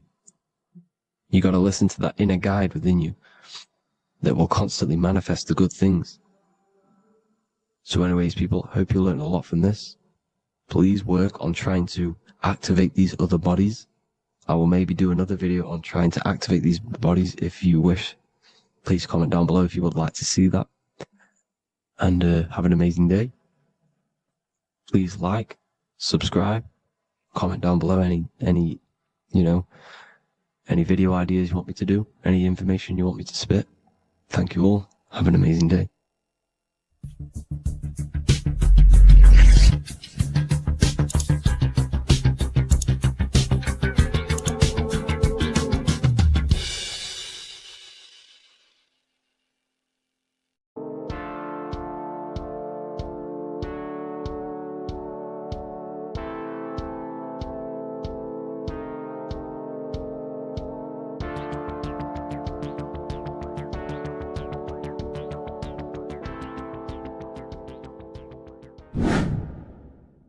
Welcome back, people, to another occult lecture by Revival of Wisdom. Today we're going to be talking about magic and how it's being used on us for the New World Order. Magic has the word mag within it, which is magnetism. Magnetism is the force. Magic is influencing forces, natural or supernatural forces, and using it for a certain agenda to gain something out of it. Now, magic is not what everyone's being thought. It's not some sort of fantasy thing. It's actually very common, and we all do it, whether you believe it or not. Magic is all to do with the mind. As I said, always say in my lectures, your mind is what creates matter. Your mind is what creates your external world. So it's all about manipulating and planting seeds within the mind, because your mind is a garden, and thoughts and words are seeds which are being planted in that garden. Your life, your physical life, the people you have in your life, your friends, your car you own, the job you have, is all a reflection of the thoughts that you've been thinking in the past. You are where you are in life because of the thoughts that you've been thinking. Therefore, your life is a direct reflection and manifestation of your mind, the Garden of Eden. Okay? The mind is what they are targeting. What you see, say, and hear has a direct effect on your mind. Me talking to you is influencing you. The words I'm saying is planting seeds within your mind. Now it's up to you to consciously act on these thoughts or these words, or to maintain these words. As above, so below. As within, so without. What's inside of me is outside of me. What comes into the storehouse comes out of the storehouse. You have the left, you have the right, you have the up, and you have the down. As above, so below. Whatever is in your mind will be expressed in some sort of way, consciously or subconsciously, spiritually or physically. The mind is what manifests everything. And this is what we need to understand. We need to understand is that the mind is not physical. All things spiritual manifest physical. All things seen come from the unseen. The words you're thinking, that everything you have is coming from the unseen. The actions that you do come from the unseen mind. Another expression for as above, so below is you are the universe itself. You are a universe, a mini universe. But just because you are mini does not mean you are the whole thing. If I take a little piece of infinite, let's say there's an infinite light source. Let's say I take a little chunk of that infinite light source. That little chunk I took is still infinite because it's been taken from infinite. You are the universe. Your awareness, your mind is the universe. It's information. You are the universe experiencing itself. This is why we say we are all God. As above, so below. What is in me is outside of me. The sun, the physical manifestation of the sun is your soul. The 12 constellations are manifested in the physical body. The 5 elements are manifested in the physical body. They're manifested in the 5 fingers you have. As above, so below. This is manifested, well, this is a symbolized in Freemasonry and secret societies as the 2 pillars.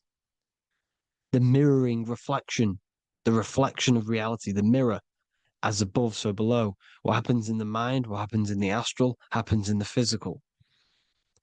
This is Aleister Crowley.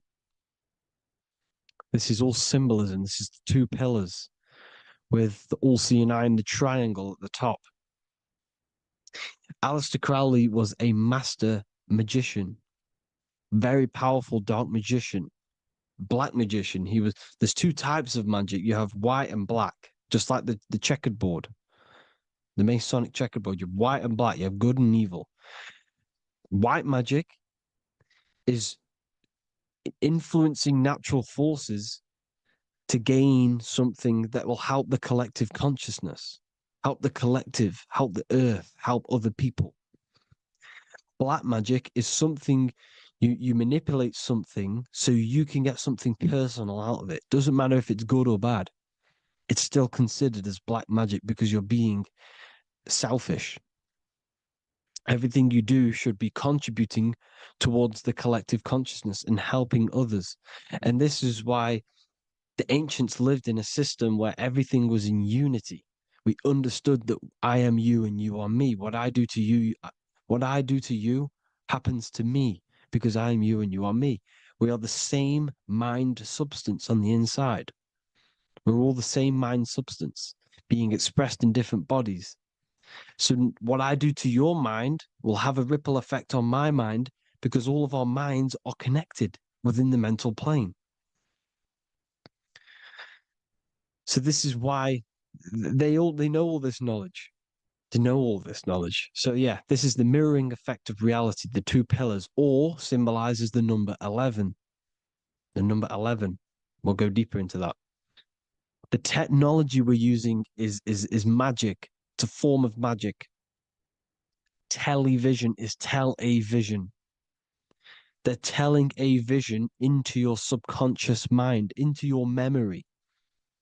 And when you turn on the television, you get a program because they're telling a vision to create a program within your subconscious mind. You see, the conscious mind is only 10% of your mind, which is to do with your, what you're aware of, your 5 senses. What are you consciously aware of? Well, I'm aware I'm here, I'm talking. I'm aware of what I'm wearing, the 5 senses, what I can hear, taste, smell, hear. What I'm wearing, I'm aware of what I think of. But the subconscious mind is the 90% of your mind. It's the hidden part of the mind, which is telling your heart to beat, telling your body to breathe. It's storing all of your emotions. It's storing everything you see, storing all the belief systems that you have. It has everything. It stores all of the habits you have, the values. It stores everyone's name that you know. All the words that I'm speaking right now is all coming out of the subconscious. Everything is subconscious, and it literally manipulates 90% of your daily basis behavior. Most people don't know this. What you did yesterday is what you will do today because of these beliefs and mental programs within the subconscious, stored within the subconscious. So the subconscious is what they're aiming at. They're trying to create programs within the subconscious because the subconscious manifests 90% of your thought patterns, 90% of your actions and words. They know all this stuff. So the subconscious mind is the most powerful part of the mind. Another way the subconscious manifests and influences your life is, let's say you were in a car crash years and years ago, 10 years ago. Let's say you're in this car crash, right? And you really hurt yourself. The emotion you felt in that time when you were injured in that car crash had a great impression on your subconscious mind. You see, the stronger you feel something emotionally, the stronger impact it has on the subconscious. You can remember and recall that moment and very vividly because of the impact it had on the subconscious. For example, you become that terrified of cars that it manifests into your life today, that you are wary to go in certain cars. You don't want to go in cars at all, maybe, because of that moment that stood within the subconscious. And it will manifest into anxiety. It will manifest into not going into cars. It will manifest into depression, maybe. These things, these emotional, very emotional, traumatic events have a great impression on our subconscious and they control your life. This is why you need to meditate and let go deep within yourself and let go of these internal, deep emotions that you may have repressed and keep pressing down and ignoring. But you need to address it and let go of these subconscious impressions you have, which are controlling your life, like anxiety, depression. All of these things are stemming from things that are stored within your subconscious years and years ago, more than likely.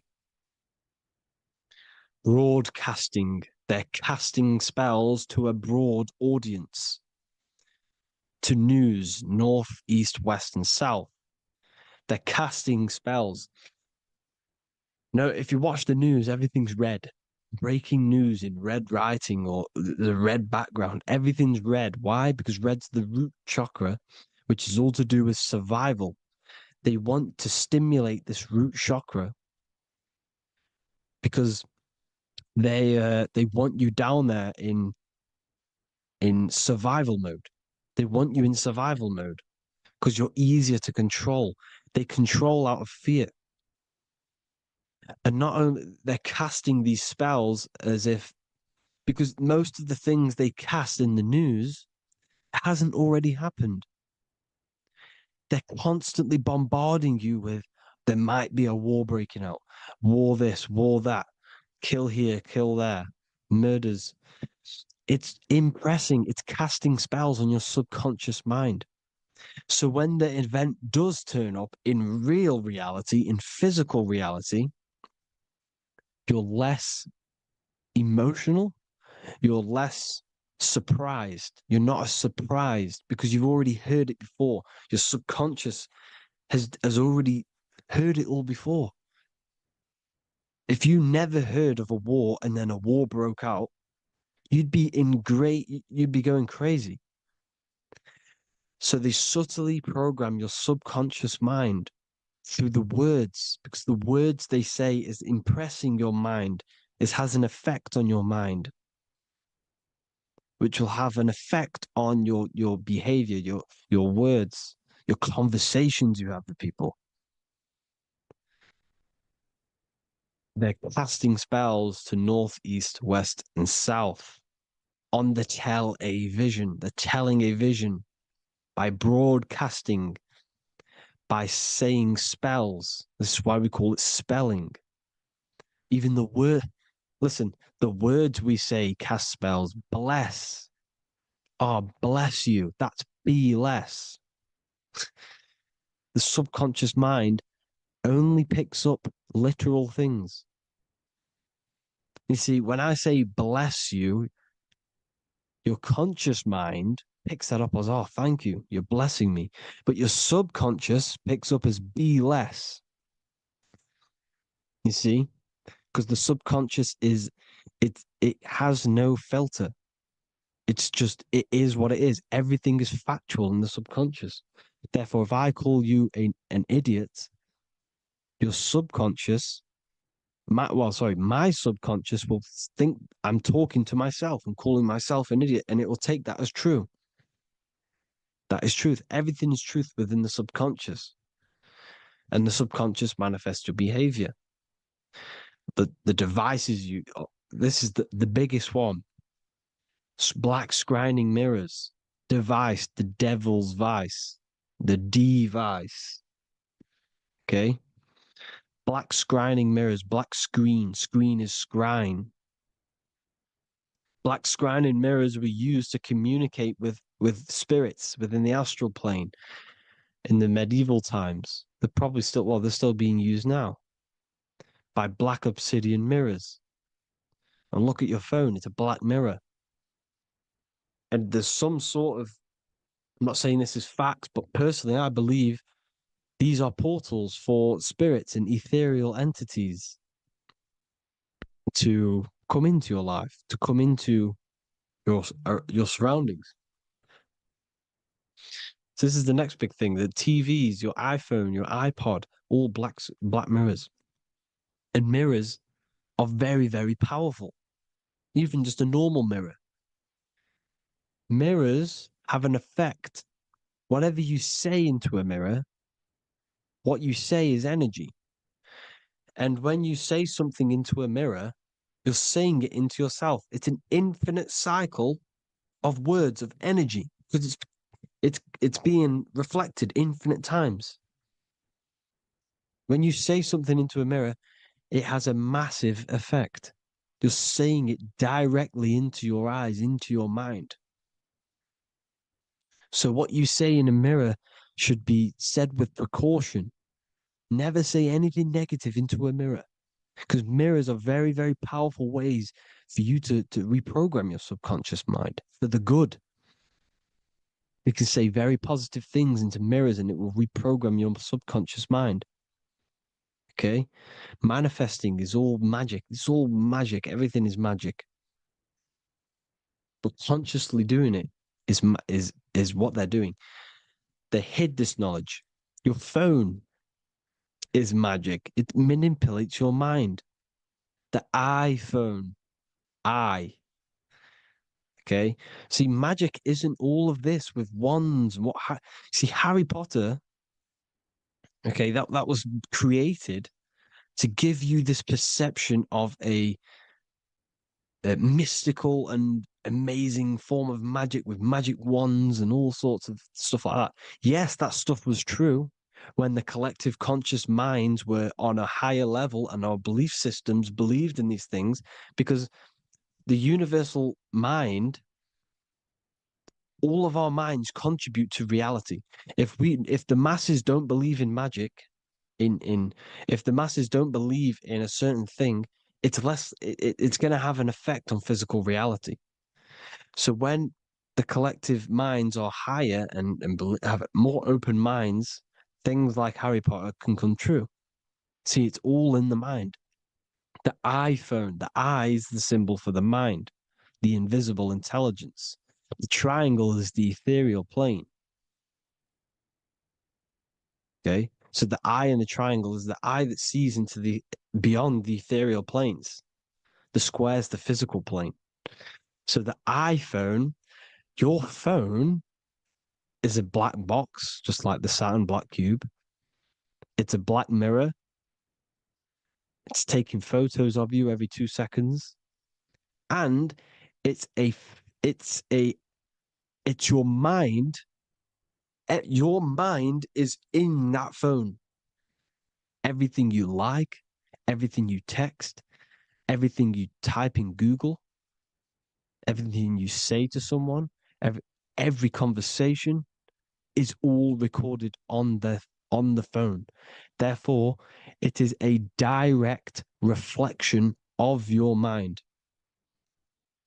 Your mind is imprinted into your phone because your mind, everything you think in your mind, you're manifesting into typing, saying, taking pictures into the phone, and it's collecting it and storing it. And what they're doing, and this is for all forms of magic, it's manipulating the mind. It's all manipulating the mind. Reels, Instagram, TikTok, this is all dopamine. It's all controlling the mind. Every like you get, every follow you get, every share that you get is dopamine within your brain. They're literally targeting your brain and mind. It's all manipulating because what they're pushing through the phones, through the media, through the news, through the televisions is visions and programs. You are the one manifesting the New World Order. They're not manifesting the New World Order. They're giving you the information so you can manifest the New World Order. Everything they say is contributing to your mind. For example, digital money and all the information they put out for you to see is contributing to your enslavement. Your mind is manifesting the New World Order. They know this. They don't manifest it. There's billions of us. We could easily run over them physically. But on a mental level, these people have the knowledge and they hide it from us and they let us manifest reality because we are the collective. They give us the information which manifests their agenda. It's all magic through the phones, the media, the television. So your phone is a manifestation of your mind. It's a record of your mind. Hollywood, holly tree, holy tree. They used to make wands out of holy trees, because it was the most holiest wood, the best for casting and transmitting energy. So they used holly trees to cast spells. That's what Hollywood is. And in Hollywood, they have the red tear, the blood drop next to the Hollywood sign, because it's all satanic. They're all black magicians. They use Hollywood to cast the spells through the music, through the films. You see, music is a form of magic. All of this is magic. Everything they do is a form of magic because they want an agenda behind it. But it's not black magic. They're letting us create our prison. This is what you have to see. Yes, they're evil, but they're not doing anything evil, or else they would face the karma. They let us manifest this agenda through giving in the information, by telling you what's going to happen in the movies. Everything that happens in a movie, it's all there on purpose to program your subconscious, to plant a seed within your garden, your subconscious, your mind. Because when the mind has already seen something, when it comes up and turns up in physical reality, you will be less shocked and you won't rebel. So they lure you slowly. They make you aware of these things over time. They make you gradually think it's okay. Like the technology, we never used to use these phones. How did we become so addicted and reliant on them? Well, because first they gave you a little flick phone. Well, no, sorry, they gave you a phone in your house. And then once you got used to that, they say, oh, here's the newest version of a little flick phone. You started texting your friends. Everyone was loving it in high school. They could now meet up without saying, let's meet on the weekend at this point at this time, like your parents probably did. Or maybe some of you watching this, you probably had to tell your friend to meet on the weekend at a certain time because you had no way of communicating. So everyone got these phones and got addicted to them. Then they slowly got addicted to the new iPod with the touch screen. Now they invented touch screen. Then everyone got addicted to touch screens. Then because all of this is producing dopamine in the brain, which creates you to become mentally addicted to things and physically addicted, chemically addicted. Because dopamine's a chemical.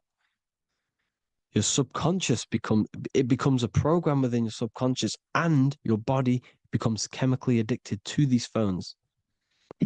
And these phones are the enslavement of humanity, technology. Without this, we wouldn't be in this mess without technology. Because they're creating a hive mind. We're creating a hive mind. So back on track anyways, they program you. Look at the films, 9/11, 9/11, all produced by Hollywood. Here's the 11, like I said at the beginning, the two pillars which reflect reality. What happens in the mind happens in the physical. What happens in the astral happens in the physical. Okay, what happens in the physical happens in the mind. It's the two pillars, the mirrors. 9/11. 9 plus 1 plus 1 is 11. Flight 11 was hijacked. New York is the 11th state. New York adds up to 111. This is not a coincidence. It's all a form of magic. It's a ritual, energy harvesting ritual, because your mind produces energy. Your mental attention produces energy. And they're feeding off this energy in the astral plane, these demons. Music is the most powerful. Personally, I think the music is one of the most powerful forms of magic they're using. Okay. Music is hypnosis. It puts your brain in a hypnotic state. It influences your electromagnetic field through vibrational energy. It reprograms your subconscious mind. Why do you think you remember the lyrics? You see, your subconscious stores all of the memories. Remember, the subconscious manifests 90% of your behavior. So therefore, the music you're listening to is manifesting your behavior. You wondered why some people wonder why they have drug addictions and they can't get out of violence and they can't get out of all this negative mind space. It's because the music they're listening to is creating a negative mind space. The words you listen to have plant seeds within your mind. So the reason you remember the lyrics is because that song created a program within your subconscious. Yes, that is what happens. You can use magic to reprogram your mind, but you can use music to reprogram your mind because it's all forms of magic. It's using natural mental energy forces to manipulate the physical reality. You manipulate your mind, you manipulate reality, physical reality. Okay. So the music, another very, very big one.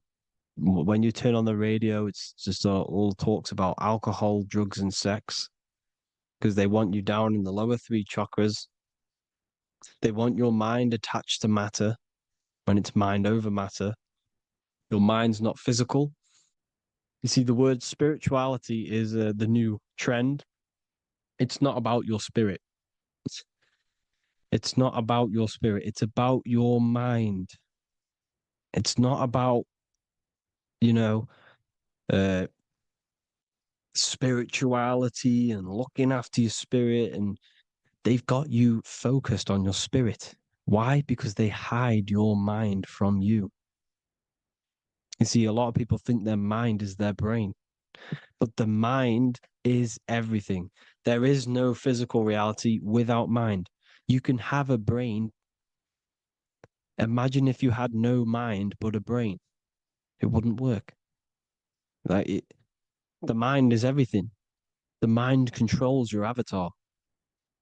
It begins in the mind before it happens in the brain. Then the brain manifests through the body. The brain's just an electrical computer. So that, they've got people scared, or do I have a soul or not, and all this stuff. Listen, if you have a mind, you have a soul, because you are not the mind. This is why everything is sort of an illusion, because beyond the mind is your soul. But what is the soul without a mind? You can't have a soul without the mind. But if the mind didn't exist, the soul doesn't exist. You are the person listening to your mind. I shouldn't say person, because you're not the body. You're the entity behind the mind. But if you didn't have that mind, you couldn't understand what you even were. You would just be an observer who couldn't think. So yes, we all have a soul. If you have a mind, you have a soul.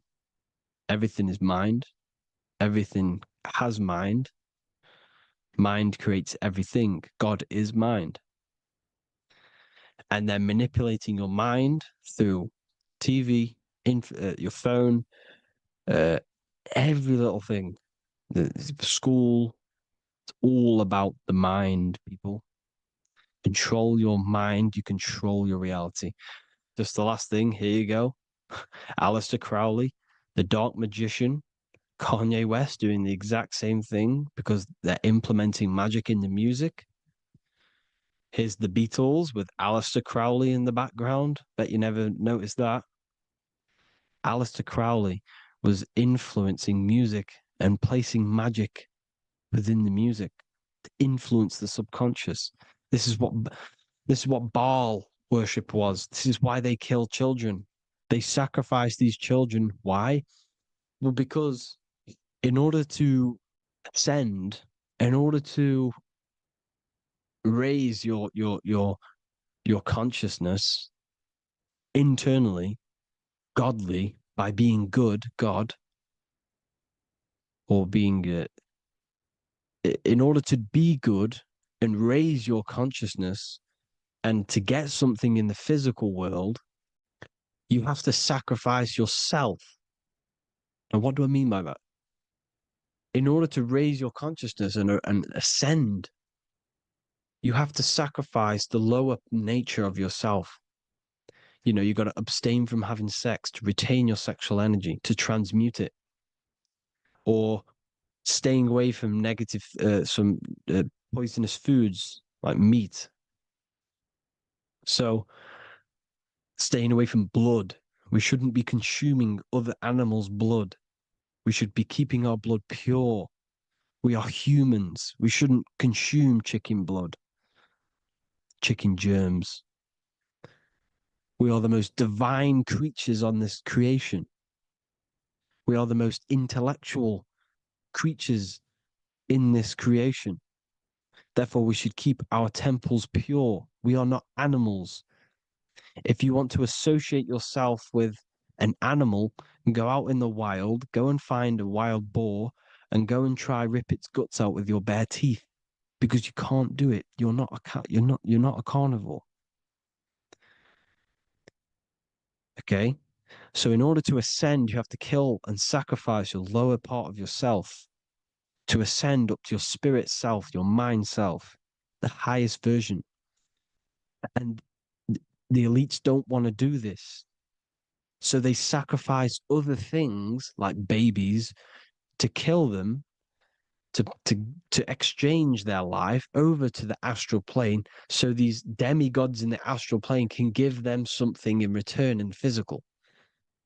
They don't want to sacrifice their lower self, so they sacrifice other things for exchange, for physical pleasure. But the godly person sacrifices their lower self for their higher self to do good and ascend. So this is what all the Baal worship is, people, and this is why they're doing it. Hope you all had an amazing lecture. If you haven't already, go and get the Book of Wisdom for more information. I don't go into dark stuff in this book, because all I do is enlighten people in this book. You can get it in Spanish, English, German, Italian, and French. Worldwide shipping, you can get the PDF or paperback. there is also a new one called the Human Health Guide 2.0. It gives you a list of all the foods, grains, oils, nuts, everything that's alkaline and positive for the body and not man-made and hybrid. It tells you all the products to stay away from, how to fast, how to improve vision, how to improve everything, literally. So the Human Health Guide has been released. If you want that, I'll pull all the links in the bottom in the description. Hope you all enjoyed the lecture, people. God bless you all.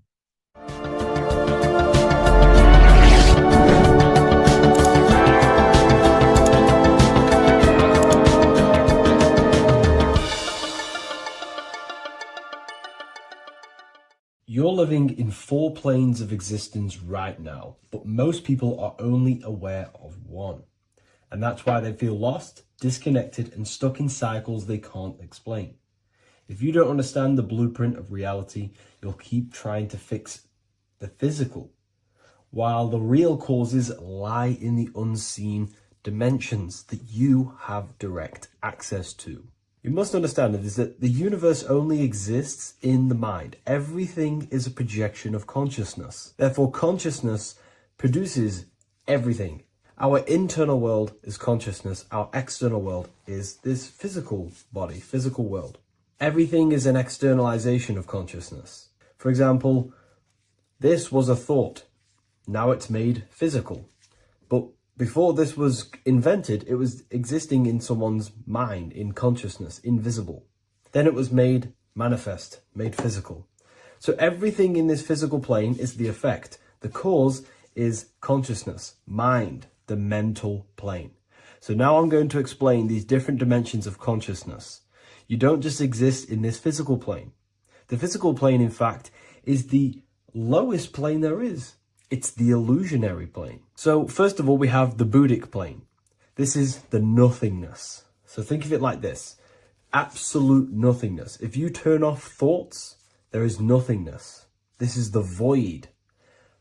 And out of the void springs infinite potential, which is the mental plane. Now, your mind has no limitation. It can think anything, be anywhere, anytime, any place. In the whole world, there is no limitation with the mind. This is the realm of infinite possibilities. This is the realm of thought. Thought is a dimension, information and thought. To go a little bit deeper on this, there are pockets of thoughts, what we call in the occult fields of thoughts. Your mind does not think thoughts, it receives them. Your mind is like a radio. Whatever the mind is tuning into, setting its mindset, setting your frequency or setting your mind, you will receive thoughts based on that set, whatever you set your mind to. So there are pockets of thoughts that we penetrate in the mental plane. The mind is the mental plane, the infinite possibilities. This is the spark of creation. This is where all things begin to manifest as an idea in the mind as a thought. So if you want to gain certain information, you need to meditate or do thought exercises where you are penetrating that dimension of thought, that pocket of thought. For example, if you want to find a way on how to make financial wealth, you would use your mind, set your mind on wealth and money and think, close your eyes and think about that specific topic and see where your mind takes you. And you will expand your mind into different pockets of thought and gain information. So this is the mental plane. This is how you can use the mental plane. You can use the mental plane to do this. Then we have the astral plane. We have higher, middle, and lower astral plane. The astral plane is the body for thought. So every dimension, physical, etheric, astral, mental, Buddhic, is a body for a dimension above. Each dimension below is a product of the dimension above. So for example, the astral plane is imagination. This is the lucidic realm of imagination. This is where thoughts begin to manifest into some sort of form. It's not a physical form because this is physical, but imagination is a lucidic form. It's not really physical, but it's there. It's a projection of light. It's astral matter condensed by the willpower of the mind. So depending on the vibration of that thought will depend whether it manifests in the higher astral plane, middle astral plane, and lower astral plane. If you think about more material things and visualize material things, this will manifest on the lower astral plane because material matter is low vibration. Now, that does not mean it's evil. That does not mean it's bad. Okay? It just means low vibration just means more material. But if you think and imagine more spiritual things, this manifests on the higher astral plane. So the astral plane is the screen in your mind that allows you to vision an apple, that allows you to vision anything. It's that mental projection that's inside of your mind. Now, this is what we call the third eye. It's an eye because the eye is the mind, and the mind can see into the astral plane. It perceives this spiritual world, this lucidic realm that we have access to. This is where also infinite potential takes place. This is the realm of spirits, demons, jinns, whatever you want to call them. Spiritual entities exist in this because this is where thought forms manifest into form. This is where thoughts create bodies. Think of it like this. The mental plane is a thought of a chair. The astral plane is the imagination of that chair and all of the different possible chairs that could possibly be. The etheric plane is the energy double of that chair. And the physical plane is the physical chair. So as you can see, the higher we go up, the more formless and lucidic it is. The lower we go down planes, the more dense it becomes. This is formless and this is form. Everything manifests through this process. This highlighter is down here in the physical plane, but the idea began in the mental plane. Everything begins in consciousness before it creates a physical body. It goes through this process. Therefore, if you want to start to mold and create your own reality and create things in your world, you can use these planes to your advantage. You can use your mind to do mental thinking exercises by closing your eyes and expanding your mind into a different pocket of thought to gain wisdom, gain information, gain downloads. The way you do that is simply get into a meditative state, close your eyes, pick a topic that you want to think about, and see where your mind takes you, but always remain centered on that topic. And you can do this for maybe an hour or two or half an hour, and your mind will take you places where you will unlock information. You can even use this to make decisions in your life. Think of the topic and see where your mind takes you. You'll gain information. This is how you use the mental plane for ideas. The astral plane is imagination. You have to reconnect with your imagination very vividly. Your imagination, your consciousness is infinite. It's not a three-dimensional plane. It's an infinite plane. You can think and make form anything in your consciousness, in your imagination. You can think anything and you can imagine anything in the most vast details. You just have to reconnect with your imagination. I have a free book on my website. I'll leave the link in the description. It's an ebook. It's called Activating the Inner Eye. This is going to help you reconnect with your imagination. It's a practical guide on how to imagine. So once you know how to use the mental plane and astral plane, thought and imagination, you pretty much need to use the physical plane to take physical action with this physical body that you have and start to manifest these desires you have in the higher planes. Now, it's very important that we master the mind because the mind is the very fabric of reality. We become what we think about. Your life is a product of every thought you thought in the past. It is the mind that directs the flow of consciousness. And wherever this consciousness is flowing is what you will create in your life. Consciousness is the most potent force in the universe, and the mind is pretty much the universe in a microcosm form. It is infinite potential, and your mind will continue to expand into new realms of thought forever and ever and ever. You are eternal. You are not this physical body down here. You are consciousness, literally dreaming that you are in this physical body. So everything begins with the mind. We need to be conscious of the thoughts that enter our mental field of consciousness. There is a level of self-awareness that you can reach where you can become conscious of pretty much every single thought that enters your mental field. Now, we have over 7,000 thoughts a day. You can gain such mastery over your mind where you can become conscious of every thought you think. And that is when you gain superior power. Because when the mind is fully under control of self, you can direct the mind's potent force into a specific goal. Most people's minds are dualistic. They want something, but their mind is thinking something else. They have limiting belief systems. They have the little voice that comes in and says, you can't do this, you're a failure. That is a fractaled mind. The mind needs to be singular. It needs to be on your team and not an enemy. Do not let your own mind take away your power.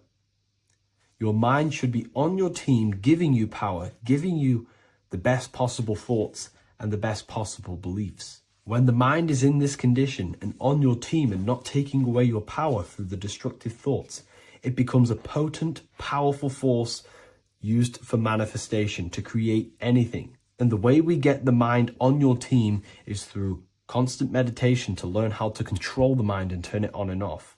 Subconscious reprogramming through visualization, affirmations, cultivating emotions associated with your goal.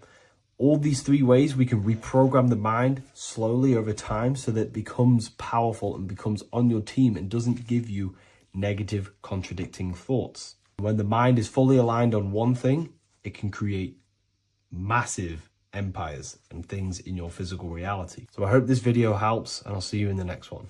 Welcome to Revival of Wisdom.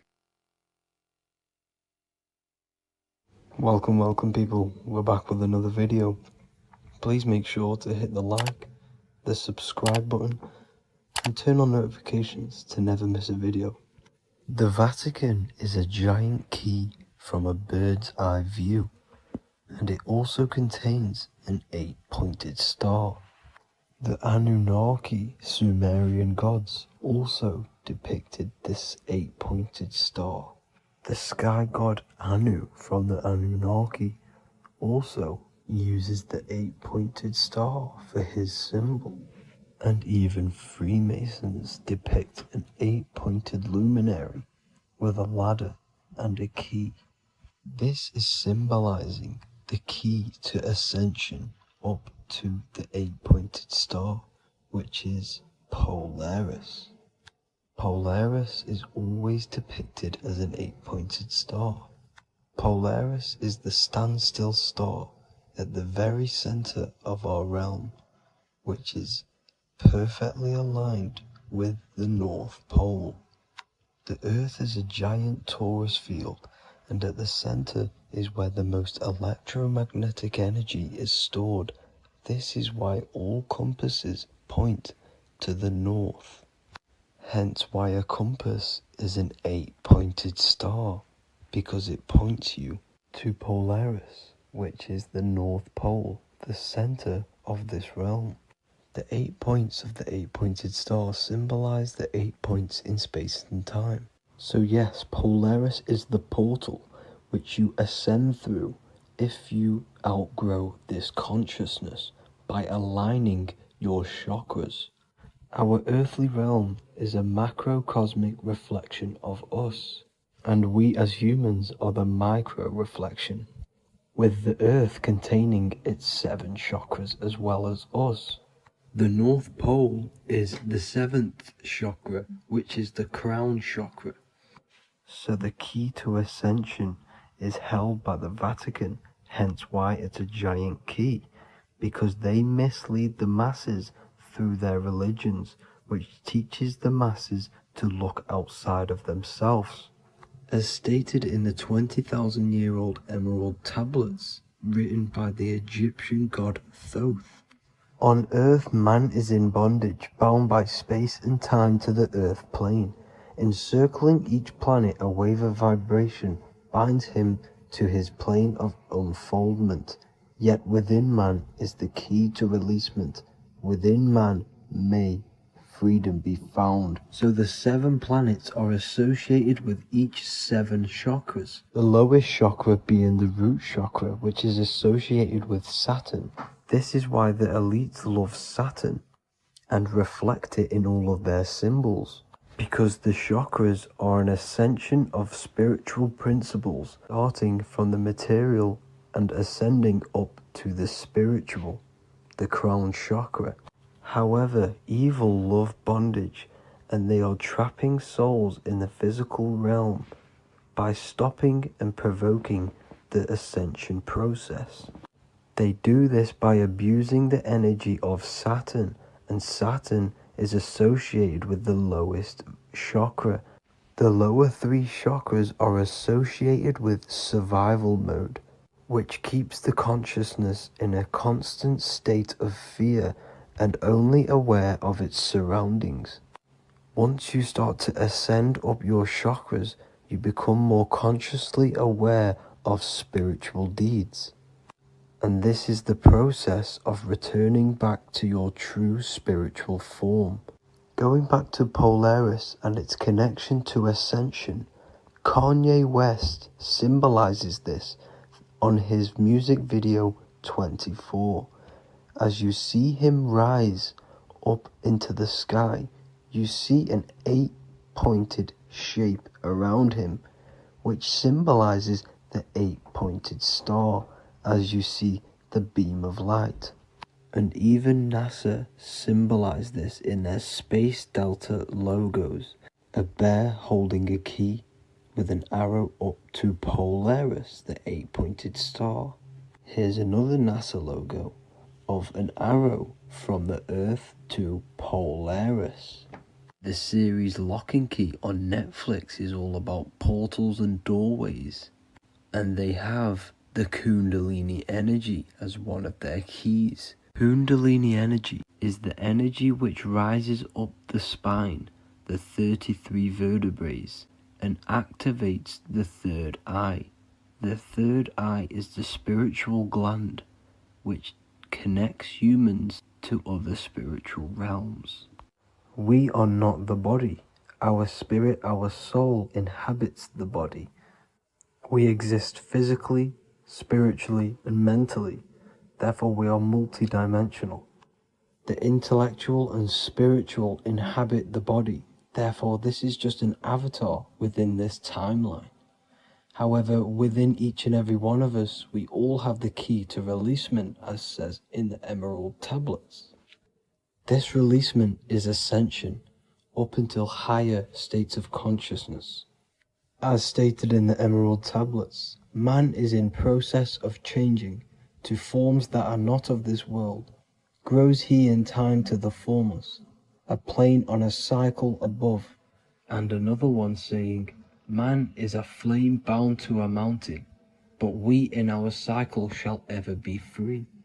Know ye, O man, that when ye have progressed into the cycle that lengthen above, life itself will pass to the darkness, and only the essence of the soul shall remain.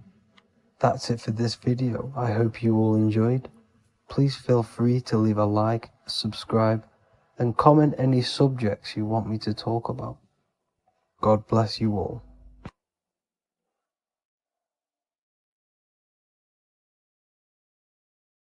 Hello, everyone, and welcome to another lecture inside Ethereal University.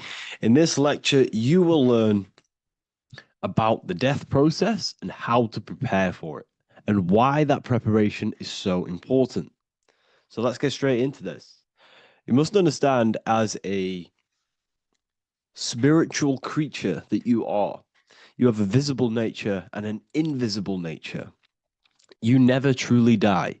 You are an eternal soul experiencing a temporary physical world. The inner world of thought and emotion is eternal, while the outer world of matter is mortal. Everything that is seen is mortal. Everything that is unseen by the eyes is immortal. When you die, your external physical world will be stripped away, leaving only your pure consciousness in its raw form, drifting within the astral plane. So here you see your physical external body, and your internal world. And your internal world is your state of consciousness. It's your state of consciousness.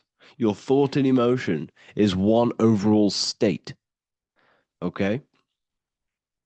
So you must understand these planes. You have the physical body, the etheric double, an astral body, a mental body, and the Buddhic body.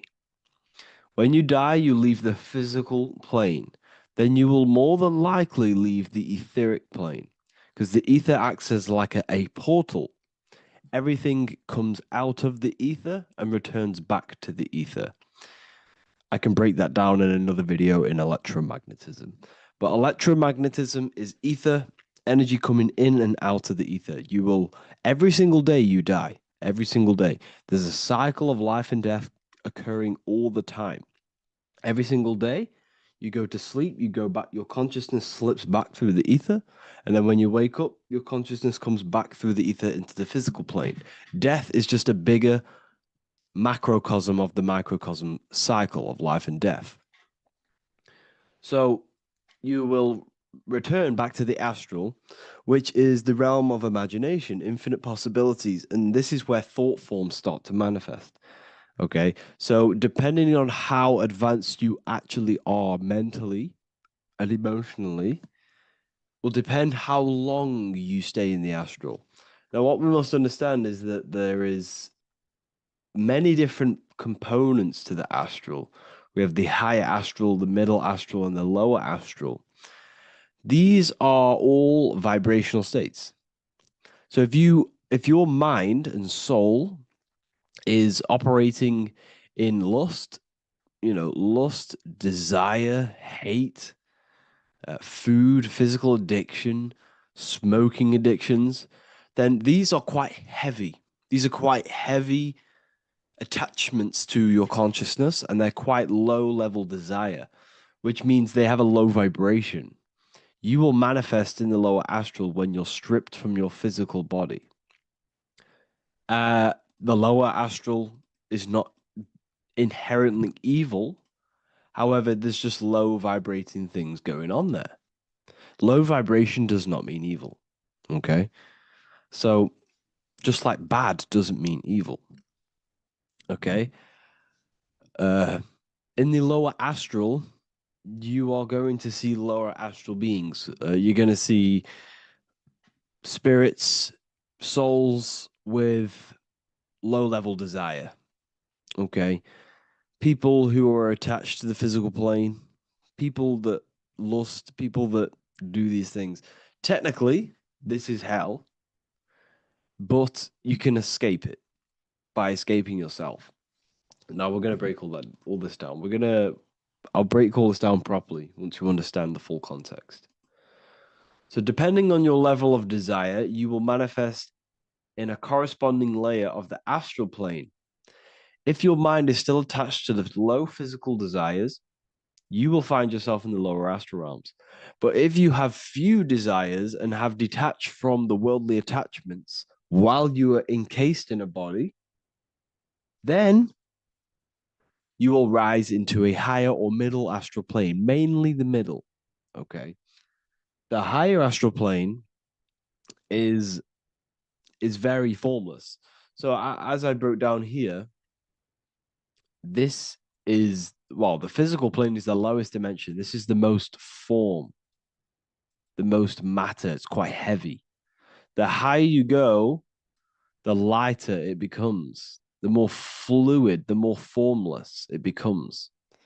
So you see here, it says denser down and lucidic up. So this is more lucidic in these higher realms. This is more dense in the lower realms. So this is why the ancient Egyptians were always talking about, I'll show you this. This is showing you death. So first of all, we have Anubis, which represents death.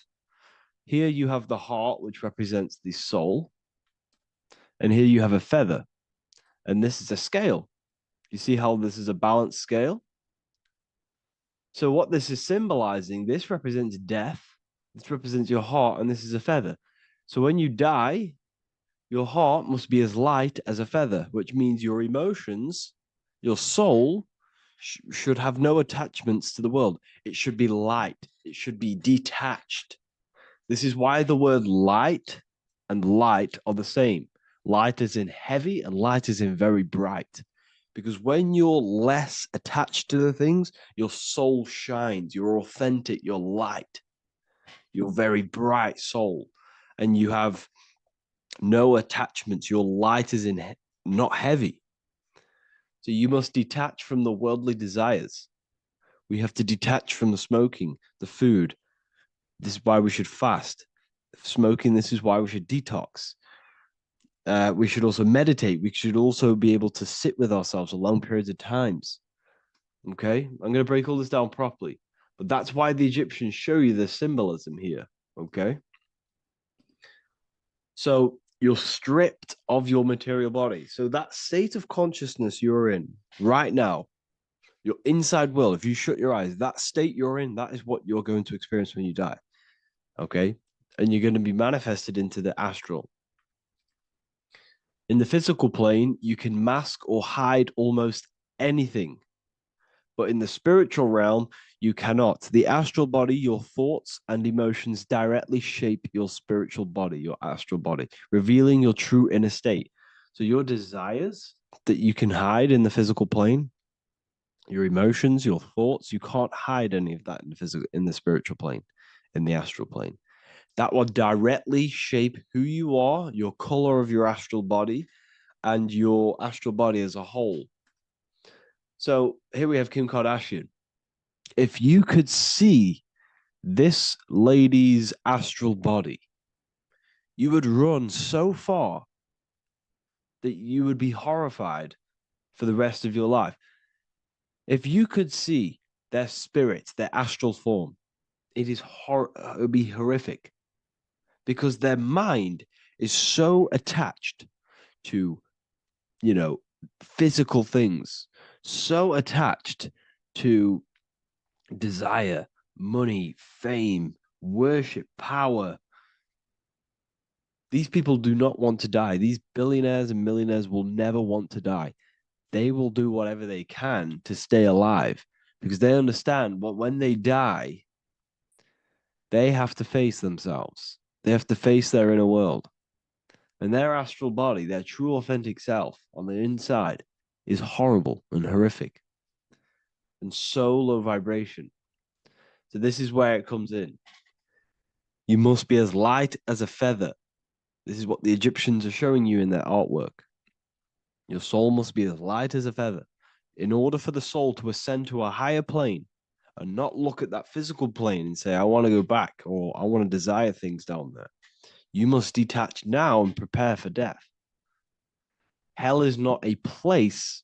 It's your own personal suffering born from within. If your mind and soul are deeply attached to mental fixations, emotional wounds, and physical addictions tied to the material world, that pain will follow you into the astral. This is your true judgment day.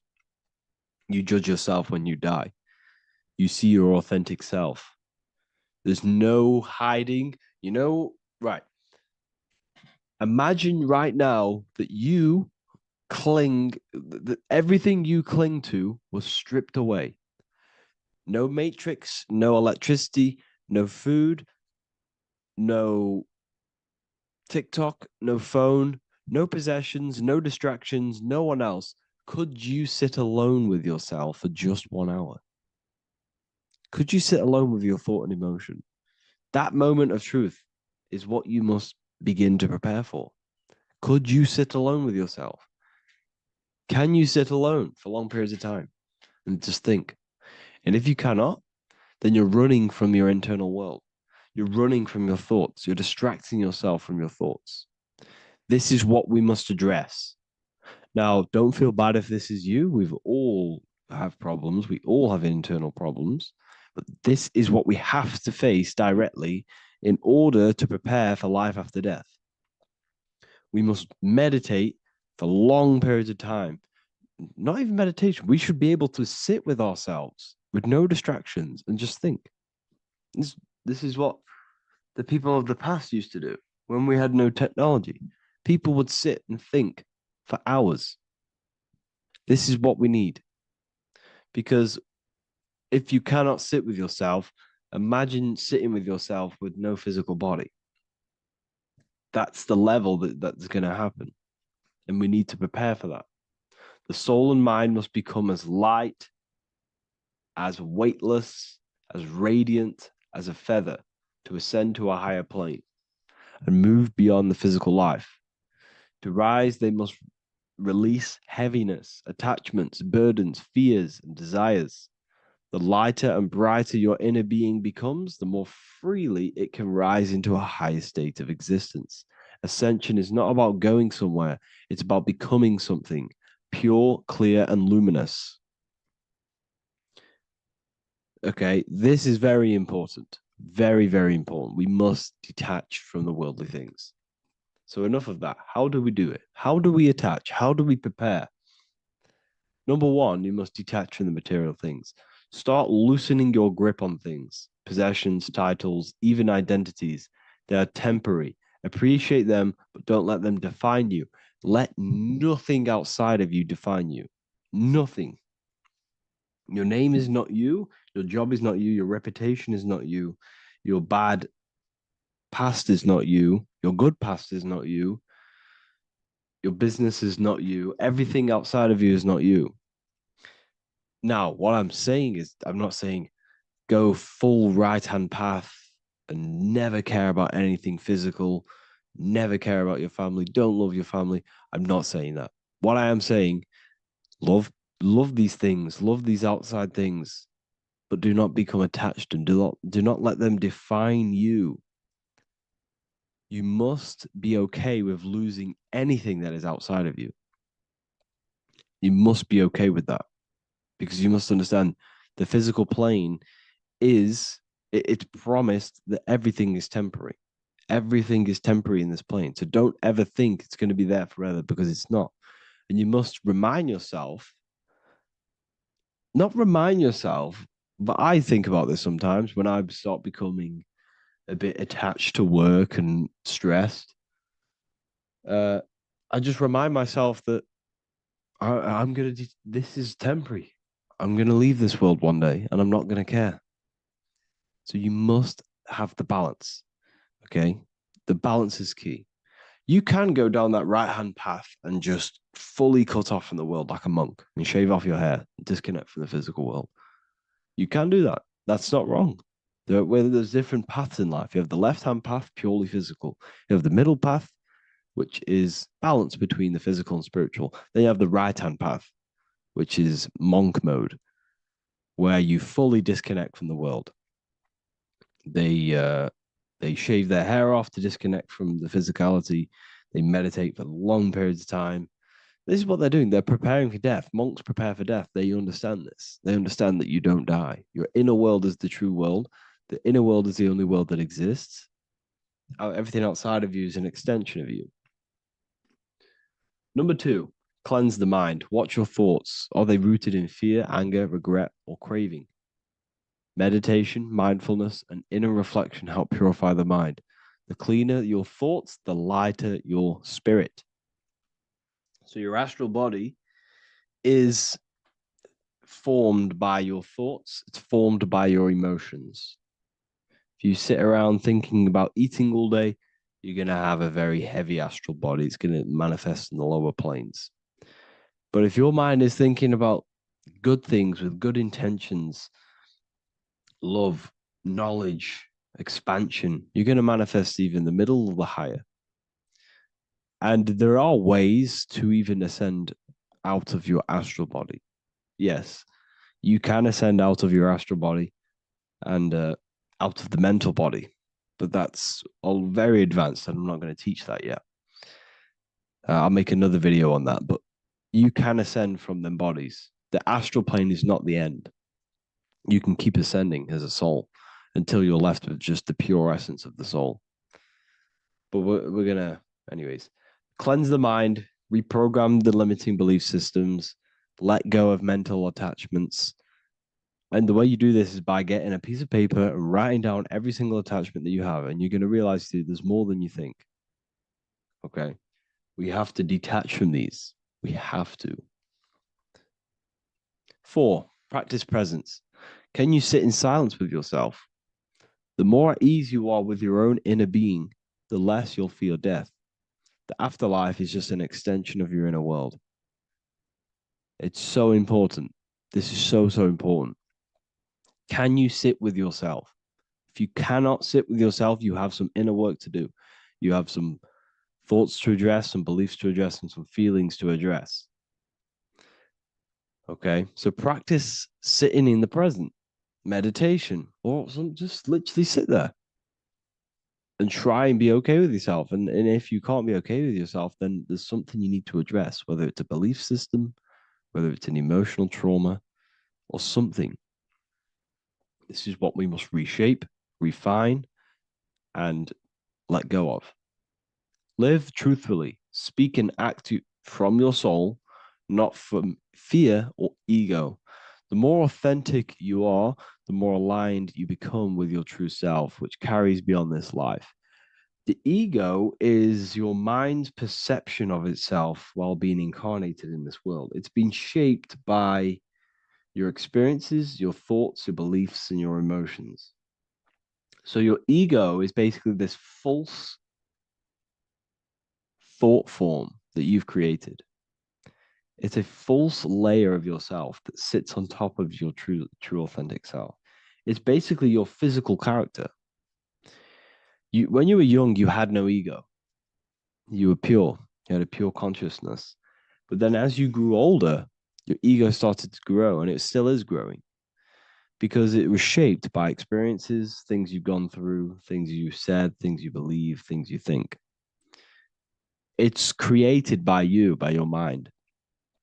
And the ego is close to the word echo.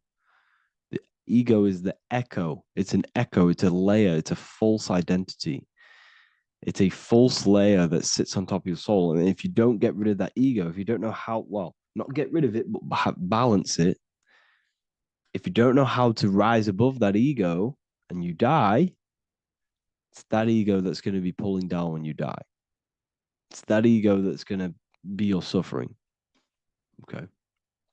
7, connect with the divine, whether through prayer, meditation, tune into something greater than yourself. The connection is the soul's compass beyond this world. If you can meditate and rise above them clouds of thought, that's the soul, that's the observer. We must connect with that. Okay, this will definitely help with just allowing yourself to connect with your true self. Meditation's great because you can just fully detach from the world. And the more you meditate, the more you can prepare for death. A powerful way to cultivate detachment is through daily detachment meditation, done either at night or in the morning or the first breath upon waking. Or do this as many times as possible per day. Start by physically grounding yourself in the present moment. Say out loud, I am here right now, nothing else matters. Let that phrase draw your awareness into the now. Just keep saying it until you're present. Then begin to slowly list everything you identify yourself with, one by one. I am not your body. I am not my body. I am not my name. I am not my possessions. I am not my house. I'm not my children. I'm not my everything. I am not my thoughts. Release each layer gently. Imagine, if you want to, if you have a good imagination, imagine placing these things into a big box. Placing your body, placing your name, placing your possessions, placing your house, your car, your thoughts, your beliefs into a box, and then shut that box. If you have a good imagination, do that. That can help. And you'll be left with yourself. And you're not even that. It goes even deeper. Eventually, you'll reach the mind itself. Detach from the language that the mind is even using. Now, that's very difficult. And not many people have ever thought about that, and they've ever even been there. Detach from the language that the mind is using. Think about that for a second.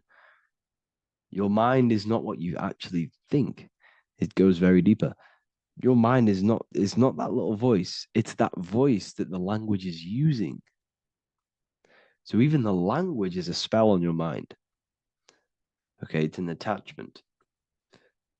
Eventually, you'll reach the mind itself, detached from the language it uses, the voice in your head, the need to define. What remains is something beyond thought and beyond words. I can't even describe what's left, because words, once the language is gone, it's purely metaphysical. All I can say it is pure awareness, and it's symbolized. This is why symbols are so amazing, because they can symbolize things that are beyond words. A flame, it's just a flame, and you won't be able to understand that until you've been there. It's just a flame. It's pure cause. Words can't describe it. You'd have to experience it. Connect with this essence daily. This is truly who you are. So this is a great way to detach. We can do these detachments every single day during meditation. This will definitely help over long periods of time. Of course, you're not going to be ready tomorrow for death, but just try and prepare for these things. This is the whole reason people used to meditate. It's the whole reason why people do these spiritual practices, because they understood that this plane is temporary and your soul moves on from this plane. And you'll never truly believe in the soul until you experience it. So I can show you these things, but you must go out and experience it. The soul is real, but you won't understand unless you cast off everything else. Okay. So I hope this video helps. It's a very deep video. I'm going to be making more of these stuff, of more self-mastery. And of course, we've made the self-mastery section now. So I'm going to start filling up this place with lectures. And I think it's a great time to start this, because a lot of people have been asking on how to master yourself, prepare to death. So hope this video helps. See you in the next one. You are not breathing correctly. 98% of people only use a third of their lungs capacity, which is shallow breathing, which ages you, lowers your brain capacity, and also lowers your state of consciousness. So it's essential that you breathe consciously on a day-to-day basis, because this is what truly elevates your consciousness. I am going to give you the key for you to raise your consciousness just through breathing alone. Such a simple thing, but yet the most effective way for raising your state of consciousness and becoming more spiritually and mentally advanced. So tune in for this video, and I'm going to show you exactly how to do it and the symbolism behind breathing. Air is more than just air. It carries electromagnetic energy. So now I'm going to give you the science behind this spiritual truth. This invisible force is what sustains all physical life, providing the life force energy essential for existence. Electromagnetism. Everything is fed off electromagnetism. Your body is an electromagnetic battery. Now, we can prove that air carries electromagnetism just by doing a simple test, a simple scientific experiment, by getting liquid oxygen and pouring it between a north and south magnetic pole, two polar opposite magnets. We see that the liquid does not fall straight through it. It is sucked. It is magnetically attracted to these two opposing forces, opposing magnets. This is proof that air, liquid oxygen carries electromagnetism. When you are breathing electromagnetism, the essential life force behind all living beings. This is known as energy or prana, chi, ether, or spirit. This is all the same thing. Air is not just empty space. It is energy. It is prana. It is life force. It is spirit. It is ether, chi, prana. You are an electromagnetic being. Your consciousness is in direct correlation with your electromagnetic aura or biofield around your body. Your state of consciousness is mirrored within this field around your body. Now, your breath, when you breathe in, you're breathing electromagnetism or life force. Breath is the vital link between the physical and the spiritual, bridging the body with the soul. Through breath, we connect with both tangible world and deeper, the unseen realms of energy and consciousness. Breathing deeply and properly elevates our consciousness, enhancing the brain's functions, heightening the sensitivity of our five senses. It also brings a profound calmness to the mind, creating a state of clarity and inner peace. Like I said earlier, breathing properly is the fastest way to elevate your consciousness. It is the fastest way because breathing, when you stop breathing, what happens? You lose physical consciousness. Your body will shut down if you do not breathe in this vital electromagnetic energy in the oxygen. If your body does not get this for 5 minutes or however you can last without breathing, this makes you lose physical consciousness. Your body will not survive without this essential life force energy. Therefore, air is one of the most overlooked things. This is why we see the symbolism of Buddha having a big belly. Why does he have a big belly? Because it's symbolizing breath work, proper spiritual breath work, the certain teachings of breath work, of when you breathe in through the nose, you have to breathe in through the nose. You don't want to breathe in through the mouth because the nose acts as a filter which catches dust particles and filters out the air before it enters the lungs. The mouth does not do that. The nose is for breathing inward. We breathe in through the nose, and when we breathe in, we breathe into our belly, not our lungs. When we breathe into our belly and our belly expands outwards, we are then moving this energy down from the nose down the spinal column. And when we breathe back out, the belly goes in, which is raising the energy up the spinal column, back out through the mouth. This is the true way of breathing, because when we breathe, we are moving energy. We are moving electromagnetic energy. When we breathe in through the nose, the energy travels down the spinal column. And when we breathe out, we are raising this energy back up the spine, some of it going out the mouth, and some of it reaching the brain, activating dormant brain cells in the brain. But when we breathe, we need to make sure we are using 100% of our lungs' capacity, because the lungs is what transforms this special energy into consciousness, physical consciousness.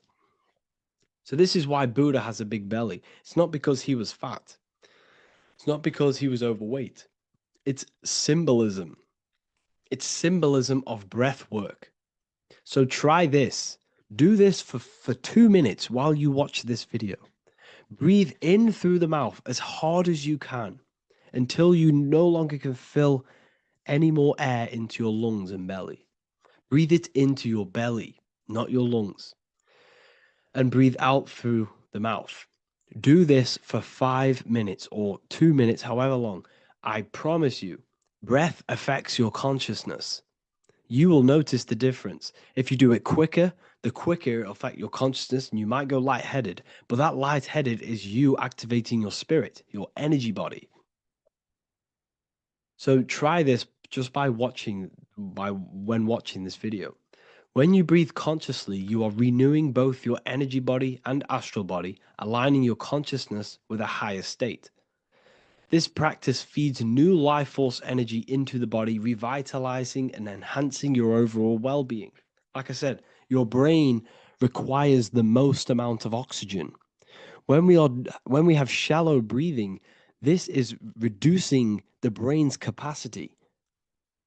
Because when we are not breathing properly, which 98% of people are only using a third of their lungs capacity, we are essentially only using a third of our consciousness, because your breath is directly correlated to your consciousness, your state of consciousness. When you breathe in through the mouth, out through the mouth, out in through the nose, out through the mouth, consciously and deeply for 5 minutes, you will notice that your senses are more powerful and sensitive. Your brain is quicker.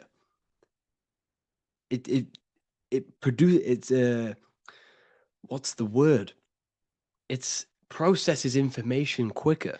You become quicker. You become a superhuman, and you feel more spiritual because it activates your spirit, your astral and energy body.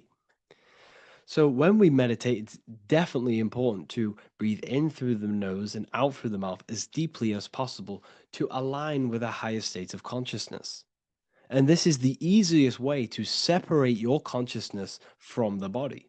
When you breathe in deeply for long periods of time, while meditating, while taking no thought, when no thought is present and you gain a rhythm of deep breathing, this is the gateway. This is the gateway to opening your consciousness. Because when you stop thinking, other aspects of your consciousness can open up. All of our lives we've been thinking, which is blocked off the higher states of consciousness. So breathing is very, very important. It affects our overall well-being. And this is Yahweh, the in and the out of breathing. When we breathe in, this is Yah. You can hear it. It sounds like Yah. And when we breathe out, that is Way. This is the name of God, apparently. But God is within you. You can connect with God. You can connect with source consciousness within you by breathing, by raising your state of consciousness through breathing and meditation. This is why the Bible tells you the Spirit of God has made me, and the breath of the Almighty gives me life.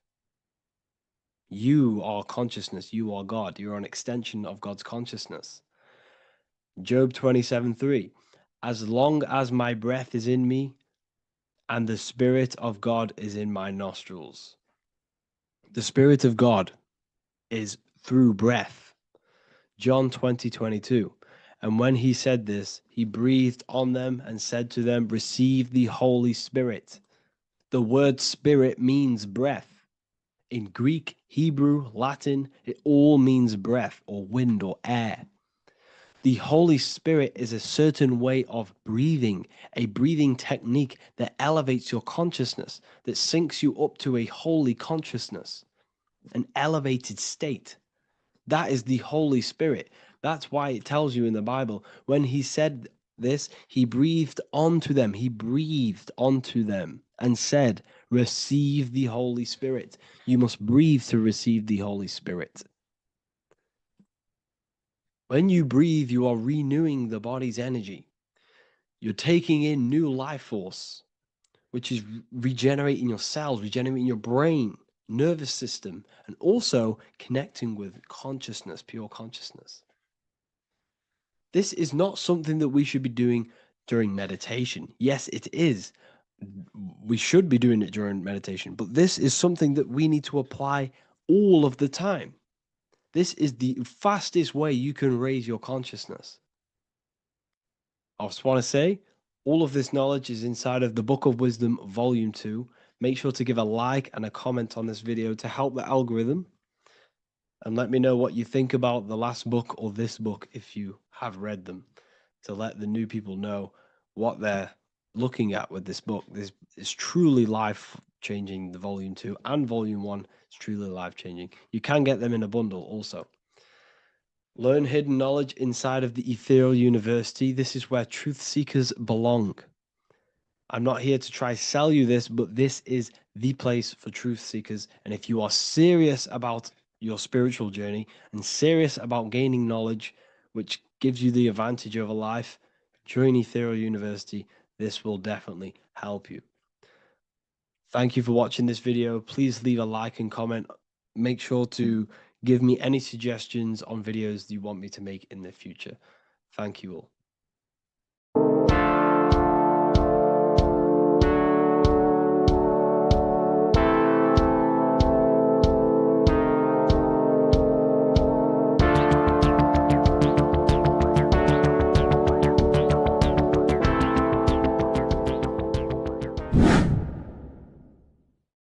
What is good, people? We're back with another video, and this is going to be talking about the connection between the micro and the macro.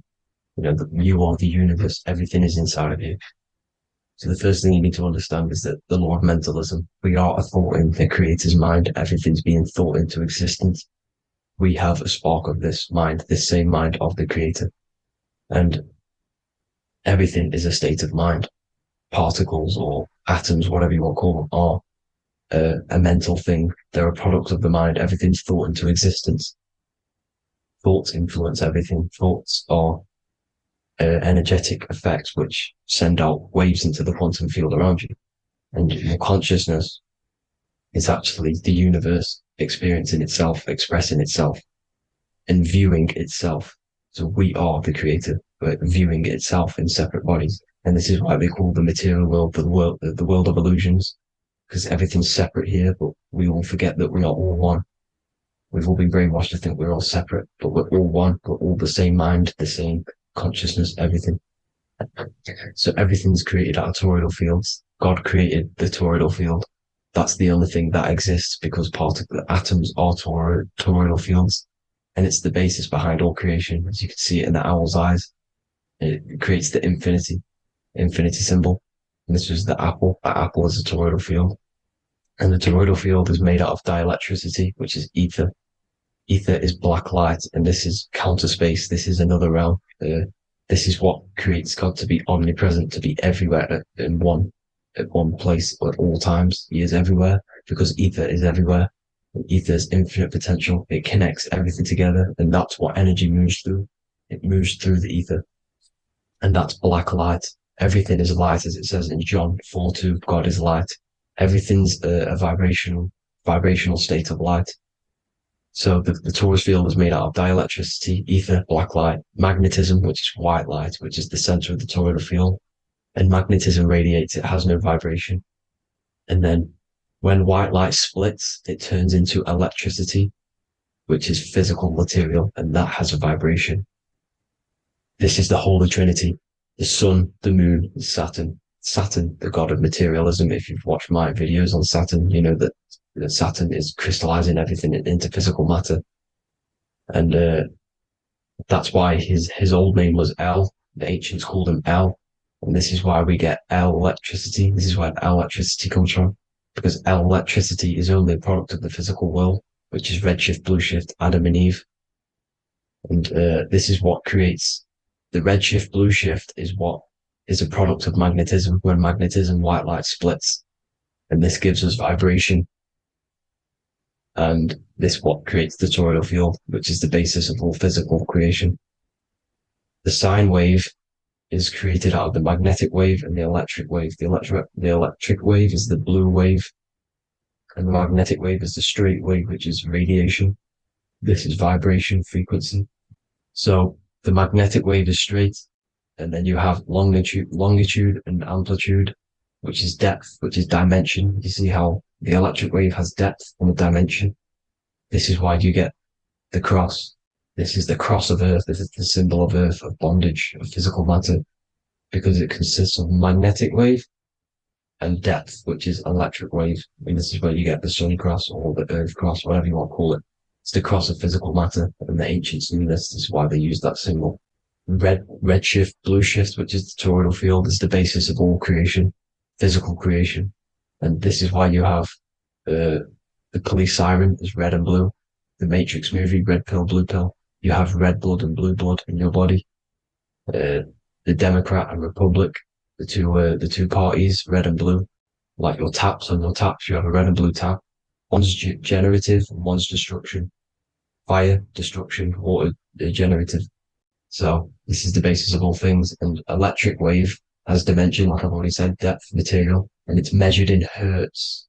It's measured in hertz because it hurts you. It decays because the electric wave has a vibration, and vibration always has to go back to a standstill point.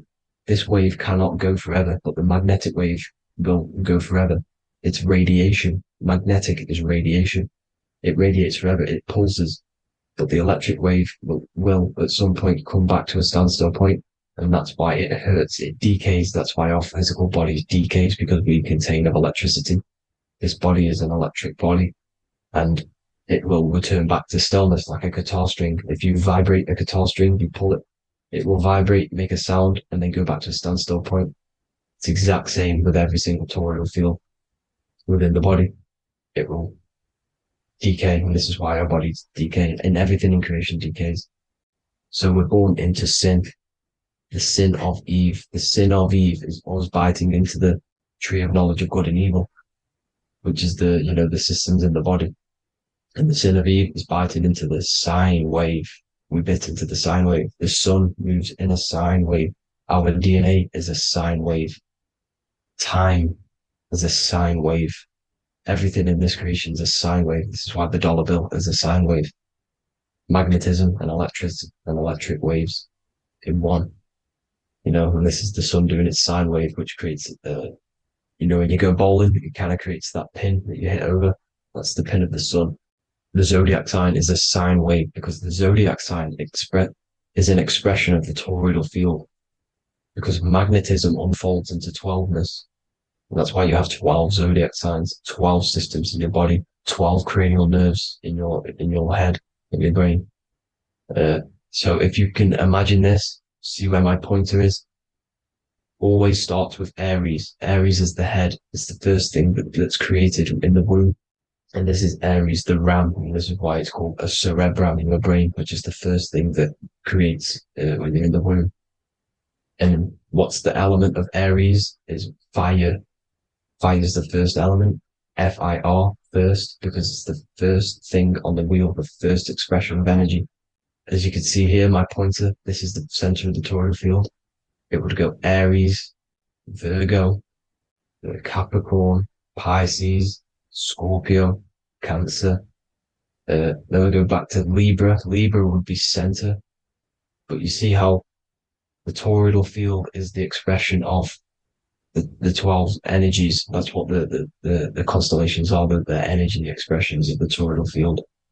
So it would go outwards, starting from Aries here, all the way back to Pisces, which is beyond the bottom half. But Libra would be the center. That's why Libra is the equinox. It's the equinox. Libra is when it goes from summer over to autumn. It's the equal. It starts to transition into the winter side. Equinox, equal, which is Libra. And that's why Libra has the two scales. It's symbolized with the two scales. That's because of, the sun moving over. It's being judged. It's equal now, but then it's going to tip over into the winter. That's why Libra is here, the center of the sine wave. And like I said before, magnetic energy unfolds into 12ness. Magnesium is number 12 on the periodic table. It's the sacred number. And this is why the scientists are NASA is trying to bring in another constellation to destroy the holy science of astrology. So Aries rules the head, which is Mars. Taurus rules the neck, the lower head. Gemini, the two twins, which is your lungs, your two twins, your arms, two twins. Cancer, the breasts, or the chest area. Leo, the heart, which is the sun, which is fire, the center of the toroidal field. Virgo, the belly, which is the intestines. Libra, the kidneys, the two scales, the kidneys, balancing out everything. Scorpio, the sex organs. Sagittarius, hips and thighs. Capricorn, I've missed that out, which is the kneecaps.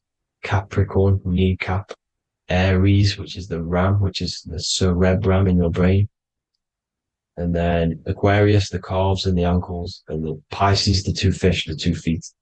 So everything corresponds, as you can see here. This is an ancient way of depicting it, of the folded human. And this is everything. Each constellation rules that part of the body, gives energy to that part of the body, makes you do certain things.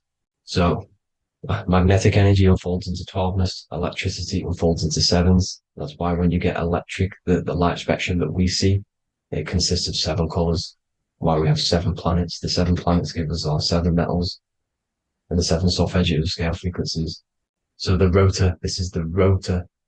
And rotor is an anagram for Torah, the Torah, which is I think it's the Hebrew Bible. Don't quote me on that, but it's one of the holy books, which is the Torah, the Taurus. Everything goes back to the Taurus field because it's the basis of all creation. So the chief cornerstone, it says in the Bible that the builders rejected the chief cornerstone. The chief cornerstone, you are the builder. You decided to incarnate into the physical world, into the electric world, El, the world of El, Saturn. When you are created in the womb, it takes you 9 months for you to be created. So for example, if you went into the womb here, it'd take you 9 months. So let's say you're born in Scorpio. So you'd go back 9 months, 1, 2, 3, 4, 5, 6, 7, 8, 9. You consist of all of these 9 energies because it takes 9 months or however long you took to be born. Some people are born earlier. You'd have to find out how many months you were in the womb for. But you consist of these 9 energies, and each constellation has a cell salt associated with it. And these cell salts are vital for your health, and your cells are the optimal health of your body. So the chief cornerstone that you rejected is these 3 cell salts, these 3 constellations. So you're mineral deficient in these 3 constellations. For example, fluoride, magnesium, phosphate, and potassium sulfate. So that's the chief cornerstone. And a cornerstone, people always get it rejected with the cornerstone. The cornerstone is not, it doesn't say the cornerstone in the Bible, it says the chief cornerstone. The cornerstone is a cornerstone of a building, but a chief cornerstone is the top of the pyramid. This is where we get the pyramid of the wheel. So you're mineral deficient in whatever 3 zodiac signs you're not. You were not in the womb for. This is the chief cornerstone you rejected. So the human body is the micro. It is the universe in a physical form. It consists of everything in the universe. Just like your consciousness is the universe watching itself, experiencing itself. Your body is the whole universe. 12 systems in the body, 12 zodiac signs, 7 chakras are the 7 planets. The Holy Trinity of you is your Temple of Solomon, the soul and the mind, the sun and the moon. You know, everything is in you. You consist of everything, all the energies, everything. Heaven and hell. Heaven and hell is a mind state. It's a state of the mind. Head, H-E-A, which is heaven, and the heel, the bottom of your foot, is hell. And the bottom of your foot is the soul. So they're basically saying, well, it's wordplay. They're saying that your soul is in hell because, you know, with the elites being in control.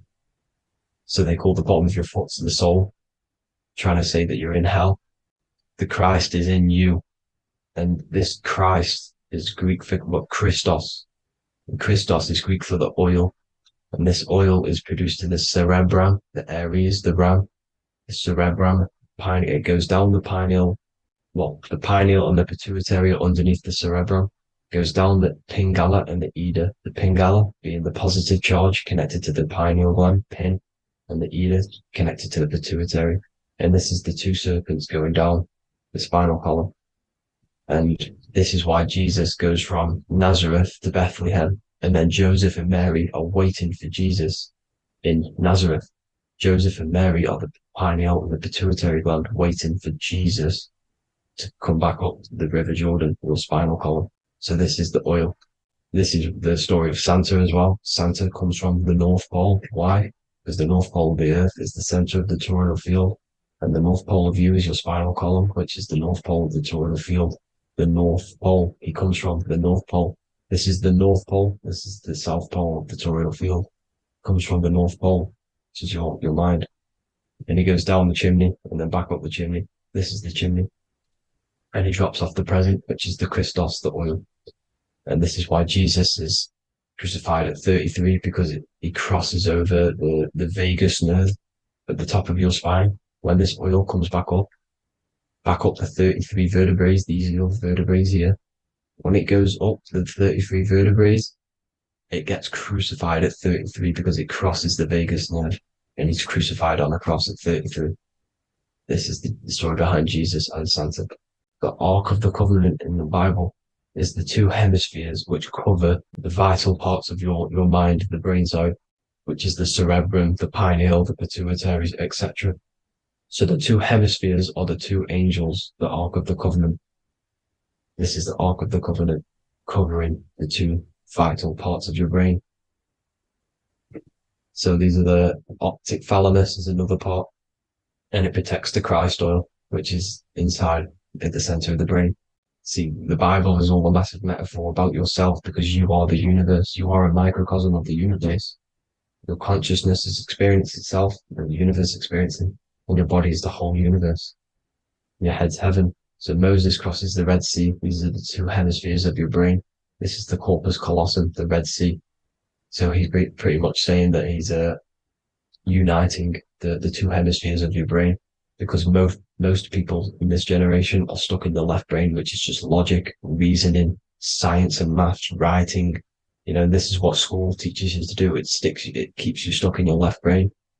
And you want to cross over to you want to cross the Red Sea, which is the corpus callosum, to the right brain, which is awareness, art awareness, creativity, imagination, intuition, insight, using the higher mind, creativity, imagination. If you don't have intuition, then you can't read energy, you can't pick up on bad things. This is what Moses is symbolizing by crossing the Red Sea. And it's also the upper room where Jesus met the 12 disciples. 12 disciples are the 12 cranial nerves in your brain. It doesn't just represent the 12 zodiac signs, the 12 disciples. It symbolizes many different things. It's like I said, energy the universe consists of 12ness. So you have 12 cranial nerves in your brain. And that's the 12 disciples as well. And they want you stuck in your left brain, which is the five senses materialism. So they say in the Bible that Satan blinds the mind. Satan is Saturn. If you've watched my videos, Satan is Saturn.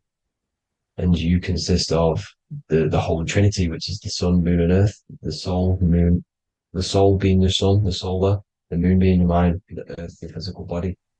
And Satan blinds the mind. Why? Because we enter a soul system. This is a soul system, not a solar system.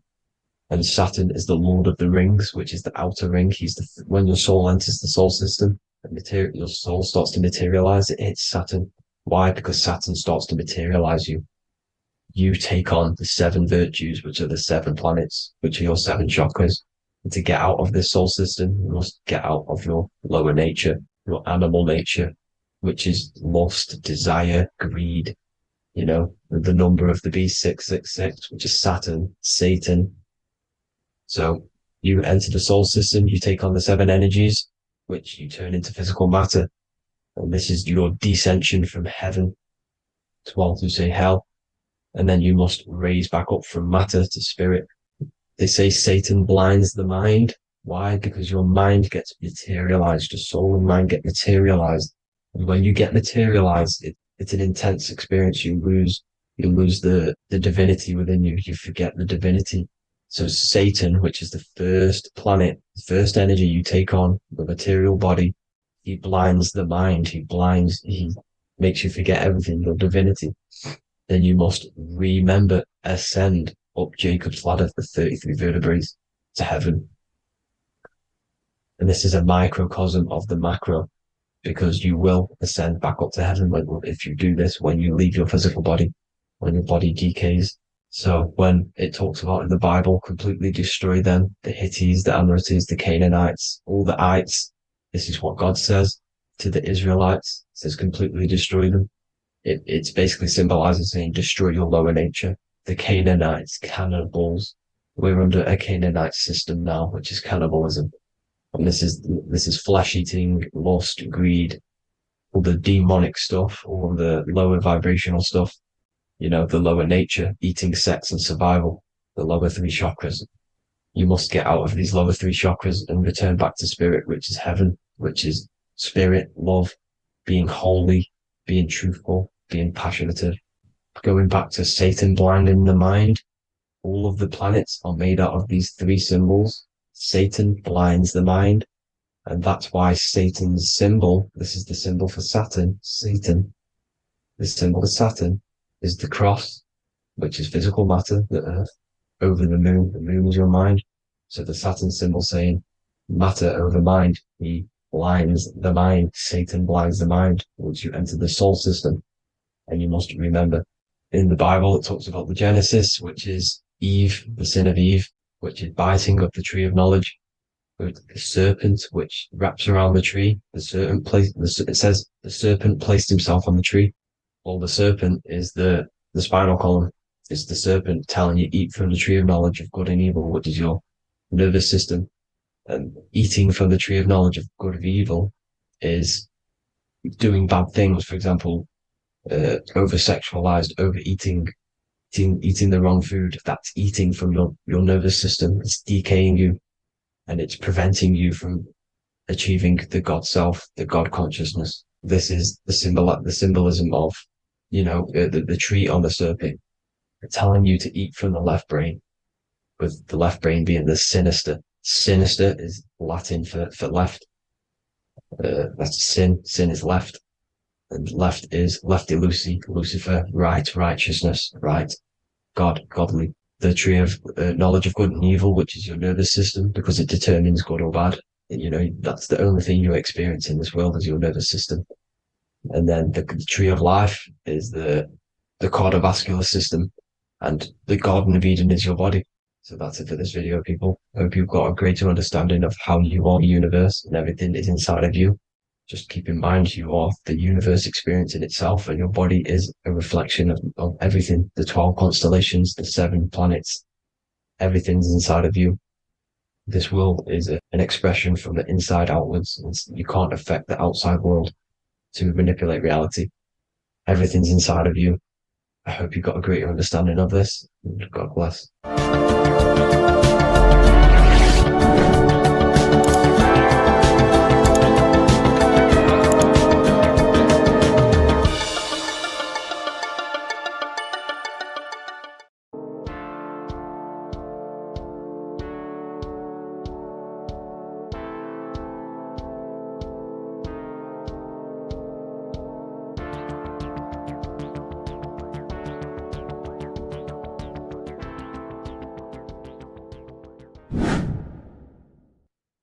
Left and right hemisphere, and what are they doing? How does it contribute towards your perception in this world? And this is what we're going to be talking about in today's video. We're going to be breaking down the two hemispheres of the brain and how they function in your life. So first, we have the left hemisphere. This is the logical hemisphere. This is the analytical, divided, scientific, or verbal hemisphere. The right hemisphere is creative, wholeness, artistic, symbolic, and metaphorical. The right hemisphere does with non-verbal things. It produces a holistic perception. It is more to do with creativity. Because what you must understand is that we are not in the external world. The world is produced by our brain. We see with our brain. Our eyes are a part of the brain. What we touch is the brain's interpretation of electrical signals on the nervous system. What we smell is the brain's interpretation of smell through the nose. What you taste is your brain's interpretation of chemical reactions on your taste buds. So what you are experiencing is the brain. The brain is a computer creating a simulation. And you have two hemispheres which breaks down this reality. So essentially, the brain is the perception creator. It creates perception. So if the brain is creating this, who is the one experiencing the brain? Well, that is you, the consciousness, the mind, the all-seeing eye. You are the all-seeing eye experiencing the brain, the observer behind the brain, behind reality, behind the emotions. So if you're walking through a woods, this left brain sees individual trees. The right brain sees the whole woods. It sees the biome. It sees the bigger picture. So when you are walking through this woods, the right brain picks up a holistic perception of reality. It creates the woods as one unified woods. The left brain's job is to break this down and analyze it so that we can see individual things. And this is also necessary for humans to have the ability to break things down and manipulate things in this world. So without this left hemisphere, we could not manipulate things and break things down. So this right hemisphere is important because it sees the whole woods. It sees humanity as one unified consciousness. However, the left hemisphere sees individual egos. So the left hemisphere is the place of the ego because it only understands it sees the world very divided. Okay, so for example, here's another example of the left and right hemisphere. If someone pulls out in front of you in traffic, your left brain's going to start going crazy and analyzing them, calling them names. The right hemisphere, however, sees the bigger picture. Maybe he didn't see you. Maybe it's just a mistake. Maybe he's in a rush. You see how the two brains are very different. They do the same thing, but they function in different ways. The right hemisphere is feminine, the left hemisphere is masculine. So, like I said, this person pulls out in front of you, you start to think with the left. If you start to perceive that in the left brain, you're going to start analyzing them, you're going to start going crazy and calling them names because you're analyzing it. You're not seeing the bigger picture behind it. You're not seeing it from his perspective. So there is a crossover. So the left hemisphere of the brain controls the right side of the body, the right ear, the right eye. Everything to do with the right side of the body is connected to the left hemisphere, and the right hemisphere controls everything on the left side of the body, including your eyes, your arms, your legs. So everything is crossed over, and even your visual field is crossed over. So this is your visual field, as you can see here, and even the left side of your visual field goes to the right brain. There's a crossover. No one really knows. There's not really a reason for this. However, this is how the human body is designed. As we all know, the human body is the most advanced piece of technology on the face of the earth. They cannot replicate the human body. And they tell you it has no creator. This is crazy. People are that brainwashed, they can't even understand that their body is the most advanced piece of technology. Your body is so advanced, the computers that you use are mimicked of the body. Everything they create is mimicking nature, but they don't show you how intelligent nature is because they don't want you to understand you're in an intelligent design. So anyways, let's get back on track. There is a crossover in the brain, and this is why they teach you to write with your right hand. And I was speaking to someone who's in a nunnery, or whatever you want to call it. They were a nun, or they knew someone who was who was a nun, and they forced these people, these nuns, to write with their right hand. You had to write with your right hand. This is why, I'd say at least 70% of the world, or 80%, is right-handed and right-legged, because they taught us this to activate the left hemisphere more because of this crossover that happens in the body. So when we are using this right side more, we are using that left hemisphere more. Why? Why are they doing this? Well, they also called it writing. Writing is a spell, to cast a spell on you to use that right side of the body so that you use this left hemisphere, because they want you to see the world as a divided perception. They don't want you using the right hemisphere, using that left side of the body to activate the right hemisphere to see the bigger picture and see how everything is all one and everything is created. This left hemisphere domination keeps you from seeing the connections between everything, because that left hemisphere analyzes, it breaks things down. So when we are left hemisphere dominated by using the right side of the body, we are essentially seeing everything as divided. And this is why so many people will not understand my work, because my work connects dots and connects fields of knowledge, and makes you see the bigger picture. So people who are left hemisphere dominated will see my work and think this guy's crazy. But everything, it's all about activating that right hemisphere. So they called it writing because every word you say is molding your mind in some sort of way. The things you see is molding your mind. Everything you take in through the five senses is molding your mind. And language is a massive spell, especially the English language. They called it writing so that you use that right side. It's a spell because your subconscious mind picks up everything you say. And 90% of your daily basis behavior and thought patterns is produced by these subconscious programs within the subconscious mind. Essentially, your conscious mind is only the 10% of you. The conscious mind is just what you're aware of, what you're wearing, how you're feeling, what you're thinking. That's your conscious mind. The subconscious mind is controlling every system in your body. It's telling your heart to beat without you being conscious of it. So essentially, this is what they're programming. They're programming this system in the back of the mind, which is controlling everything through the words. And this is what spells are, because it's all about creating perception in the subconscious. So they want you to use that right side more. I truly believe the ancients, they were balanced. They used the left and the right side of the body. They didn't have a stronger side because they understood this science of the body and how the body works. So this is actually called phonetics. It's not etymology. Etymology is the study of root words. Phonetics is the study of how words sound similar. The way words are spoken. So phonetics, phone is why we call them a phone, because you speak into a phone. So this is write and writing, to use that right side to activate the left hemisphere more. So your hands are a manifestation of your brain. The left hand is the right brain, the right hand is the left brain.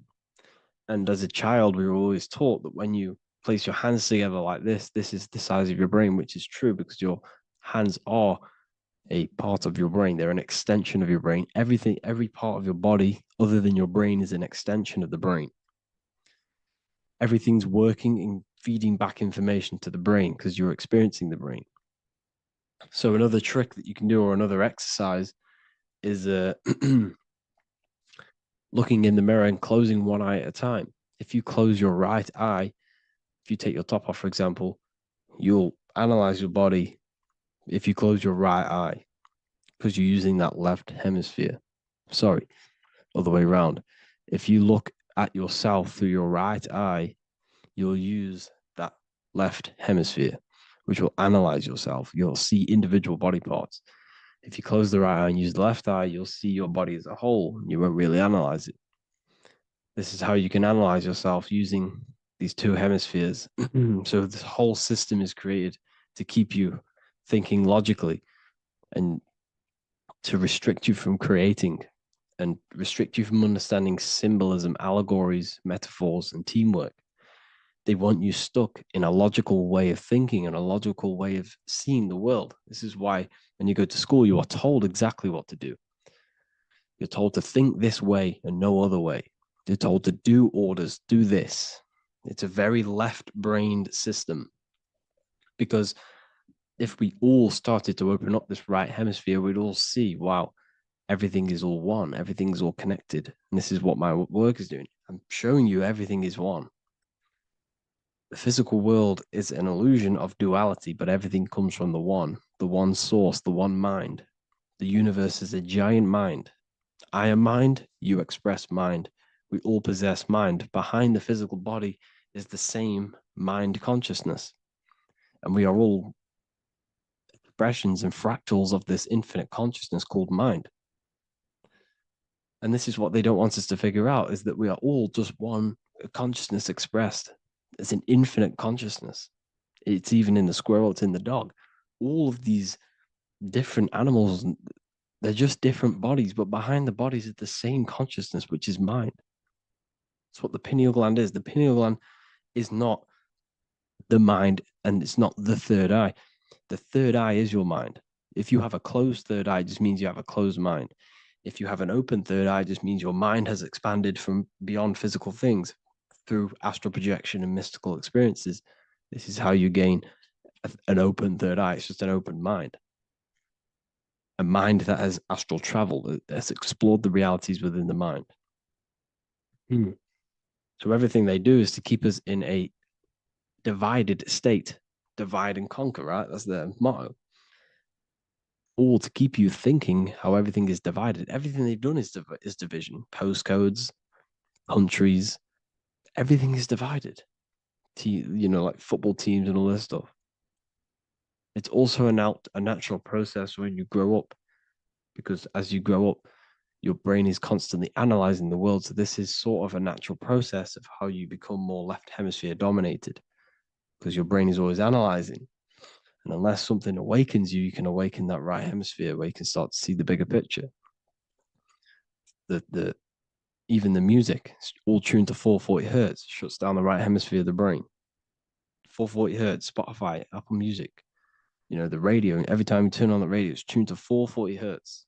This was specifically tuned. It never used to be tuned to this. It was in the 1950s. It was changed. The standard music tuning was changed to 440 hertz because it shuts down that right hemisphere of the brain. They don't want you thinking seeing the world in this way and perceiving things as one. And I'm going to show you. It tells you this in the Bible. Cast the net onto the right-hand side of the boat and you will find the fish. What was Jesus saying? This is, you see, people read the Bible and they don't understand it. If the Bible is not talking about you, then it has no meaning. The Bible, everything you read in the Bible is about you and how it can better your life. It occurs to you. So if Jesus says, cast the net onto the right-hand side of the boat, this is an allegory. The boat is your body. Cast the net. It's the awareness, the perception onto the right hemisphere of the brain, and you will find the fish. What's fish? What do fish do? They swim deep in the ocean. It represents the knowledge. Deep knowledge. Cast the net onto the right-hand side of the boat and you will find fish. You will find the wisdom. You'll gain understanding when you cast that your awareness into that right hemisphere. You will see that I am you and you are me. We are all one consciousness. You will see everything. You'll see that the trees are the same patterns as the nerves in your body. You'll see everything is connected. Everything is a fractal of the one infinite consciousness. And how many fish did they catch? 153. That adds up to 9. This is now numerology. The Bible's filled with numerology. Adds up to 9. What's 9? Human consciousness. It represents consciousness. You're in the womb for 9 months. Feminine. It's all about consciousness. And in Revelation 14, and I looked and behold, the Lamb standing on Mount Zion. That's the spines, the mountain. With him, 144,000. 144 adds up to 9. It represents consciousness on top of the spine. You see? And he had his name the name of his Father written on the forehead. What's the Father? The higher mind, the higher consciousness within you. Where is that? In the forehead, the pineal gland. The pineal gland is the radio receiver for the higher consciousness. Because every body part of the body has consciousness. Your heart has consciousness. Your gut has consciousness. You are thinking with these different consciousnesses. You think with the gut. You think with your penis. You are thinking with all these consciousness. And it's about raising your consciousness to the higher consciousness, which is the Father, the mind in the head. Don't think with the lower parts of the body because that is your animal nature. Think with the higher parts of the body. It's all representing consciousness. How to activate the right hemisphere of the brain? Well, it's all to do with non-verbal things. So music will activate the right hemisphere. Make sure it's tuned to the right frequency though, 432 hertz, 528 hertz. Any frequency that adds up to 3, 6, or 9 is good for you. Meditation, turning off the thoughts, and you raise yourself to the higher brain. Symbolism. Symbolism is all right hemisphered. Reading between lines, metaphors, determining the Bible, it's all right hemisphered. Seeing the bigger picture, it's reading between the lines. So tithing in the Bible. These people in the churches are giving 10% of their money to the church. It's nothing but a scam. What these people have done is they have externalized the Bible. They have taken the Bible and literalized it so that they can make a business out of it. So what they're doing is 1/10 of the produce of what it says in the Bible, 1/10 of the produce of the land, whether grain or fruit, is the Lord's and is holy. So what's that saying? The 10th of it's basically saying give the 10% to the Lord, to God. What does that mean? Well, what's the land and the fruit? This represents physical things, the physical things that you have. The 10th of the physical things that you have. What's that? That's your ego. All the physical things that you have is all to do with your ego. That's the lower self. The ego, what is the ego? It's the mind's perception of the physical self. You had no ego when you were a child. Okay, when you were a child, you had no ego. As you grew older, you created the ego. The ego is the full self. It's the echo. Ego, echo. It's the echo of the full self. So it's saying give the ego over. Take away the animal self. in that left hemisphere. That's all to do with the left hemisphere. That left hemisphere sees the ego. It sees individuality. It's divided. So it's saying, give that 10% of you over to the right hemisphere, the 90%. The 90% of you is in that right hemisphere, the higher self. Now, I'm not saying the left hemisphere is bad. Okay, I'm not saying that at all. But it sees it sees things divided. It's like I said, the left, the hands are manifestations of the brain. So when these Christians are praying, they're putting their hands together. What are they doing? They're syncing the brain hemispheres. What you're doing, because everything's an extension of your brain. So if you put your hands together, you're putting the two hemispheres together. And what's happening when you place the hands together? All the electricity in the body is now running in a circuit. So once you connect these two hands, the electrical energy is now running in a circuit, and energy can move around the body quicker and more efficiently. So when you pray, when these people are praying, they don't realize that they're engaging in ancient forms of meditation, of balancing the two hemispheres. So now we're talking about balancing the hemispheres, not the right hemisphere. This is what Israel is. Look at the symbol for Israel, the up triangle and the downward triangle. What's that?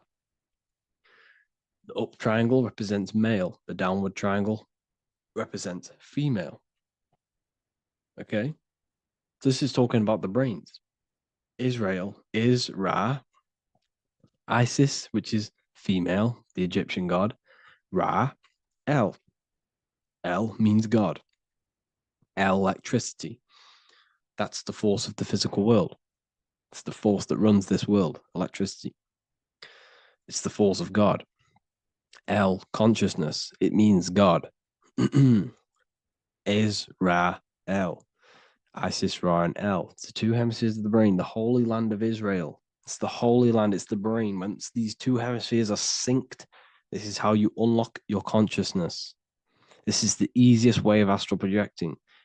Hemisphering, I forgot the word for it.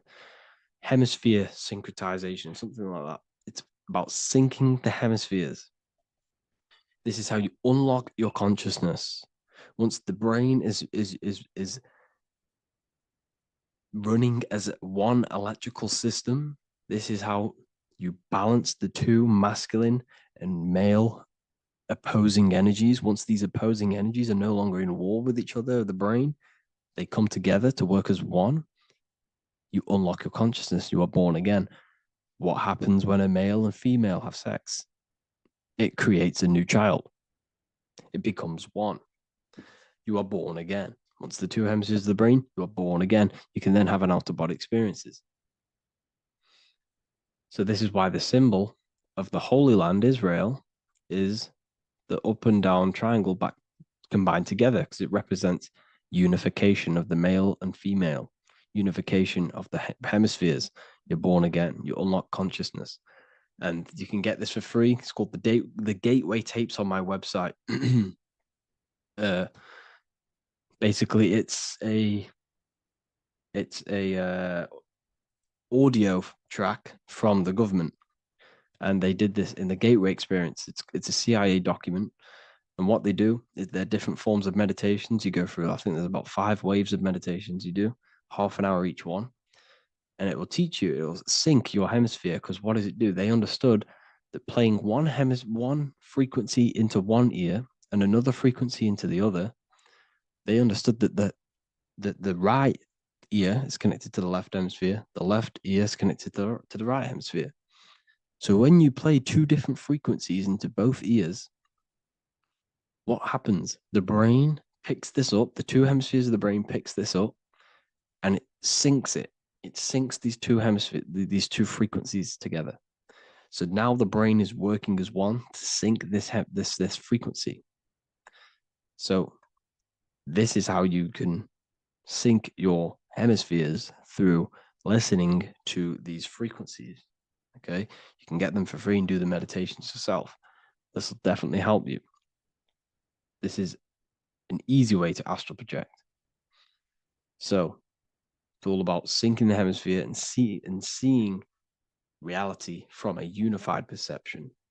We should all aim to get out of that left hemisphere. I'm not saying don't use it, but we should now start to see, we should now start to read between the lines of the Bible, read between the lines of the symbolism they're showing, study symbolism, study allegories and myths. What are they trying to tell us through these allegories? And, you know, this is how we start seeing things in a better way. Once we understand that we are all microcosms of an infinite consciousness, we can all come to one, because love is the unifying force of this infinite consciousness. We are all divided. We are all disconnected from our hearts. Once we all connect with our hearts and see that everything is one, we can all start to love and come together as one, because love is the unifying force of consciousness. So if you haven't already seen, I now have launched the Ethereal University. I will be doing lectures like this one, but even better, deeper, and even releasing knowledge that I can't talk about online as they are censored. I'll be doing lectures every single week. I'll be doing live calls every single week. You also gain access to my library, which is filled with over 45 occult books, filled with knowledge. Okay, I'll show you now. Plus, you get my book, The Book of Wisdom, PDF form, and the Human Health Guide, PDF form. You also get all of this stuff, the health section, Q&As, Ethereum meditations. We've got some celestial studies, cosmology, and numerology coming soon. You also get the brand new Manifestation Mastery course, plus the library. And there'll be new books, new lectures, new live calls every single week. Or you can get the Book of Wisdom, use the code WISDOM in all capital letters to gain 40% off. This sale will be ending very, very soon. So if you're watching this, be very quick to get yourself a physical version or a PDF of my book. You can get it in all these languages. Hope you enjoyed this video, people. I'll see you inside the Ethereal University, the real university. Have an amazing day.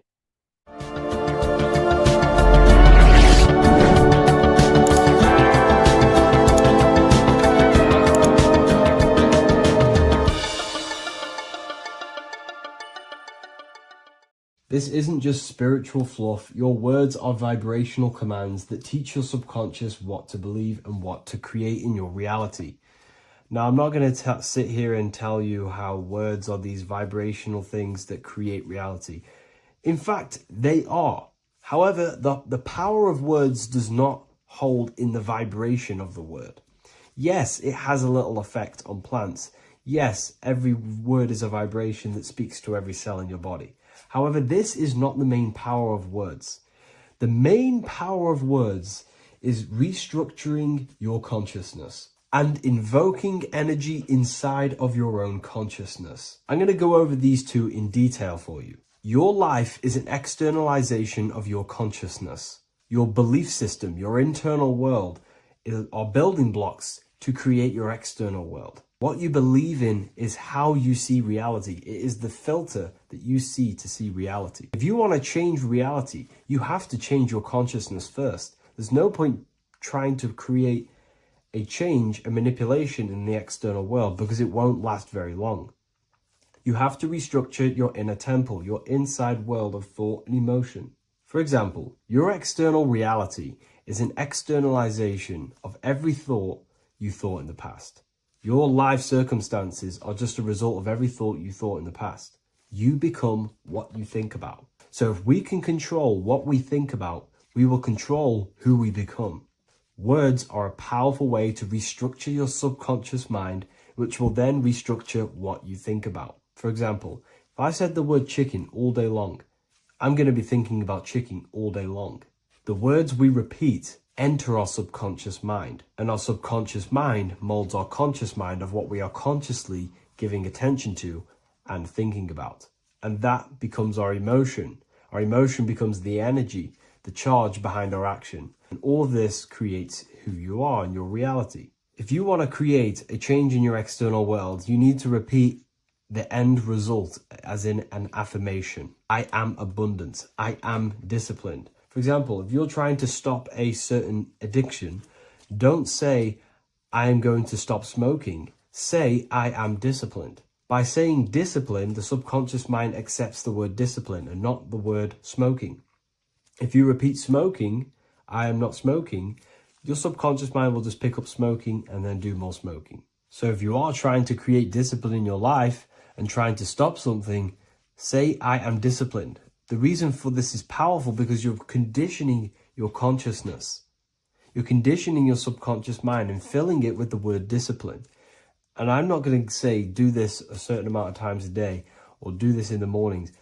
I want you to do this as much as possible. I did this as much as possible. Whenever I had free time, whenever I had a free minute, I would say these words either physically or mentally, just to condition your consciousness. Words are the most powerful way to restructure your belief system and restructure your inner world, which will then mirror in your outer world. Words are also a powerful way to invoke energy. This is why when you see these magic occult rituals, you see people chanting and doing these things. It's because if you slowly chant a word, you can actually invoke the emotion. There are three aspects of creation: thought, emotion, action. Emotion is energy in motion. By repeating a word over and over again, you can actually begin to invoke that energy, that emotion inside your heart. And you can start to feel the reality as if you are already living it. And this is just another powerful way to condition your consciousness to become a certain thing before you have it. This is what magic is. Magic is all to do with reprogramming the subconscious mind, aligning the subconscious with a certain belief or reality,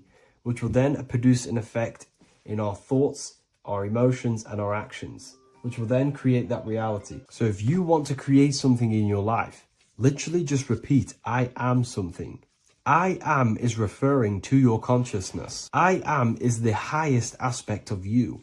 It is the true self. Whatever you condition your consciousness will be mirrored in your external reality. I am abundant will condition your consciousness to feel and believe you are abundant, which will then seep into your thinking. And then you will start to act more on this because you are thinking about it, which will then change your external reality. Words are vibration, and vibration is powerful. However, if you truly want to change your reality, you have to change your inner world of consciousness. And words are the best way to invoke feelings to become the reality you want. And words are the best way to condition your consciousness to a certain belief or a thought. And by doing this, you're actually creating a root cause. The cause is your consciousness, your mind, and you have to restructure the mind to create that reality. Words are a great way to restructure your consciousness and create reality. If you are struggling with the internal chaos, if you are struggling with emotional chaos, if you are struggling mastering your mind, or if you are isolated from your high intelligence, because intelligent people are not welcomed in our population today. I have created an amazing space, Ethereal University. Check it out. I'll leave all the links below. And I'll see you inside, where you can learn everything you could possibly imagine about occultism, esotericism. I'll see you inside. This one secret that is hidden and guarded within secret societies grants you profound power, which can fully transform your life and perspective on reality. Today, I'm going to reveal this one secret, which you probably already know, but never realized how deep it truly is. This has the power to change your life. It is the key to your potential. And if you stay with me, this power may be yours, and you could transform your life with this hidden secret that is guarded within secret societies and esoteric orders. And this secret is not really a secret, but something people overlook, that the universe is mental. Everything we experience and interact with and perceive originates within the mind.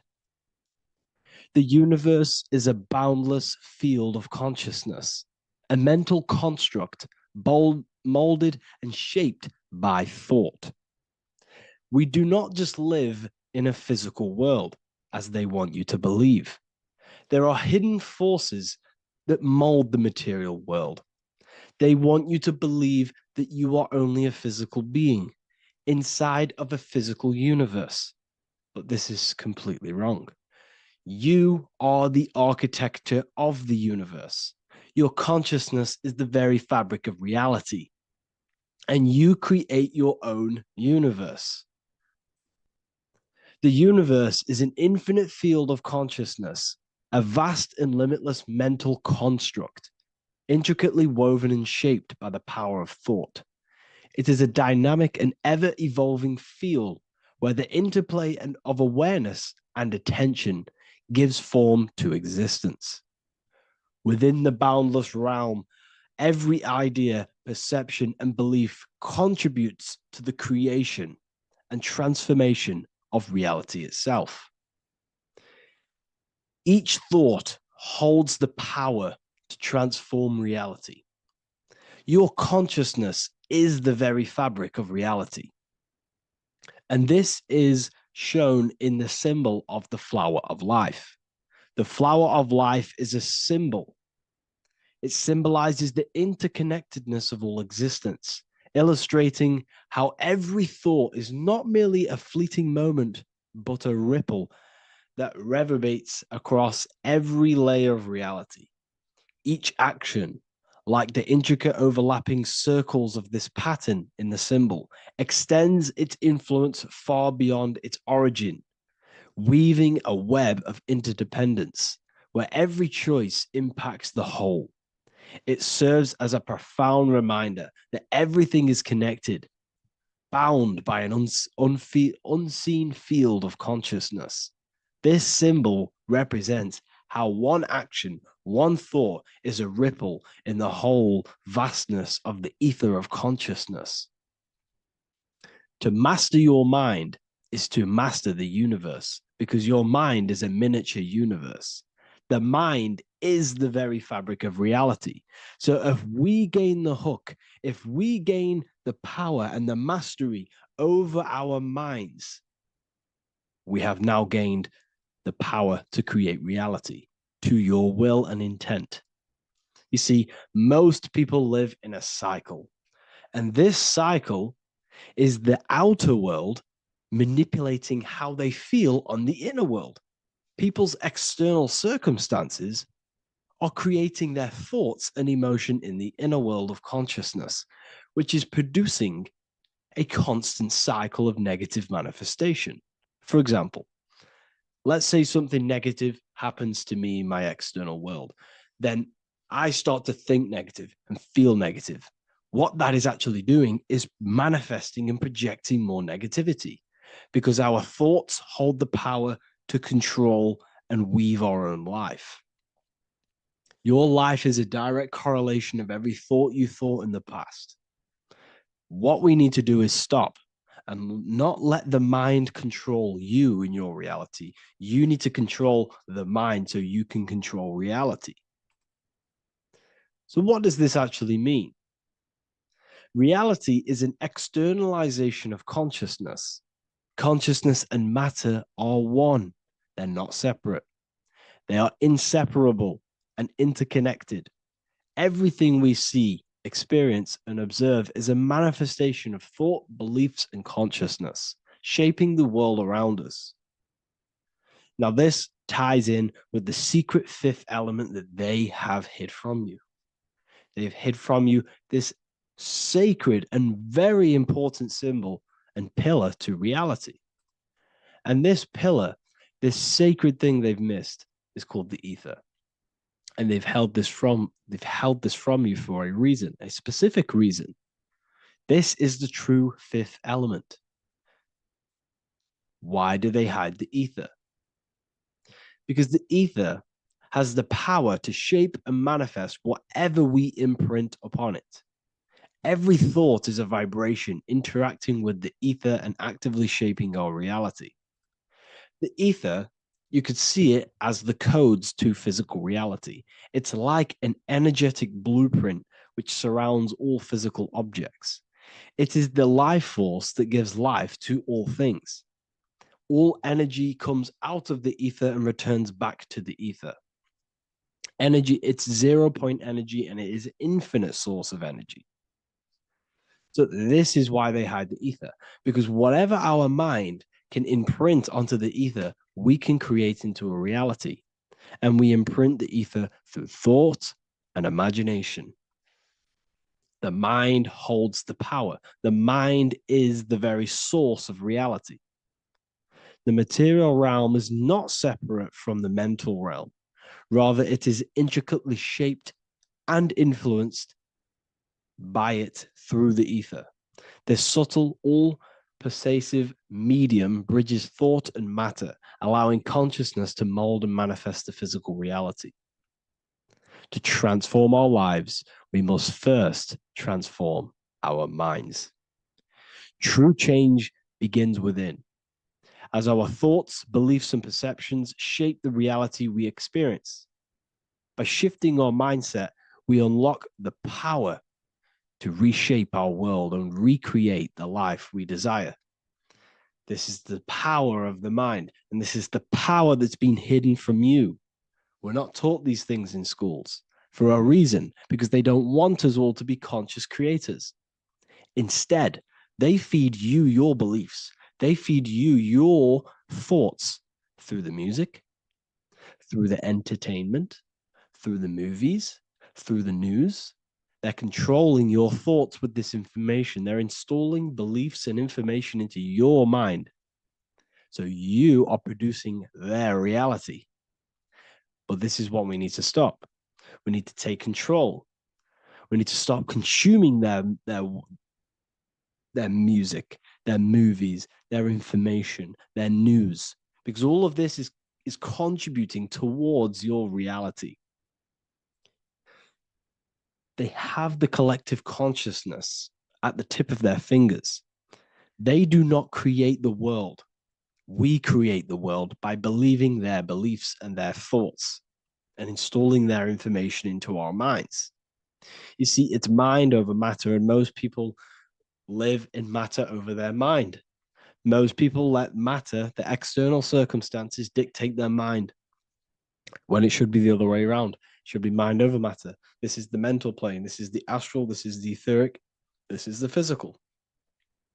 The mind holds power over the emotions, over the imagination, over the physical, and over our spirit. It holds power over everything. It's mind over matter.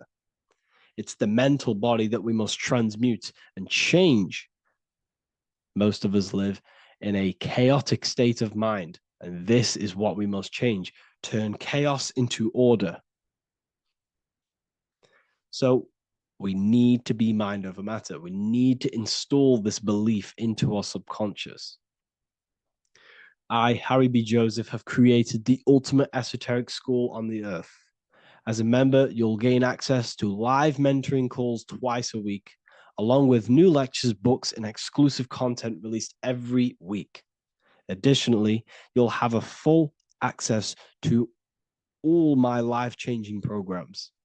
If you're ready to transform your life and start your journey today with me, join Ethereal University.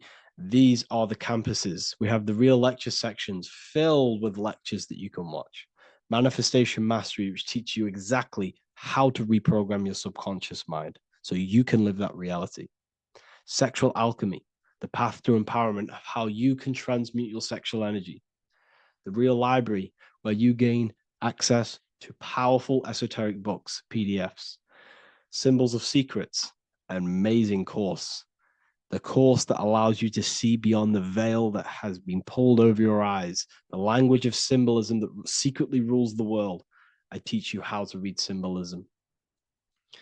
Esoteric Exchange, live calls. You get to rewatch all of the old live calls. Mindwave Hub, this is a place of binaural beats where you can listen to infinite amounts of binaural beats. So you can meditate to them. Meditation section, numerology, health section, and electromagnetism. This is a life-changing place. And if you are serious, we only accept serious about changing your life and studying the occult and esoteric, this is the place for you. I've been there. I've been on YouTube looking around for valuable information, trying to find good accounts, good channels. It's very hard. I had to go through years of trying to find good information on YouTube. But what I've done is, instead of you searching around everywhere for bits of information and connecting the dots, I've put it all into one big place. You get your binaural beats, you get all the programs you need to walk the path of enlightenment to transform your life. I will connect with you on the inside, and I hope this lesson, this lecture, you gained some information, you gained some power from it. Please like and comment, or don't. It's up to you. If you have any reviews, if you have any ideas of lectures that you know, if you don't understand certain things, make sure to leave a comment, and I can make a lecture about it. I can make a video about it for sure. I don't mind taking recommendations for videos. So I thank you all, people. Have an amazing day. Matthew 21:1, Jesus went into the temple of God. Corinthians 3:16, do you not know that you are the temple of God? Now, what is this telling you? That God is within you. Hence why in Luke 21:12 it tells you the kingdom of God is within you. And the side of your head region is called a temple for a reason.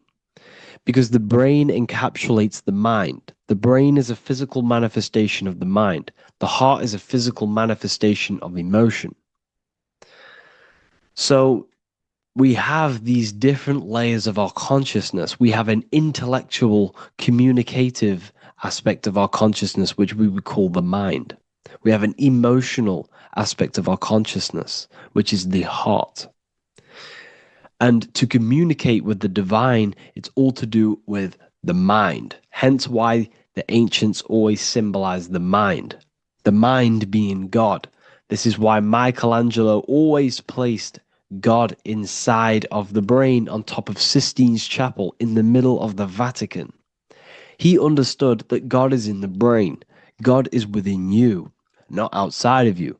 The church tells you that God is in the sky because they are creating a externalization of the truth to create a business and a distraction so that you don't find the divinity within you, so that you don't find your power.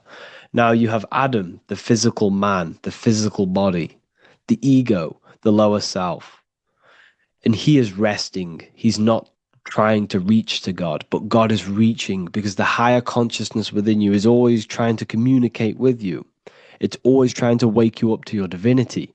But the lower mind, the lower self, Adam, the physical self, is always in ignorance of truth, always in ignorance, and stays in a materialistic way of thinking, which is the lower animal self.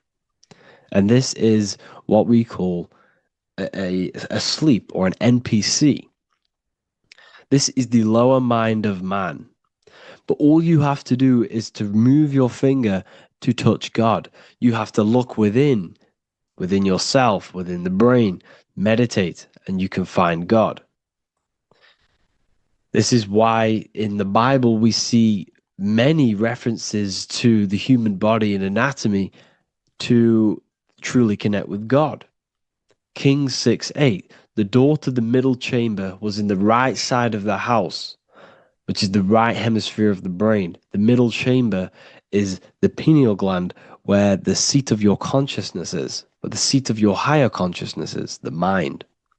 And they went up the winding stairs, which is your spinal column, into the middle chamber, and out of the middle chamber into the third. So they went up the winding stairs. This represents raising your consciousness up the winding stairs. Your spinal column acts as a stairway of consciousness.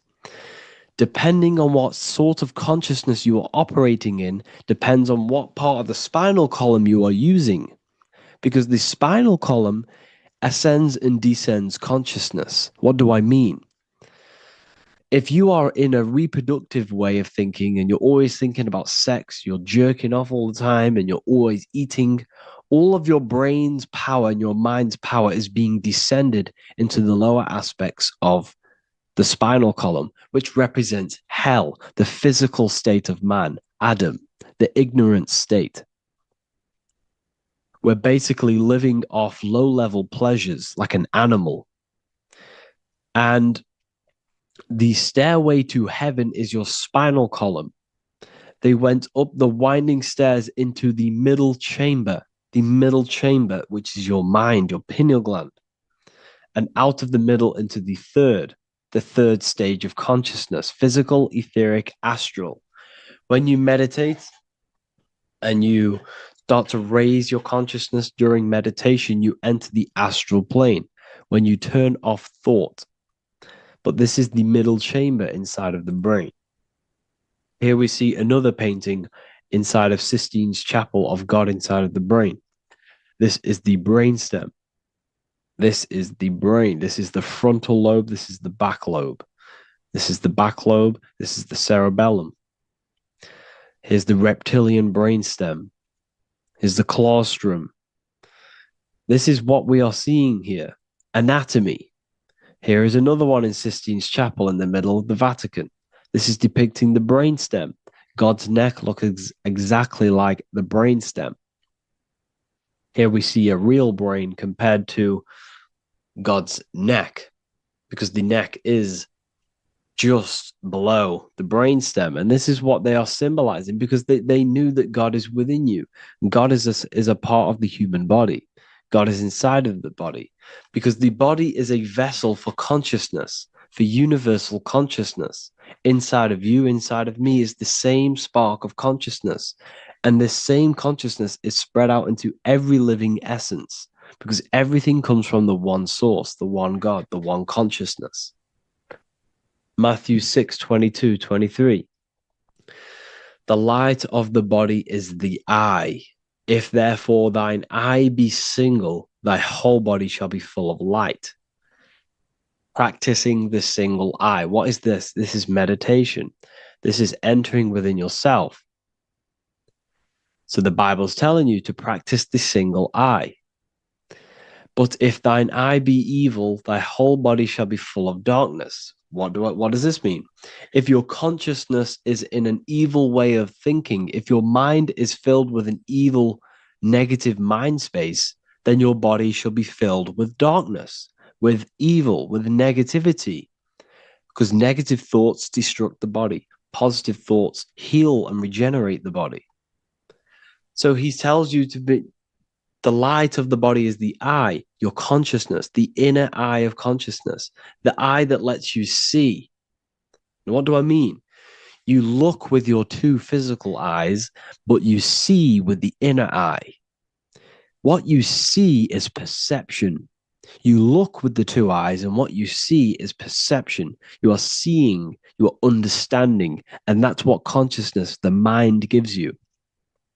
Consciousness, or the mind, is the force that allows you to be a human being, that allows you to understand things and interact with things and make decisions. It's an infinite intelligence. See, the mind is not the brain. This is a big confusion with people. Hence why the eye on top of the pyramid is separate from the bottom half of the pyramid, because the consciousness is separate from the body, the eye, the all-seeing eye. It represents the observer, the eye that sees into this body, into this world, into this. You are the perceiver. You are the invisible spirit within the body. Theologians 4:17. After that, we are still alive, and our left will be caught up together with them in the clouds to meet the Lord in the air. You don't meet the Lord in the physical air. Okay? This symbolism of the ancient Christian artwork is showing you this is symbolic. These things never happened. There's no man in the sky. Moses didn't go on a mountain to meet with God. The air represents the mind. This is why you say you're an airhead when someone's very stupid. Earth is your body. Water is your emotions. Fire is your spirit. Air is your mind, the invisible mind. So Anton Mengs, an ancient Christian art worker, is showing you anatomy of God in the clouds. But this is the anatomy of the human body. Raising yourself to the mind and turning the mind inwards on itself during meditation. And that's how you meet the Lord in the air. You meet the Lord in an elevated state of consciousness. The air represents an elevated state of consciousness because the air is up. You have to raise your consciousness to meet the Lord in the air. This is why Moses went on a mountain to meet with God. The mountain represents elevation, elevation of consciousness, raising the mind up the spinal column, taking all of the mind's attention away from the reproduction and the physical aspects of self and raising it to the brain and turning off the brain and going inward into the air. It's talking about raising consciousness. It's allegorical, it's a spiritual, metaphorical text. The side of your head's called a temple because inside that where that temple is, right in the middle of where you call the temple, is the inner chamber, the open room, the holies of holies in the Bible, or the land flowing with milk and honey, or Mount Zion. There's so many different names for the brain, or the upper room where Jesus meets his 12 disciples, the 12 cranial nerves in your brain. This is the temple of God. Your body is a temple of consciousness. It encapsulates the consciousness. It encapsulates the mind and soul. John 10:30, Jesus states, I and the Father are one. Psalms 46:10, be still and know that I am God. He's talking about the I am within you, not within Jesus. Everyone refers to ourselves as I. I am God. When you say I, you're referring to the highest aspect of yourself, the aspect that is above all thought, above all emotion, and above all things. When you say I, you're referring to your pure awareness, your pure consciousness, the highest aspect of yourself.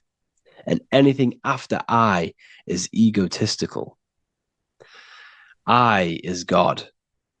The letter I is the Roman numerals for one, because there is one God, one consciousness. The letter I is one line, just like the number one. Matthew 6:3-4, take no thought. Therefore, take no thought. Take no thought. He says this 5 times because you must turn off the 5 senses and take no thought to connect with God. Be still. This is telling you to meditate and know that I am God. The I am within you. I and the Father are one. I and God are one. You, who you think you are, is a completely wrong. The body is matter.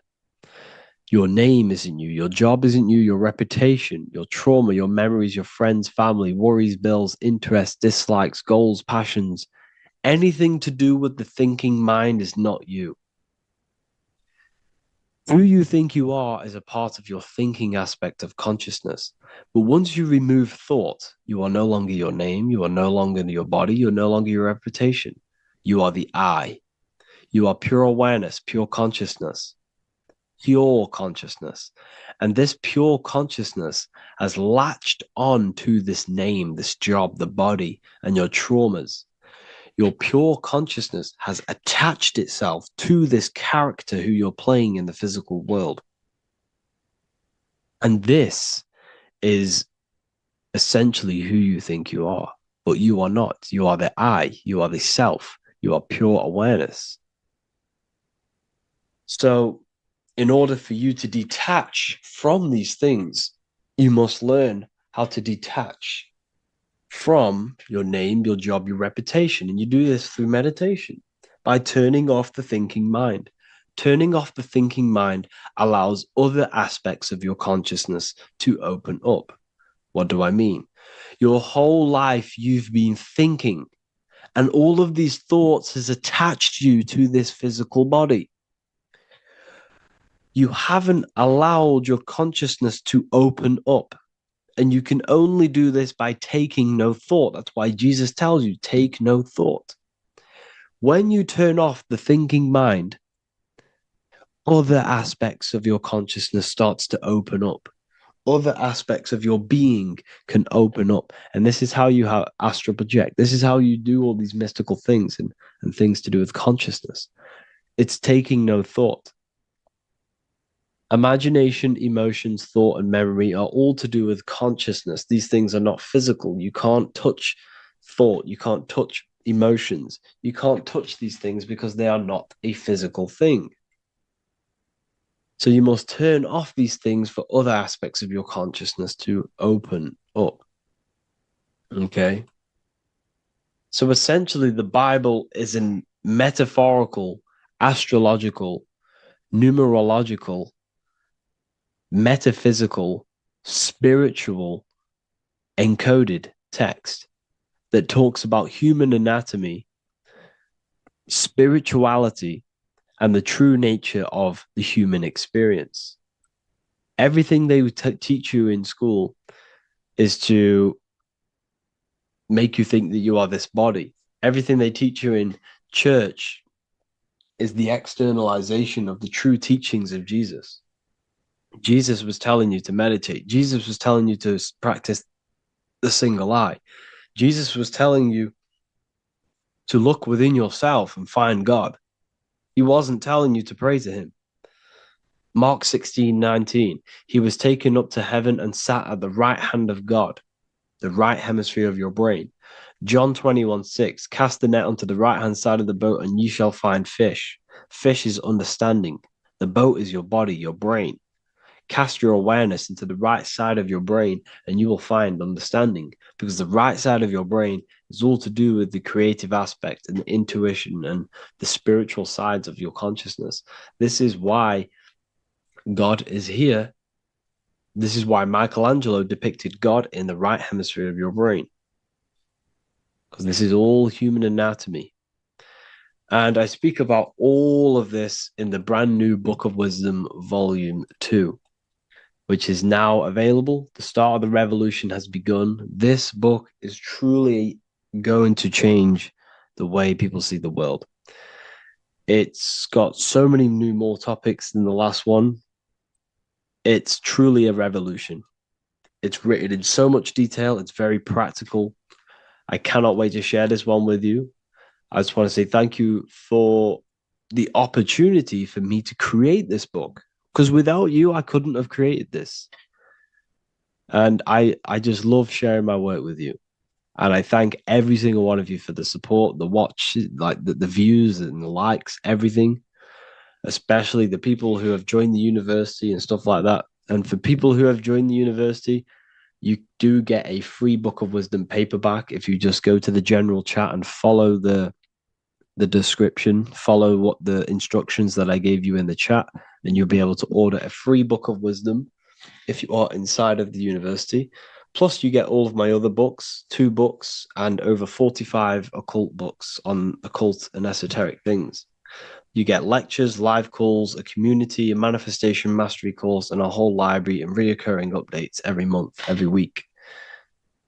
So yeah, I hope you all enjoyed this video. Thank you all. Please leave a comment to help the algorithm, and leave a comment on what videos I should make. And yeah, I'll get to uploading on the YouTube a lot more now. The second book is now released. I have a lot more time on my hands. No longer using my energy to create the book. I'm now going to redirect this mental energy into the YouTube. So there will be a lot more content coming. So I need some content ideas. So feel free to comment some ideas, some YouTube videos that I can create. Thank you all, people. Have an amazing day.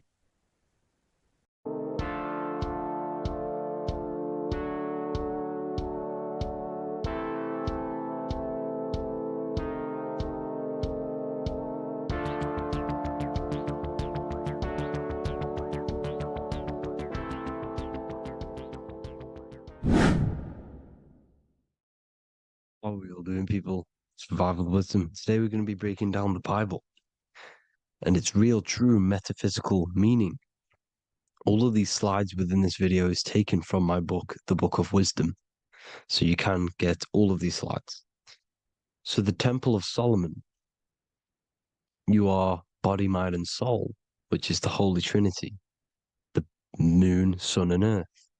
The sun is your soul because the sun is its infinite source of energy. It is its own source of energy. And that is what your soul is. It's its own source of energy. The moon is mind. This is why you call people a lunatic. You're a lunatic. Luna means the moon. And inside of your mind, you have a specific mood. Mood is moon. And mind in German is Mond. And the word Mond means moon. And Earth is your physical body because your body contains of the four elements, the four physical elements. Well, the temple of Solomon is the temple of the soul and the mon, the soul and the mon, the soul and the mind. And it's the temple of the Holy Spirit in the Bible. Everything leads back to one singular point in the center of the brain. The brain is not the mind. It's mind over matter. Okay? The brain is the physical manifestation of the mind. The brain is the electrical computer which decodes the light waves given to it by the mind. This is why everything in the body leads back to one singular point. And we'll go over this in a minute. But this is controlling the physical body. This is the within.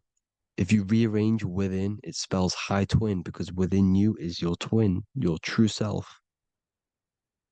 And it's just an entity in the center of the mind. And if you shut your eyes, you can feel it. Your awareness is in the center of the brain. So there's just an empty chamber in the center of the two cherubs, the two brains. They are two separate brains. They're two hemispheres. And the empty chamber, when scientists chop it up and see it's just an empty chamber, well, because you can't see in that plane of reality, you cannot see the mind. You cannot see thoughts. It is invisible to the human eyes, to the visible light spectrum, to the two eyes.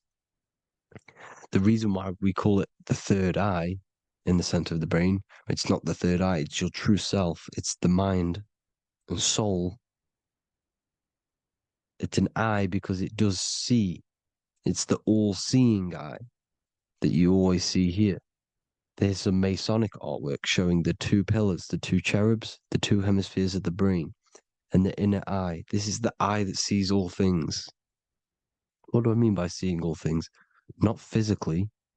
It sees the mind. It's what, because your soul is watching the mind. You can observe the mind. You are not the mind. And if you meditate deeply enough, you can go beyond the mind. It's the all-seeing eye. It sees the mind. It sees what emotions you're feeling. It sees what you're thinking. It sees what you're seeing with the two eyes. It's the all-seeing eye. It sees all things. It's omnipresent. It's everywhere. Because the mind can be anywhere. The mind can switch itself into any place it wants. There is no limitations with the mind. So there is two hemispheres in the brain. And in the Bible, there is a quote saying the most holy place between the two cherubs. The two cherubs is the two hemispheres of the brain, and the most holy place is between them, which is what the Masonic artwork is showing. This is the all-seeing eye, the soul and the mind in the center of the brain. And you will not see this with the two eyes. So when scientists come to seeing the empty chamber in the center of the brain, they wonder because they do not understand the occult side of the world. They do not understand the layers of reality. How the two eyes, everything physical comes from the unseen. Everything seen comes from the unseen. Now, the two hemispheres of the brain play a major role in our lives. The right hemisphere is the artist. The left hemisphere is the scientist. The right hemisphere controls the left side of the body. The left hemisphere controls the right side. So there's a crossover. Now, the right hemisphere is to do with your feminine energy, creativity, unification, metaphors, visualization, intuition. The left hemisphere is to do with sequencing, facts, materialistic details, language, and logic. So they keep us normally trapped within the male aspect of our mind, which is the left hemisphere. You know, if you listen to Spotify, Apple Music, and radio, they're all tuned to 440 hertz, which shuts down the right side of the brain, makes you left brain dominant. And we learn, well, 90% of people learn to write with their right hand. They're taught to learn with their right hand, which is to do with the left brain. You see, so we are being trapped within this left side of the brain, which is all to do with logic, thinking logical, not creative. You know, very analytic. But the right side of the brain is to do with your creativity. So the right side of the brain is perceiving reality as a holistic perception. Now, what do I mean? If you're riding through a woods, for example, if you're riding through a woods, your right hemisphere is seeing the whole woods as one unified woods. The left hemisphere's job is to break down the perception given to it by the right hemisphere and break it down into individual trees. So what am I saying? The right hemisphere is seeing humans and everything in creation as one unified consciousness. The left hemisphere is seeing individual egos. This is why the left hemisphere is the place of the ego, the right hemisphere is to do with the higher self. They're both needed, though. I'm not saying one's better than the other. It's balance. Now, they don't want you to see the unified picture, perception of creation. They want you to think everything is individual, everything doesn't come from the one, because all things come from the one. And we experience the two in this reality, dualism. In order to understand the one, we have to experience the two to advance. So, anyways, let's get away from the two hemispheres. The right hemisphere, like I said, is to do with the higher self. And this is why in John 21:6, it says, cast the net onto the right-hand side of the boat and you will find fish. Meaning, cast your energy, cast your perception into the right hemisphere of the brain, and you will find God, unification, and higher self. You will see things from a unified perspective. How we are all one. Because we are all the same consciousness. The same spark that is in me is in you. This is why I am you and you are me. We are all the all-seeing eyes of God, just split up into individual bodies. We are all made up of the same essence, consciousness. And that consciousness, that mind and soul, is in the center of the brain. You are just in different avatars. And until we see this, we'll forever be divided and conquered. Until we figure this out as a collective consciousness, we will forever be divided and conquered and ruled over. This is why the Bible says, ye are gods.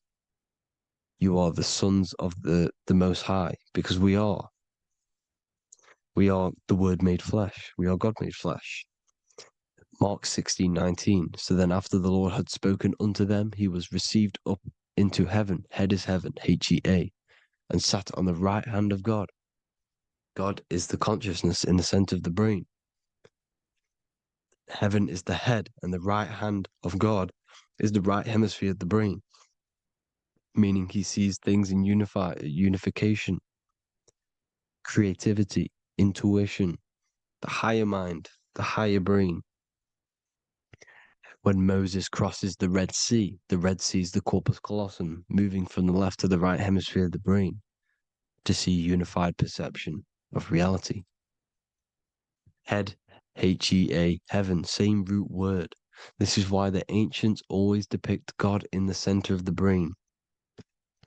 Here you see ancient Christian artwork showing God in the center of the brain, the light. Here you see it here. Here you see Ganesh, an Indian god, which is the brain. Here you see the Father, the Son, and the Holy Spirit in the dome, the brain. This is the brain, because you are God made flesh. That's what consciousness is. The upper room where Jesus meets the 12 disciples. It's the upper brain on the upper room. The upper room is the chamber, the empty chamber in the center of the brain. That's the room. And the 12 disciples are the 12 cranial nerves in the brain, which pretty much rule the body, all the cranial nerves.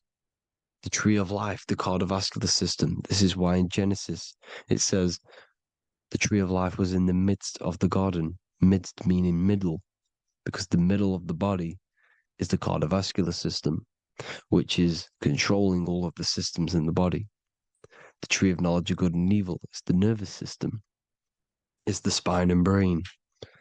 This is what's detecting good and evil. The brain is the electrical computer with the left and the right hemisphere, decoding the dualistic world, decoding the light waves given to it by the external world. It is an electromagnetic computer. It is artificial intelligence. It is very intelligent, the brain and the nervous system, the human body as a whole. But the tree of knowledge of good and evil is the nervous system, because it is the tree that detects good and evil, makes you learn good and evil in this dualistic reality. Here you see Adam and Eve around the tree of knowledge of good and evil. Adam and Eve, male and female energies, with the serpent in the tree, and the tree of knowledge of good and evil. Well, this is the spine, the brain, and the serpent is the kundalini of the spine. The serpent is the S.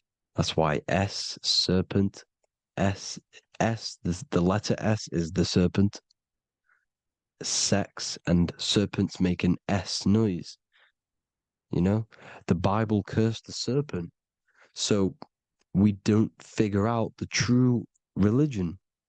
The true religion is raising the kundalini and becoming God-man and reaching our higher states, our true God self. Because once the kundalini is saved and hits the pineal gland, it activates 100% of the brain when we're only using around 20 to 10% as of right now without the kundalini awakening. So when you use it, you're activating 100% of the brain. You're activating all the dormant brain cells. You're regenerating the body. And this is the serpent in the tree of knowledge of good and evil. This is the spine, brain. This is Adam, Eve, the male and female energies. The light of the body is the eye. Therefore, if thine eye be single, thy whole body should be full of light. Matthew 6:22. This is the single eye in the center of the brain. It is not the pineal gland. It is what's inside the pineal gland.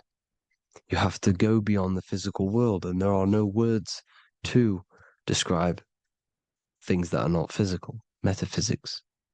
And the whole body should be full of light. Well, this light is the same pyramid that you see. You are the pyramid with the all-seeing eye on top. This is why the ancients built the pyramids with the stairs in the middle symbolizing the spine, because once you open all the chakras and balance them and raise the kundalini, you activate all of the brain, which gives enlightenment. The word enlight in ment. Ment means mind, light in the mind. Enlighten the mind. And this is enlightenment. We are the temple. And Jacob called the name of the place Peniel, for I have seen God face to face. Within spells high twin. Within you is the God self, which you need to manifest into the external world. And he's seen God in Peniel, the consciousness. He's seen his true self, consciousness in the pineal gland. Genesis 28:10, Jacob's ladder. Jacob, he took a rock there and laid his head on it to sleep. Jacob had a dream. He dreamed there was a ladder that was on the ground and reached up into heaven. Head is heaven.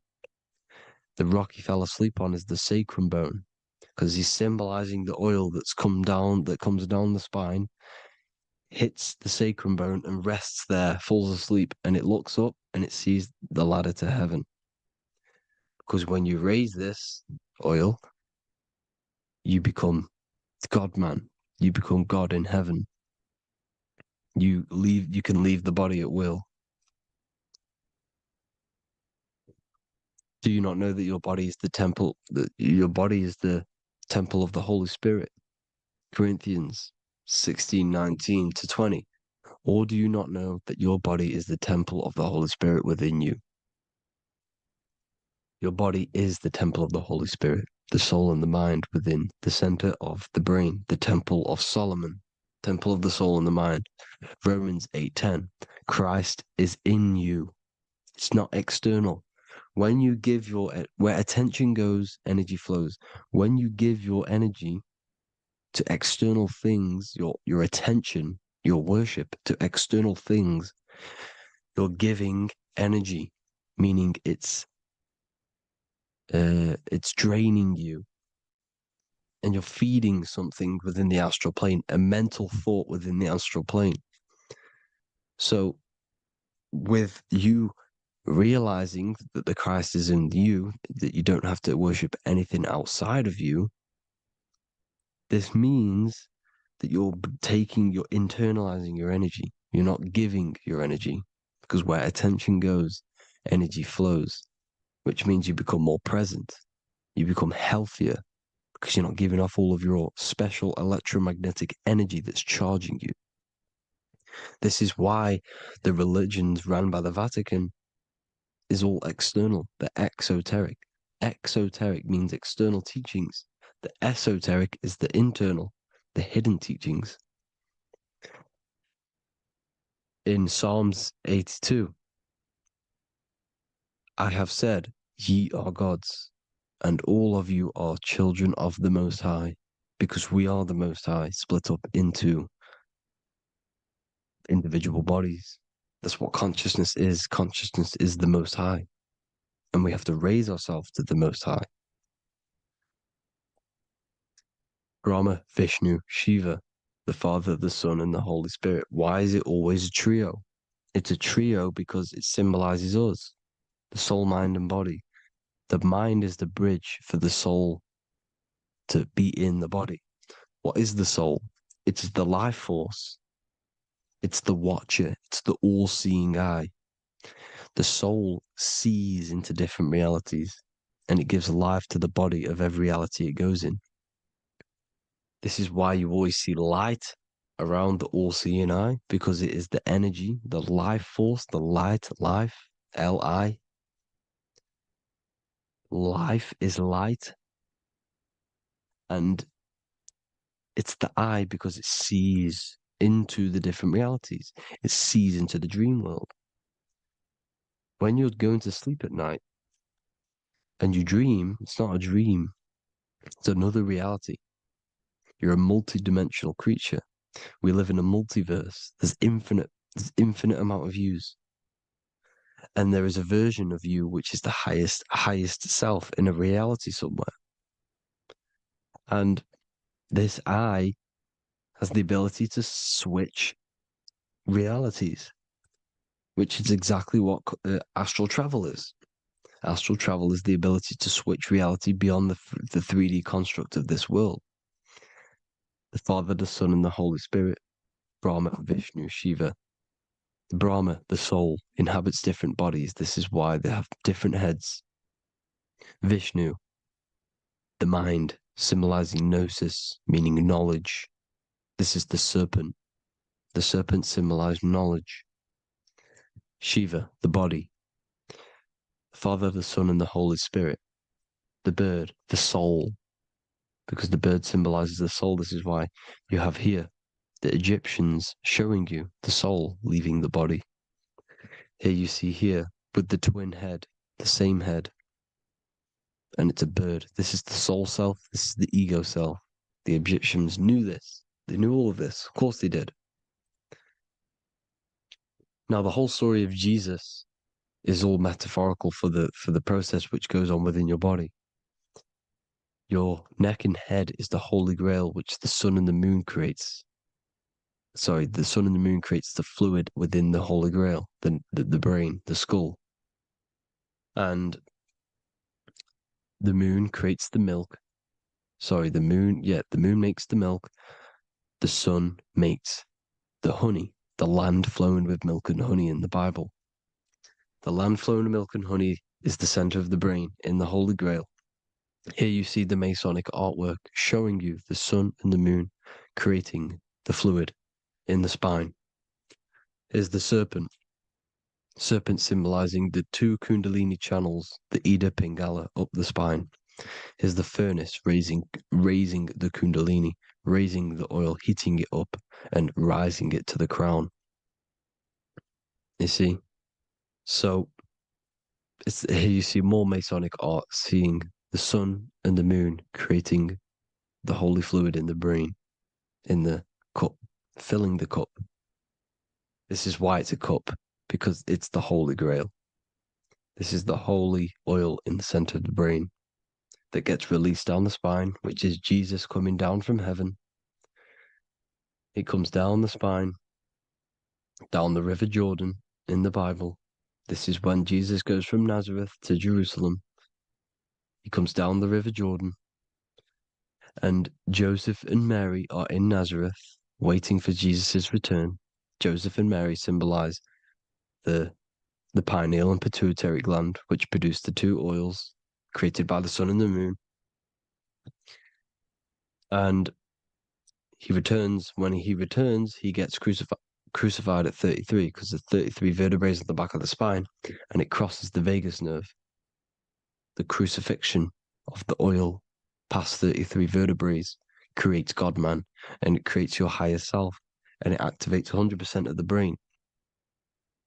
And you turn into spirit, you turn to your spirit self. This is why Jesus dies. He didn't physically die, it metaphorically dies, and becomes his higher self. The ego self is left behind. It's the same with the whole story of Jesus. Jesus comes down from heaven, which is the oil. He dies in a cave for 3 days, which is the oil hitting the cave. Here's the cave. And resurrects after 3 days. If you resurrect the oil, comes up and gets crucified at 33 in Golgotha. Golgotha translates to a place in the skull. The three wise men from the east. Well, if you look at the Masonic artwork, they'll always show you a ladder up to the east. Okay? Here you see north, south, west. This would be east. Here you see east here. East here. The ladder up to the east. The east is the top, up. Three wise men from the east. The thalamus, pituitary, and pineal gland in the center of the brain. The most important glands in the body. Here you see the Egyptians with the spine, the sun, and the two hemispheres of the brain. What did I say at the beginning? The sun is the soul. The sun is its own source of energy. It's the life force, which gives life to anything it inhabits. The soul is the same thing. That's why sun and soul mean the same thing. So, what I'm saying is consciousness is God. And this is why when it refers to as God in the Bible, means your higher self, pretty much. And returning back to this higher self, because God is something that you need to manifest. Consciousness is God, and your body is a reflection of the creation by God. This is why everything in the body corresponds with the stars. The stars rule the body. We are an image of the stars. This body is an image of the whole of creation. Aries rules the head. This is the cerebrum, the ram in the brain. Here's the ram, Aries. And we have something called the cerebrum, Aries, the ram. This is the Lamb of God moving to the higher mind. Taurus, which is the lower brain and neck, the cerebellum, the bull Taurus, the lower mind, and the cerebrum and the cerebellum, the ram and the bull, is what makes you ramble on. Ramble meaning walking. The higher mind and the lower mind working together makes the body ramble. Ramble is what makes you walk along. Thank you to Santos Bonacci. Gemini, the two twins, rules the two arms, the hands, and the lungs. These are the two twins of the body. Sagittarius, the horse, which rules the hips. Hips means hippo. Hippo means horse. Hippopotamus means water horse. Hippo means horse, and this is why we call them hips, because horses have massive hips. Capricorn, the kneecaps. Pisces, the two fish, the 2 feet. Then they make us swim. We are an image of the stars, people. Well, the body is anyway. Consciousness is God, and the body is the image of the whole of creation. It's a reflection of the whole creation, as above, so below. 12 systems in the body, 12 cranial nerves for the 12 constellations, 12 cell salts. The body's made out of 12 cell salts. So, this is where it gets kind of deep. This is where we get deep. And he said Jesus was known as the fisher of man. And fisher of man, meaning man does not mean man as in the male. Man means mind. He's the fisher of minds. So the Bible is not patriarchal. It's not patriarchal. Man just means mind, pretty much. So the fisher of mind, man, because he was fishing minds out of this reality into the higher realities. He was teaching people how to leave the body when he walks on water. Walking on water is the physical, etheric, astral, and mental. These are the different planes of reality. The ether is the either, because the ether is the substance that's on either side, astral and physical. It's the 5th element, is ether. And the 5th element is the water. The same water at the beginning of the Bible when it says, let the firmament divide from the waters above from below. The water symbolizes the ether. It's the base of all physical matter. And the ether symbolized is known as the water. So when you're walking on water, you're walking on the ether, meaning you're leaving the physical body. So when Jesus walks on water and he's teaching Paul to walk on water, Paul becomes scared and falls back into the water. Well, when you astral travel and you become scared when you're projecting, you'll fall back into your body. So he's pretty much saying walking on water is leaving the body, and walking on the ether, because the ether is the veil between the astral, and that's what devil means. Devil has the word veil in it, because the devil is trapping you between one veil, which is this world. They're trapping you in this world, this thin layer of reality. Your dreams are different veils. The ether, the astral, the mental are different veils. Devil is deveil. Deveil. You need to escape being stuck in one reality and live in between realities. And this is when you truly become a multi-dimensional being, because your soul is just the eye. That's what you are. You're just an eye, and you see into different worlds. And it also, when Jesus means the fisher of man, the fisher of minds, he is. I truly believe, because of my research, that there is other worlds. It's not just this one. There's higher worlds. There's an infinite amount of you, and you've been in them dreams. You call dreams. Them dreams are other realities that you are in. That's why when you're there, you don't feel like you're in a dream. You feel like it's 100% real, because it is real. So this is why the ancients always depicted the many different heads, because there's many different versions of you. And this I, the soul, the watcher, is switching itself into different bodies at all times. Well, when you sleep, when you astral project. And this is what the ancients were doing. They understood the multiverse. and they could switch bodies at will. And this is what the 7 seals are in the Bible, also known as the 7 chakras. These are literally portals within us to these different worlds. We're in the heart at the moment. Earth, rearranged, spells heart, meaning middle. This is where good and evil exist. It's the middle point, the midpoint of realities. So, I hope you all enjoyed the video. All of this knowledge that I've give you in this video is inside of my book, the Book of Wisdom. The Book of Wisdom gets updated every single month with new pages. It's a one-time payment for a lifetime worth of research and knowledge by me. So if you do want to get it, the link will be in the description. But I hope you will gain some amazing insight. Please like, comment, and share to help the algorithm, and drop a subscription. And for more lectures, every 2 days, I drop lectures and knowledge within the Patreon. If you want to support the channel, join the Patreon. Everything's in the description because we are not monetized on YouTube. Thank you all.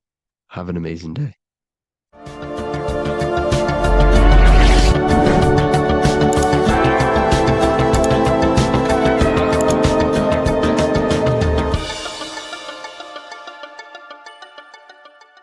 Religions were made to hide the truth about yourself, God, and the universe. You see, religion teaches there is a God separate from you. He created the universe separate from himself. They did this to truly disconnect you from consciousness, from God, and from yourself. Now let me explain. It's going to be very difficult to understand this from a left hemisphere dominated perception. The left hemisphere sees everything individual. The right hemisphere sees the whole. For example, if you're walking through a woods, the left hemisphere sees individual trees, leaves, twigs, and branches. The right hemisphere sees the interconnectedness of the whole woods. We've been trained our whole life to be trapped in the left hemisphere, to think logically, scientifically, with evidence. This way of thinking traps you in illusion, division, and separateness from everything. Plus, in science, they teach you the universe exists outside of you. You exist in a universe, and the universe exists whether you exist or not. This is completely false. You are the universe experiencing itself. There is only one person in the universe. There is only one awareness in the universe, and that is God. That is your consciousness. Not your name, your job, your reputation, your thoughts, your beliefs. That is not God. God is the infinite awareness that you are, the alertness, the essence of life. You are an individual. You have a dual nature, an inner world, consciousness, and an outer world, this physical body. The inner world is the immortal consciousness